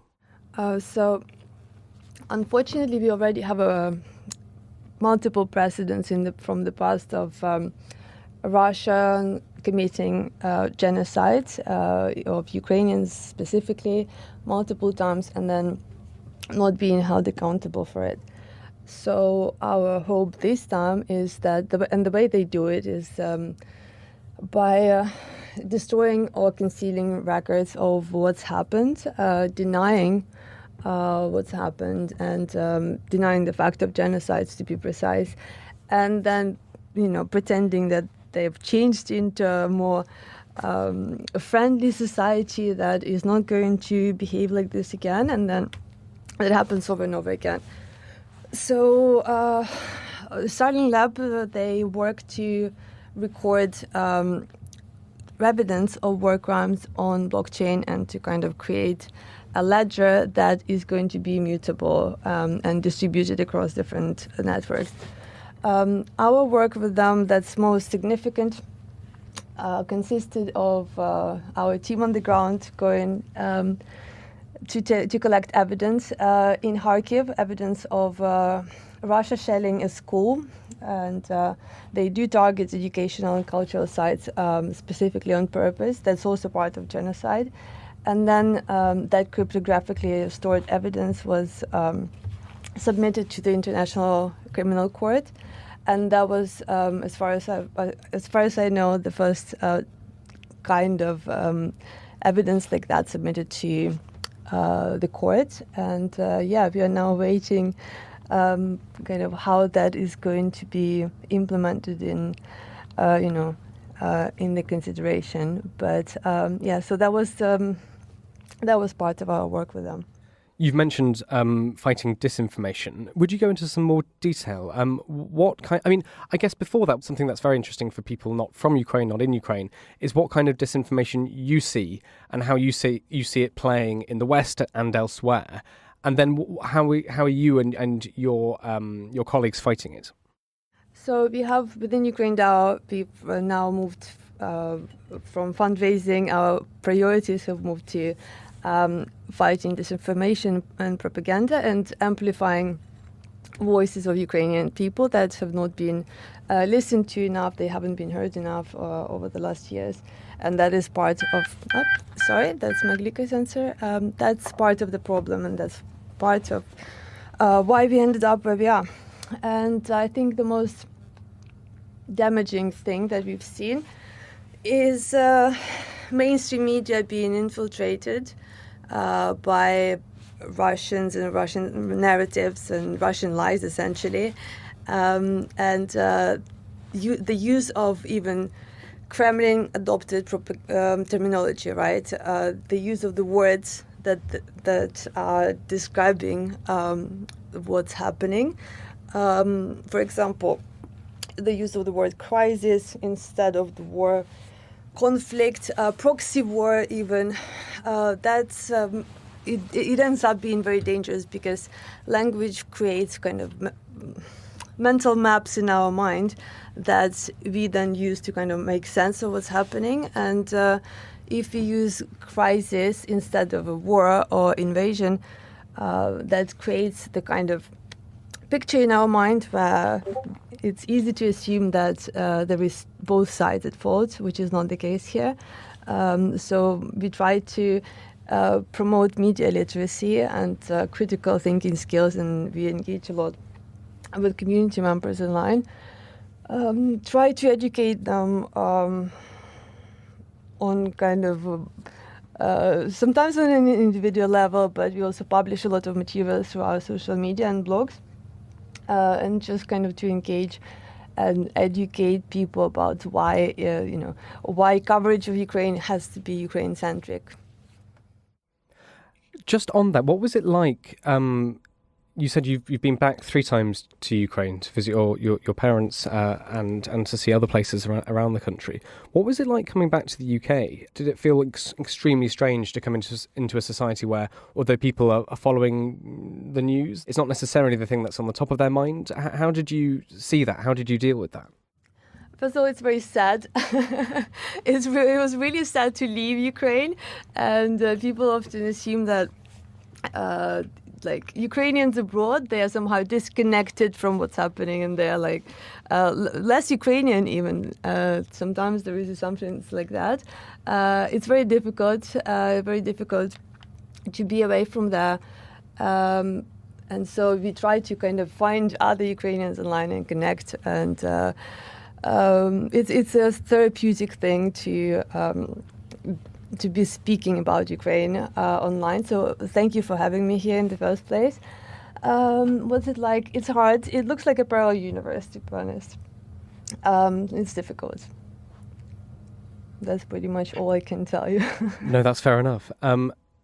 So you've raised an awfully huge amount of money through your projects. Where do you see you going next? What's the next steps for Ukraine DAO? So at the moment we are working on a Christmas project that is going to focus on this Ukrainian American carol that many people do not know actually that it's Ukrainian. It's called Carol of the Bells. I'm pretty sure that most of people in the audience will recognize it. I can pull it up and play in the background to show you guys, but I'm pretty sure you can look it up. And then we're also helping to launch Iran DAO at the moment. So that's our next big thing, because obviously the Iranian women that are showing right now incredible courage in the face of adversity that is and regime that is also helping Russia kill Ukrainians, right? So Iran sells drones to Russia that then go and kill Ukrainian people. So kind of resisting that regime and hopefully it being overthrown, that would be very, very helpful for Ukraine. And that's it's part of why we are helping right now Iranian women. So yeah, that's Iran DAO is our next big thing. May I ask, from your trips back to Ukraine, is there a particular scene or moment that really stands out for you that you'd want our listeners to hear about and understand? Yeah, it was when we went for a walk with my friends who have a baby Luke or Lukian. He was born a few days before the full-scale invasion began, and then the siren goes off,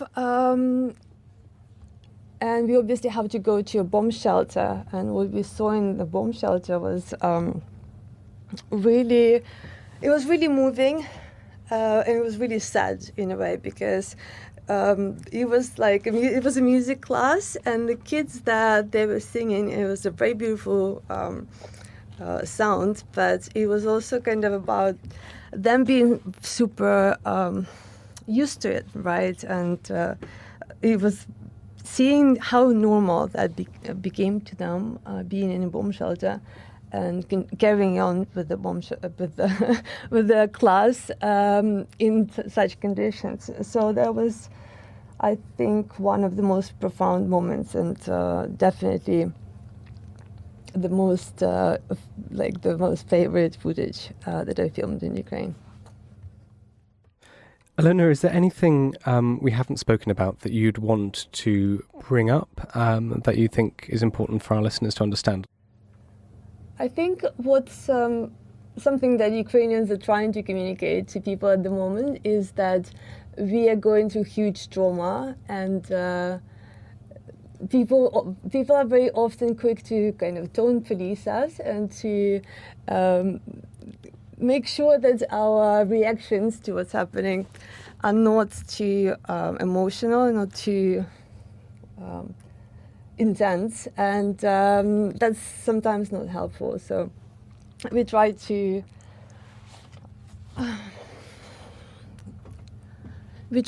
explain and we try to communicate that it's normal to be hateful in response to what's being done to us. We are going through genocide, and hate is normal. It's a normal, healthy reaction in response to what we're going through. So kind of normalizing that. What else? I guess I would love to hear some questions that people have, because I'm very curious what is it about Ukraine that interests people? Sure thing. So we've got one question from Nick, who says, what do you feel about the state of Ukrainian journalism?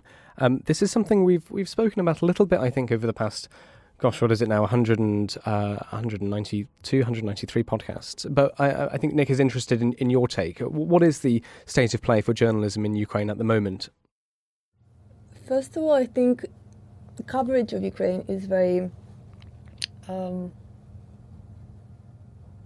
it's very either Russia-centric or it's West-centric, right? And sometimes Ukraine's agency is just overlooked, and either Moscow narrative is dominating the place, or the space, or that of the West.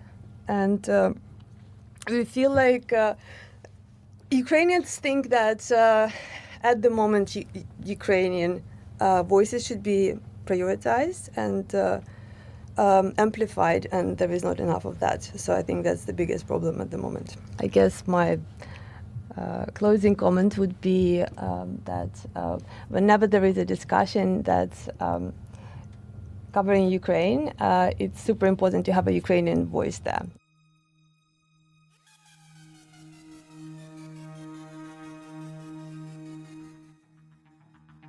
Ukraine the Latest is an original podcast by The Telegraph. To stay on top of all of our Ukraine news, analysis and dispatches from the ground, subscribe to The Telegraph. You can get your first 30 days completely free at telegraph.co.uk/audio. You can also listen to this conversation live at 1 p.m. each weekday on Twitter Spaces. Follow The Telegraph on Twitter so you don't miss it. If you enjoyed this podcast, please consider following Ukraine the Latest on your preferred podcast app.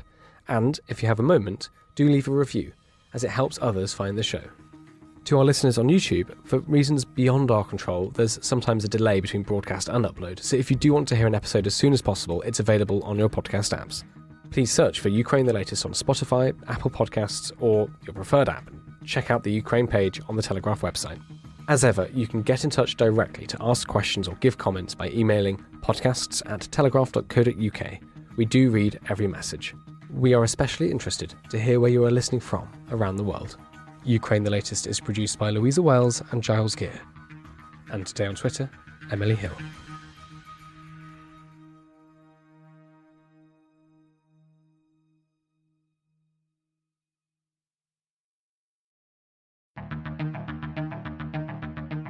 I'm David Knowles, and this is Ukraine, the latest. Today, as Kyiv braces for more Russian strikes on infrastructure, we analyse the latest remarks on the invasion from Pope Francis and discuss the extraordinary story of the Zambian student who was killed on the front lines in Ukraine, fighting for Russia. I also speak to Orysia Lutsevich, head of the Ukraine Forum at Chatham House in London. We talk about NATO and the war, Russia's proxy use of NGOs, and contemporary Ukrainian politics.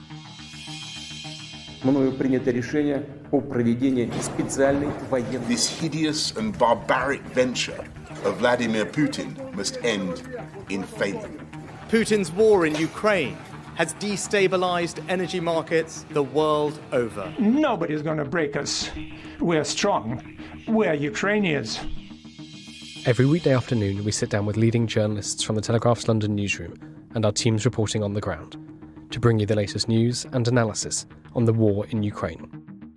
It's Tuesday, the 29th of November, day 279, and today I'm joined by our assistant comment editor Francis Durnley, our Russia correspondent Natalia Vasilyeva, and our senior foreign correspondent Roland Oliphant. I started by asking Francis for the latest news from Ukraine. Well, thanks, David, and good afternoon, everyone. A very dramatic morning across Ukraine as we speak. Air raid alerts have been issued across the whole of the country following reports from Ukrainian officials that Russia are preparing a new wave of missile and drone strikes.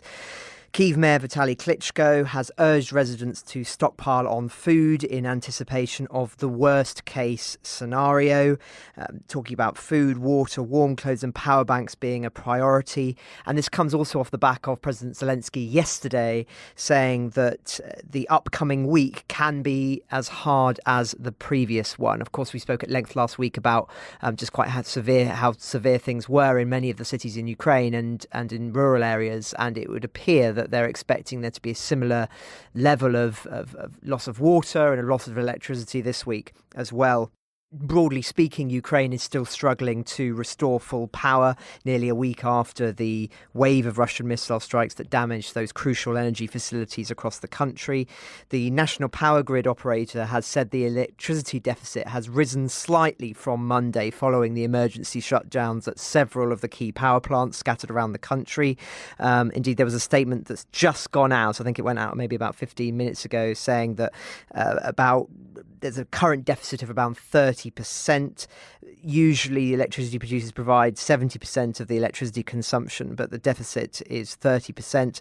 So quite a severe situation this morning in terms of the energy front, which of course in many ways is an absolutely pivotal one at this moment. Just more broadly in the military sphere, and obviously Dom will be covering this in more detail when he's back on, but just to give a lay of the land as things stand, it's been quite an interesting intervention this morning from the Ukrainian government, who have said that from their perspective, at least 88,000 Russian soldiers have been killed since February's invasion. So a very striking figure there indeed, considerably higher than the estimates that we've seen up until now. Sometimes, as I said yesterday, international observers have cited about 30,000 killed for both sides.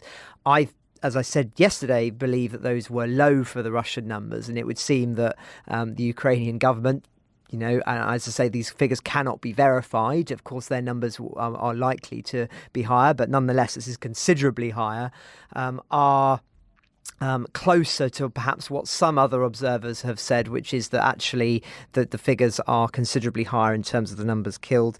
They've also said that as of November 29th, 280 aircraft, 261 helicopters and 2,911 tanks have been destroyed. So very considerable indeed. So that's the biggest sort of headline in the military space. There's also been some quite interesting insights offered this morning from the UK Ministry of Defence.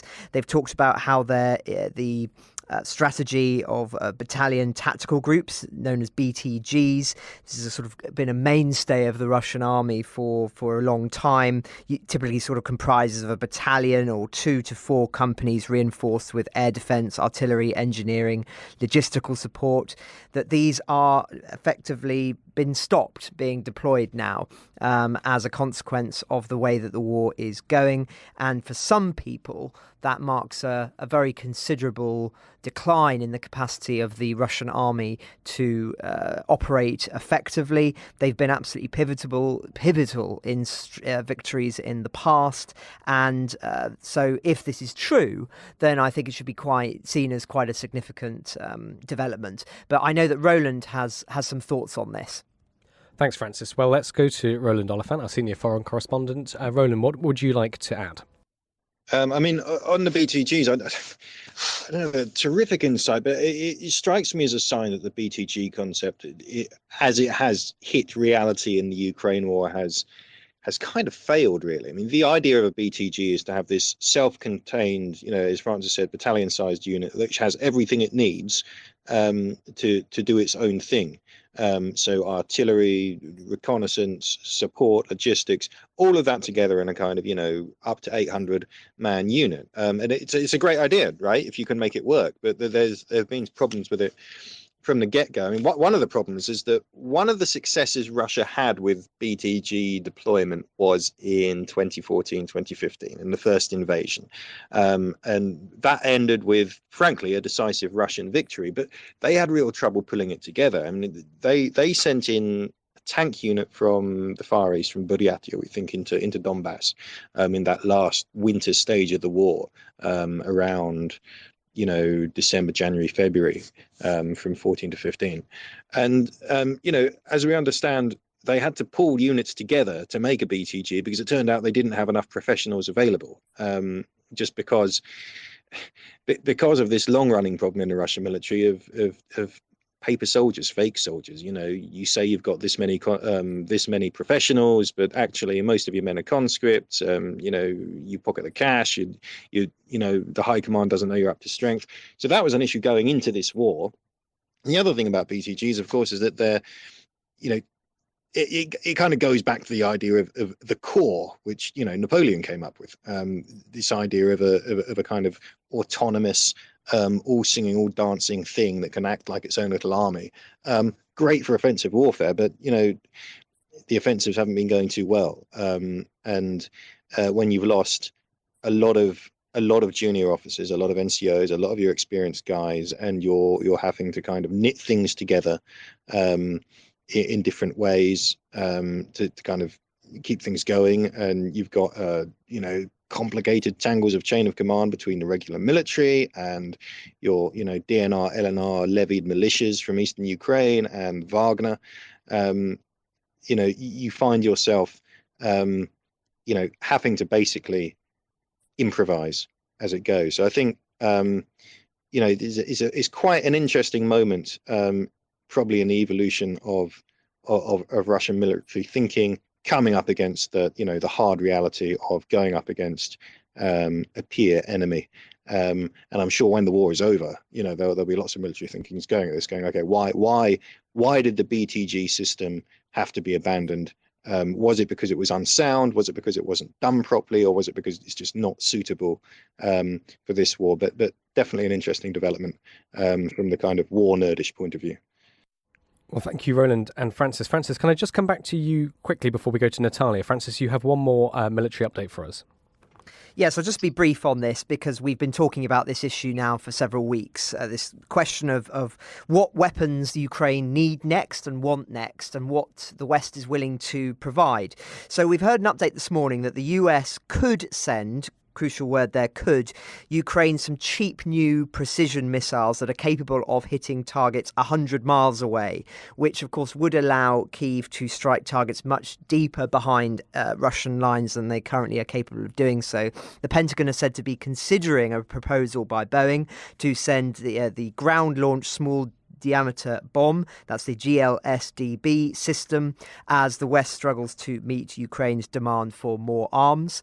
So these weapons are said to be relatively quick, cheap to produce, as I say, have about twice the range of standard HIMARS missiles. Of course, HIMARS have been absolutely critical in the Ukrainian settings up until now, and could be deployed in Ukraine as early as the next spring. This is according to a document, I should say, by Reuters. And whilst, of course, as we've been speaking about in the past, Washington has declined requests for the ATACMS missile, which has a range of 185 miles. These cheaper alternatives are still, as I say, quite considerable in terms of the distance that they're able to be fired, which is why for some people this will be a very, very significant intervention indeed. So, as I say, it's not guaranteed yet, but the fact that we're having these conversations now is suggestive that conversations are quite far developed. Thank you very much, Roland and Francis, for that. And Natalia Vasilyeva, our Russia correspondent, can I come to you? Pope Francis has made quite a few interventions in this conflict, in this invasion. They haven't always been well received. His latest seems incredibly controversial. You wrote this story with Nick Squires, our Rome correspondent. Can you talk us through what he said and what the reaction has been? Good afternoon. Yes, that's right. The Pope has spoken on the Ukrainian conflict before, but it's important to say that in the past 9 months, he's been quite careful about not to blame the Kremlin directly. He has called on Russia to stop the hostilities, but he's been very careful not to criticize Vladimir Putin personally. And in an interview with an American Jesuit publication that came out last night, he was actually asked specifically why he has been unwilling to criticize the Russian president. And in response to that, he made quite a rambling reply saying that everyone is aware of the cruelty of Russian troops, but in his opinion, quote, the cruelest are perhaps those who are of Russia but are not of the Russian tradition, such as the Chechens, the Buryats, and so on.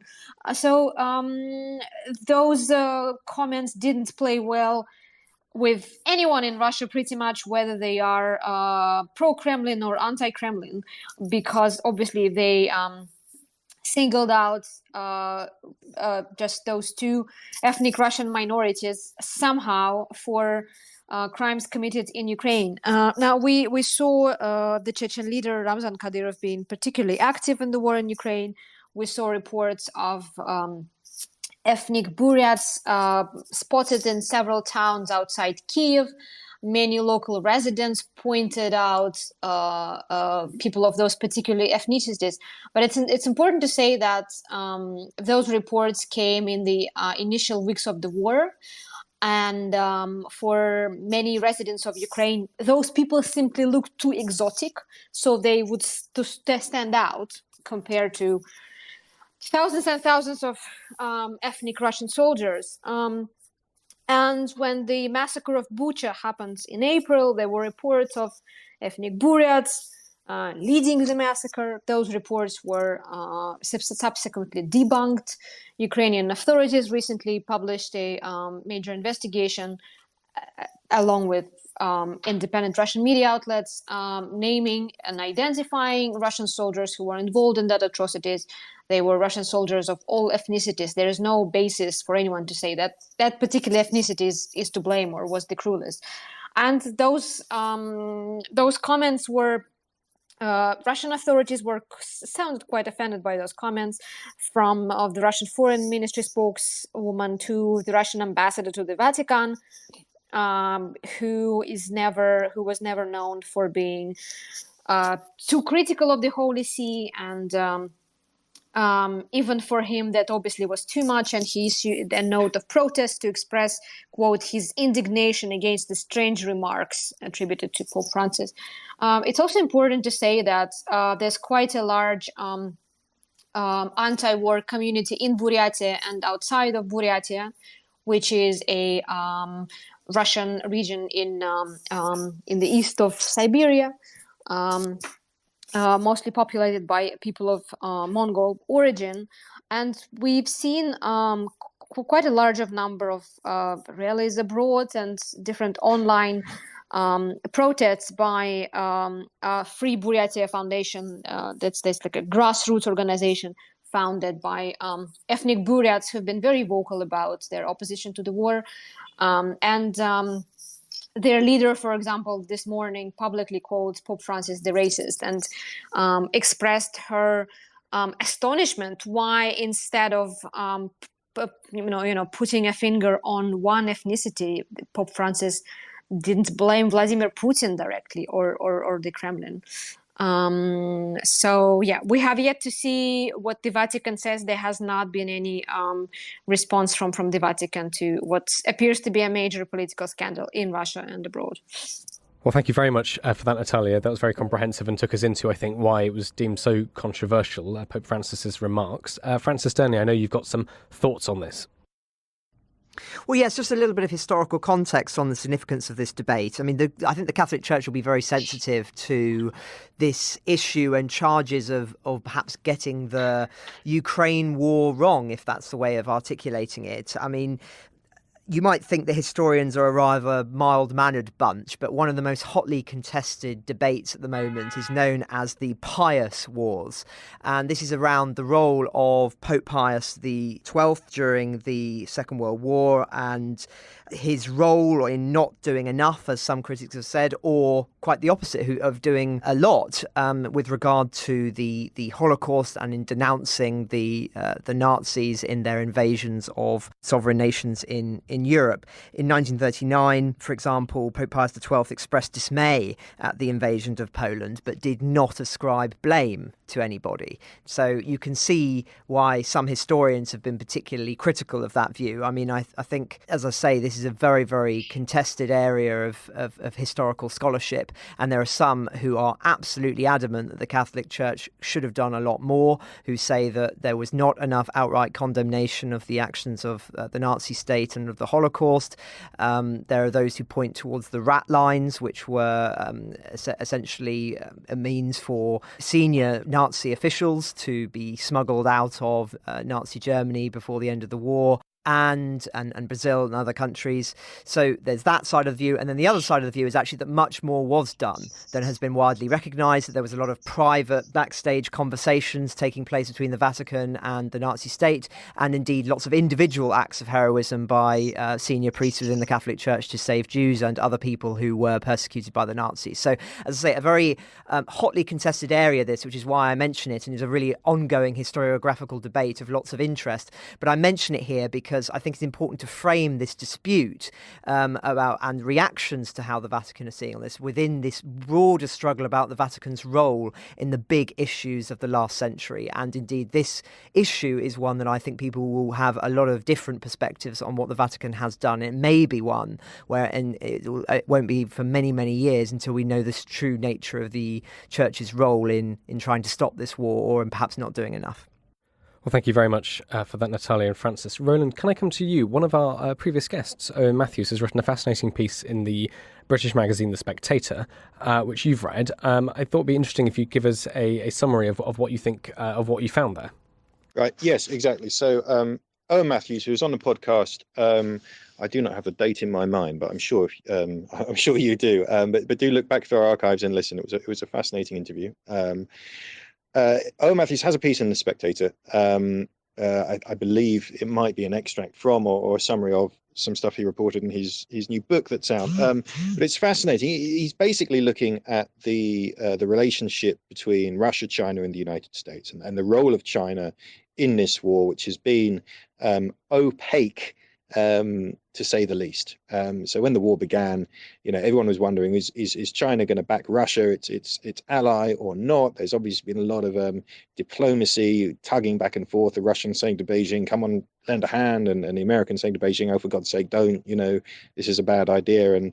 And President Xi Jinping of China standing inscrutable in the middle. Well, Owen says he has a source with links to kind of high-ranking individuals in Beijing, who say this is the way it's played out. Essentially, China has played a kind of moderating role, a restraining role in a way, that has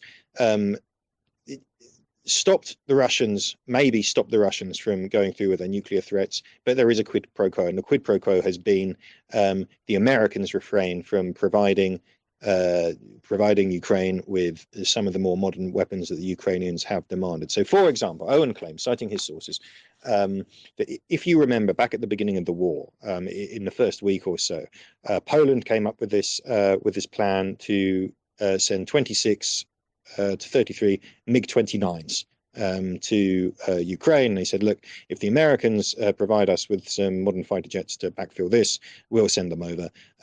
It seemed like it was going to happen. Then at the last minute, the Pentagon or the White House suddenly said, oh, we don't think that's viable. And it was nixed. And no one really understood why. Now, Owen says this is because of a last minute initiative from Beijing, telling the Americans, don't do that. And quid pro quo, we'll kind of keep the Russians' more violent tendencies in check. And he points out that this followed Putin's first threat of nuclear escalation on the 27th of February, which genuinely alarmed the Chinese. Now, I would point out that this it seems to me fairly thinly sourced. It seems to be only one or maybe two sources on this, but it's not implausible at all. If we think back to the Bali summit, the G20 summit in Bali last week, where you had Joe Biden and Xi Jinping sitting down for 3 hours, remarkably long meeting, and then coming out with, really surprisingly on-message comments, kind of talking about the inadmissibility of nuclear war, a clear kind of warning to Russia that, look, both America and China, the world's two other preeminent nuclear powers, are not going to allow you to use nuclear weapons in Ukraine. That's a big gain for the Americans, but it will have come at a price. The Chinese are not just going to, hand out these diplomatic boons for free. And Russia is an important ally to China. I don't think we should underestimate that. And the Chinese are not just going to throw the Russians under the bus because they think Vladimir Putin has bitten off more than they can chew. So definitely something to think about. A few other interesting tidbits in here. Owen also claims that in the so-called No Limits Partnership, that's a treaty that Vladimir Putin and Xi Jinping came up with before the war, back in September last year, I think it was. which was a big document, mostly full of vague words without concrete commitments, talking about, having each other's back and we all have a future kind of multipolar world, and a kind of vague, woolly, strongly worded commitment to, a post-American world. And that common vision of ending the era of American interference and us being bossed around. But it was, if you read it carefully, kind of devoid of concrete. Well, Owen says that there was actually a secret protocol that was not published in that, which was a mutual defense pact, which would oblige them to come to one another's defense in case of attack. He says that the Chinese insisted on sticking in a clause adding some tricky, caveats to that commitment, which means the Chinese are off the hook for the Russians, annexing Kherson or whatever. The Chinese are not going to be obliged to go to war because Russia has said, right, Ukraine is Russia. So if true, canny. Now, I have to say again, single source, no one else has reported this. People I respect in Moscow point out that Russia is historically wary of signing this kind of treaty. So I would treat with a degree of caution, but I do think there is definitely something to look at here, because one of the long-running questions is, why is the United States, why are the West holding back on certain weapon systems? Why haven't we given Ukraine, we, the collective West, NATO standard main battle tanks, Abrams or Leopards? The standard excuse is, oh, well, the supply chains. Oh, there's a big logistical supply chain on Abrams or Leopards. The Ukrainians know how to use T-72s, give them that instead. Well, really? Lots of other countries use these things. You could have put those supply chains in base. The ATACMS long-range missiles France was just talking about, clear refusal to provide them. Modern jet fighters. We haven't seen Ukraine provided with, a NATO standard fast jet. All these things have not been on the table. Why not? One of the theories was, well, Russian red lines. I really worried about Russian red lines. There's certainly something going on with China. So look, give it a read. I think it's interesting, and do listen back to our interview with Owen, where he describes this in his own words from a couple of weeks ago.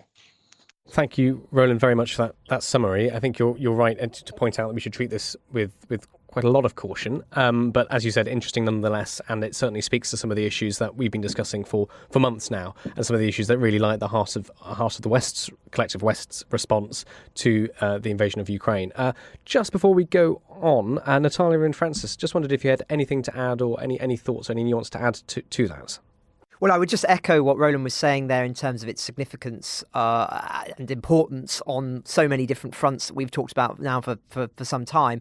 I mean, I recall when we started the podcast saying that absolutely that China's role in this was going to be integral, the kind of channels that would be open, back channels between the West and between Russia and China in terms of the scope and scale of this war. And if these revelations are true in The Spectator by Owen Matthewson, I think that it would speak to that. And no doubt many of the conversations that have taken place we will not be privy to for a very, very long time. And it may be one that historians will have to chew on when the archives become available and the memoirs are published.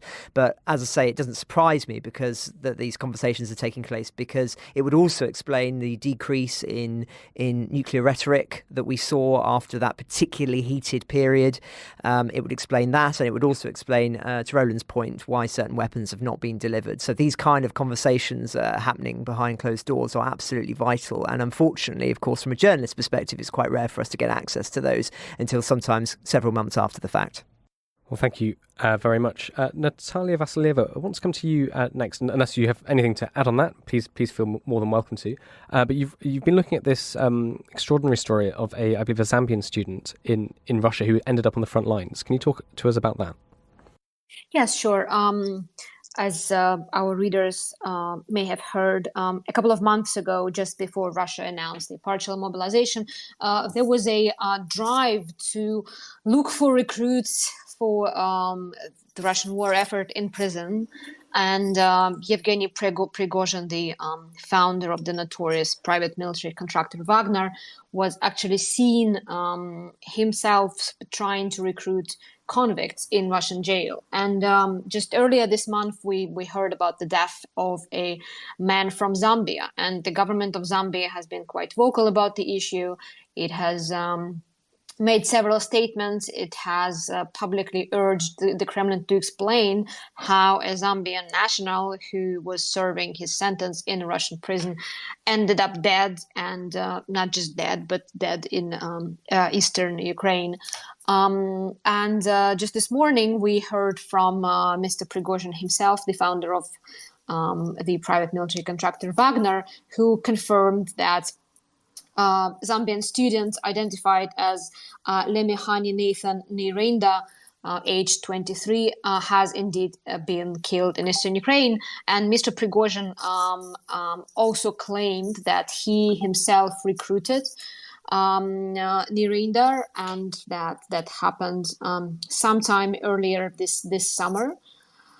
And again, like this is about taking Mr. Prigozhin's words for at a face value or not. But according to him, these Zambian students willingly volunteered to go and fight eastern Ukraine while he was serving a prison sentence in a Russian prison colony outside Moscow, allegedly because of colonial sentiment, and because he felt thankful to Russia for its efforts, historical efforts, recently and in recent decades, encouraging African nations to fight against colonialism.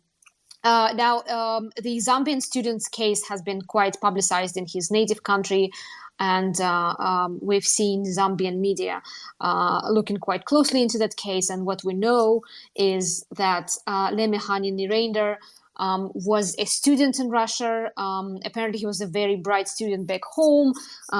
He enrolled in a university in Moscow to study nuclear engineering, quite a prestigious university, I have to say.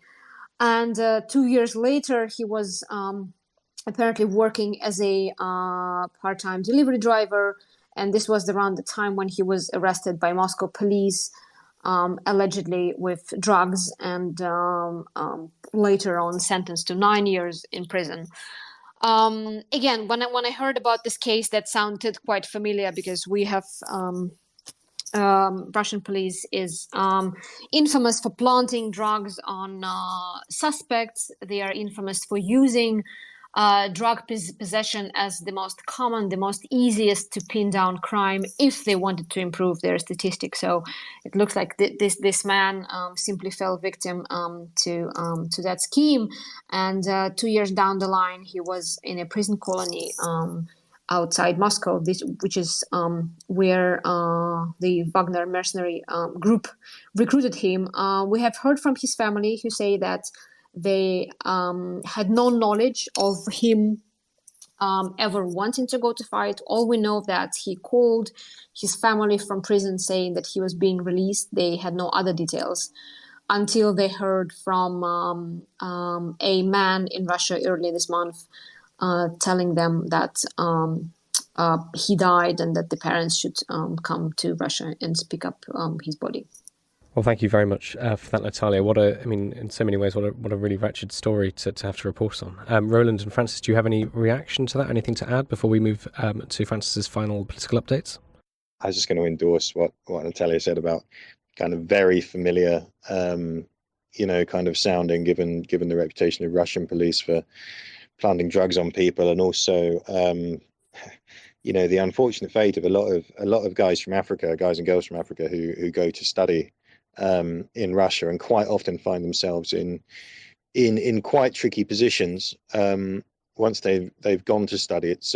It's another issue. It's not really related to the war, and it's not something we've really got to a moment to get into now. But there is an issue with African students going to study in Russia and then finding themselves for various reasons very financially vulnerable positions, and getting trapped in low-paying jobs and being open to abuses of that type. So just a footnote. And I just on that point, since we're talking about, different nationalities and things like that, on the Pope's comments, it's just, the Pope's comments are frankly, they're quite mad, and they show, excuse me for editorializing, a kind of the exact opposite of an actual grasp of Russia's nature as a kind of multi-ethnic imperial, post-imperial state. He seems to have grasped the fact that there are different ethnic minorities within Russia, and he's provided a completely distorted, ridiculous kind of comment out of that, which is another thing we could look into.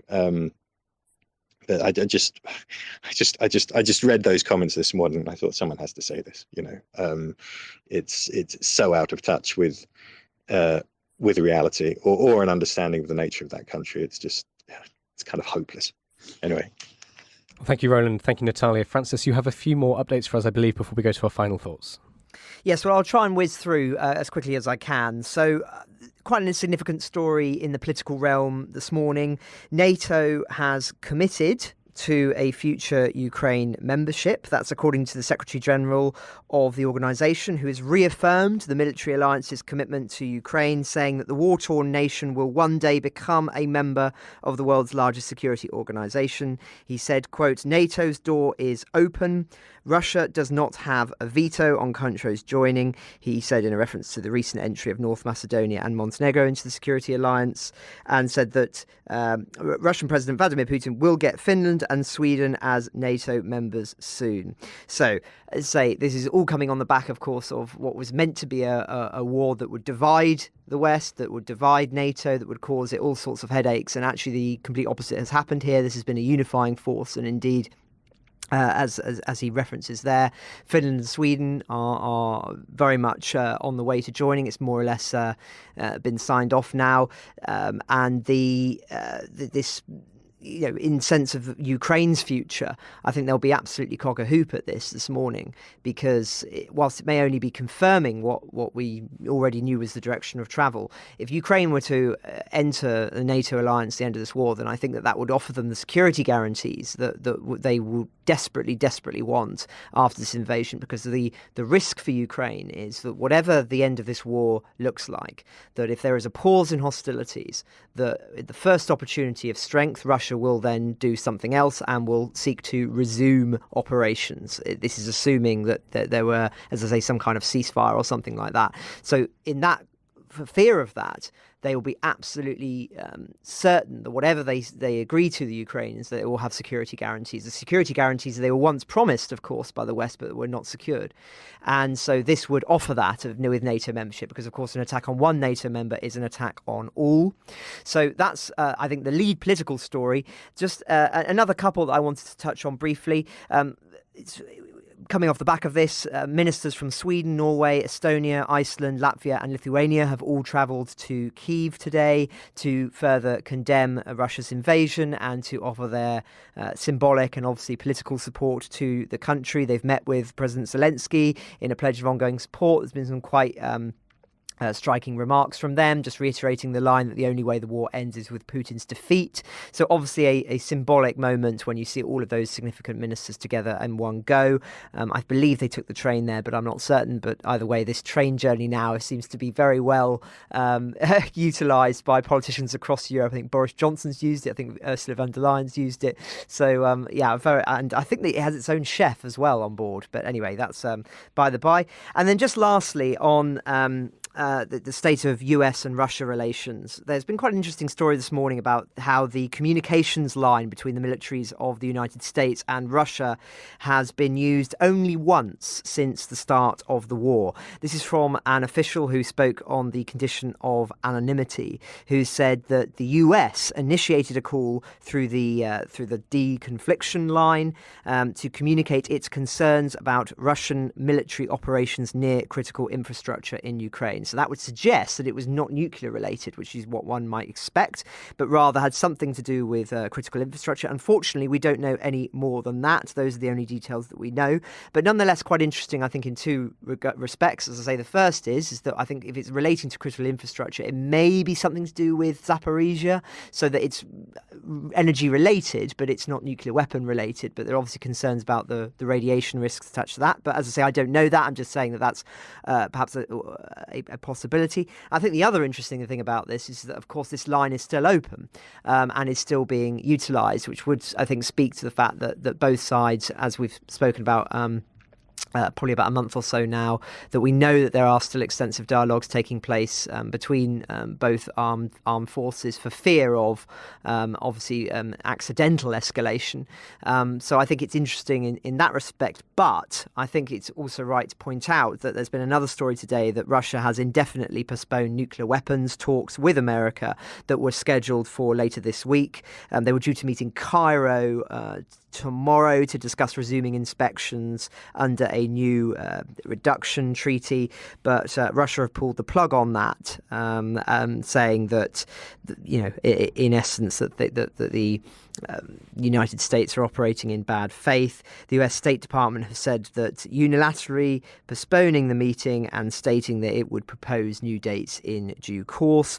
And as I say, I think this should be seen in the context of that whilst the dialogues are open on certain channels, signs of there being further cooperation, shall we say, with America at this moment is clearly seen as being too diplomatically sensitive, too diplomatically unwise, I'd say, from the Russian perspective, for all sorts of optics reasons. And so as a consequence, they've said that these meetings will not be going ahead. So a complicated picture there, but hopefully that covers the political sphere for today. Brilliant. Thank you, Francis. Just one tiny little update from me. It's just come in on our live blog. And this speaks to, I think, Roland's summary of the Owen Matthews article in The Spectator on, the big question, why is the support of the West in terms of materiel in some sense limited. The Lithuanian foreign minister, this is Gabrielius Landsbergis, has said, NATO is not running, this is a quote, NATO is not running low on tanks, so therefore if we expand the inventory of what is being sent to Ukraine, then NATO has a chance to keep supply going, which is, I think, an interesting tidbit and speaks a little bit to what Roland was speaking about earlier. Well, we've run out of time, unfortunately, between us three. Thank you so much for all of your thoughts and your expertise. Can I just get your final thoughts, Roland, Francis, and Natalia? I don't know who would like to go first. Sure, I'm happy to go first. What I would mention is something that you guys probably discussed yesterday. I'm not sure, I wasn't around. It's something that hasn't got enough publicity, in my opinion, but something to watch for. We heard from Ukrainian authorities yesterday saying that they are seeing signs that Russian troops could be withdrawing from the Zaporizhia energy plants. According to the head of the Ukrainian power grid, he said that Russians are even dismantling. He didn't say equipment, but he just put it the way he put it. He said Russians are stealing everything there is to steal. And Russian state media were quite quick to react and say that no such thing is happening, that Russia is staying at the Zaporizhia nuclear plant for good. But this is, if it happens, obviously this is going to be quite a dramatic turnaround for the Russian forces, and that's something I would watch out for this week and later on. Thank you very much, Natalia. Francis Sternley. Well, thanks, David. I just wanted to point out a story that I saw actually in the Kyiv Independent last week, and I've been meaning to talk about it for a while because I think it speaks to another aspect of this war that can often get lost amid all of the talk of military affairs and political stuff. So the Kherson Fine Arts Museum once hosted one of the richest collections in all of Ukraine, but it's been emptied of all of its works by Russian officials. That's according to their story. Now, that's 14,000 works were in its collections, and apparently it's been stripped bare. And the piece goes into a lot of detail about what exactly was there, but obviously speaks to the manner in which looting has been part and parcel of those territories that Russia has controlled since the war began, not just of art, but of all sorts of individual property as well. And I think just sort of to offering some contextualization to this, of course, the looting of art for economic benefit, as well as a way of illustrating cultural dominance and as well as the economic benefits, is also a way of seeking to erase a culture. And it's as old as war itself. The Romans would show off their looted conquests in triumphs through the streets of Rome. Napoleon, of course, famously stole the horses from St. Mark's Basilica in Venice and placed them atop the Arc de Triomphe to show his conquest of Europe.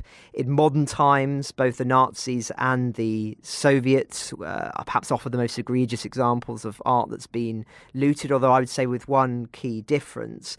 Whilst we hear the odd story of Nazi loot being discovered and returned to its owners, most of the major lost masterpieces from the Second World War, many of which I think went to decorate Hermann Goering's castle, but anyway, were restored to the museums that they were looted from. But that's not the case with much of the art that was stolen by the Soviets in the Second World War. It's still believed that there are hundreds, perhaps thousands, of lost masterpieces from Europe hidden in the depositories of the Hermitage.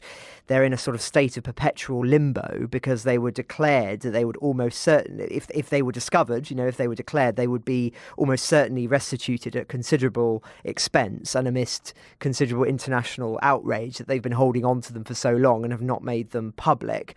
And so on the back of that, I remember visiting Museum Island in Berlin a few years ago, and there's still a museum there that offers catalogues of lost art with black and white photographs of what has vanished, and they're printed interestingly in German but also in Russian. So the idea being that if anyone knows where these artworks have gone in Russia, that they might take this catalogue and go and have a look. So as I say, I mention this just because hopefully these stolen artworks will be returned at the end of the war, that the international eye will remain on them.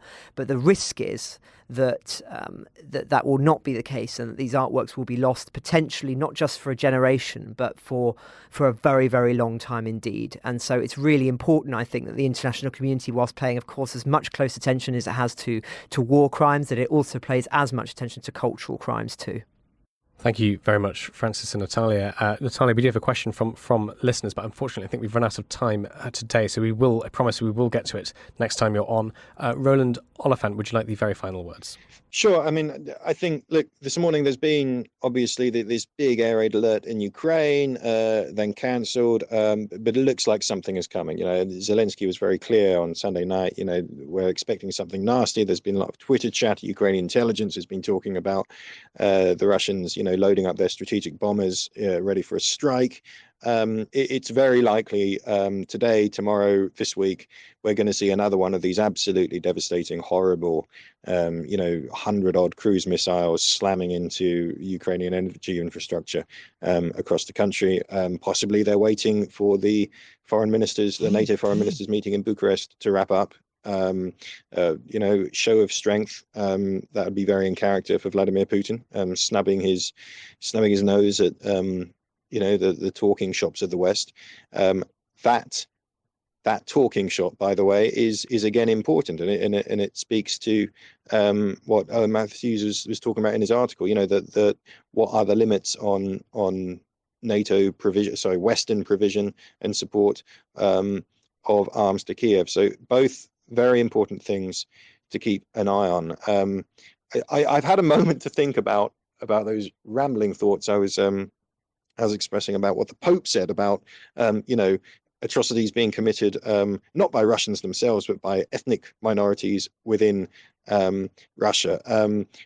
This is one of the rare moments where I think I can say I'm on the same page as the Russian Foreign Ministry being outraged by this. I mean, I think the fact is Russia's nature is of a kind of multi-ethnic empire dominated by Russians, but many, many different peoples in there. There is a fascinating discussion to have about the nature of Russia in that sense, and what it means for a post-war Russia, and whether Russia could break apart, things like this. It's something that people discuss when they're talking about what will Russia look like after this war. Could we see it? Could we see it broken up? or not? Does it inform why Russia is seeking to reconstitute its empire in Ukraine? It's a very, very interesting discussion. I'm afraid Pope Francis has approached it in completely the wrong way. But maybe we can at some point talk about that, because it is a fascinating, deep, multifaceted issue, which I think it is worth our listeners and the world in general being aware of and being able to grasp. But saying that, you know, only Russia's ethnic minorities commit war crimes is it speaks for itself. Last week, I spoke to Orysia Lutsevich. Orysia is the head of the Ukraine Forum at Chatham House in London. We spoke about NATO and the war, Russia's proxy use of non-governmental organisations, and her thoughts on contemporary Ukrainian politics. Here is our conversation. So I myself am Ukrainian. I'm from western part of Ukraine, and I've been with Chatham House for now more than 10 years, doing research on the forces that are shaping change in Eastern Europe, in Ukraine, Moldova, Georgia, Belarus. And since the full-fledged invasion, in a way, I think many people's lives changed. It was an intensity of research, of media work, but most important, explaining what is happening in Ukraine. And this is something we do on top of our regular program called Ukraine Forum that I've started 8 years ago. And I was already tired before Putin invaded Ukraine. Suddenly, I realized that I haven't really realized little the pressure that is here to come in the coming months. You wrote, the longer this war lasts, the higher the chances it will spill over into NATO territory. I think you wrote that before the incident in Poland last week. So I wondered if you'd like to just explain what you meant and talk a little bit about the incident in Poland and what it means for NATO and the war in Ukraine. Well, the quote you're referring to is in my op-ed for The Guardian, and actually I have updated it. I was working on the Ukrainian takeover of Kherson, and before it was released, we have seen this incident in Poland that killed 2 people right 20 kilometers from the Ukrainian border. And of course, it was a very intense moment where you could see in Ukrainian security community media, there was almost like people took away the breath thinking, what does that mean for the war? And if the war spills over, you know, is it going to take away the attention of Western allies from supporting Ukraine, or actually it will mobilize more assistance for Ukraine? Of course, what I mean, the longer this war lasts, is that it is in extreme intensity military conflict that we have not seen on the European continent since the Second World War. Modern wars previously were either quite speedy, fast, almost like these thunderbolts, or they were in some faraway territories in Afghanistan, Iraq, that lasted longer, but had a very limited military engagement of Western armed forces. Well, here we are seeing a pounding of Ukraine by ballistic missiles by Putin. I think today there are more than 4,000 missiles that have been launched on Ukrainian cities, and it's mostly these missiles are used against the civilian infrastructure. What happened on the border with Poland is that Russians were trying to target one of the thermal power stations that is very close to the Polish border. And of course, the miscalculations, from what we understand now, by Ukrainian air defense caused this incident and tragic loss of life. But you see what I mean, is because Putin is losing his war in the east, he is not able to take any new Ukrainian territory. He decides to break the spine of Ukrainian resistance, but making Ukrainian cities difficult to live in. So also it means that he is targeting areas close to NATO borders. Supply routes could be targeted that are delivering Western military assistance to Ukraine. And we may also see some sabotage actions inside NATO territory to, for example, disrupt military supply flows. So all of these options are on the table, and we should be very aware of the possibility of risks. And I'm sure NATO is preparing for all eventualities. So just on that, you think that the more Putin loses, the more risks he'll be willing to take, and that's kind of what we're talking about? Absolutely, he's becoming more desperate, more reckless, because he was bragging that he'll be able to take Kyiv, in 2-3 weeks, and now we are almost 9 months in the war, and he actually has lost 50% of the territory that he has reclaimed since the start of the invasion. He is losing strategic power all over. His military goals are not being achieved, and he is resorting to these barbaric tactics of basically breaking the spine of Ukrainian nation. Let's move on from that. Thank you so much for that answer. I thought that was absolutely fascinating. You've written about, it's a completely different issue, Russia's use of proxy NGOs, non-governmental organisations, to achieve its foreign policy objectives. This is an area we really haven't looked at. So I was wondering if you could just give us your lowdown on what you mean by that, where they work and whether they're successful or not.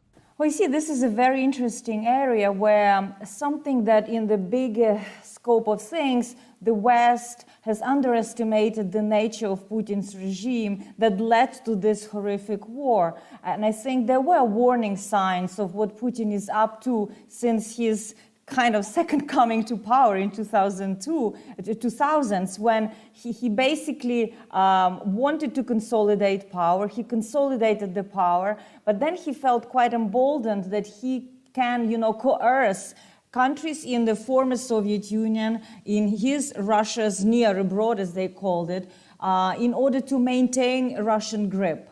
So, to be honest, Putin was also quite paranoid about the color revolutions that took place in Ukraine, in Georgia, in Moldova, and he was sure that these were kind of doctored by the US government to undermine his friendly puppet pro-Russian regimes. So he thought he would mimic some of that American tactics to create a set of his own agents of influence that would be under the cover of non-government organizations and penetrate various fora such as OSCE, Council of Europe, UN, to basically present these groups as independent, but they were mouthpieces of the Kremlin, they were funded by the state, they were not independent groups, they were basically under the orders of the Kremlin to spread this worldview, for example, about the violation of rights of Russian ethnic minority in the region, in the Baltic states, in Ukraine. But what is interesting now, as we see it, for example, the role of Orthodox and religious communities, how Kremlin, in a way, Putin fused the power of Orthodoxy and the state, and he uses church, Russian Orthodox Church in Ukraine, also to foment discontent, to split the nation. And we've seen reports on Ukrainian security services searching Russian main cathedral of the Orthodox Church, Kiev, Pechersk, Lavra, and finding some of the Russian citizens who were harbored there.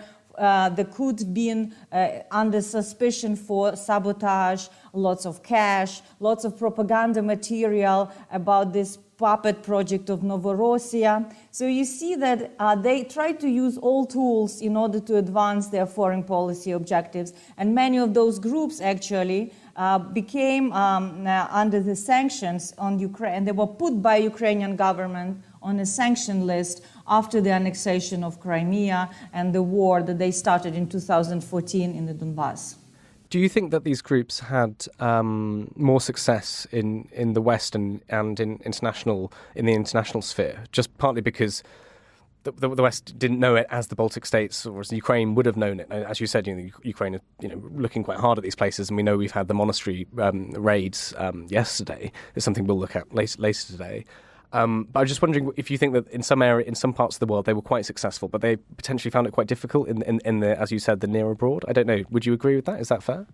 Well, not necessarily. I think until the 2014, they also had quite a free hand in Ukraine, because nobody, to be honest, saw them as the real threat. Yeah, there were some activists or journalists doing investigations, but the state as such was weak enough to actually go after them and really investigate what it is they were doing. For example, in Crimea, before the annexation in 2013, Russian international aid, Россотрудничество, was not, doing cultural projects or humanitarian assistance. They were actually brainwashing the local population and journalists about Nazi regime in Kiev, the possible genocidal extermination of the Russian ethnic inhabitants of Crimea. So they wanted to prepare the ground for eventual annexation. This is what they were doing. In the West, they are more benign, you could argue, but they do penetrate universities, and what they do is they also kind of spread this ideology.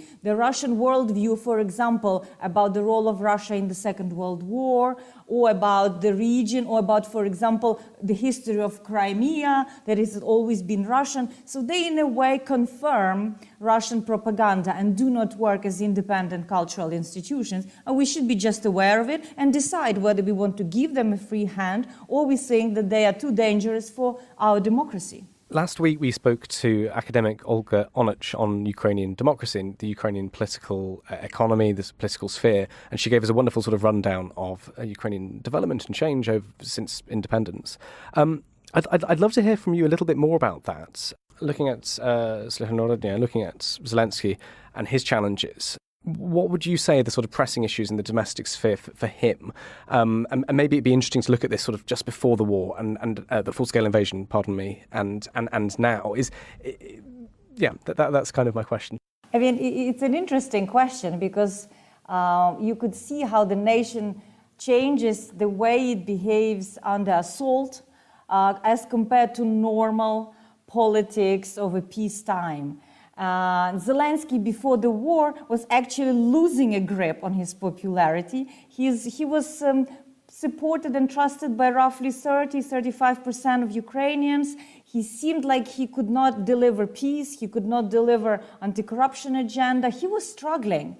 And then when Russians attacked, everything turned upside down. He was quite successful in channeling the Ukrainian resistance into his speeches. He was brave to remain in Kiev. And you could see today almost 90% of Ukrainians approve of his policy, and almost 70% trust him. This is unheard of level of trust within Ukraine to the office of the president. Ukrainians, let's remember, always a bit suspicious, mistrustful of authority because of the culture of a colonial domination by Russia, by Poland, by Turkey. So Ukrainians are very careful in giving their trust to an individual taking a high office.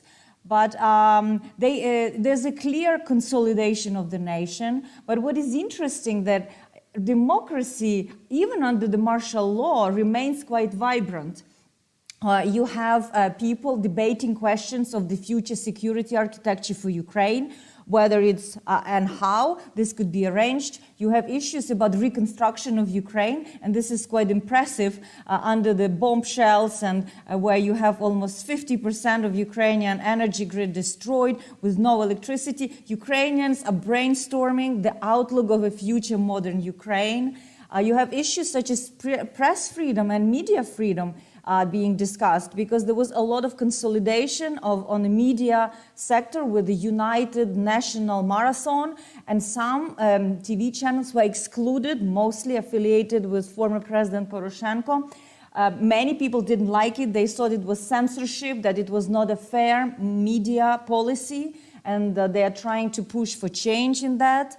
And also, Ukraine has been granted EU candidate status. This is very significant because EU has put certain conditions that Ukraine has to meet before the accession negotiations can open. And these issues are quite complex. It's about rule of law, it's about reforming justice, it's about media reform. So you see, even under the war, under so much stress and strain, Ukrainians are delivering reform, and out of 10 of these different steps, independent experts say Ukraine has completed almost 50% of that and is prepared to deliver more.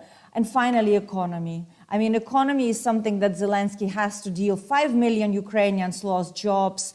40% of Ukraine's economy has been destroyed. People are on the go, on the move. Companies are struggling to maintain people because some are mobilized. Women with children are fleeing to safety. So they're trying to install some kind of support, perhaps similar to COVID times here, if you think about make some kind of subsistence lines to companies to preserve their workforce, to be able to function, to pay taxes back to the state, and just to keep Ukraine afloat. So you see his hands are full in addition to fighting Putin. Absolutely. Well, thank you very much for that. I just want to ask, we are months and months and months, since February, the world's media has been looking at Ukraine, and we've had people on TVs and podcasts writing books about what's happening, trying to understand it, trying to interpret it. And I wonder, from your perspective, what do you think specifically Western analysts sort of still get wrong about Ukraine, about Russia, Ukraine, and this war? There are a couple of issues that I noticed, and I think it was not just before this invasion, but overall, I would say, since the collapse of Soviet Union, since some of these countries like Ukraine and others started to assert themselves more as westward looking, trying to reform, I think we have underestimated the actual desire of these countries to pay a price to belong to the transatlantic community. And Ukraine was always kind of perceived as a corrupt, weak state, never able to, kind of muddling through, never using its potential. And I think this war actually showed the strengths of Ukraine on the battlefield because Ukraine has reformed enough, for example, in its armed forces, decentralizing governance, having vibrant civil society.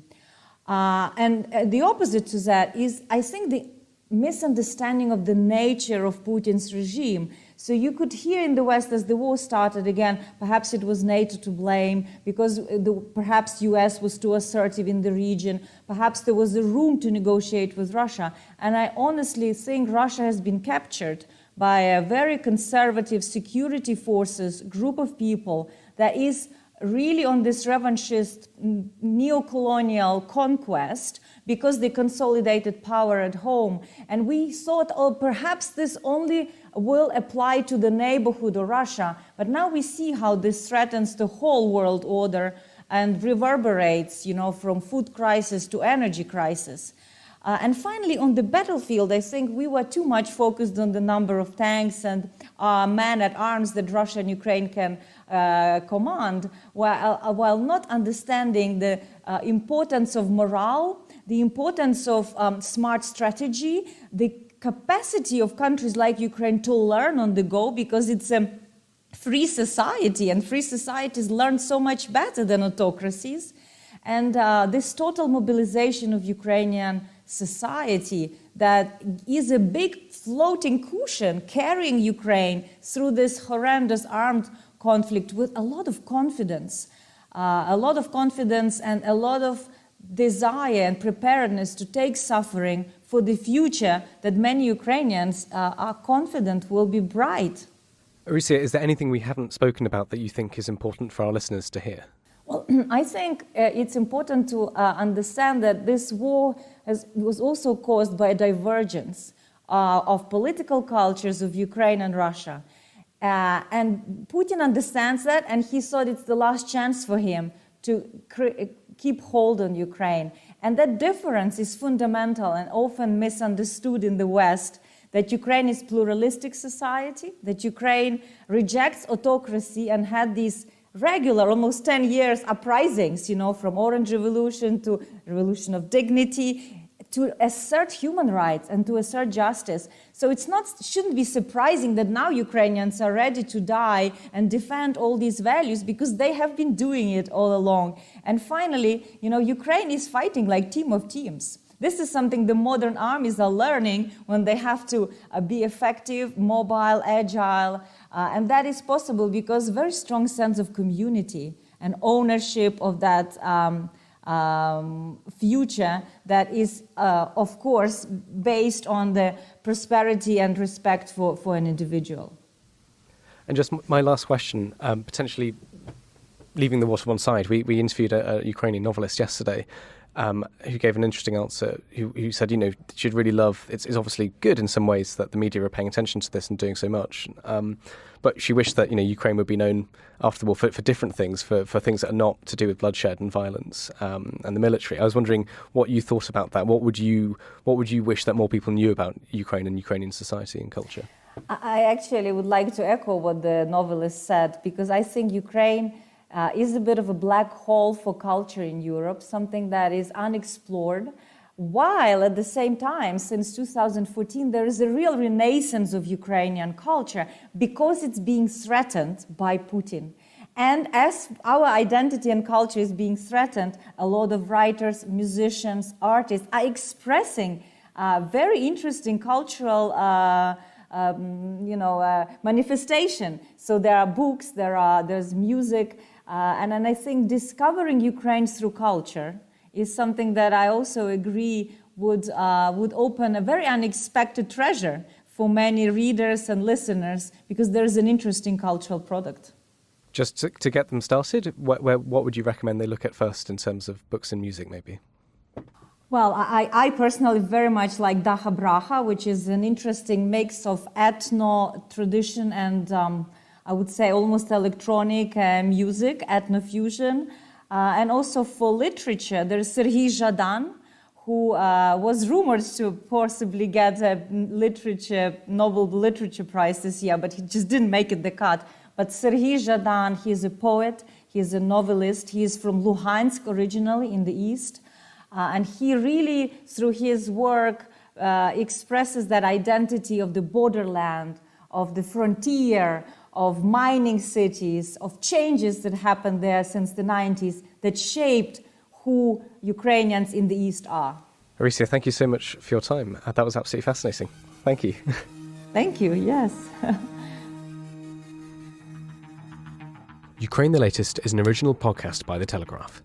To stay on top of all of our Ukraine news, analysis and dispatches from the ground, subscribe to The Telegraph. You can get your first 30 days completely free at telegraph.co.uk/audio. You can also listen to this conversation live at 1 p.m. each weekday on Twitter Spaces. Follow The Telegraph on Twitter so you don't miss it. If you enjoyed this podcast, please consider following Ukraine the Latest on your preferred podcast app. And if you have a moment, do leave a review, as it helps others find the show. To our listeners on YouTube, for reasons beyond our control, there's sometimes a delay between broadcast and upload, so if you do want to hear an episode as soon as possible, it's available on your podcast apps. Please search for Ukraine the Latest on Spotify, Apple Podcasts, or your preferred app. Check out the Ukraine page on the Telegraph website. As ever, you can get in touch directly to ask questions or give comments by emailing podcasts@telegraph.co.uk. We do read every message. We are especially interested to hear where you are listening from around the world. Ukraine the Latest is produced by Louisa Wells and Giles Gear. And today on Twitter, Emily Hill.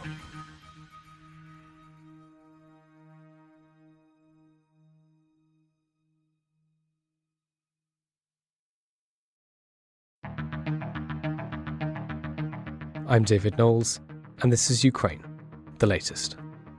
Today, we bring you the latest military and diplomatic updates from the invasion of Ukraine, and we analyse the rise of Ukraine's maritime drone force that's challenging the Russian fleet in the Black Sea.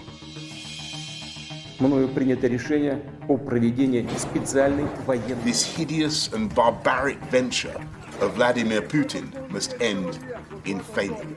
Putin's war in Ukraine has destabilized energy markets the world over. Nobody's going to break us. We're strong. We're Ukrainians. Every weekday afternoon, we sit down with leading journalists from the Telegraph's London newsroom and our teams reporting on the ground to bring you the latest news and analysis on the war in Ukraine. It's Monday, the 28th of November, day 278, and today I'm joined by our Associate Editor Dominic Nichols, our Senior Foreign Correspondent Roland Oliphant, and our Assistant Comment Editor Francis Turnley. I started by asking Dom for the latest news from Ukraine.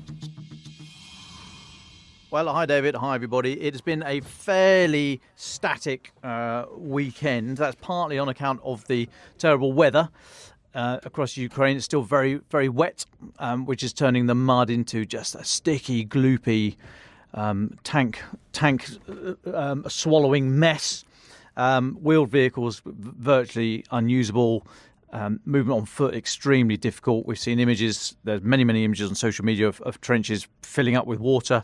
I mean, it's just awful. That is likely to freeze in the next starting in the next few days. If it's not, it's frozen already in some areas, many areas, but it's likely to be widespread across the whole country in the next few days. It will take some time to freeze, but then that should allow some form of manoeuvre if either side were to be in a position to try it, so try and actually, physically drive across the area and try and have any kind of military effect.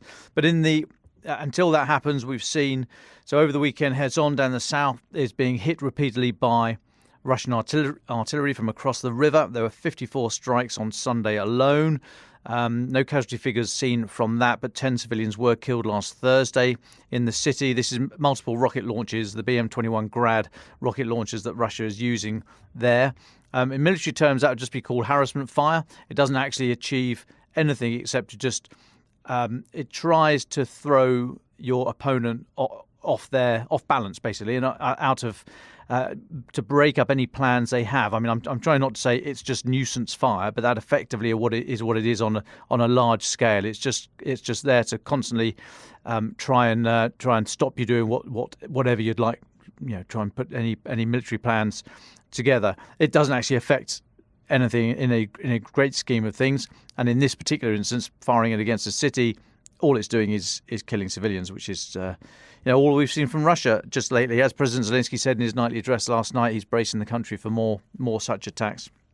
Elsewhere, on the Donbass front, it's largely static, except for around the town of Bakhmut, which we know Russia has put a lot of effort into trying to take over recent weeks. They've put the Wagner group, the mercenary group, is there, we think, in some numbers, some low hundreds of numbers, we believe. We think that the Wagner group there has been reinforced with recently mobilized Russian soldiers and some of the troops that are coming out of Kherson. Ukraine, again, there's reasonably credible reporting that Ukraine... sorry, not reasonably. This is from the New York Times. So, yeah, credible reporting from the New York Times saying that Ukraine has been reinforcing the area with special forces and territorial defence fighters, so the kind of local defence fighters. So not your sort of Premier League infantry, but still good fighters fighting for their local areas. They're very highly motivated. So there's a big fight around Bakhmut at the moment. We thought that was going to happen. We thought when it was assessed that up to half of the Russian soldiers that got across the river from Kherson were going to be redeployed. We thought they were going to go up into the Donbass to try and shore up that increasingly pressurized front there. They'd hope to try and make some advances, but there doesn't seem to be any sign of that. I think the most they can do is very, very local. I mean, a few hundred meters, if that, per week, and there's no real evidence of that happening in any widespread manner. So this seems to be fitting in with the pattern that we've seen. However, pressing against that point, Ukraine are reinforcing their area there with special forces. Just separately, there was a really interesting. There's a few other bits and pieces of the news, but I just want to draw your attention to a good thread on Twitter by Jack Watling, who's one of the land warfare specialists at RUSI, and not just land warfare clearly, but he speaks very, very. He's hugely informed on this, and in turn he informs others, up to and including governments. I believe. I don't know for a fact, but that's my suspicion. And he's just talking about what winter war is, making some logical deductions, but very sensible deductions from what we know and what we observe. And he's basically saying things like, we've seen how drones have become used, and the innovation around drones in this since February the 24th. So the obvious factor is that in winter there's very little foliage because all the leaves drop off the trees, so you are much more visible at the ground level. So that means you've got to stay low where it's wet and cold and muddy and yucky. So it really comes down to the personal administration of the individual soldiers and units, or small scale units, platoon companies, and even battalions, really, but very low level warfare.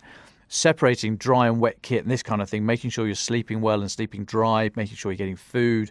Now, we know Ukraine had been fighting for years through many winters in the Donbass, holding the line there. Not quite the same for Russia. Obviously, it was the Luhansk and Donetsk so-called People's Republics who are holding the line there. So the Russian troops that are there have not fought through any great winters in this campaign. And of course, they've been largely worn down. So there's many more mobilized people there that are going to suffer. We know their kit and their training is not as it should be. So they are. Jack makes the point that these guys are going to tend to huddle together in large groups, which can then be targeted. Then there's not going to be much offensive spirit. So keeping these guys going, keeping them alive, and in any kind of defensive posture is going to be a real effort. Trying to expect any sort of offensive spirit from them is just, I think, probably beyond what they're capable of. And Jack is suggesting that what Ukraine should concentrate on over the winter is skirmishing, just small-scale raids to keep Russians in position, to stop them coming back out of the line, to rest, recover, dry out, etc., to keep them fighting in position, prevent the rotation of any units, so you get better equipped, better trained, more motivated units in there. And he also makes a point about how until the ground freezes, properly hardens, then any logistics are going to be very much fixed to roads, which again are known, targetable, and you can plan on that. So just some very interesting deductions that Jack Watling makes there about winter war. Well worth a read on Twitter. A few other bits and pieces to go, but I'll just take a little breather. Thanks very much for that, Dom. Francis, can I go to you? There's an awful lot, as Dom said, that's going on. Thanks, David, and good afternoon, everyone. The lines may have been static, but certainly in many other areas of this conflict, it hasn't been over the weekend. And I'll start with an example, if any further examples were needed, of how this war is having much broader ramifications than just those that we're seeing in Ukraine itself. It's a story of Putin's energy weapon. That's how it's been dubbed by The Economist, which is effectively his strategy on denying Europe energy, oil, gas, and the consequences of that. Now, of course, we've talked about those consequences many times in recent months, but when you actually crunch the numbers, which is what The Economist have done, it's quite shocking reading.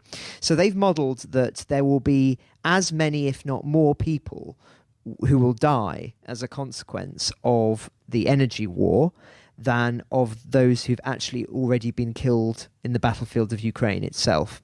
So we've talked about in the past, the estimated battlefield deaths in the war are around 60,000, up to 30,000 for Russia, 30,000 for Ukraine. I think those numbers are low. I think they're low for the Russian losses, but regardless, we know those are the minimum. And the Economist modelling has said that the effect of soaring electricity prices on deaths during the winter believe that the current cost of energy will likely lead to an extra 147,000 deaths if this is a typical winter in Europe. If it's a particularly harsh winter, then that could rise to 185,000. But even if it's just a mild winter, it would still be 79,000. So very, very high numbers indeed. Some countries are more severely affected than others. In Italy, which has an older population, of course, and particularly high electricity prices, it's expected that they would suffer the most extra deaths. Also in Estonia and Finland, it would be expected there would be extra deaths as well than expected. Things are expected to be less severe in Britain and France, which have introduced price caps, and also in Austria. But it's not a good picture. However you crunch these numbers, there is increased deaths as a consequence of this energy front. And so I think when you see it in those terms, you can see why there's been so much concern about this. So these are the kind of numbers that no doubt have been being talked about behind closed doors in Whitehall and other government administrations for some time. So you can see why this has been a particular concern. But, and I think it's important to end with something a little bit more positive, the energy front is expected to not be as severe as was feared when it all began back in February, and obviously the energy consequences became apparent around the March, April time. There is now expectation that the market has adapted more, that prices will be lower, and consequences that there will be fewer people who will freeze or go cold in their homes. So that is a positive, but nonetheless, even with that, you can see the consequences of this when you actually extrapolate that across the continent. Just staying on the energy theme very briefly, I've talked a lot about Zaporizhia recently, and just an important update, I think, on this, because there was a little bit of speculation over the weekend that the nuclear power plant in Zaporizhia had been abandoned by the Russians, or was about to be abandoned by the Russians, but this has been vehemently denied by the Russian administration, who are in control of the Eritrea. They're saying that the media are actively spreading fakes that Russia is allegedly planning to withdraw and leave the plant. This information is not true. So as far as we know, Zaporizhia is still under the control of the Russians, but a lot of speculation over the weekend, so I thought it was important for you just to clarify that. Thanks, Francis. We'll come back to Dom just quickly and then back to you before we bring in Roland. So, Dom, you said you've got a few more things to talk us through. What else is there? What have you been looking at? Yeah, so quickly, Belarus, Foreign Minister of Belarus, Vladimir Makai, he was killed over the weekend, suspected poisoning, suspected assassination.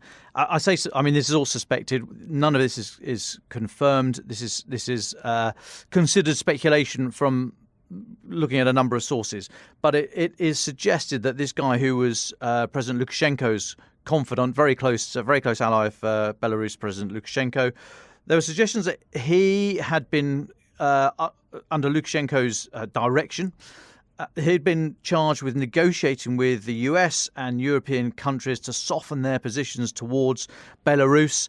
So whilst on the one hand, Lukashenko would be saying all the right things to Putin and Russia, and he's hosting Russian, allowing, if he had a choice, allowing Russian soldiers and military units to be on Belarusian soil, Russian Air Force to fly from Belarus, missiles to be fired from Belarus. Actually, as we've long suggested on the pod, we think Lukashenko, as many others have speculated, he's pretty lukewarm about all this. And now there's this suggestion that the foreign minister was actually behind the scenes, reaching out to the West, basically to external partners, trying to explain their position and trying to seek a softening towards Belarus. Anyway, he was. It's not confirmed yet, but almost certainly been killed, and the suspicion was poisoning. There are reports that Lukashenko has ordered his cooks and servants and guards to all be replaced after the sudden death of this guy.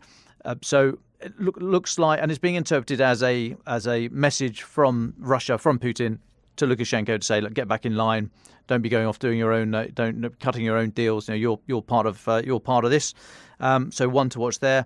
And secondly, 10 days ago, from the Vatican, Pope Francis said that the Vatican was ready to do anything possible to mediate the conflict, put an end to the war between Russia and Ukraine. This is in an interview with the La Stampa, an Italian daily newspaper there. However, the Kremlin has said today, has said that they'd love it. They'd love the Vatican to mediate, but those pesky Ukrainians again. It's Ukraine's stance that prevents this.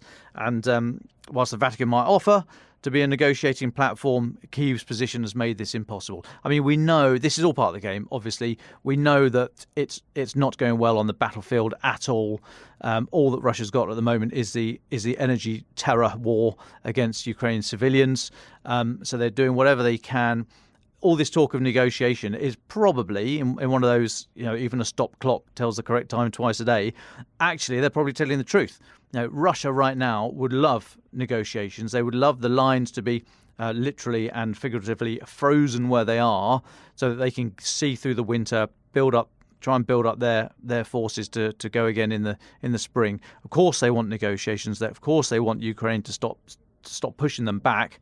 So they've leapt on this suggestion from the Vatican and saying that they're up for mediations. It's just those pesky Ukrainians that keeping the fighting going. I mean, you know my opinion. I've said this before. It is not in Ukraine's best interest right now, I don't think, to stop and try and enter negotiations. They have the battlefield advantages. They need to keep going. The time for negotiation is when is many months down the line. I would suggest when when they're in a much, much stronger position. They're already in a strong position, Kyiv, I would suggest, but they need to be in a much stronger position. And it would suit Russia right now for everything to stop and for negotiations to take place. So interesting there that, interesting but not surprising that the Kremlin are welcoming this overture from the Vatican and saying it's only those pesky Ukrainians that still want to keep fighting. Thanks, Dom. Just a couple more things I think we should cover before we go to Roland and his piece on Ukraine's marine drone warfare. Francis, there's been some criticism for the German government for failing to act fast enough to bolster its army. Can you talk us through this story? It's quite an interesting one. Well, yes, of course, Germany's been a key focus for us ever since the war began. Very, very prominent partner in all of this, of what's going on in the European Union at the moment, has been quite heavily criticised over the course of the war for being too hesitant to provide military support early on. And some have said that it's now backtracking on some of the commitments that it made back at the beginning of the war. Regular listeners who've been with us since the beginning will recall that Olaf Scholz made a really big pledge that he would be funding considerably more towards the armed forces. I think a further 100 billion was what he offered. And as you say, David, there's been quite considerable criticism over the weekend from within Germany itself for failing to act fast enough to bolster its army following these announcements that happened after the launch of the war. And indeed, some politicians in Germany have actually called on or have remarked that Olaf Scholz is breaking his promises made to the country's soldiers nearly a year ago. So, as I say, 3 days after Russia invaded Ukraine, there was further pledges, about £86 billion worth of extra spending on the Bundeswehr. It declared the start of a new era in which Germany would do everything it takes to defend NATO's borders. Yet critics are saying that 9 months later, not a cent of that money has yet been spent, leaving the army less capable of fighting a war than it was before the invasion. I say that's the argument. One prominent politician who's waded in on this, who's done an interview with us, is the deputy head of the Conservative CDU in the Bundestag. And I'll quote from them directly: "The defense ministry is still working like a German bureaucracy in terms of deepest peace, but it needs to be put on a war footing." Goes on, "Munitions should have been bought by the summer at the latest. We are now at our limit in terms of meeting our NATO obligations. Munitions could have been ordered a long time ago. I've been told by arms companies that they offered munitions, but the government simply didn't order." So, as I say, David, quite an interesting story this in the context of all of the complicated discussions happening behind closed doors about Germany's role. I spoke about that in detail at the end of the podcast last week, so I would listen to that if people want to go into a little bit more detail as to the sort of cultural and political tensions within the country as to why some believe that Germany has this rather unusual stance or strange stance with regards to the war when it's actually in a very, very prominent position in order to be able to assist. And just one other story in the political role, if I may, and I know that Dom will have some thoughts on this later on as well, but UK Prime Minister Rishi Sunak is vowing to maintain military aid to Ukraine in a speech this afternoon. He's going to promise to increase aid to Ukraine next year and to confront international competitors not with grand rhetoric, but with robust pragmatism. I mean, I think that's a quintessential Rishi Sunak trait, as he sees himself very much, I think, as an effective administrator, a sort of technocrat as opposed to an ideologue, in contrast to his predecessor, Liz Truss. Indeed, of course, as I've spoken about at length on the podcast in the past, Rishi Sunak is often seen as being rather less hawkish than Liz Truss on Ukraine, but actually he has been more robust, I think, than many people expected. He's made some very, very strong remarks indeed. Listeners will recall that he was meant to be having a meeting with President Xi at the Bali summit of the G20 last week, but actually that did not go ahead in the end, we believe, because China, were angry with some of the remarks that he had made. London has also banned Chinese-made security cameras from sensitive government buildings as well. this has been an ongoing theme under Rishi Sunak. He's very sceptical of Chinese investment in Britain. And so there's been a bit of a backpedaling on British foreign policy with regard to China in recent months as a consequence of what's been going on in the war. But I'll just read one more quote from him, and then we can go over to Roland. So he says, "Under my leadership, we won't choose the status quo. We will do things differently." And I should say that this is Rishi Sunak's first major foreign policy speech. So I think we can expect a few more goodies, if that's the right way of phrasing it, in the speech later on. Well, thank you very much for that, Francis. Roland Oliphant, can we go to you? You've written an absolutely fascinating piece for The Telegraph. It's on the website. For people listening, you can go to read it. It's called How Ukraine's Drone Navy is Outsmarting Russia's Superior Black Sea Forces. Roland, kind of difficult to know where to begin with this. So can we ask you, first of all, why did you decide to write about this? What interested you about this story? I wrote about it because my editor told me to be absolutely frank. I'm not really a sea salty kind of man, but there's been a lot of, it's one of these funny little weapon systems, one of these many things that pop up in the war that make people sit up and pay attention and go, hold on, what's going on there? We haven't seen this before, have an explanation. So we thought, kind of, why not have a look at these funny little boats that have kind of become quite prominent over the past month, basically. And what did you find? I mean, you came to this as a non-specialist. So what's the story you've ended up telling? Okay, so to put it in historical context, the historical context being the past month or so, kind of about a month or so ago, this strange black thing that looked like a speedboat without a seat in it washed up on the headland just to the west of Sevastopol in Crimea. The Russians found it was clearly a kind of remote-controlled boat, which the Russians assumed was being operated by the Ukrainians. They put out photographs of it, and then they detonated it because it was found to be carrying an explosive device. They had to get rid of it. And then things were quiet for a couple of weeks. And then about 2 weeks after that, October 29th, I think, suddenly there are a series of massive explosions in Sevastopol harbor overhead. And it turned out about 6 or 7, we're not quite sure on the numbers, of these little things had attacked shipping outside. And we think, this is the important thing actually, 2 of them we think got into Sevastopol harbor. We think they damaged at least 2 boats. One is a minesweeper, the other is a frigate called the Admiral Makarov. I think the Russians acknowledged some damage to a bit of port infrastructure as well. They said it was minimal. So that really made people sit up and take notice. And then 18th of November, there was another mysterious blast in Novorossiysk, which is Russia's other big port on the Black Sea, and that is over in Russia proper, in Krasnoyarsk region, which should have been well out of range of anything the Ukrainians could do. And the speculation is, once again, the Ukrainians managed to get one of these radio-controlled speedboats carrying a bomb into that harbor. And this is it's interesting for a couple of reasons. Just in the context of this war, of course, Russia went into this war as the absolute naval supremo, indisputed control of the Black Sea.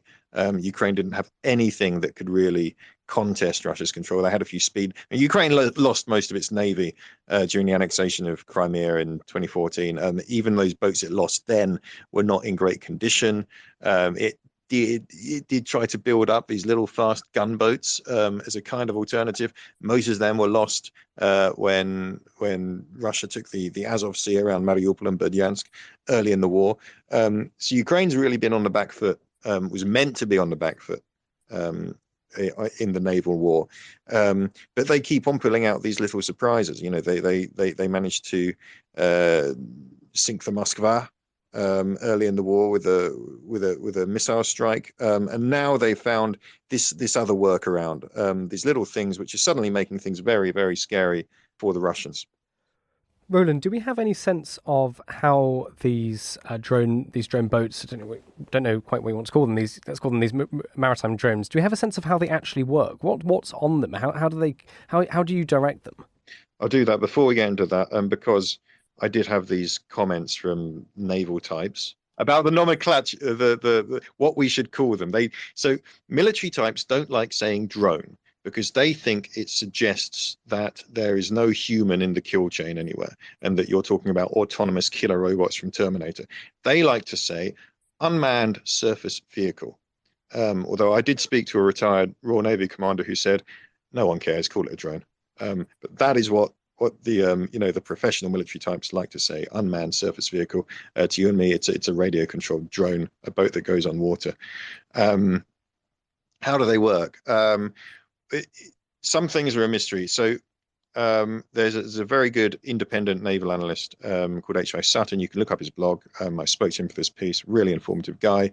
So he went through the images. The Russians released images. The Ukrainians released of their remarkable kind of daring strike on Sevastopol with the machine gun rounds, kind of sending up plumes of sea as they drive this thing towards the grey hulk of a battleship on the horizon. He thinks that the propulsion system is a commercially built kind of water jet from a jet ski by a Canadian company called Sea-Doo, I think it is. So this is a top of the range kind of jet ski, right? You'd have to be quite a rich kind of jet ski dude to get into these. I'm not a kind of jet ski kind of man, but these are things that are available on the commercial market. Could easily have been bought. I don't know. How do you buy a jet ski on mail order in a jet ski shop? So adaptation of pure civilian technology for the propulsion. They've got a little kind of tower about towards the stern, which we think is a radio control link. It might be Starlink. We don't know. I mean, we know the Ukrainian military has made extensive use of Starlink on land. It might make sense to use Starlink as the internet communications to make these things run, but we don't have confirmation of that. Then further forward, you've got a little tower with a camera on it, which feeds a live feed back to the operator onshore, and then in the main hull you've got an explosive charge. We're not sure quite how big that is, but given that we don't think they did manage to sink any of these ships, probably not that big. And on the prow, right on the point of the boat, two detonators which look like they're just ordinary detonators from airdropped Soviet-designed aerial bombs, basically. So quite simple. And the way it seems to work is they're put to sea, they're guided remotely, they try and get as close as possible under cover of darkness, very low in the water, very difficult to detect by radar, and then they drive as quickly as they can, in as many numbers as they can muster, to overwhelm the defenses towards the target. And what do you have a sense of what the Russians are doing to try and counter this? How have they evolved their defensive tactics or the fortifications or whatever? The Ukrainians have clearly got one foot in front in this arms race on the sea. How are the Russians trying to counter them? Well, the Russians changed their defensive procedures at Sevastopol and Novorossiysk quite quickly after this. So Sevastopol harbour, it's basically a fjord. It's a very long, narrow, rocky inlet, and the city of Sevastopol is built around this. And off that inlet are other inlets. You've been to Istanbul and the Golden Horn, it looks a bit like that. So there is a boom across that narrow harbour entrance, which theoretically these things shouldn't have been able to get across. So they've changed their procedure there. They're making it, being much more careful about how often they open that, when they close it. When ships are put to sea, they have to have small craft protection. So there's a screen to prevent these things from coming in. Interestingly, in the footage that we saw that the Ukrainians released of this attack on Sevastopol, you could see a helicopter circling that was clearly trying to target these drones as they were coming in. Now, I spoke to a former Royal Navy captain who's taken part in he was involved in a lot of exercises, kind of working out what to do if you face this kind of attack, and he did talk a lot about having helicopters up there because they've got to see them coming. So the Russians obviously trying to do the same thing, but the kind of important point there, I think, is this captain said to me, look, the the problem with this is that you've really got to be on top of your game, right? You've got to be very highly trained for it, and you need intelligence, you need air cover to know they're coming, and then you need really, really modern kind of automated weapons which are able to fix onto multiple moving targets in very short succession to defeat threats like this. And we know that the Royal Navy and the US Navy have been thinking about this for a long time, because we think that Iran has got a lot of these things and has been building up a stockpile of them to use in the event of a great big, if there is a showdown in the Gulf. We think that's what Iran would try to do. The Royal Navy and the United States Navy have been training for this for a long time. We don't think the Russians have been. This is a new thing for the Russians, and they're going to have a very, very steep learning curve to try and find a way to cope with this new threat. But it's a very, very difficult threat. Naval professionals are quite clear about this. This is a real issue for surface navies around the world, and will be in future. Thank you very much for that, Roland. Dom, can I bring you in here? You've been listening to all of this, and you're a sort of resident military type, I think. What are your thoughts and comments on this? Resident military type. We'll be having words later, David. Yeah, so I think this is really interesting. We need to just take a little pause, because there's been a lot of chat, certainly since these drones were first seen, uncrewed service vessels, whatever you want to call them, these boats were seen. A lot of people say, this is a new model of warfare. This is the future. This is how it's going to be from now on. We've got to be really careful about making these kind of claims. Firstly, because we don't know how good they are. And secondly, it's not new. You can go back to fire ships if you want to. You can go back to some of the activities in the Second World War. This sort of stuff is not new. This tactic is not new. Now, I will be convinced that it is a new model of warfare when I see the effect. And the effect is sinking ships, basically. On the one hand, they already have had an effect. They've penned in the Russian Black Sea Fleet into Sevastopol and elsewhere. They have forced those ships that did go out into the Black Sea to be escorted by fast speedboats. Effectively, the fast inshore attack craft is the military term. If I'm allowed to use military terms, fast inshore attack craft that basically escorting these boats with heavy machine guns on to shoot these drones. So it's caused the Russians to change tactics, but hey, that's warfare. That's what happens. The enemy come up with something, you come up with something to counter it. That's the cat and mouse of warfare. So I'm yet to be convinced so far that this is a new model of warfare. Then the drone itself. Roland talks about the footage that's still out there. You can easily find it on social media of the Russian helicopters, Mi-8 or 17. I can't remember which one. Can't really see the tail rotor to tell which one it is. Sorry, getting a bit wonkish again. But there's a Russian helicopter shooting at this thing and missing. Hence it goes in. But equally, we don't know how many they launched and whether or not that helicopter shot 5 of the 6 that went in, or 10 of the 20, or however many. So we don't know how effective it was. But equally, until these drones have some kind of protection themselves that can shoot down helicopters, there's nothing to stop that helicopter going hovering a few feet away and just blasting it from 10 feet. So because they didn't know what it was, this helicopter was flying around. It didn't come very close, and even though the rounds you could see landing were fairly close, and like I say, maybe they sunk some of the other drones that went in. We don't know, but there's no need for that helicopter to hold off. So they're probably unlikely to make that mistake again. So I come back to what is the effect of this tactic, and until I see much more than penning or forcing the Russians to change their tactics, until I see much more than that, i.e. until I see boats being sunk and ships being sunk, then I refuse to believe that this is a new form of warfare. Now, what it might do, it might have its moment coming up in the next few days, because there's a report this morning from the Ukrainian military saying that they suspect that a Russian ship has gone to sea in the Black Sea Fleet, capable of firing cruise missiles as part of the latest wave. They're expecting another wave of attacks on the energy grid. Natalia Gamenyuk, a spokeswoman for the Ukrainian military, said that the ship's gone to sea and it's going to be armed with Caliber cruise missiles and it's going to be firing them. Now then, here's your moment then, little drones. If you can have an effect on that ship, if you can either force it not to get to go anywhere within range of caliber cruise missiles, or such that your caliber cruise missiles are effective, Russia, or even better still, you sink that boat, then I will believe that this is a new form of warfare. So I think we're about to see whether or not this is more than I mean, it's not a story dreamt up. Clearly, it did happen, but we all got very excited. We hadn't really seen this sort of thing before. Images on social media, we all go whizzing off, going, "Ooh, this is amazing! Look at these new things."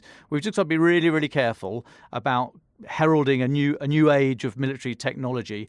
It's all down to the effect, and that's the grassy knoll I will live and die on.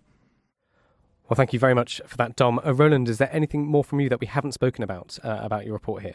I think to be fair to the naval analysts, I'm gonna have to push back on behalf of the people I spoke to right there. So I mean, the people who follow this stuff tend to say, look, that is a big effect, right? That's a strategic level effect. They haven't sunk any ships as far as we know. Perhaps the charge isn't that big, but pushing the Russians, the surface fleet, back into port is a big thing. Yes, apparently they put another ship to sea today. Yes, that's a test for them. We don't know how many more the Ukrainians have, but this is different, partly because it's such low risk, right? That these things cost, we think, about $250,000. That's a lot of money to me or you. But if you can get one of those through a screen of small boats, and you can, significantly damage a capital ship, then that's worth it. But also your political risks are very low. You're human. You don't risk losing people. You can basically shoot these off without thinking about it. And the point, I think the point people were trying to make to me, who thought that this was an important point in naval warfare, was, look, this has been coming for a long time. So okay, yes, Francis Drake and fire ships, and yes, people have had radio controlled boats for, it's not the first time. But actually, everyone was expecting a moment when this became a thing in naval warfare, the same way it's become a thing in the kind of, aerial warfare and the land war. And everyone expected that moment to come in the Persian Gulf, which is why the Royal Navy and the United States Navy have been training like crazy for this anticipated day when they thought their ships in the Gulf were going to be facing dozens and dozens of these things launched by Iran, and we're really going to have trouble holding them off.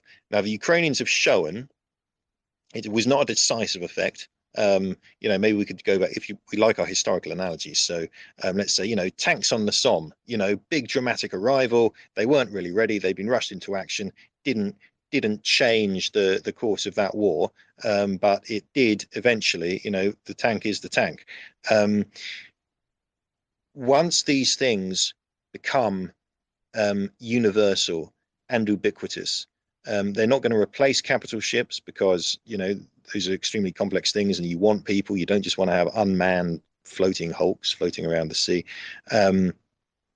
But naval warfare has been moving towards this moment for a long time, and there are implications of the moment arriving, and what it's going to mean for example, for the Taiwan Strait, especially for a navy that's trying to counter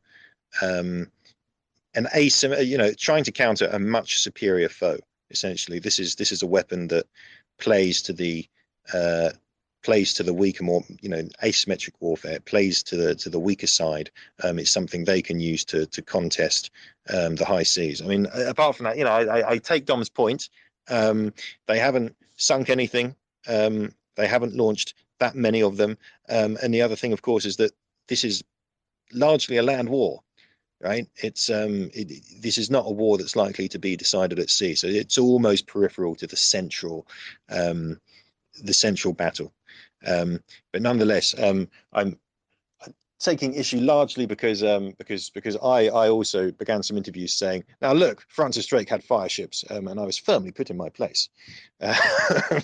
So that's my piece on why this absolutely is a turning point in naval warfare, or not, or maybe just an inflection point in the gradual evolution. I think you can look at these things in either way. Thanks, Roland. I mean, it's fascinating, isn't it, that this has been done by a country which didn't have much of a navy beforehand. This isn't the Royal Navy or the American Navy doing this. And so if you're right that this is a sort of tanks on the Somme moment, I mean, it's worth just dwelling on that for a second, that it's the country that, as you said, lost its ships in the annexation of Crimea and is now thought seriously about how to combat vastly superior forces on paper, and has come up with this. Dom, I know you want to come back on some of this. What would you like to add? Well, I will allow you an inflection point, Roland. I will wait to see whether or not it's a new model of warfare, and I'll just take you back to October 2000, the attack on the USS Cole at alongside in Aden, refueling in Aden. Al Qaeda attacked it with a suicide-driven fast rib, rigid inflatable boat. Killed 17, wounded 37. Okay, so 17 US sailors killed there, nearly 40 injured. That was effectively what we're talking about here, less the autonomy, less the not having the suicide element of it. Now that is a great leap. If you can get the autonomy to work, so it is an autonomous vehicle, it's a drone, for the reasons I mentioned before, that if these things are just stooging along, then they are very vulnerable from the air if you can see them, and if you're good at sniping and all the rest of it. So yeah, I am willing to concede that it is a possible inflection point, but. And of course, you can't cover everything all the time. That's not how the military works. So I'm not going to say, well, hey, look, if there's this cruise missile destroyer has gone out to, or frigate has gone out into the Black Sea Fleet, then these things have failed because it's got out. Obviously, they can't. It's not like a net. They don't just stop anything going out. So I'm not saying that they should have stopped it. What I'm saying is, if the Ukrainian military know that this thing is there in the Black Sea, such that they're able to brief it out to journalists, they must have known hours, if not days ago, that it was about to set to sea. If they don't have some means of countering it, then this was a moment in time.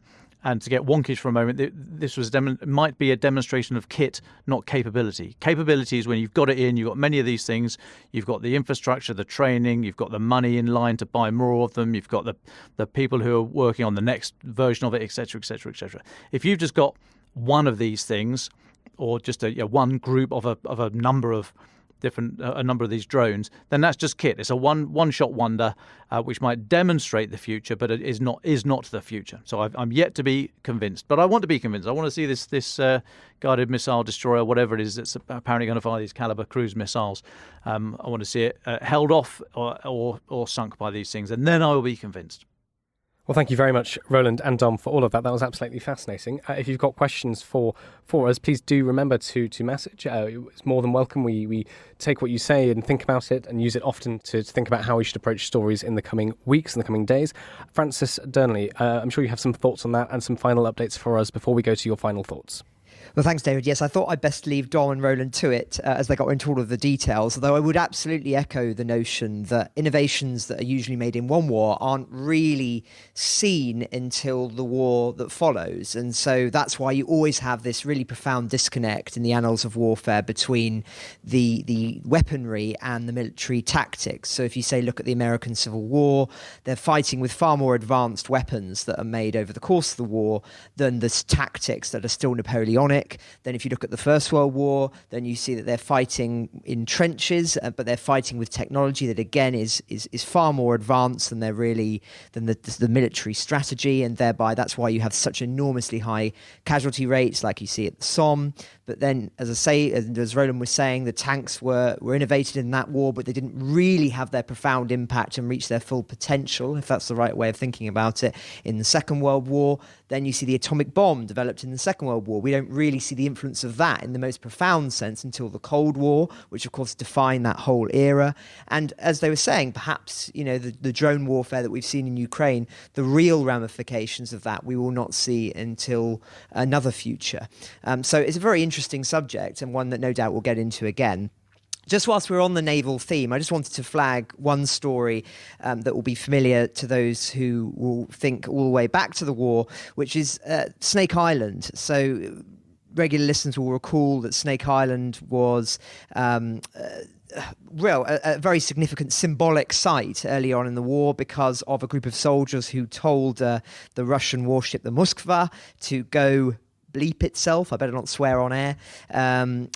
and it was believed at the time that they were killed, that this was their sort of departing message before they were struck. But actually, we discovered later that they were alive and they were captured by the Russians, and some of them have now been freed over the course of the weekend. 12 of them, including some people from Snake Island, some people from the Chernobyl power plant, some people from Mariupol, and we're expecting there to be some quite interesting interviews conducted with them in due course. But an interesting story that's just following up on, of course, a very significant moment in the naval blockade, which was, as I say, the sinking of the Moskva, and that moment which really summarized, I think, the attitude that the Ukrainians had towards the invasion, which was to really act in the most strong and heroic terms, despite the incredible odds that they faced, and hence why this incident of the Moskva being told to go bleep itself was now on stamps in Ukraine and is used in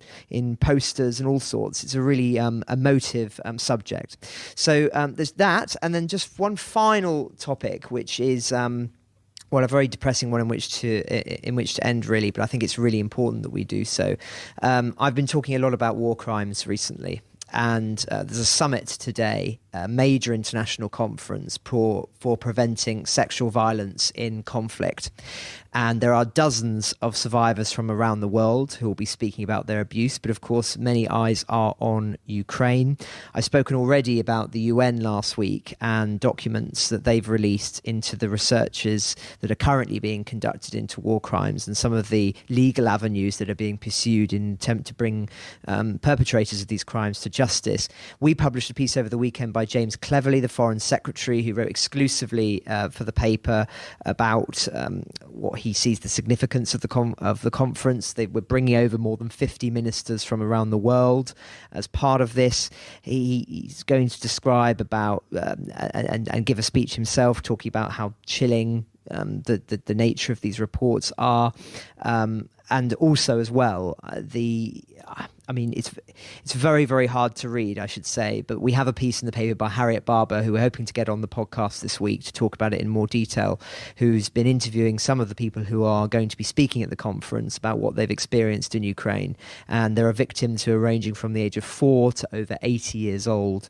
And as I say, I won't read some of the accounts. They're absolutely sickening. But I would point people who are interested in this area of legal avenues and of war crimes to read Harriet Barber's piece, because it's very, very striking. And just on the same subject, there's been quite an interesting intervention as well over the weekend in an interview with The Telegraph by very important lawyer, Professor Sir Geoffrey Nice, KC. He was the lead prosecutor against Slobodan Milosevic, former president of Serbia, of course, and famously was tried at the International Criminal Tribunal for the former Yugoslavia between 1998 and 2006, the crimes that were perpetrated there. And he has said that he believes it's Ukraine that should take responsibility for any legal action against Russia, because the West could, quote, corrupt the process for cheap gas and oil.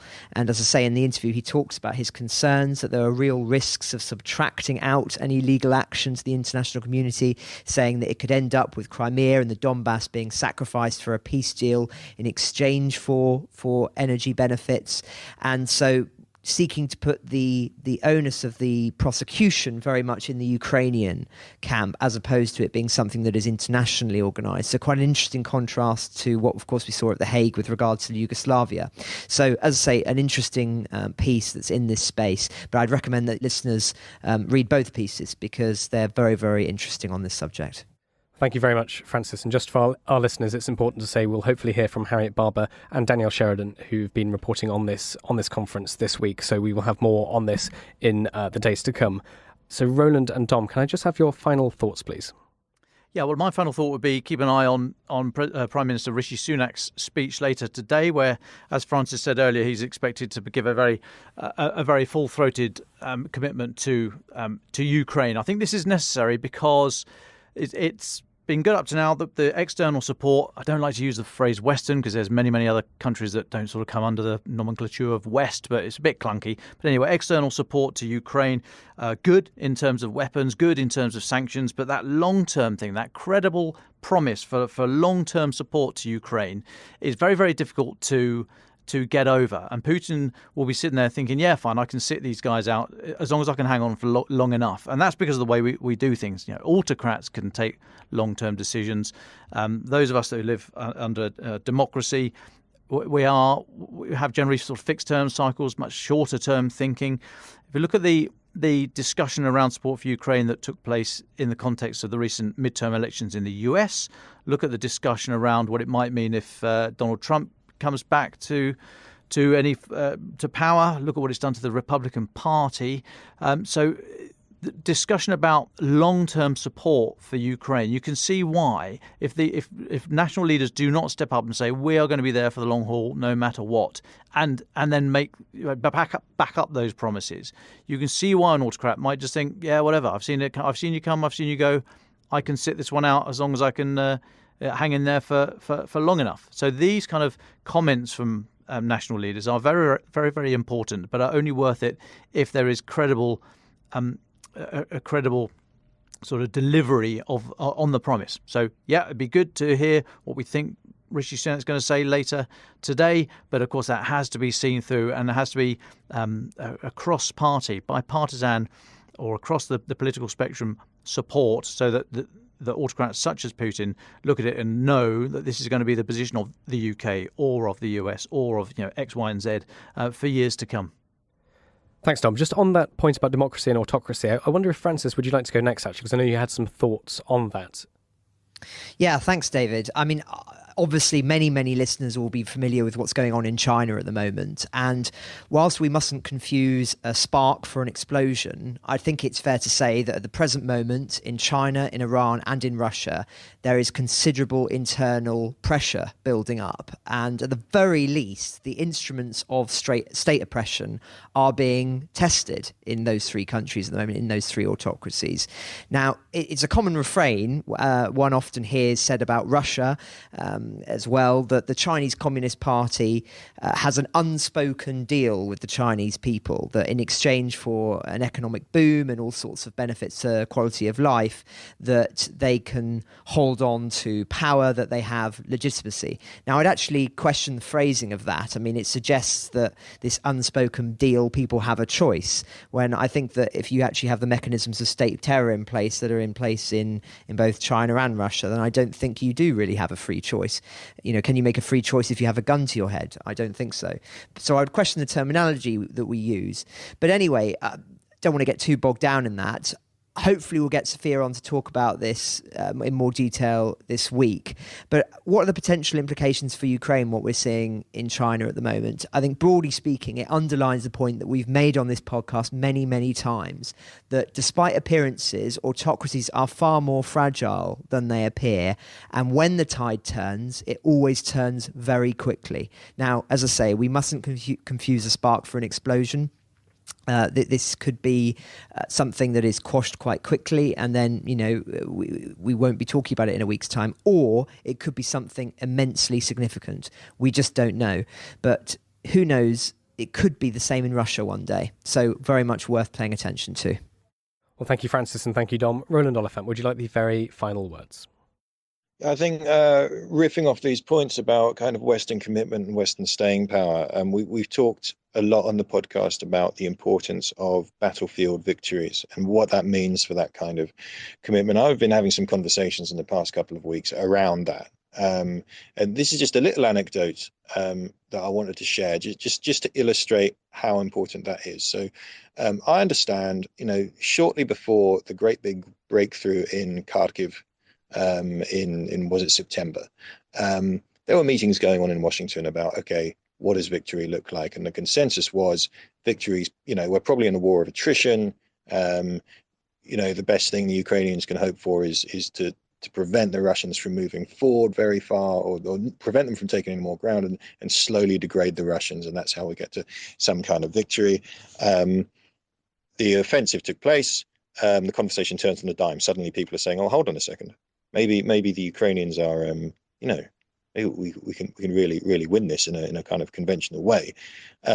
Now, that doesn't necessarily reflect, the conversations in the White House, the conversations, in Downing Street, but it's definitely something you pick up on when you speak to officials at various levels in various places in the West. And that brings me to another thing. This notion of Western staying power brings me to the other thing I wanted to say, which was it's not really about this week. It's about MH17. I was busy reporting it on the day the verdict came out last week, and I was away last week, so I know I'm a bit late to this, and I know you covered it. But that was a really, really important moment when they convicted 3 people for shooting down the aircraft. They have not ruled out further prosecutions. We all know that where the line of responsibility goes. Now a court has confirmed that it was goes up the line of Russian command, basically. But look, the point with MH17 is, for those of us who were there looking at that field of dead bodies in 2014, thinking what the hell is going on, how the hell did it get this way, we all thought that this is where it stops. Right, things cannot. The madness has to stop. No one's going to let this carry on. And within a few days, we realised, actually nothing's changing. Actually, the war is carrying on. The West is going to issue some stern words, and it was, in retrospect, just amazing how little it actually changed. As far as I can tell. Maybe in future years we'll find things in the archive that disabuse me of this notion, but it's very difficult to escape the thought that if the collective West had stood up for the murder of its citizens when that happened in 2014, we wouldn't be here now talking about this absolutely enormous war.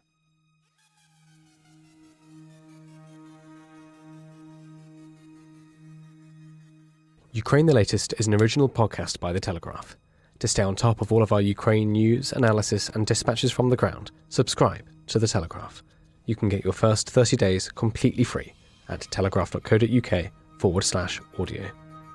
You can also listen to this conversation live at 1 p.m. each weekday on Twitter Spaces. Follow The Telegraph on Twitter so you don't miss it. If you enjoyed this podcast, please consider following Ukraine the Latest on your preferred podcast app. And if you have a moment, do leave a review, as it helps others find the show. To our listeners on YouTube, for reasons beyond our control, there's sometimes a delay between broadcast and upload, so if you do want to hear an episode as soon as possible, it's available on your podcast apps. Please search for Ukraine the Latest on Spotify, Apple Podcasts, or your preferred app. Check out the Ukraine page on the Telegraph website. As ever, you can get in touch directly to ask questions or give comments by emailing podcasts@telegraph.co.uk. We do read every message. We are especially interested to hear where you are listening from around the world. Ukraine the Latest is produced by Louisa Wells and Giles Gear. And today on Twitter, Emily Hill.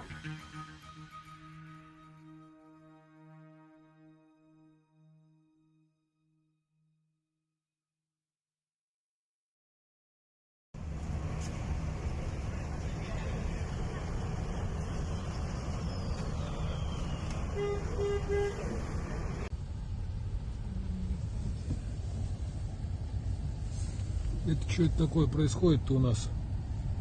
Ребята, ничего личного, конечно. Это, может быть, кому-то покажется какой-то провокацией.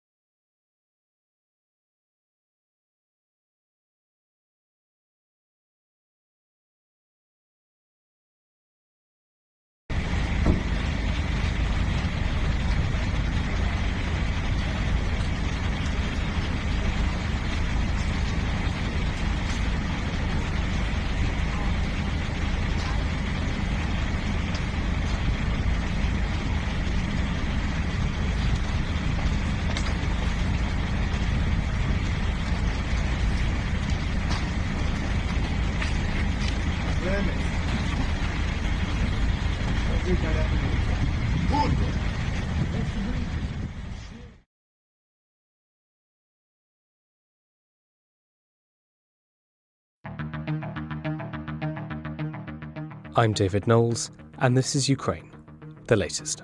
Today, we talk to freelance journalist Sergio Olmos, who's in Kyiv as his time in Ukraine draws to a close. We also discuss recent remarks by Angela Merkel, And as we passed 9 months since the start of the full-scale invasion this week, we reflect on the conflict's major turning points.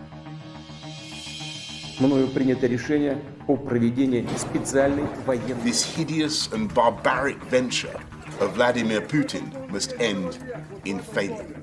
Putin's war in Ukraine has destabilized energy markets the world over. Nobody's going to break us. We're strong. We're Ukrainians. Every weekday afternoon, we sit down with leading journalists from the Telegraph's London newsroom and our teams reporting on the ground to bring you the latest news and analysis on the war in Ukraine. It's Friday, the 25th of November, day 275. And today, I'm joined by Associate Editor Dominic Nichols, our Assistant Comment Editor Francis Durnley, freelance journalist Sergio Olmos, who's calling in live from Kyiv. And finally, my colleague Stephen Edgington, on his own Off-Script podcast, spoke to analyst Mark Galliotti about the war in Ukraine. We have a 10-minute sample of their conversation at the end of this podcast, but do go to Off-Script from The Telegraph to hear more. I started by asking Dom for the latest news from Ukraine. Well, hi, David. Good afternoon, everybody. It's been another very violent 24 hours in Ukraine. 5 killed in the city of Kherson.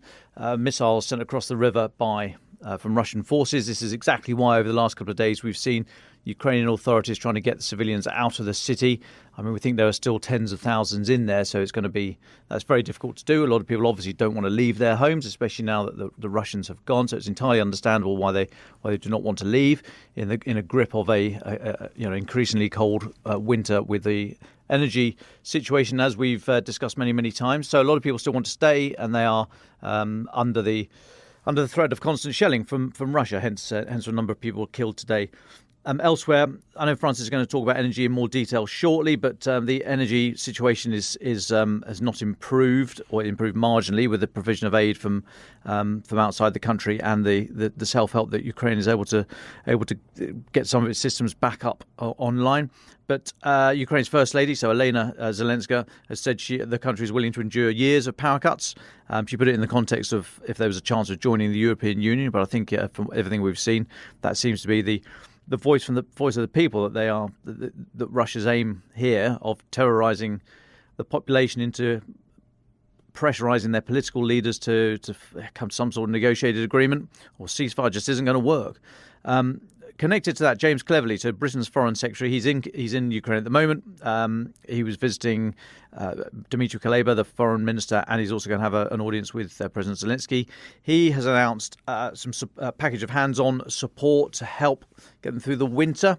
This includes, so today he's dropped off, I think it was 24 ambulances and 6 armoured vehicles. I've asked for further details about what these armoured vehicles are, but hadn't had anything back yet on that.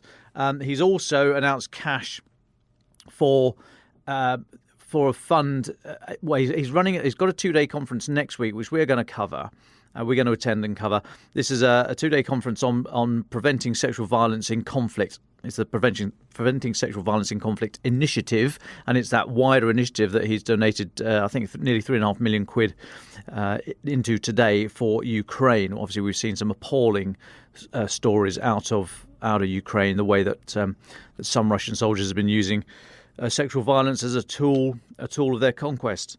However, elsewhere, we've had the UN Human Rights Chief, Volker Turk. He said that since October, at least 77 Ukrainian civilians have been killed in these Russian strikes against infrastructure. So he says that as well as killing 77 civilians, millions have been plunged into darkness and extreme hardship. And he said, this is a quote, "Millions are being plunged into extreme hardship and appalling conditions of life by these strikes. Taken as a whole, this raises serious problems under international humanitarian law, which requires a concrete and direct military advantage for each object attacked," unquote. My response to that is, yeah, great. So what are you going to do about it? This is the UN Human Rights Chief who says, he's quoted, "This raises serious problems under international humanitarian law." So what are you doing about it? I'm just staggered. We seem to be inching towards this position whereby somebody, the UN, hopefully, is going to say, look, this is a war crime. I mean, they've got to do something about it. Just saying this is terrible is a step in the right direction. But what are they going to do about it? Anyway, yeah, I fear that will not be the last time I go on that minor rant. However, in the same statement, Zavgotov also made reference to the recent news out of Makivka in Luhansk Oblast, this incident whereby a number of what appear to be Russian soldiers who seem to be surrendering or making clear they don't want to take part in hostilities. About 8 or 9 of them, and then another guy comes out of the building they were hiding in, firing his weapon, and then the incident suggests that they are all then shot by Ukrainian soldiers who are trying to receive their surrender or whatever is happening. I won't go into great detail here. We dissected this in some detail 2 days ago on the pod, so please have a listen to that if you want even more detail. I raise it now only because it's back on the agenda, because Mr. Turk has raised it. I urge everybody to go and find the video online. It is not gory. You don't see any violence. You don't see anyone shot or killed.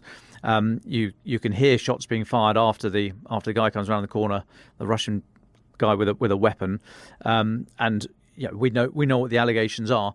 So I just urge people to go and have a look for themselves and make their own minds up. And I'll say again, as I reiterate what I said the other day, you and I watching this, we will not be able to judge this. We don't see enough on the video. We don't have enough of the other data available to us. We're obviously not there interviewing people on the ground, so we're not going to be able to say it's a war crime, it's murder, etc., etc.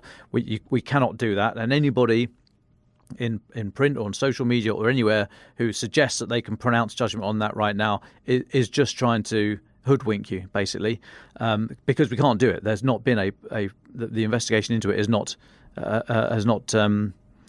concluded yet, so there's no way that anybody can definitively say one way or the other. I mean, as I said, my view at the time, which was a couple of days ago, go and have a listen to that, and please make your own mind up. A couple more quick updates. Croatia has said it's going to train the Ukrainian army. So this is according to Ukraine's Defense Minister Alexei Reznikov. Any such training is likely to happen in Poland or Germany, possibly Croatia itself, although that might be a little bit diplomatically difficult for them.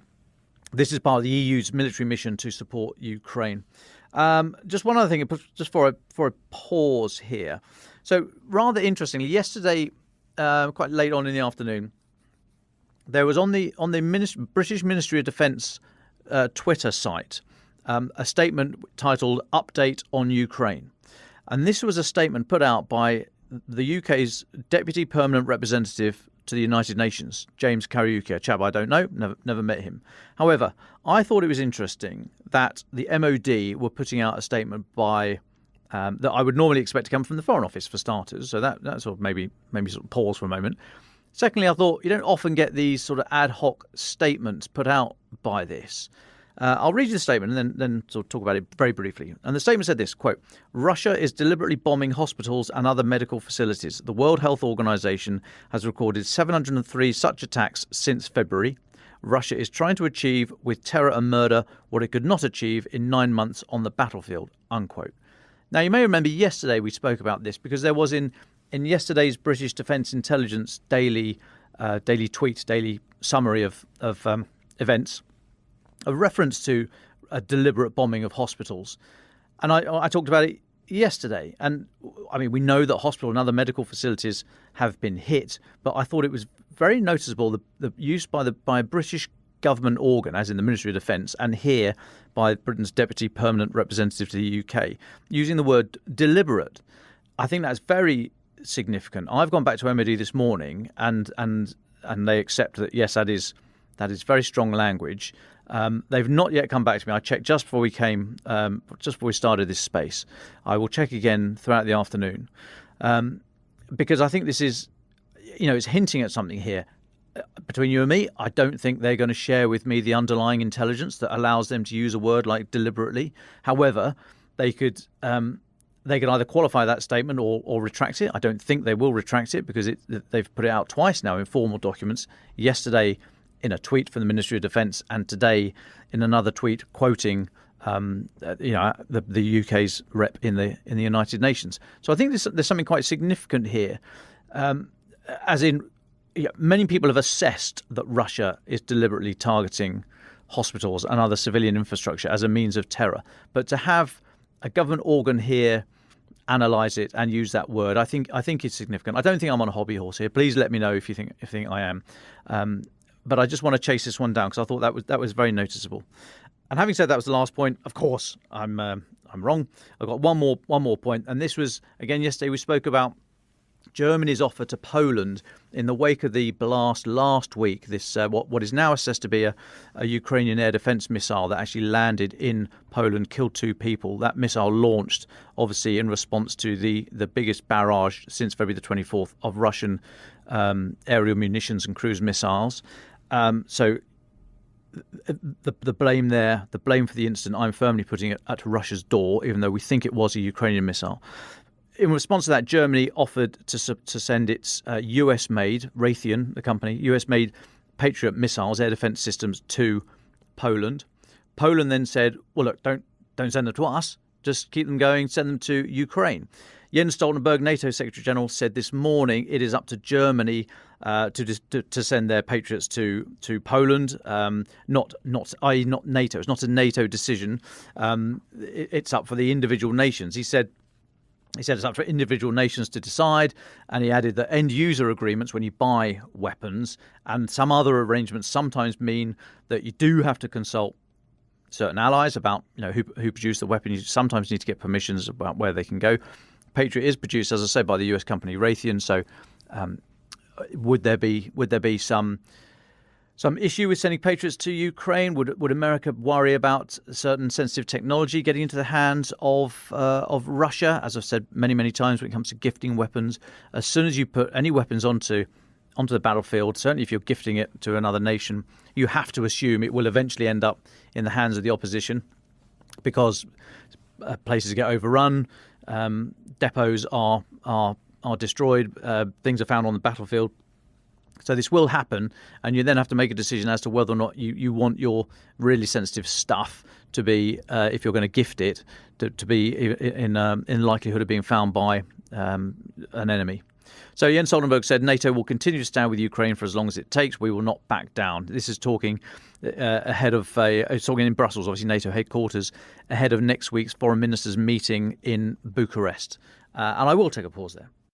Well, thank you very much for that, Dom. Francis, can I come to you quickly? I know Dom said you've got some thoughts on the energy crisis faced by Ukraine in the wake of the continuing Russian strikes, and then I'd quite like to go straight to Sergio after that, because of course Sergio is there and is experiencing it. So Francis Durnley, quite quickly. Yes, well, thank you, David, and good afternoon to our listeners at home and abroad. As you say, and as Dom has already referenced, Ukraine today is battling to get its water and power to millions of people who've been cut off after Russia launched dozens of cruise missile attacks that have crippled the electricity grid. We understand that the energy grid is on the brink of collapse and that millions are enduring emergency blackouts. I'm reading from some of our sources that in some places the power or water is back on. Others are saying that they're boiling snow on their balconies in order to have clean drinking water. So it just gives you a sense of divergent experiences. And as you say, Sergio, it'd be really interesting to hear his insights on this from Kyiv imminently. So I'm not going to talk too much about this. Just wanted to reflect briefly on the remarks of President Zelensky last night. He said, and I'll quote directly, "The situation with electricity remains difficult in almost all regions. However, we are gradually moving away from blackouts. Every hour, we return power to new consumers." Now, in the situation in Kyiv is said to be particularly dire. Vitaly Klitschko has said that 60% of the homes in the capital are still suffering from emergency outages. Water services are being restored, but as I say, it is a gradual process. Just to give a sense of how grand the impact of this is in terms of geography, there's a map that's going around at the moment on social media that is of Ukraine and those affected areas of electricity and water outages. And it's basically taking the geographical space of Ukraine and supplanting it on a different part of the map of Europe. And it goes all the way from London in the west to Vienna in the east and all the way down to Monaco in the south. And so you've got Belgium, Luxembourg, large parts of Austria, almost the entirety of Switzerland and half of France in that, and the east of England. So just to give you a sense of how enormous the scale of these power outages and water are. And as I say, just painting a few scenes from Kyiv as well. People clutching empty bottles we can see in search of water, people crowded in cafes for power and warmth, and all sorts of messages that we can see flying back and forth of people trying to find out when and where electricity and water will be returning. But as I say, I'll hand over to Sergio, who no doubt will have far more detailed insights on this. Well, thank you so much for joining us, Sergio. Yeah, please talk us through what you're seeing on the ground. Yeah, mostly what I've been in Kyiv for about 2 weeks now. I was last in Kherson. All of this is affecting kind of the rural areas of the liberated villages and towns much more so than the big cities. But even in the big cities, when the missiles struck, everybody was out of running water. I think 70% of the residents had no electricity, and it's really tough. And for some people, it's tougher than others. I know that there's a kind of guilt going around. So if your building has electricity and your friends don't, you feel bad, and everybody exchanges text messages or on WhatsApp saying like, do you need to come over to charge your stuff or shower or whatever, and the community just in your WhatsApp of all the people that are talking to each other is incredible. I mean, and that's the thing that I'm taking away from this. I'm coming now in 8 months here in Ukraine, and I'm going to leave soon. And I'm starting to think about what I'm taking away here back to my own civil society. And one of them is, nobody goes through any of this alone. Like all of these hardships, right? No running water, it gets very tough after 24 hours. Like you want to shower, you want to cook food. If there's no electricity, you can't use an electric stove. You can't even go to a restaurant because likely everywhere, in your area is also out of the same utilities. And that gets very tough. But the thing is that nobody goes through it alone. And so because of that, there's a humor that develops and a kindness amongst people. And like last night, I went to a bar for the first time since the missile struck. And I know this bar owner, and I was just like, how are you guys doing? And he's like, well, no running water still, but we have electricity finally. And so we're back up. We don't have kegs. We can't pump beer, but we have cans. And so he's like, today we made money. We haven't this week, but today we're okay. And it just this humor and just everybody's going through it. No one is, and it doesn't matter if you're rich or poor. I'm in the city center and we didn't have running water here. Like I'm next to, some official buildings and stuff, and it doesn't matter. You don't have running water. Everybody goes through it. And I think that makes it just much more, it softens the blow because you're going through something together. And I think about that because, no one really complains the way you think they would. The minute you'd say, oh, I'm running water to someone, they'll say like, well, I have this, and people share things. And I think about that quite often.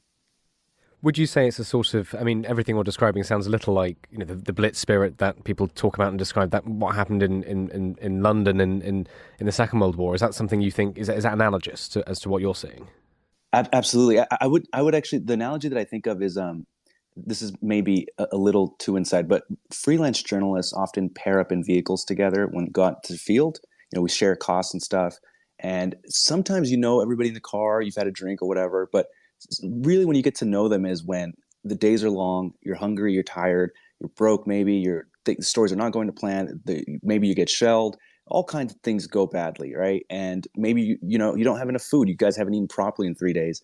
And if somebody pulls out, say, like a bag of beef jerky or a protein bar or something, and they eat it, and their instinct is not to tear it into pieces and share with everyone in the car, that's when you really know them. Because good car, everybody will share the last bag of beef jerky or last water bottle, and nobody has enough sustenance. But because you share it, you can just go through so much more, and you get through things way easier. And I think that's what's happening on this big scale here in Ukraine and in Kyiv.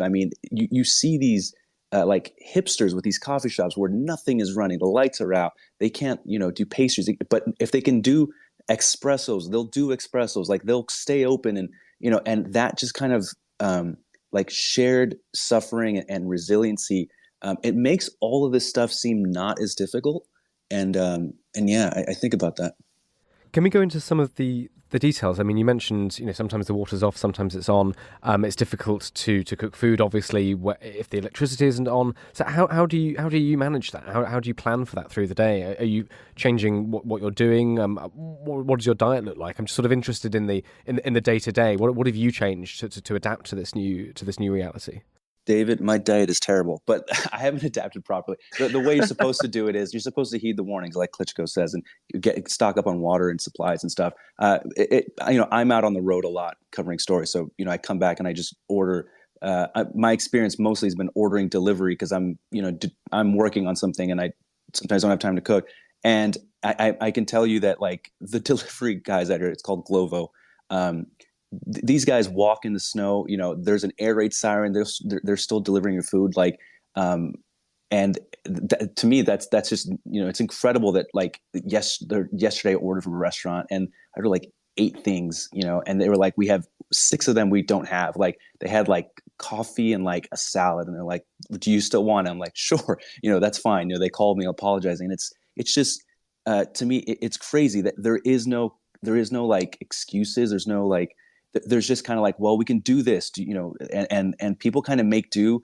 And again, if it was just like poor people going through this, it'd be one thing, but it's everybody, like the high-end restaurants, low-end restaurants, the nice grocery store, the kind of, working class grocery store, everybody's going through the same thing. You mentioned going to a bar yesterday. Can you paint us a picture there? What does it look like? What's the atmosphere like? Did you get a sense of what people, the patrons, are talking about, and who is going out? Is it the younger people? Is it everybody? Are some people staying in and conserving heat? Or what? Could you paint us a little picture of what you saw yesterday? Yeah. So yesterday, what happens is when the missiles strike, like that day and the next couple of days, people kind of stay in and. People got to take care of things, and then gradually people come out again. And once they come back out, it feels like, Kyiv is Kyiv. I mean, this is you've been here. There's a lot of hipsters. It's a very cool city. People are, dressed really, really, sometimes really elegantly, and sometimes they're dressed like, they take a lot of effort to look, kind of grungy, but it's actually really well put together. And people are having cocktails. People are enjoying themselves, and even the cocktails don't. If they don't have the ingredients, they'll kind of innovate something. They won't kind of lazily put it together. Like people show up to work and kind of are trying to do their best, and they're not half-assing it. I talked to the manager, and he was saying that when I first got there in March, it was like they didn't know if they were going to keep their doors open, but they're all, this is what they do. They're a bar, like this is what they know how to do. And gradually they kind of changed up their dynamic. They started having more comedy nights. Comedy nights here have become huge, like stand-up comedy in Ukraine, because you only need to go up there in an audience. You don't need any special equipment or anything. And that's become huge. And people come out and they laugh together. A lot of the jokes are about the war. I mean, the comedy's all about, they're talking about all the stuff they go through together. They're making fun of Russia, obviously. But the bar's adapted in that way, right? They don't have as much, of the things they would like to do. And so, and that's been interesting. Walking around last night, for example, the city is super dark. It's eerie. It's pitch black, and there's fog because of the weather. And when cars drive around, you see there's just fog and there's these black buildings and the kind of people in the shadows.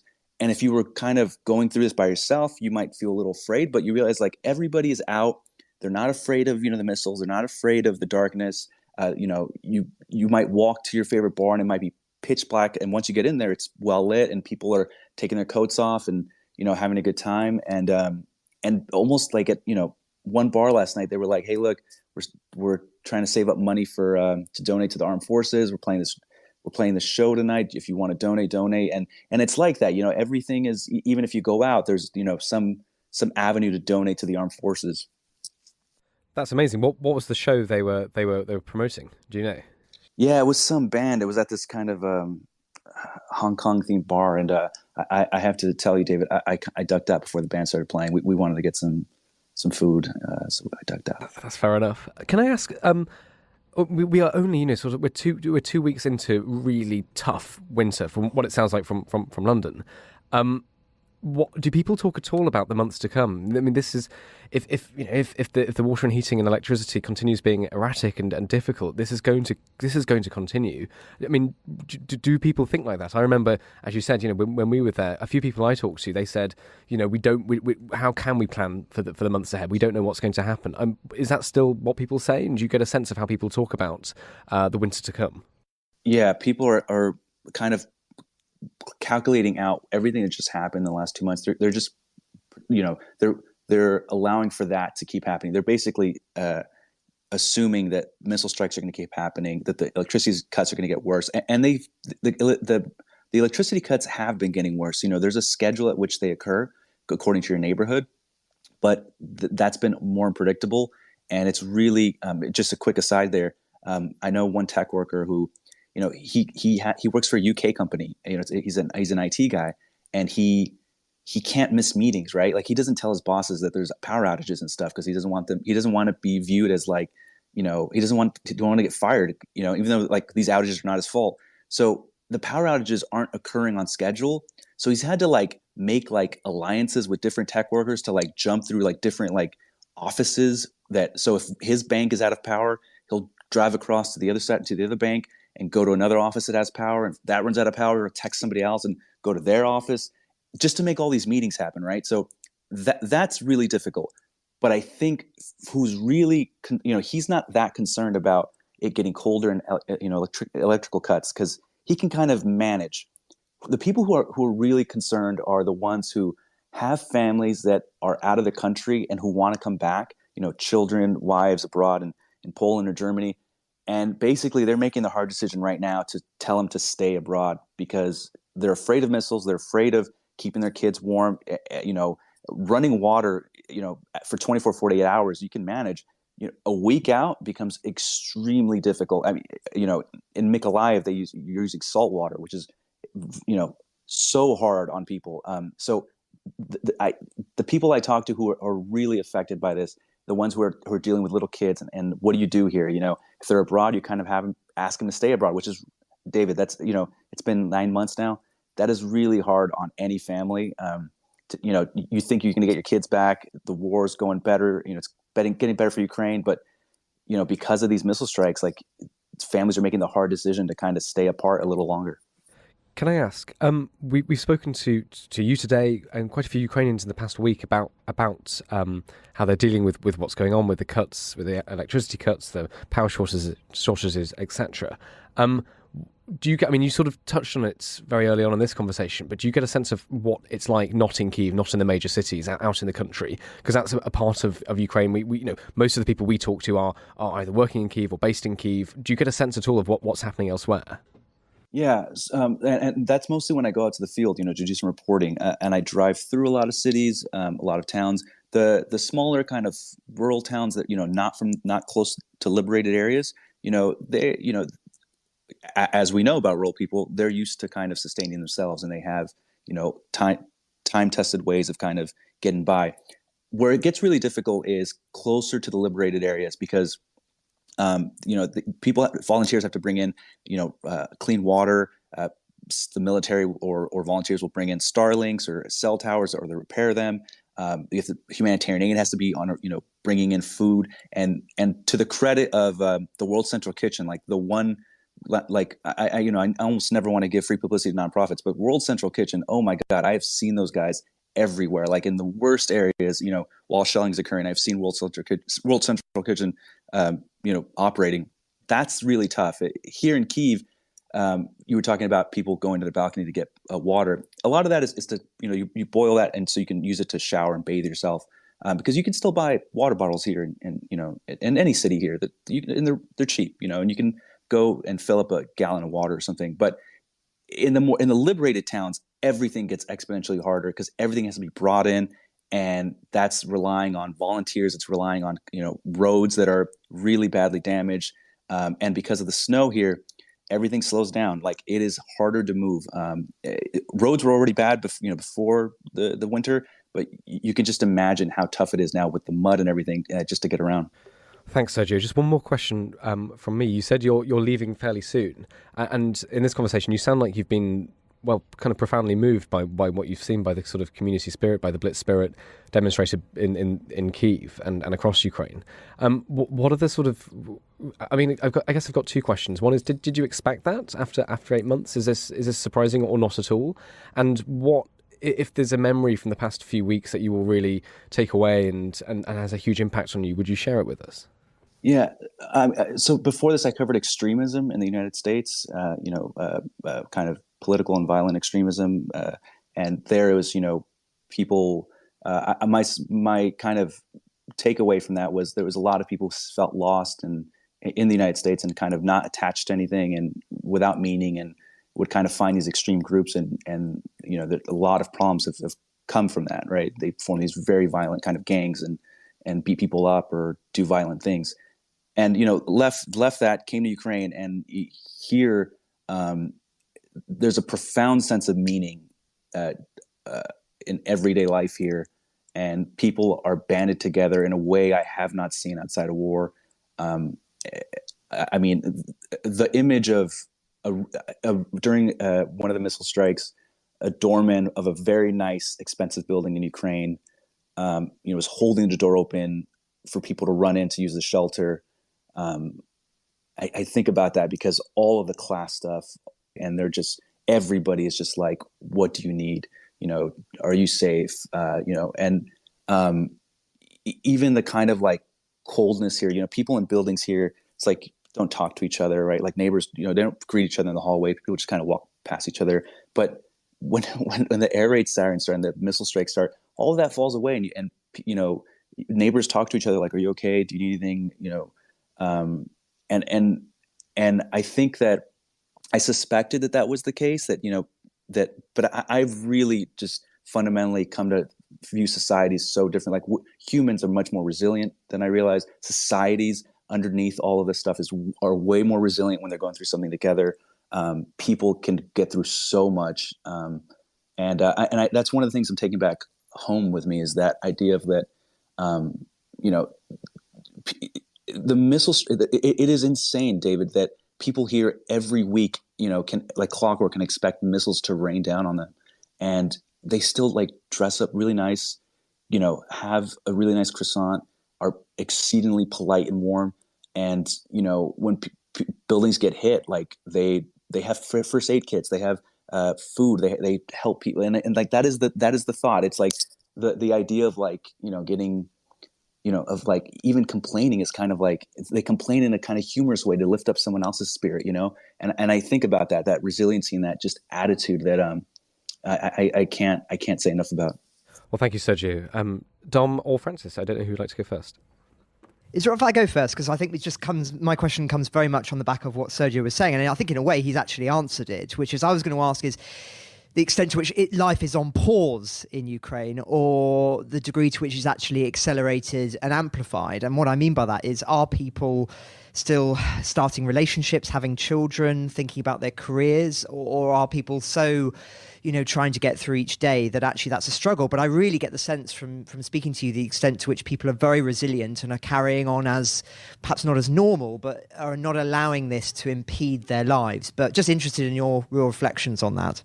Yeah, I think a great example is this kind of kid we've been using as a fixer early on. He's 20 years old and he was studying journalism, and we started using him as a fixer. He's now fixed for like a bunch of different media companies.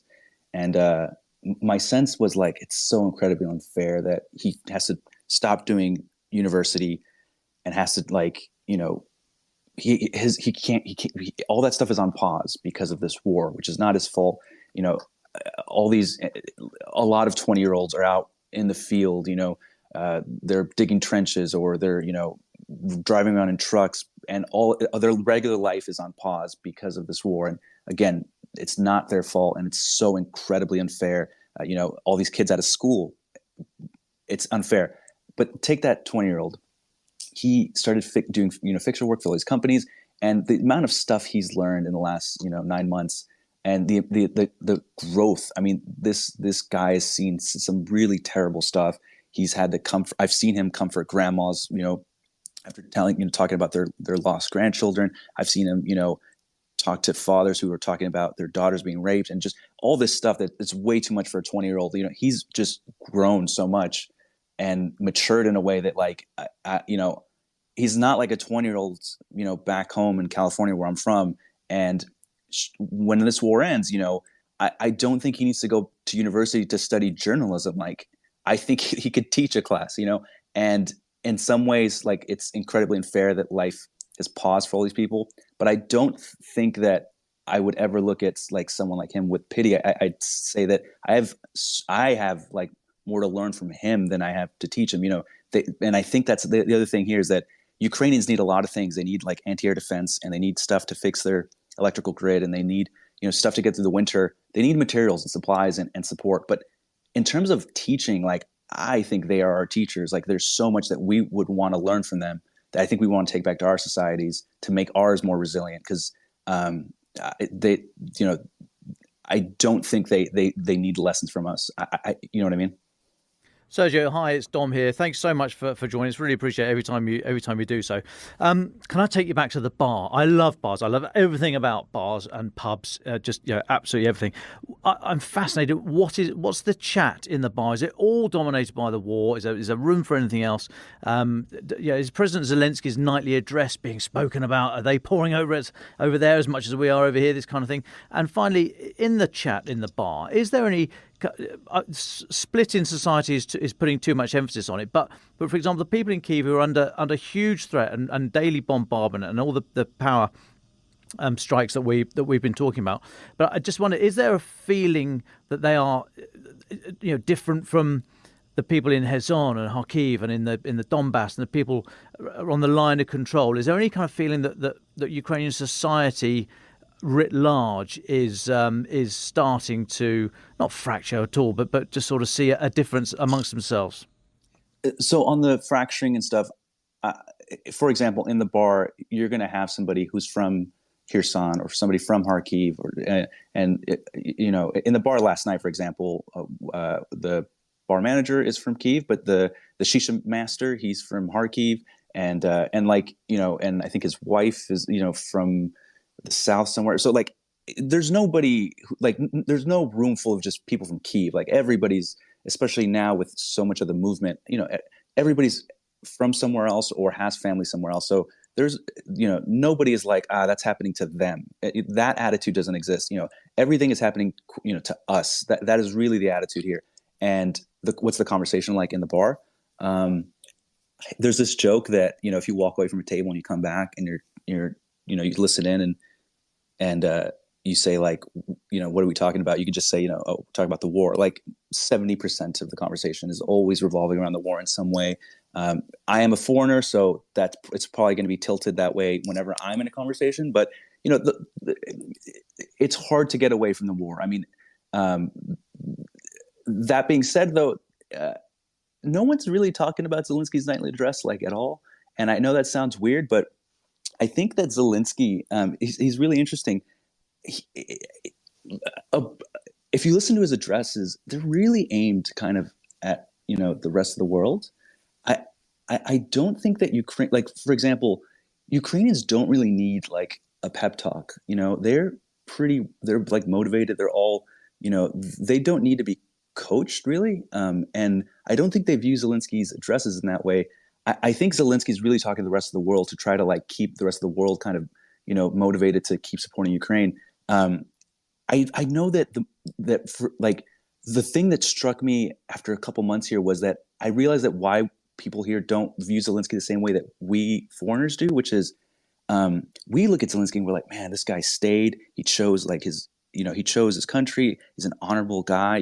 He's really putting his money where his mouth is.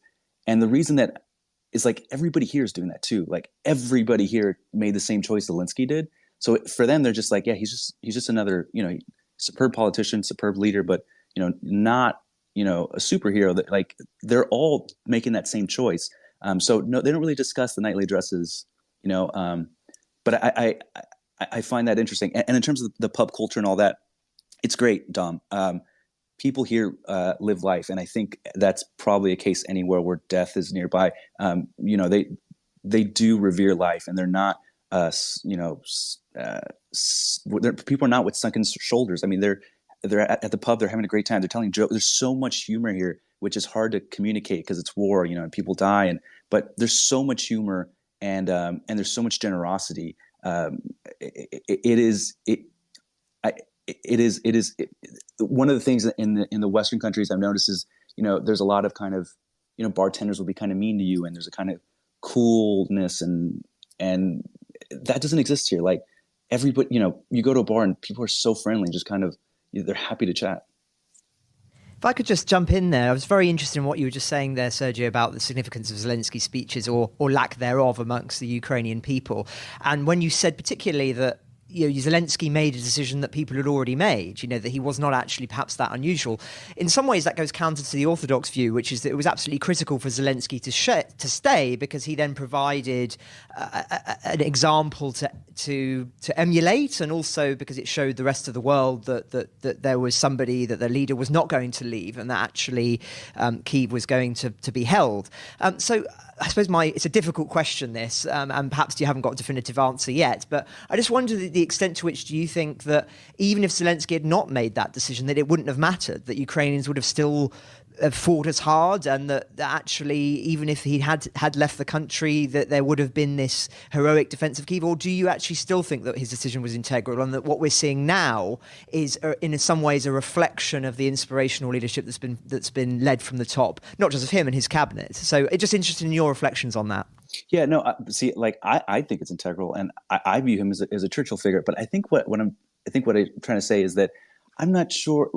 I think I'm viewing that as a remarkable decision, and I think the attitude amongst Ukrainians is more like, a fish swimming in water, where they're just kind of like, what decision? What other decision did he have? Like flee? Like, to them, they're just kind of like, why would he flee? This is his country. I think is just that the idea to stay and fight, and to that it's so kind of obvious and not really a decision to like the average Ukrainian here, that they're not viewing it as this kind of momentous moment. That to them it's just kind of like that's the logical decision, is to stay and fight, which again just speaks to it speaks to like the I guess I'm not trying to bring Zelensky down. I'm just trying to elevate the average Ukrainian person, which they all made that decision, which is incredible. Sergio, if I could ask one final question, if I may, and you say there about the humour, the amount of humour that is in everyday conversation and in the bars, and I was going to ask about that. I mean, in amongst all the Herculean efforts to keep power going and society running, physically, technically running, have you seen an uptick? Do you feel there's an uptick in efforts to keep the arts going? So the arts being, to my simple mind, only got an O level. Arts that feed the soul. It's society's mindfulness. It's the way of working through these traumas. There's a lot of mental health issues to come, I have no doubt. But I just wonder if right now, right here and now, in amongst this, and it might be black humour, but I just wonder, humour and all the other forms of the arts, have you noticed a kind of an increased effort of self-expression and sort of societal means of trying to work through this trauma? Don, that's such a great question, because yes, it's like 2 degrees here in Kyiv. There's snow outside. Right before I came inside, I saw a guitarist and a violinist playing music, playing their heart out for like 2 or 3 people on the street, buskers, right? And they were there in the summer, and they're still there in the snow. And I think the attention to art here, what I've noticed is that it's not like entertainment. Like I think people look at art in like a kind of the way they like, this is not to entertain me. This is, this is necessary. Like we need this. We need to, when I was in Kharkiv, there was like members of the Kharkiv orchestra that had banded together to play some music for people in a kind of shelter. And they were playing just not the full orchestra. They were playing some songs, and then they played this Ukrainian song, and people were crying. And it's like in another night, if you're in New York or something, you go out to see an orchestra, that might be a great night. It might be really interesting and a pleasure. I think here the art is different. It's art not for pleasure, but for something deeper. And those guys playing in the snow right now, they're not doing it for the few hundred, maybe 1,000, 2,000 hryvnia they're going to get. They're doing it because it means something to defy. I will not be cowed into giving up my violin. I will play in the snow under these terrible conditions. And people, I think, take something from that. The comedy nights here, the way that stand-up comedy has exploded here. People are coping through all this hardships through this like burgeoning art form here, where you don't need expensive equipment, you don't need power or electricity, you just need somebody to stand up in front of an audience and talk about tough things in a humorous way. Art means something beyond entertainment here, and I have felt that. I have cried watching some of these musicians play, and it's incredible to see. Well, thank you very much, Sergio, for all of that. Dom and Francis, we're starting to come just to the end of our time today. So can I just ask Dom and Francis, any more updates from either of you, or shall we go to our final thoughts? I do have an update, David, if that's all right, on a very interesting interview with Angela Merkel in Der Spiegel. Indeed, I've been brushing up on my German this morning in order to read it.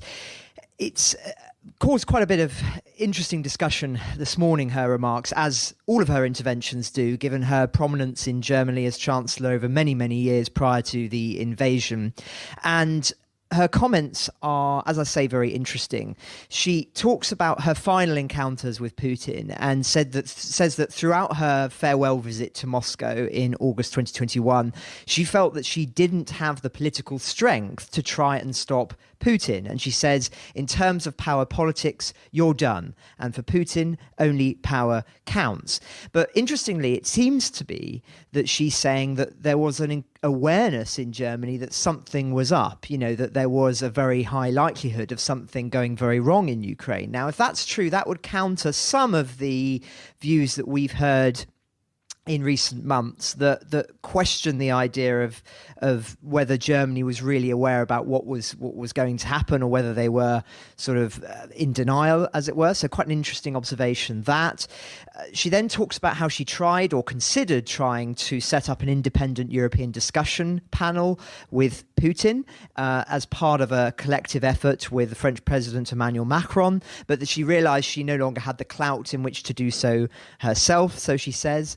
Again, you can imagine that some people are saying, this is a leader who is said to have had the closest relationship with Putin, who herself spoke Russian, that she should have tried to do more, is what some people are saying this morning. And then she defends herself and her record, saying that with the then US President Barack Obama, we tried everything after Russia's annexation of Crimea in 2014 to prevent further incursions by Russia into Ukraine, and coordinated our sanctions in detail. So again, I think it's fair to say that there was a lot that was done after 2014. Indeed, the military support that was provided by Britain, by other European powers, by America, has proved absolutely vital in Ukraine's defense now. But nonetheless, I think many would question the idea that they've done everything, because look at how much has been done now in terms of the severity of sanctions since the invasion that were not done in 2014. And had the position been much clearer, then I think that many would argue that we wouldn't be here now. And just one final thing that she said is, and I'll quote this directly, "It is devastating that few diplomatic solutions work, and yet there is no viable alternative in sight." Again, this is being questioned by people. People are saying, well, actually, there is a solution in sight, and it's a military one, that you defeat Putin on the battlefield and the whole situation changes, that Russia is pushed out and maybe Putin is ousted from power. That actually it is not all down to a diplomatic solution, in the sense of there being some kind of peace plan that's brokered that enables perhaps Putin to keep some territory and etc. So, as I say, an interesting interview, which no doubt we'll analyse again, perhaps with Dr. Thomas Clausen at some point in the coming weeks, as a context of what's going on in Germany at the moment. But just one other piece of news from Germany, which I think is interesting to reflect on in correlation with that. Germany has said that it is set to declare the 1930 starvations of millions in Ukraine under Stalin as a genocide. This is according to a draft text of MPs who are set to approve the resolution in Germany, adopting some language that have been used in Kyiv.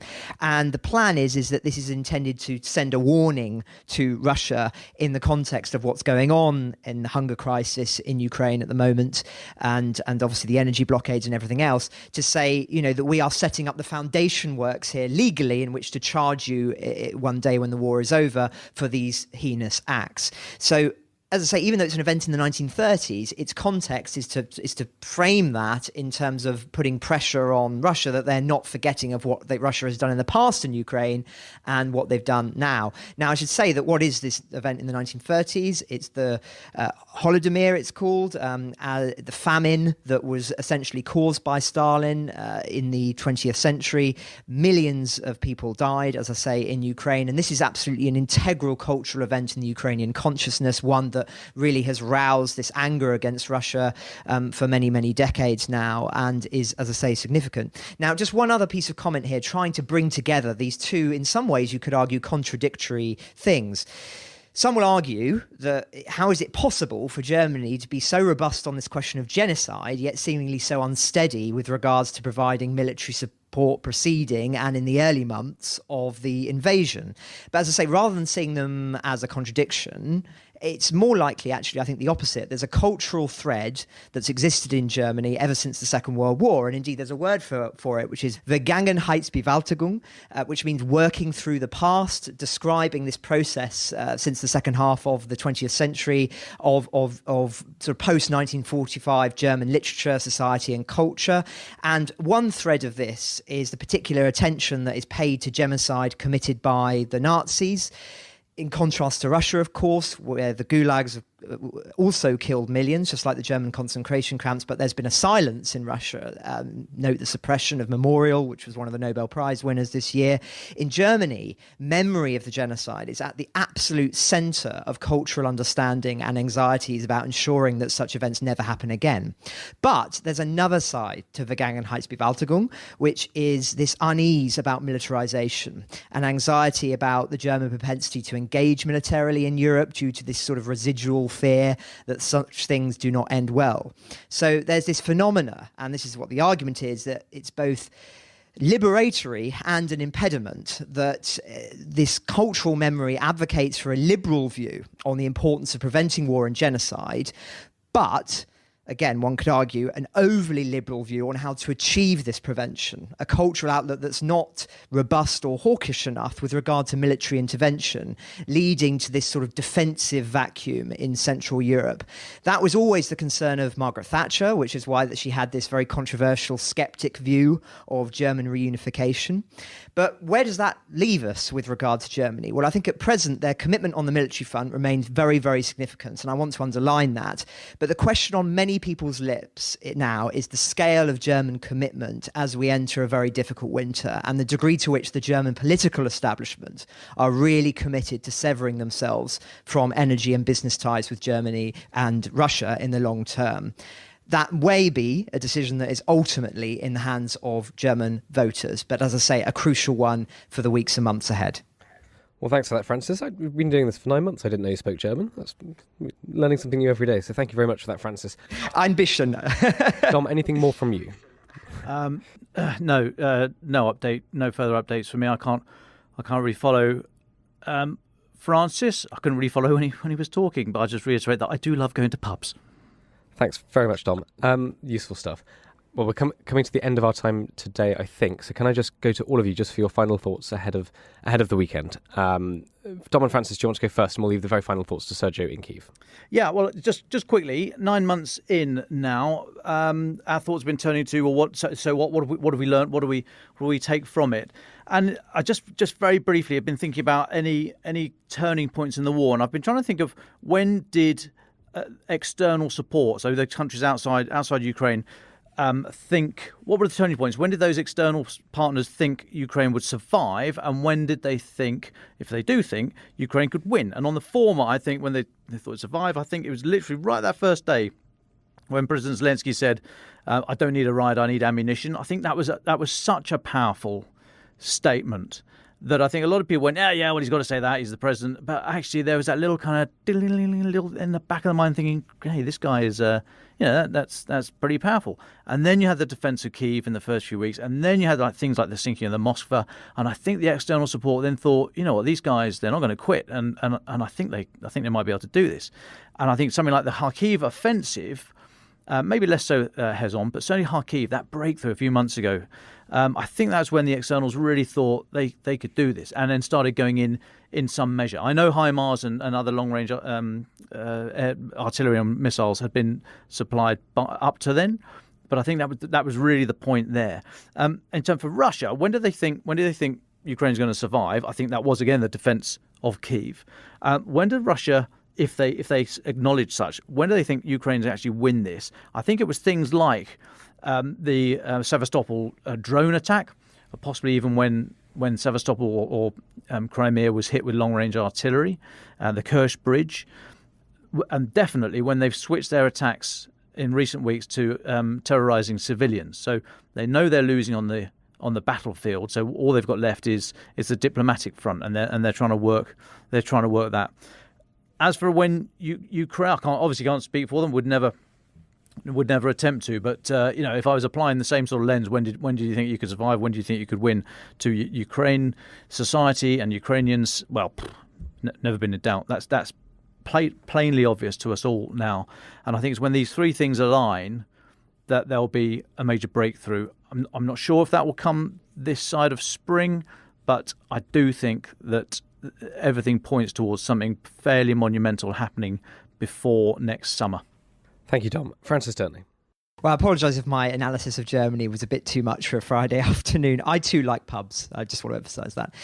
But yes, just my final thought also is coming off the back of what Dom was saying there and reflecting on 9 months. I think for me too, the holding of Kyiv was absolutely integral for everything that followed. I think it was integral for sustaining the integrity of Kyiv's, as in the government's commitment to defending the whole of the country. I think it was integral for operating as a standard bearer for the rest of the people in Ukraine, that they were not going to be abandoned by their leaders. And I think it was also absolutely integral for how the West viewed the war in Ukraine. And I think also as well, just to echo Dom, I think the Kharkiv counteroffensive was also vital as well for totally changing the sense of momentum and the sense in which the Ukraine may not only be able to hold off the Russians, but actually launch a successful military operation. And it set the tone for this winter in a way that was really vital, just as did Kherson.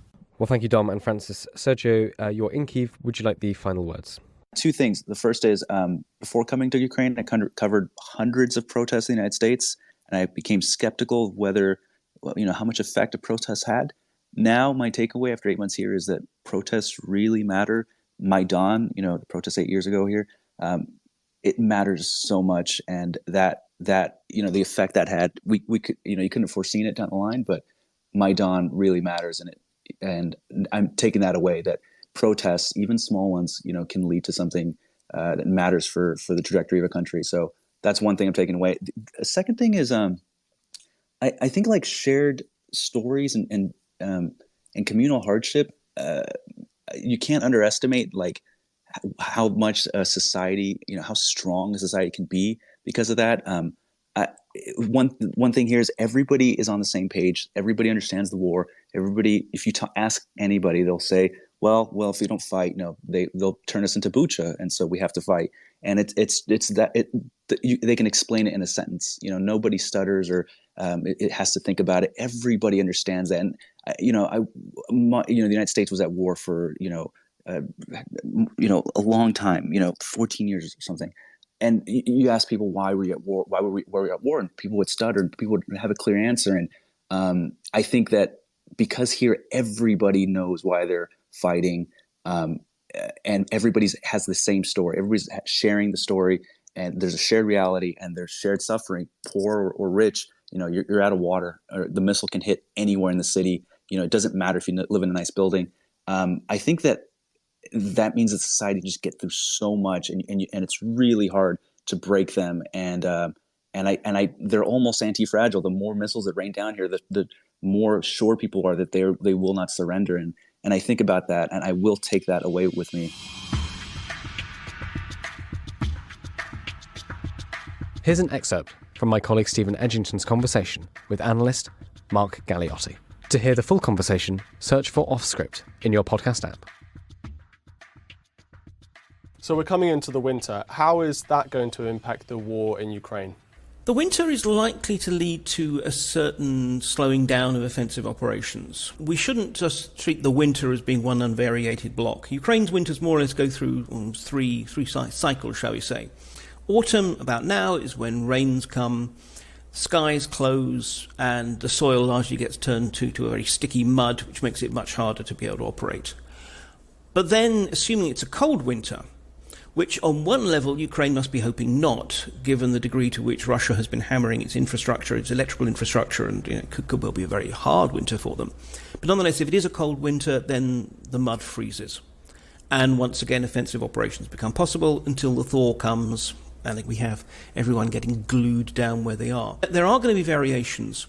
Clearly, the Russians are hoping to use winter as a chance to consolidate their forces on their new defensive line since they've withdrawn from Kherson. As they prepare and train up the bulk of the mobilized reservists, probably about 150,000 or so people, into scratch units, which can then be deployed come spring. The Ukrainians will be wanting to do what they can to prevent the Russians from doing that. So at the very least, we're going to see constant harassing fire, long-range artillery and the like, which again is going to put quite a demand on the supply lines, providing them with the necessary ammunition for that. And then we'll also perhaps see some local offensives. But as I said, I think that probably Ukraine's forces are not just not really going to be able to do very much in winter because of conditions, but also they've been fighting at quite a hard tempo. It's very hard to be sure, but certainly we're getting some indications that they've reached a stage where they too need to stop and draw breath and re-equip and rearm. How would you assess both sides' morale at the moment? Clearly, Ukrainian morale worlds apart from the Russian. Not only are they fighting for their homeland, but as far as they're concerned, rightly, they're winning. They've had these sort of extraordinary victory in the north, in the Kharkiv offensive, and now they've taken back Kherson without having to go into the kind of nasty, gritty, street-by-street fighting that really would have been a very bloody experience. They're riding high, but again, they've been taking some heavy casualties too. The estimate is that basically between dead and wounded, both sides have basically suffered about 100,000 casualties, which is no small amount. And I think, again, there are certain pressures. We can sometimes fall prey to an easy assumption that because the Ukrainians are, in our view, the good guys, and because there's much more enthusiasm and support for them, that everyone is happy. The answer is not. But generally speaking, the Ukrainians are in a very positive frame of mind. Or the Russians, clearly not. However, again, I think we need to treat that with some caution. Yes, the Russians are clearly unhappy. It's not just that they're losing the war, a war that for most soldiers they don't really understand why they're fighting it. But at the same time, many of them, they're cold, they're hungry, their supply processes are really not really working well. But except when we see a kind of a generalized collapse in morale, usually because people are outflanked and so forth, on the whole, the main thing is most Russian soldiers in the field are still willing to fight, either because of unit morale or just simply because they fear the consequences otherwise. But in effect, that doesn't really matter. So we're not seeing the kind of massive collapse of morale yet, at least. But I do think that Russian morale is brittle. And if the Ukrainians manage to make some kind of unexpected breakthrough, we could see that becoming really quite a major problem. I mean, this was one of the concerns about the withdrawal from Kherson, which seems to have actually been done really very effectively. If it had actually turned into a rout, panic can be contagious, and we could have seen a whole segment of Russian front line basically falling back. And the Russians have a serious problem with morale, even if at present they're basically managing to hold their line. Is there any way for the Russians to turn this around, to turn the war around for them? I don't know, as you say, the amount of weapons from the West that they're up against, it might make it impossible. It's certainly very hard to see any kind of real likelihood, because even with the additional new troops, and let's be honest, 150,000 troops, even if they're bad troops, but these mobilized reservists, they're being equipped with old-fashioned weapons and so forth, but it's still 150,000 fresh new troops. But nonetheless, what we're actually seeing is that at the very moment when Ukraine is acquiring a 21st century army, thanks to the training and supplies that we're providing, Russia is increasingly fielding a late Soviet army, a 20th century army with kit from the 1960s and 1970s. In those circumstances, I cannot see how Russia can really make anything other than the most minor local gains on the battlefield. And this is what it comes down to. This is why Putin's strategy is now to try and drag the war out. If he can outlast the West's will to continue to support Ukraine, then he can hope that he can impose some kind of a deal on Ukraine that probably would see the territories currently under Russian control, perhaps continuing to be under Russian control. I think that's his best possible scenario, and I don't think it's likely to happen. But the point is that at present, that's the best he's got, so he'll cling to that particular hope. So let's talk about your book. I've got it here, Putin's Wars. And you've also written other books about Putin. This is someone that you've thought about a lot, I can imagine. When he became president 20 years ago, was this war in Ukraine always going to happen? Was it inevitable? No, I think this is one of the fears. Human beings are great pattern recognition animals, and we look at dots and we immediately draw lines between them. Now, look, when Putin came to power, of course, he was imbued with the kind of values and mindset of his generation, that kind of last true Homo Sovieticus generation. And he didn't really think that countries like Ukraine had genuine sovereignty. As far as he was concerned, their rightful place was in Russia's sphere of influence, and that was always evident. It did not necessarily have to lead to war. The things that, the reasons that led to war are in part about the changes in Putin himself. No one stays in power for 22 years, especially as essentially the autocrat, without being changed, warped, distorted by the process, and in many ways almost becoming a caricature of himself. Secondly, this is the aging process. I think that he decided that he needed some kind of great triumph to consolidate his legacy and possibly allow him safely to leave office. But also just the developments in geopolitics in that time. It is clear that without in any way wanting to support Putin's paranoid narrative about evil, nefarious NATO plots to encroach on and eventually humble Russia, nonetheless, there were some serious blunders in the messaging and the presentation of how NATO envisaged its relationship with Ukraine, and also how the European Union envisaged it. We can't get away from the fact that what was the real spark for all of this? It was actually Ukraine's 2013 treaty that it was going to sign with the European Union, that at first Moscow didn't have a problem with, until in summer 2013, someone pouring through the details, it was after all a very fat legal document, realized that it would actually lock Ukraine away from into a lot of economic cooperation with Russia. And the belief was this is actually some kind of EU plot to, in effect, steal Ukraine. Now, I don't believe it was a plot like that for a moment. I think it was just, this is what happens when you have a treaty that is drawn up by trade lawyers who aren't really fully aware of the geopolitical implications, and no one else really thought about it. And at that point, there was that sense of, okay, Ukraine is now the new battleground.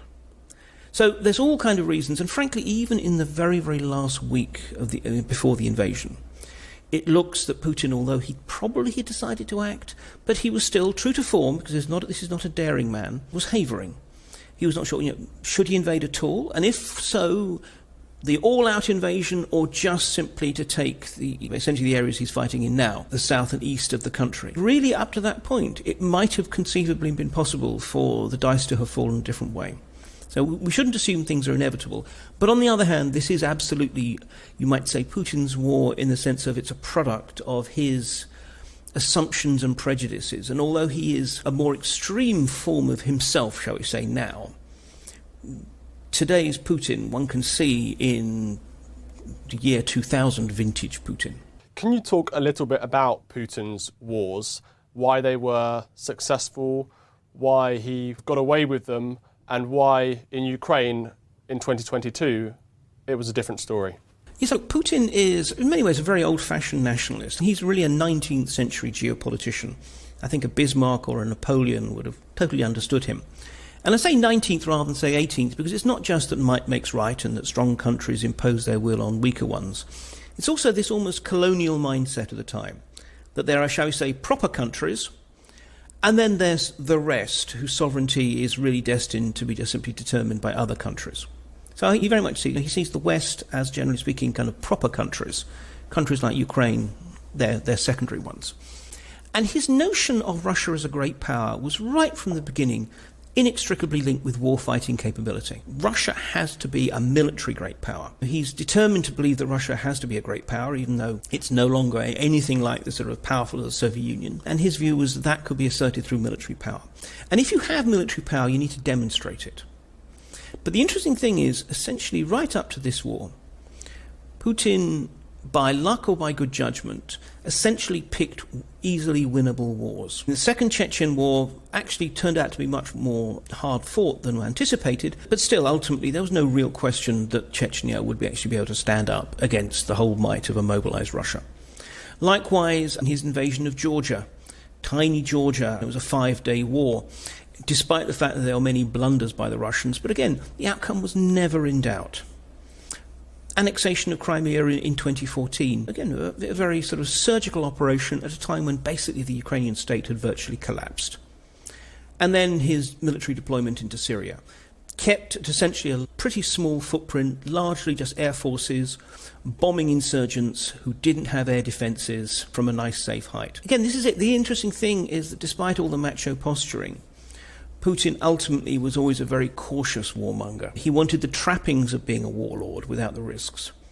And then this seems to be the paradox with this war. And I will confess, when it actually happened, there was a part of me thinking, basically, did I get Putin wrong? Has he changed? And I think, though, what then emerged became clear that actually, for Putin, this was not going to be a big deal. This was not going to be a long war. It was going to be a 2-week operation. He convinced himself that Ukraine was not a real state. The Ukrainian people would basically welcome the Russian liberators, or at the very least just accept a fait accompli. A supine, hypocritical West would wring its hands and bring out some minor sanctions, but essentially do very little and do that too late. In that circumstance, from his point of view, this was a relative no-brainer. It was going to be an easy win and a great triumph. And then, because in a way Belarus has already been brought into the Russian fold, he would have united the 3 great Russian Slavic heartland nations, Russia, Ukraine and Belarus, and that's it. He's now Vladimir the Great, regatherer of the Russian lands or whatever. So each time this has actually been a man who tries to be quite cautious, tries to go for easy wins, but it's a man who doesn't really understand modern warfare. He has almost no military experience. He just did a sort of cursory reserve officer training when he was at university back in the 1970s. And he had no idea what he was biting off when he went into Ukraine. Ukraine the Latest is an original podcast by The Telegraph. To stay on top of all of our Ukraine news, analysis and dispatches from the ground, subscribe to The Telegraph. You can get your first 30 days completely free at telegraph.co.uk/audio. You can also listen to this conversation live at 1 p.m. each weekday on Twitter Spaces. Follow The Telegraph on Twitter so you don't miss it. If you enjoyed this podcast, please consider following Ukraine the Latest on your preferred podcast app. And if you have a moment, do leave a review, as it helps others find the show. To our listeners on YouTube, for reasons beyond our control, there's sometimes a delay between broadcast and upload, so if you do want to hear an episode as soon as possible, it's available on your podcast apps. Please search for Ukraine the Latest on Spotify, Apple Podcasts, or your preferred app. Check out the Ukraine page on the Telegraph website. As ever, you can get in touch directly to ask questions or give comments by emailing podcasts@telegraph.co.uk. We do read every message. We are especially interested to hear where you are listening from around the world. Ukraine the Latest is produced by Louisa Wells and Giles Gear, and on Twitter, Jaden Irving.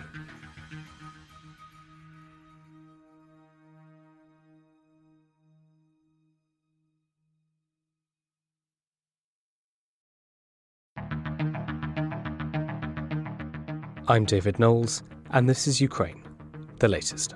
Today, amid freezing cold conditions, we have the latest updates on the power outages across Ukraine after massive Russian strikes. We discuss the latest US military aid package, and we look in detail at a grumpy CSTO meeting in Yerevan, Armenia, in the context of Russia's fast declining influence in Central Asia. This hideous and barbaric venture of Vladimir Putin must end in failure. Putin's war in Ukraine has destabilized energy markets the world over. Nobody's going to break us. We're strong. We're Ukrainians. Every weekday afternoon, we sit down with leading journalists from the Telegraph's London newsroom and our teams reporting on the ground to bring you the latest news and analysis on the war in Ukraine. It's Thursday, the 24th of November, day 274.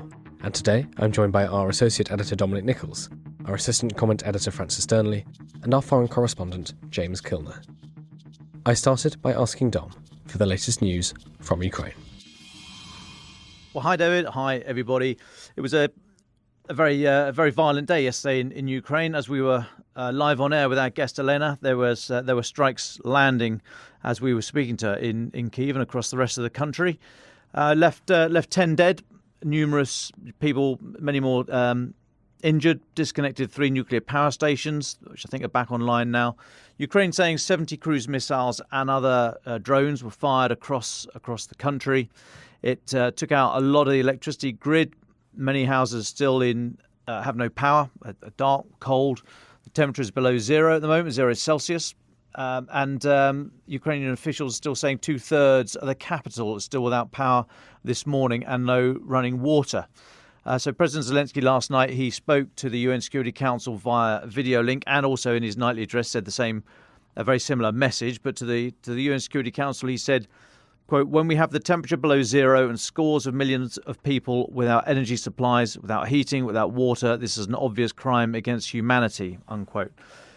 I mean, this is exactly the pattern we've seen recently from Russia. They're losing on the battlefield. They're losing on the diplomatic front. It's going to be really interesting to hear from James a bit later about the CSTO meeting. They're losing economically. Their industry sanctions are biting in many of the areas that are critical to the war machine.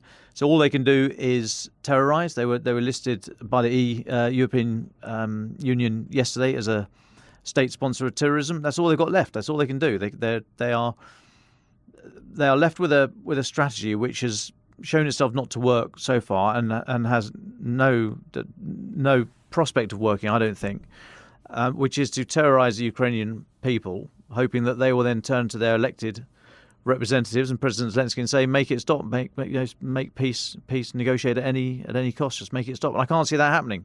But I mean, this is not the end of it. There's some very interesting stats out about what we think is left in the Russian precision munition locker. Alexei Reznikov, the Ukraine's defense minister, put some stats out the other day. There's been some corroboration from analysts and think tanks after that. I will dig into that and bring the exact numbers in the next few days. But I mean, they are low and they're not being replenished as fast as Russia is using them. And Russia is getting very, very close to that, what they would view as an irreducible minimum. They always need to keep some for this fictional future invasion by NATO. So they're getting very, very close to that line, which hitherto they've said they would not go below because of an impending war with NATO. So it's very tricky, and this is all they can do. Elsewhere, I should just mention there's 2 other bits and pieces I want to talk about. But firstly, yesterday there was another $400 million in military assistance package signed off by the US. And so this is the latest of, I think, 26 that they've done, the US. It's worth going and having a look at the US DoD, Department of Defense website for the full list of everything that's been supplied so far. I mean, there's simply not time here to list everything that has been sent from the US alone. It is quite impressive. More to do, but very impressive.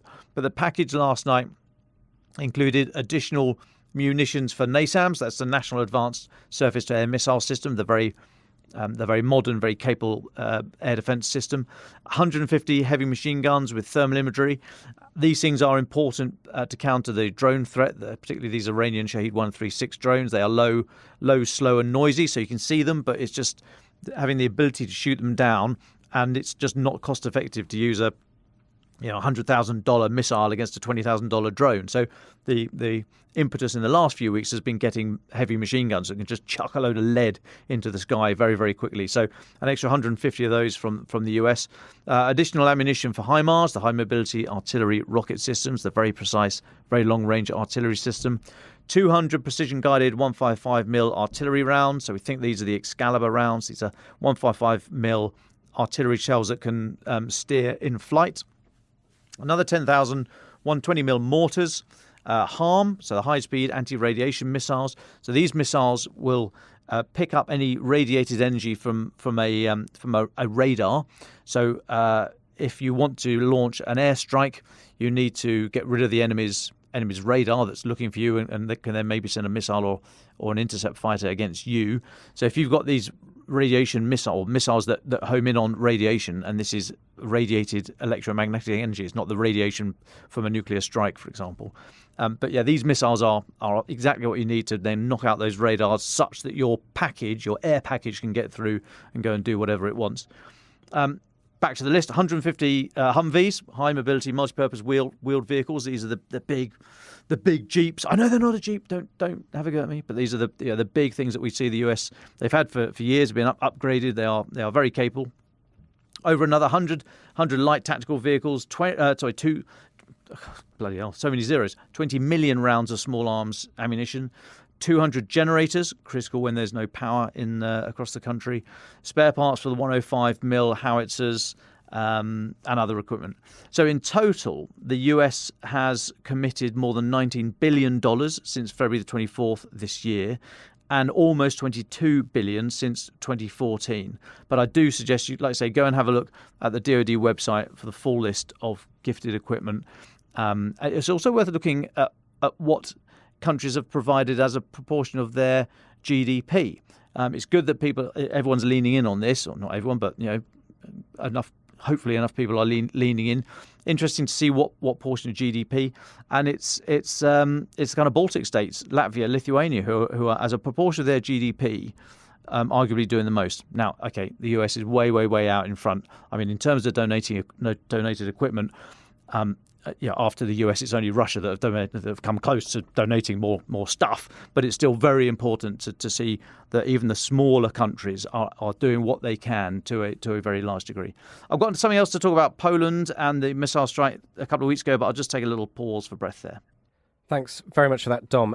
Francis Stoneley, can I come to you? Dom's just been talking about the assistance package, the $400 million assistance package from the US. You've been looking at the EU and the latest round of sanctions. What can you tell us about them? Yes, well, thank you, David, and good afternoon, everyone. Off the back, as you say, of what Don was saying there, I think it's just worth emphasising that there's still numerous conversations taking place within Europe about the next round of support that's going to be given to Ukraine. And indeed, in that vein, as you say, the EU is pressing ahead with a 9th sanctions package on Russia in response to Moscow's attack on Ukraine. That's according to European Commission Chief Ursula von der Leyen, and I'll quote from her directly. "We are working hard to hit Russia where it hurts, to blunt even further its capacity to wage war on Ukraine. And I can announce today that we are working full speed on a 9th sanctions package. I'm confident that we will very soon approve a global price cap on Russian oil with the G7 and other major partners. We will not rest until Ukraine has prevailed over Putin and his unlawful and barbaric war." Now, just a remark on this global price cap. There's numerous debates going on within Europe at the moment about exactly what that is going to look like. Some countries have been complaining about the nature of the cap. They're saying it's not feasible, that it wouldn't actually be able to be logistically done because it wouldn't be clear what the restrictions would be and how it would work. And of course, all of the countries concerned as well are worried that an excessive cap will have a detrimental impact on their own citizen population and what could be a very challenging winter. So I just mention that because that's a flavour of some of the discussions that are going on at the moment. Whilst we're just talking about the European Union, I want to also speak about Hungary. So it's been a very interesting intervention today. Hungary have said that it will provide 187 million euros, that's about 161 million pounds, in financial aid to Ukraine as its contribution to a planned EU support package, which of course, as we've spoken about in the past, is worth up to 18 billion euros in 2023. Now, why is this significant, the contribution of Hungary? Well, for a start, of course, Hungary has been one of the most critical countries with regard to the stance that's been adopted by the EU it's much more closely aligned with Russia's view on all sorts of issues. Viktor Orban, of course, some people say behaves almost as if he were a dictator himself. And there's all sorts of criticisms that have been made on the Hungary's stance on the EU. So much so that on this question of energy and everything else, there were concerns that that Hungary would not actually be willing to support some of the further sanctions that are being introduced, and some that have already formally been introduced by the EU, because of course Hungary, as being a member of the European Union, is expected to contribute to these packages. The fact they have done so, I think, is important for the first hand, just acknowledging the fact that they clearly are feeling that they have no choice but to support this, that enough pressure has been put on them within the context of the EU.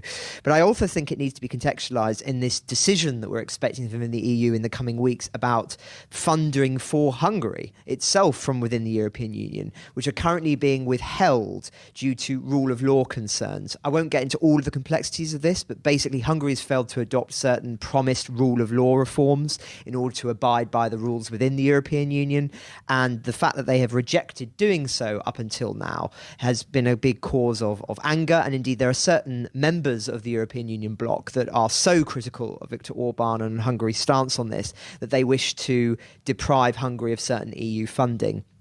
And this is rumbling on in the background, and so I think we should see the fact that Hungary has been willing to say that it's willing to contribute this as significant, perhaps less so in terms of, it's been one round to Ukraine, which is what some commentators are saying this morning, and it should be more seen in terms of realpolitik, which is they're worried they're going to lose EU funding, and as a consequence they are making it clear that they're still going to contribute to the EU on the Ukraine issue, perhaps to try and win some favour. So just a little bit of complicated diplomatic stuff going back and forth, but I think still important to mention at this moment of the war.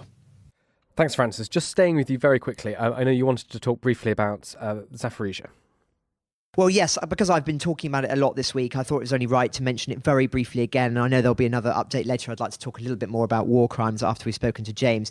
But yes, so the Russian Deputy Foreign Minister has said, following the meeting that I mentioned yesterday with the UN nuclear watchdog and Russian ministers about concerns around Zaporizhzhia, he has said that these conversations were constructive, that's his words, and showed some promise. So the fact that these conversations are ongoing, we don't know the nature of them. It's happening in a delegation in Istanbul, as I say, between the Russian delegation and the UN nuclear watchdog, the International Atomic Energy Agency. And as I say, the priority is trying to secure safety at the plant to make sure that there isn't some sort of incident there. Of course, the Ukrainians have claimed that the Russians are launching strikes and attacks and all sorts of dangerous things around Zaporizhzhia. The Russians are claiming that it's the Ukrainians that are attacking the site. But I think the fact that they are having this discussion with the Russians means that they are more concerned, the UN, about what Russia might do around Zaporizhzhia for all of the reasons that I've talked about at length in recent weeks, and that Hamish de Bretton-Gordon has spoken about on this podcast, that it may be something where, if worst comes to the worst in this war, that Russia, if they control that plant, can trigger some kind of dirty bomb, or perhaps not, if not that quite severe, can conjure some sort of incident that would mean that there would need to be a pause in hostilities, and that would perhaps put international pressure on Ukraine to agree to some sort of ceasefire whilst the radiation was suppressed. So, as I say, a very small story, one could argue, but an important development, I think, on an issue that we're right to be monitoring. Thank you very much, Francis. Dom, can I just come back to you for one more thing before we bring in James? And thank you so much, James, for listening so patiently. Dom, you've had one of your chats with a quote-unquote Western official about Poland and Germany and Patriot missile launches. Can you tell us what conversation you had? Yeah, sure. So this was... Francis just left us in Hungary, so let's leap out of there, head a little bit north, and let's look at Poland. So discussion this morning with a Western official about implications for the war in Poland, which actually is timely. Remember last week, so November the 15th, Tuesday last week,